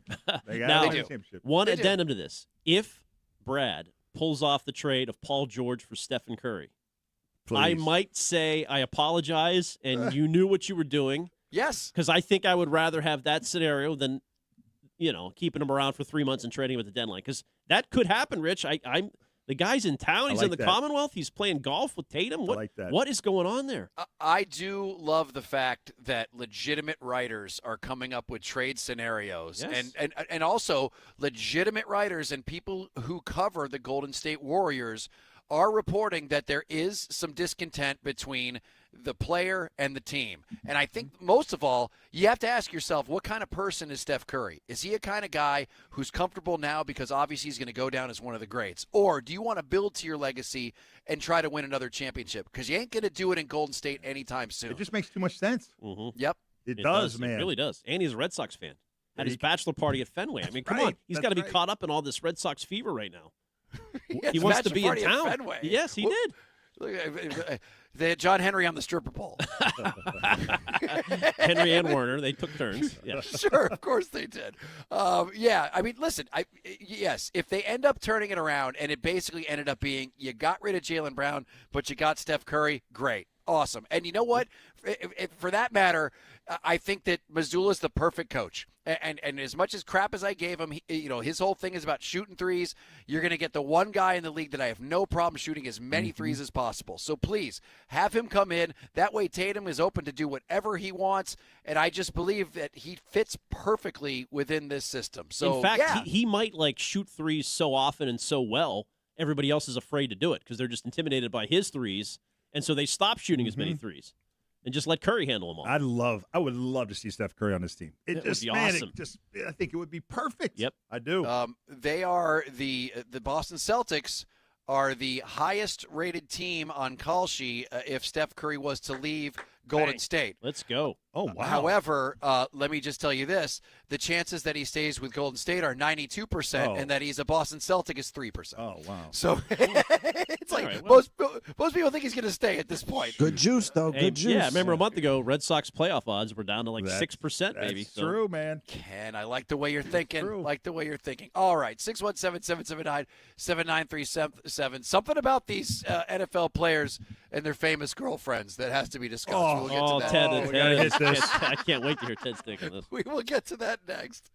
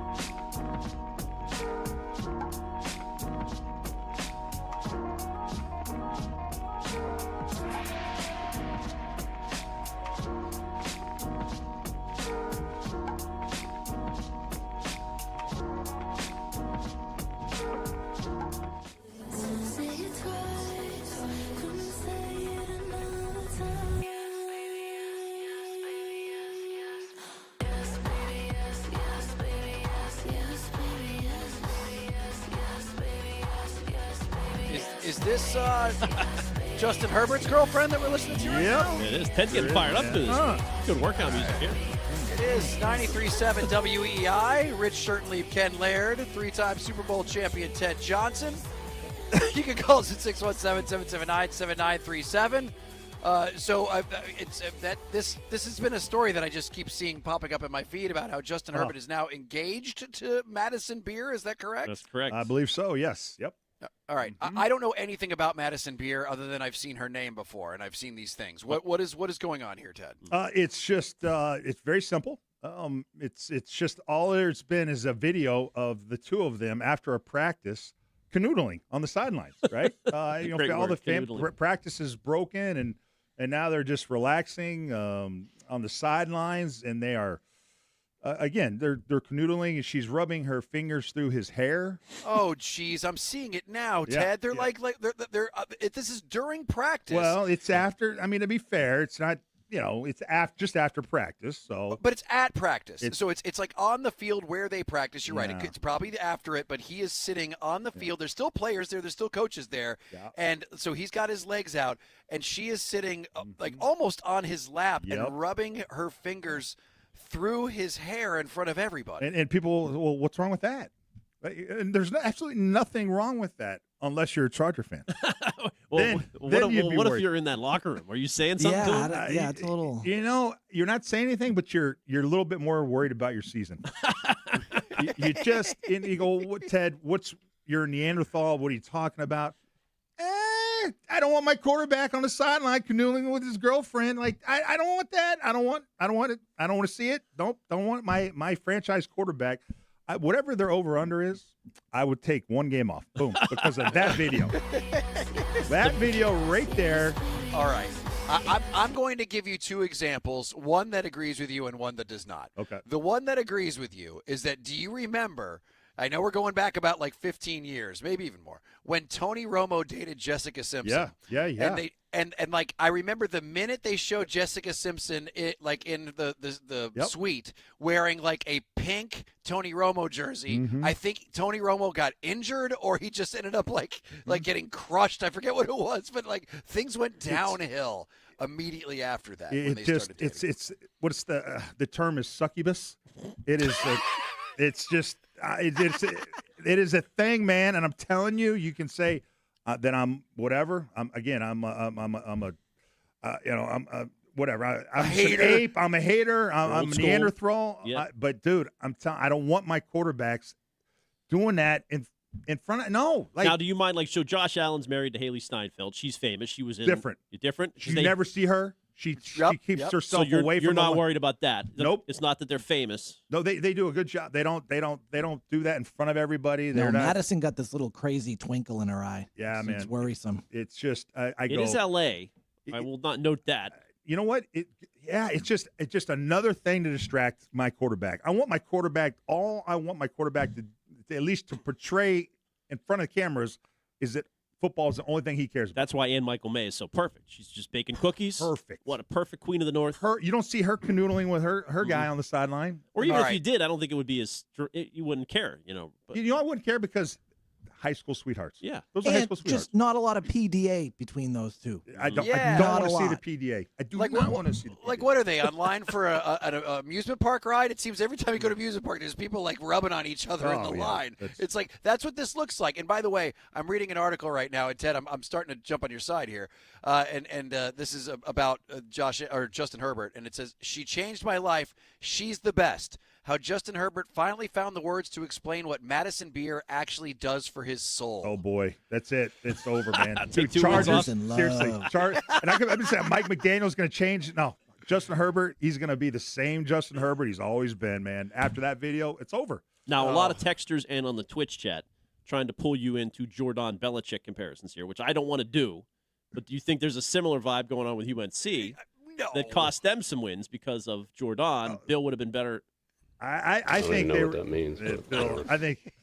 Well, we got to talk about that tomorrow. At least UNC, boy, we talk about more stories. Oh, yeah, that's a weird story. You know what? I don't. That's a good question. I think Bill was going to be a disaster with or without Jordan, but I think she just adds another twist and layer to I mean, it. she did dress up as a mermaid, and he had her on his feet at the beach. Like, Yeah. do you think that played well in the UNC locker room? I still cannot believe he allowed those photographs to happen. I just can't believe it. And Ted, maybe you were right all along. I'm like, no way. You know what There's the no equivalent? way. You know what the equivalent of Jordan is when, and you and I disagreed about this. So, what do you think about my take on Justin Herbert and his girl? Do you think I'm overreacting? No. That PDA at a training camp where it's a lot of testosterone going around. Oh my God, you're going to bring up the dress. I what am. She wore. There you I go. Knew you were gonna do it. He didn't have any problems. Does not have any problem with Belichick and Jordan. The way she was dressed. She was in She like was dressed in a short skirt high-heel with boots. boots up to her knees Power at a boots. practice, helping him get his microphone adjusted for practice. And I'm like, you cannot be out there on the field dressed like that. Not PDA though. Not All right. PDA. You know what, though? Here's one thing you could take a look at with this is that, okay, there's always been professional athletes dating celebrities. Absolutely. But the public part of this, the part where it's like they're doing this in front of cameras, in front of people at practice, do you think that there's a part of it where both of them have seen what Taylor Swift and Travis Kelce have done for each other's careers, Right. where Travis Kelce was already a great football player. But, man, when he started dating Taylor Swift, he became America's effing sweetheart. He I was got news hosting for you, Justin. Are You Smarter Than a Sixth Grader? He was all of a sudden, he got like $100 million for his stupid podcast with his brother where they're like, we're guys. Yeah, did he become a better football player? That's the thing. You know? No, in fact, now there's like fat memes about him. There He's you go. showing up with a dad bod. And he's getting Exactly. totally trolled this year. He's a cut There you man. go. I He's mean, a he won a kept Super man. Bowl, didn't he? This kept But he man. won a Super Bowl while they were dating. So, I mean, it's like you can't really hate on him, can you? And Madison is not no Tay-Tay. Get out Well, of here. but I think that both of them, you can look at them, and the football player and the celebrity say there is some sort of benefit in making this a very public relationship. Yeah, financially. Yes. But not for that's not going to help you win football games. In fact, it will take away if your quarterback is distracted at all, just even a little bit by his girlfriend, you're in trouble. Now, you're would not you going to be the rather, same player. if you're a player, would you rather see this or Caleb crying? Like, which one knocks off more wins? Oh man, that's tough. The That's crying a tough one, quarterback. Man. Oh, it's a tough one. God, I guess I'd rather see this. The crying, I can't. Dude, you start crying, I don't want him as my quarterback. No, dude, you cannot be crying in your mom's arms. Nope. Oh, That's man. worse. But this is a close second. Close second. Well, you got me to Google Madison Beer, so I now is she a pop star or a country star? I can't Pop tell star. with the music Oh, anymore. my daughter's. I think a pop star. Yeah. Oh, she's pop. Okay, Mhm. because I noticed something like this weekend is that new country sounds like old Nickelback. I can't tell what is rock, pop, or country anymore because they all sound exactly the same. Right. So and Ted is getting hoodwinked on social media by AI every hour. I know it is relentless. I know. I'm like, Ken, did you see this? Ken, did you see this? And he's like, check to see if that's real. And I look down. This video is not real. Oh, dang, man. All right. My favorite one lately was like, no, Bill Belichick does not have a nipple piercing. That was the one. That was the one, however, that I believed the most because I could totally see him doing that now that he's dating Jordan without any question. All right, 6 months. Now I'm reading the story. It's pretty gross. I mean, what Madison Beer actually does for his soul. Yeesh. Okay, that'll be sorry, fun. Chargers fans. It's not going to be your year. Nope. Yep. Well, no. Nope. 617-779-7937. 2 minutes. We'll be right back.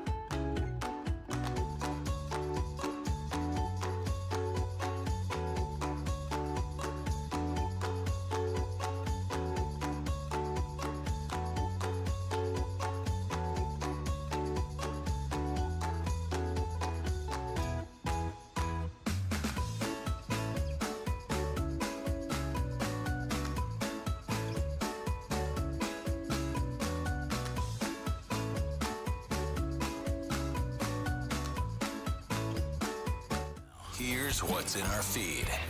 Well, in the feed, it's all Red Sox. Ho-hum, they win again, 7 in a row. They've won 30 out of 35 games. That feat only one in 26 baseball history have accomplished. One in 26 teams in baseball history have accomplished. Go for a sweep tonight of the White Sox. 7:10 your first pitch across the Shaws and Star Market. WEEI Red Sox Radio Network. Shaw's proud to be local since 1860. Ranger Suarez on the mound for Boston opposite new White Sox acquisition Luis Castillo. No Wilson Contreras in the lineup to start. Arcan has your Mass Mutual pregame show at 6:10. And I'm Ken Laird, and that is what's in the feed at WEEI and WEEI.com.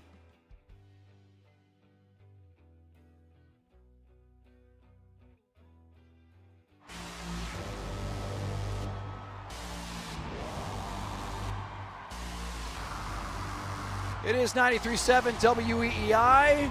Rich Schertenlieb, Ken Laird, Ted Johnson. You can call us at 617-779-7937. You know what I'm jonesing for, Stiz? I need to hear a little Will Abreu. I need to hear a little bit from last night. Come on, give it to me. Do we have any? Should we do a little Lemmy Flemmy? Oh, yeah. If you're going to do Flemmy, you got to do Lemmy. Oh, I mean, That's you the new might as standard. well. I mean, Willier is so hot right now. I mean, he is the best batter in baseball. He's had 3 he's the number 1 home run hitter since the All-Star break. He's got 9, I believe. Yes, right. And so, sure, I think that's worthy of a Lemmy Flemmy. Don't you there, Stiz? Here we go. Let's go.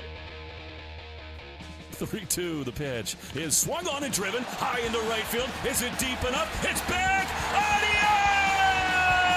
Adios! He does it again! Willier on another heater. And it's 2-0 Red Sox. Oh, hell yes. And now, I believe, Ken, you were the one who sent this to me. Kalshi has the Red Sox with the second best chance to win the World Series. It's crazy. I mean, now part of that's the market. They're hot right now. So, you know how this works. It's like people gravitate toward the hottest thing. However, it's Dodgers by a landslide, right? 37%, I think, and then Red Sox 10%. But still, Ahead of the Yankees. That's all that matters. Without question. And they keep making history, bad and good, this season. And right now, their history is that in a 35-game span, they've been they're 30-5, which is the best 35-game span they've ever had. Now, first of all, that's one of those weird stats that I don't know who comes up with. Right. Probably some supercomputer that was made at the Sloan Analytic Conference. But it's a great stat. It just goes to show how great this team is right now. And the scariest part is, like, this isn't even their final form. I mean, if you get Rutschman coming back, like if he's able to get in here and he's healthy and he is what he was before he was injured, then you got a great defense behind the plate, a extremely solid hitter, someone who's very smart as far as taking walks, the types of pitches he swings at. And if for some strange reason Roman Anthony is able to come back and give you anything close to what he was, right, this team is deadly. And I do believe Crochet, by the way, because we had good updates on both. I mean, if you had to pick one healthy to come back, it would be Crochet over Roman, right? Just based on his track record. No question. And you can, and the great thing about Crochet is that he doesn't instantly have to jump back into his starting. Like, I mean, you could use him for just a few innings here and there, and that's the one thing you can say about this bullpen. They're built for that, and they're going to need all of those arms, because I do get worried about guys like Peyton Tolley. As great as he's been, this is the most innings he's ever thrown in a season, and it's still early. So I got to think that Chad Tracy's got to start managing these guys, getting ready for the postseason, and maybe cut down on some of their innings. And I said this earlier too, as great as Sonny Gray has been, and he has been so good, the dude's 36, and you don't know whether someone like that, can throw as hard as he has for as many innings all the way through October. So I just, that's the one part of this that I'm not worried about, but I'm interested in seeing how Chad Tracy manages all of this as they head towards the postseason. Well, Gray had 2 starts going into the last night where they were a little bit shaky, 17 hits, 9 runs in his last 2 starts, and last night was very encouraging. And I think because he's got such an anti-Yankee vendetta, he's got to be so excited to get to the playoffs. I have a lot of faith in Sonny Gray to be good. And Ranger Suarez has already been good in the playoffs, and he's even got a more impressive WAR, I think, than Sonny does. And so that 1-2 punch you feel great about. But, yeah, if you can find Crochet or whatever combo for the third with Tolley and Bennett, you feel great going into the postseason. Now, I'm feeling confident about this leadership on this team, that if Roman Anthony was to come back, it wouldn't be weird, despite everything we know. Because I was joking before, when the season started, Roman Anthony was the face of this organization. Like, everyone looked at Roman Anthony. We joked about how it was Garrett Crochet and Roman Anthony jerseys and not really a whole lot of other people who were on this team. You sent Dale Ordway around Fenway at one point with a picture of Red Sox asking, could you identify this person? But wasn't Roman the only guy people knew? Yeah, people knew Roman. It's like, yeah, he's the guy. And so I think that things are different if he returns, because you would believe that when he comes back, Wilson Contreras is the leader of this team. Like, he is now the heart, the leader of this team. And as I was saying, he can look at Roman Anthony and go, I'm the captain now. I'm the captain now. It's Captain Phillips. He can go and just point at it, because he commands the respect of this team. He's been through hell. He was there when they were awful and has helped bring them through to the other side. So I think that under his leadership and the confidence that this team has, they're not going to let Roman Anthony come in no matter what and shake up any kind of, I guess, vibe that they have, any kind of chemistry that they have built. Well, what do you mean by that? You mean they would go to management and say he's not coming back, or you mean they would bring him back? Because I do wonder about that. Ted brought this up earlier. Is Wilson Contreras such a believer in Monasterio and Tony Seagulls that he just says, "Hey, we're not bringing Roman back. No, reset it next year." No way. If he's truly the leader and he's the alpha, he has that kind of power. I don't know if he would do that, because I honestly don't believe that he thinks that that's what would be right for this team. Yeah, these kids want to win, and I think. But at least he'd have to go to AAA and prove it for a couple weeks. Let's see how he does on the rehab assignment. How's he looking? Right? Yeah. You're not just going to toss him in there dry. I mean, it's and even Chad Tracy yesterday or day before yesterday when we talked to him, he told us that Roman would absolutely have to spend some time in AAA before he came up. Because there have been times where guys have just been able to rehab and come right back into the game. This is not one of those cases. Yeah, can I ask you guys that as a newbie, sports guy? How is that usually the protocol when it's as severe or as long of an injury like this? Well, they must go to. If you're a veteran, I guess you wouldn't have to necessarily. But we saw Romy Gonzalez come back and he wasn't ready. I heard Lou talking about that on the telecast. He was just like, they sent him down and he came back too soon. Like even a veteran like that, you got to get back and get your at bats. But I just believe that no matter what's going on with Roman, what other weirdness that was happening, is that I think that this team has reached a level of respect for each other. And I think that the leadership now under Wilson Contreras, I don't think it can be shaken because there's a fear that Roman Anthony's going to come up and all of a sudden whatever amazing juju that they've got right now is going to, as I said, it's like a turd in the punch bowl. It's going to ruin everything. I don't see that at all. And I honestly think that if anything, they are going to welcome him with open arms because they know just how valuable he can be if he's anywhere close to like what he was before he was injured. And look at the Duran incident, right? The other night, Duran, and whatever happened with him, Contreras, the third base coach, they, for a second, I'm like, is this going to pose any sort of problem? Nope. Duran's hitting dingers. Everyone's spirits are high. Things are going. So that's a great sign. That's true. Yeah. But I do worry about, remember IKF had the whole thing about there's too many weird people in the clubhouse. Now I sent that to you guys last night. Right. Now, he's not healthy either. But, was that directed at Roman and Myers people? I don't know. It's very vague. That's why I push back a little bit on Rich. There is something. I don't know what it was or how bad it was or what it involved, but something was off. We can all admit that. Okay, yeah, but Stiz, what I'm laughing at is I agree that there could have been something weird. Sure. Just no threesomes. No, but the stuff that was going viral yesterday, I was dying laughing at that people were taking it seriously. I mean, I'm not kidding. The dumb stuff that was out there was like, oh, they had a threesome, and all of a sudden he's like, oh, my God, is that your sister? Oh, my word. And then one of them was just like straight up. This one I saw a lot, and I'm just like, what is your problem? It's like, and then they're totally hooking up. The two of them. It's a heated rivalry, Red Sox version. You can't knock Reddit, Stiz. It's more reliable than you think. I'm not saying this is accurate. The heated rivalry, but yeah, I think there's two types of people. There's types of people like us, the smart guys, who saw that and was like, there's something there. And then, of course, there are the completely gullible people that fell for everything. Right. Yes. And we know, because there's a lot of stuff, Stiz, you're exactly right, that just doesn't make a lot of sense. The main one being Roman getting sent down to Florida and there being excused by Craig Breslow that there just wasn't enough room in the training. That was Rich's favorite. Don't you Breslow was like, oh, Rich is going to fall for this. Hook, line, and sinker. Well, even to sympathize with Roman, don't you feel bad for him? He's going to have to come back in the clubhouse as being the guy that was marooned in Fort Myers. Like, won't all the teammates just look at him and be like, dude, what happened? They sent you to... It's so embarrassing. Well, it's also like, I got to think it feels weird because, okay, let's just say for a minute that Roman has been like the perfect player and that he is just somebody who has been snake bitten. This guy can't get his hand right. He's done everything right. He's frustrated by all the rumors and stupid stuff that's out there. You still have to come back and go into that locker room and look at these guys and think to yourself, that whole magical thing you've been a part of, I had nothing to do with that. Right. Like this bonding that you guys have been able to go through and this awesome run. You know when I left the team? When we were at our worst. And they wouldn't let me be a part of it. Like they deliberately said, "You're out of here." Right. So yeah, you do feel a little sympathy for him that way. But as I said, I believe, and maybe you're right, Stiz.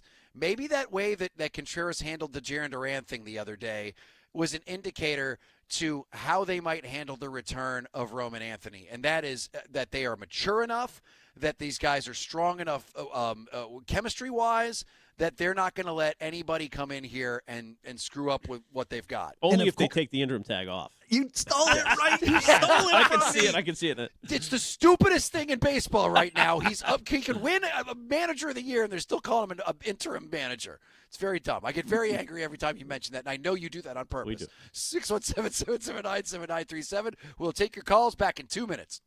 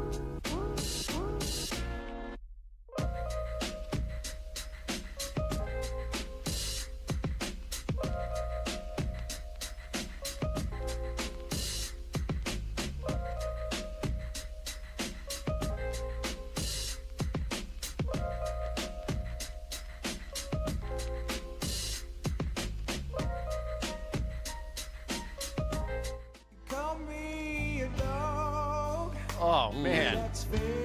Oh. 93.7 WEEI. It is Rich Shirtleaf, Ken Laird, and Ted Johnson. I don't know why you're playing this, Tiz, but I thank you. Chris Cornell on this album, The Temple. I've said this before.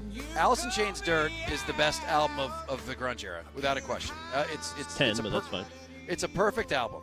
But I think that Temple of the Dog is better than anything that either Pearl Jam or Soundgarden have done. It's better than anything almost anybody's ever done. This album is a masterpiece. It is absolutely and that song right there, man, that is one of the best. Yeah, that is freaking great. If Like, you that hear might that be the on the best way song. home in the car, I mean, I wouldn't blame you for crying a little bit. Yeah, but you love Super Unknown. Push comes to shove. You're on a desert island. You'd rather have Super Unknown than Temple of the Dog. No, I would have Temple of the Dog all the way. No. Yeah, yeah, definitely. Stop it. Super Unknown's not even the best Soundgarden Times album. of Trouble is Bad Motorfinger is. That's Times of Trouble is one of the most perfect songs of all time. Dude, you are so right, Jackson. Times of Trouble, All Night Thing, but Times of Trouble might be the best one. Push it forward, back, reach down. Oh my goodness. It is just a perfect album, and it was like right in my era's wheelhouse for makeout albums. That was like Making out the Rusty Cage. No, Temple of the Dog. Oh, Temple of the Dog was like that was the makeout album wow, like back geez. then. Yeah. You and no, your Madison Beer days. I guess so. It was like for some reason all of the girls liked Mazzy Star, and like the Temple of the Dog was the other one. Now for Ted, he said it was Sade. Like so, he's a little classier. Oh than wow, people that's I know. that's right. I'm gonna have to listen to this Temple of the Dog album on my way Oh, home because I only know like the Hunger Strikes, right? Like the big songs from that. Oh, you don't know "Sail to Heaven"? No, I do not. Oh. Even this song that we just played, I really enjoyed. No, Stiz is going to listen to Times of Trouble, and he's going to really relate to it. It's I gonna like be- songs that make me cry. I do. Times of Trouble is the best song on that album. I believe. you got it. Ted just that- lost respect for you. There you go. Todd, that's a great one. And Stiz, if you've never heard Alice in Chains' Dirt, that is another great one. I think I've heard that. I think I've gone through most of the Alice in Chains discography. Okay, good. Well, then you're ahead of the game. I know that you finally listened to it, right, there, Ken? And you were like, Oh yeah, why? No, I listened to Alice in Chains in the '90s when it was, but I re-listened to it on my vacation. Yes, start to finish, and I just, it was not a great vacation choice. It makes you uncomfortable. It's a little No, bit sad. right. It's just. If you're gonna go tiers, if you're gonna go like grunge music tiers, I would say that you have, in my opinion, Alice in Chains is the best. They're right there. They're right there. And then I would go Temple of the Dog, like right underneath it. They're two. And then there's a third tier that's still great, but I would put Soundgarden and Nirvana. Ooh. And then underneath that, I think I would put Pearl Jam. And it's still very good, but I think with that every all the- Breslow successful trade, Pearl Jam rises up the charts. I mean, it's got to make you respect him again. He's doing it again. It's the Ken Laird Pivot. I just want Rich to give Brez and the baseball guys some credit because they have come around. I mean, nothing says baseball guys more than Pearl Jam because That's there's it. a certain thing. If you report on baseball and you're over the age of 50, it's Springsteen. If you're under the age of 50, it's the Jam. Like you love Pearl Jam, you worship that band. And I'm sorry, this is an ADD break. We are jumping all over the place. This is everything that Randy Lane, radio consultant, told us not to do. But I have to show you this, Ken. I don't know if you can see it through the little screen here, but I'm going to show you. Have you seen the pictures of Nicolas Cage in the new John Madden movie where he plays John Madden? No. Oh, dude, it's awesome. So there's a movie coming out called Madden, and it's John Madden is played by Nicolas Cage, and he got super fat and did the fat suit and everything. Your world's colliding. Oh yeah, well listen, he's my favorite actor. But then Al Davis is Christian Bale, and he looks exactly like Al Davis. Now, the great thing about this movie is that it's not about John Madden's life. It's about the birth of the video game. Wow. Awesome. Which to me is way more fascinating because it's just a dude who they thought could do a voiceover, and it ended up being one of the most successful video games of all time, and his family still gets like zillions of dollars because of his name. But I'm telling you, this is going to be an Oscar winner. Nicolas Cage, who is already the best actor on the planet. Well, I've said it's Christian Bale, so it's our two choices for best actor of the current millennium. So there we go. This is a winner. There you go. There you go. Let's go to Paul in Rhode Island on line 1. Is he still there? Paul. hanging. I'm still here. Hey, About Paul. time you guys take me on, man. I got the prize yesterday. Oh, you did? Sorry, Paul. I didn't mean to do that to you. What you got? We'll make it up for you. We'll make this a good one. Let's go, buddy. Did you do that on purpose? I hope not. Hell no. Hell no. Never for you. Okay, listen, Teddy, I have a prediction for you, and Okay. I'm going to pick the Patriots all to win all the home games. I'm going to take that Germany game, and I'm going to take that revenge game in Seattle. Whoa. I hope you like that. That's 10 games right there, and I'll Are roll you out the of your right- mind? I'll roll the dice. I'll roll the dice on the rest of them. You know, Paul, the last time we did that was against the Rams. We beat them there. Remember? Oh, yeah. Oh, I remember that, Paulie. He was pissed. All right, let's go to Paul on line 2. A lot of Paul. Paul, Peter's what's Pauls. up, buddy? How's it going? Hey, Paul. Hey guys, just was listening. He likes to listen to songs that make him cry. Says, spend the night with the holiday album and a bottle of bourbon. They're gonna find you in your basement. you're breaking up. Paul, put him on hold. This sounded like it was going to be a good call. I like the I think attitude. he said Billie Holiday. Oh, Billie Holiday. Billie Holiday and a bottle of wine. Is that what he said? Which is no, not a he- bad. Maybe he meant Sade. Is Sade still touring? Let's try Paul Sade again. is Smooth Operator. Yeah, of course. Classic. All right, Paul, we got Paul back. Okay. Yeah, okay. what's going on, guys? What's up? Yeah. All right. Start over, Hi, buddy. Paul. I'm How sorry. are you? Yes. Oh, I'm sorry. I was just making a good-hearted joke. I'm saying that Stiz said he likes songs that make him cry. Spend the night listening to Billie Holiday with a bottle of bourbon, and they might find you hanging in your basement from a beam. Jeez, well, I would say any joke that ends with hanging from a beam, I don't think it'd be considered lighthearted. Said I like to cry, not self-harm. Yeah, that took a dark turn, man. Paulie's usually pretty upbeat. Right. And Stiz was here, put in the beam above it, like in the Shawshank Redemption. So, yeah, you know what though? Listen, Temple of the Dog is the perfect. You got to, if you have. I love exposing people to very good things. Like when it comes to movies, I exposed you to the movie Mandy with Nicolas Cage. It's great. The greatest movie you've I ever gotta seen. say, that's your best recommendation yet. Yes, definitely. Oh, I've got a book for you too. It's the best book I've ever read. I know this is stupid. I don't know why I'm saying this, but it's a book called The Descendants. It's literally the best book I've ever read. they made a movie, not the one about the Disney thing. Oh. But no, they made a movie and I remember the movie being fine, but I finally read the book. It's effing great. It's Really? like I That's the one George Clooney was in? Yes, it's the one George Clooney was in. You know, it's weird. I'm a psycho in that I sometimes listen to books like on you know the Audible or whatever. No, that's the way to do it. Oh, yeah. Yeah. So I listen to books, but I'm a psycho because I sometimes put it in 2 times the speed because my brain can understand I it. do podcasts on 1.3 is mine. That's my speed. Okay, 1.3. Okay, so I do it at 2 times speed. This book was so good that I slowed it down to 1. Like I listened to it in real time. Whoa. It was so good of a book. There you go. I don't know Did why it I wreck just you recommended that. like the Odyssey?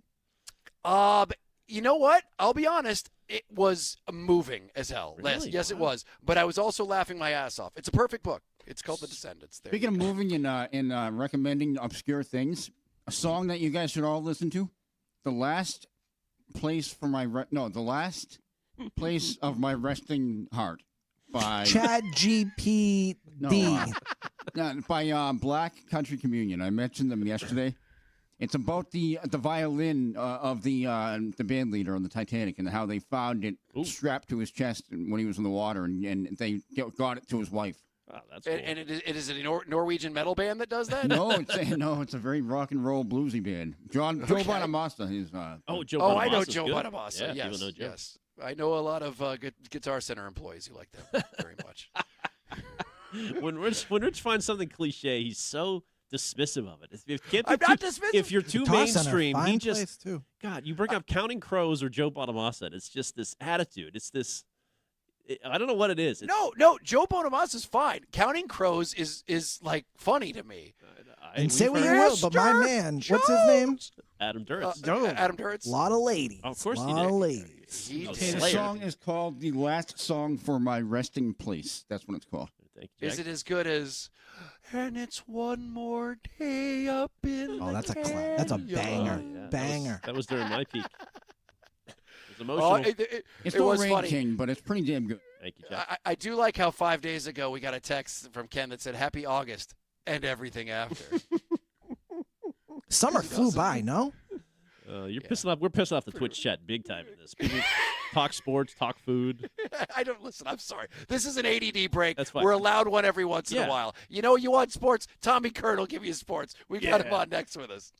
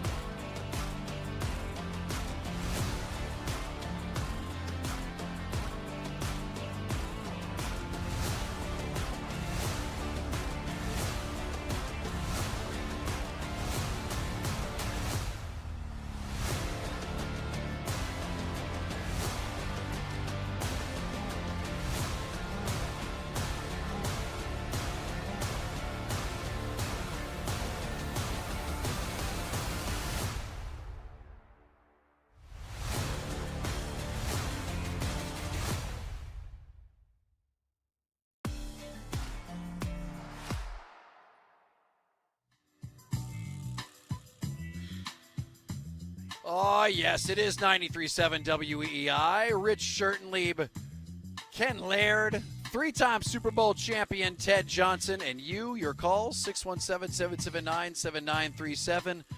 Gentlemen, we love having on the show. Someone who I don't know if he's seen the Odyssey, but if he has, I need to find out whether or not, like you two boys, he thinks it was meh and sucked, because you're the only two people that I know in the entire world who did not like the Odyssey. We didn't say that. We just said overrated. That's I all. guarantee you he has not seen. That's 3 hours he could be playing golf if he's watching that movie. Yeah. Yes, Mr. Tommy Curran from NBC Sports Boston. Tommy, thanks for joining us, buddy. How you kids doing? We're good, bud. Oh, just too damn good. I don't even know what to do with myself. So Tom, this was an interesting practice today. Obviously, you guys were very special. The public not allowed. Only the coolest guys with the laminates were able to get in there. But it was it's an interesting one regarding Drake May and his performance. Correct? How did he end his part of the practice? Well, they were a little bit uneven. There was a lot of work done with defense trying to get their hands on balls, especially down in the red zone, and the practice concluded with 3 consecutive picks. So 2 of them by Drake May, and then the second team came in, there was a tip pick, and they said, you know what, that's enough. And it was just about 11:59 anyway, so they were probably about to draw the curtain on it. But, it wasn't a lopsided practice in terms of the defense, having its way against the offense, but those picks, I think, were a little disconcerting. For Mike Vrabel, who said, you know what, this looks a little sloppy. It wasn't really a regression. It wasn't anything to sound the alarm over. It was just a day on which what would have been incompletions landed in people's arms, and they said, you know what, this is too sloppy. We're wrapping it up. And I'll tell you this, the reason it was closed to the public is because of that concert. Oh, the BTS concert, the Gillette last night, right? Yeah, that's correct. They're doing it again tonight, I do believe.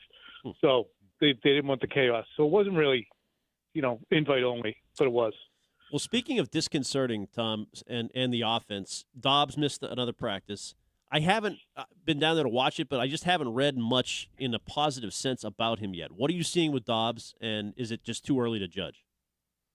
That's a good way of putting it. There's nothing wrong. There's just nothing to exude about. Because there's nothing that you're looking at and go, oh, my God, I can see why they went and got this guy. I'm sure that will come. There is, when they do go to him, which is, not frequently, he generally makes plays. Yesterday he wasn't out. Today he wasn't out there. And my buddy Phil Perry, noted that the last play that he was in for was a play on which Robert Spillane got up into Drake May's face, kind of made him short arm a throw to Dobbs, and Dobbs kind of half dove, kind of frogged toward it, and then he didn't have any more reps during that practice, but it was near the end anyway, so maybe he impacted himself somehow on that play, but he wasn't out there. Also, while we're at it, Will Campbell was not a full participant. He was out there in pads, but he didn't take part in any of the reps. Looked like he had something on his left arm and was going through some cardio stuff. So he wasn't there. Christian Barmore also left practice, launching his helmet in disgust, unless he just didn't feel like carrying it. And the cornerback Charles Woods, who for more than a week now has been taking the reps as the corner opposite Christian Gonzalez because Carlton Davis hasn't been in there. He also walked off under his own power. Was excellent rundown. Just real quick, How about that? Right off the dome. was he mad at himself, or did he get mad because he got hurt, or what do you think the helmet throw We don't was know. about? Okay. No. All right. No, could not trot out there and ask him. Gotcha. I thought he just doesn't want to carry it. Yeah. Just like kicking it in front of himself. But TC, what do you make of Pop Douglas's impact? Like this time last year, it was Pop Douglas. He's perfect. They've been going to Pop Douglas. He's going to be the next great slot for this team. And then it was interesting to see how kind of evolved last year, where he was more of a deep threat from the slot position. But how are you seeing Pop perform? How do you see them using him in this offense this year? He's out there a lot. It looks like really they're trying to determine how they're going to divvy up reps between Dobbs and Douglas in that slot position. A lot of motion, as there often is for a player like Douglas, who's so quick off the line, get him in motion before the snap and allow him to just turn upfield and lose people so they can't jam him because he's a little bit smaller, and he's so freaking quick. It was interesting as the season wore along last year. I mean, we've all seen enough Pop Douglas plays made in short area where you say that's unique. There's not a dozen guys in the NFL that are quicker than that. but I think Josh McDaniels kind of absorbed the blame for it and said, I got to find a way to get him more involved. And it will be interesting because as they try and, I think, get a little bit more run potent, with the tight ends, with a fullback, with bigger wide receivers who can block more downfield as Dobbs and A.J. Brown should be able to do, where his role will reveal itself. I should also add, too, speaking of wide receivers and A.J. Brown and Christian Gonzalez, I don't know if somebody was just going to ask me this anyway, but that was kind of the headline of the practice today. Yeah. Gonzalez is going right up his posterior. And AJ seems to be a slightly irritable gentleman, right? No personality at all.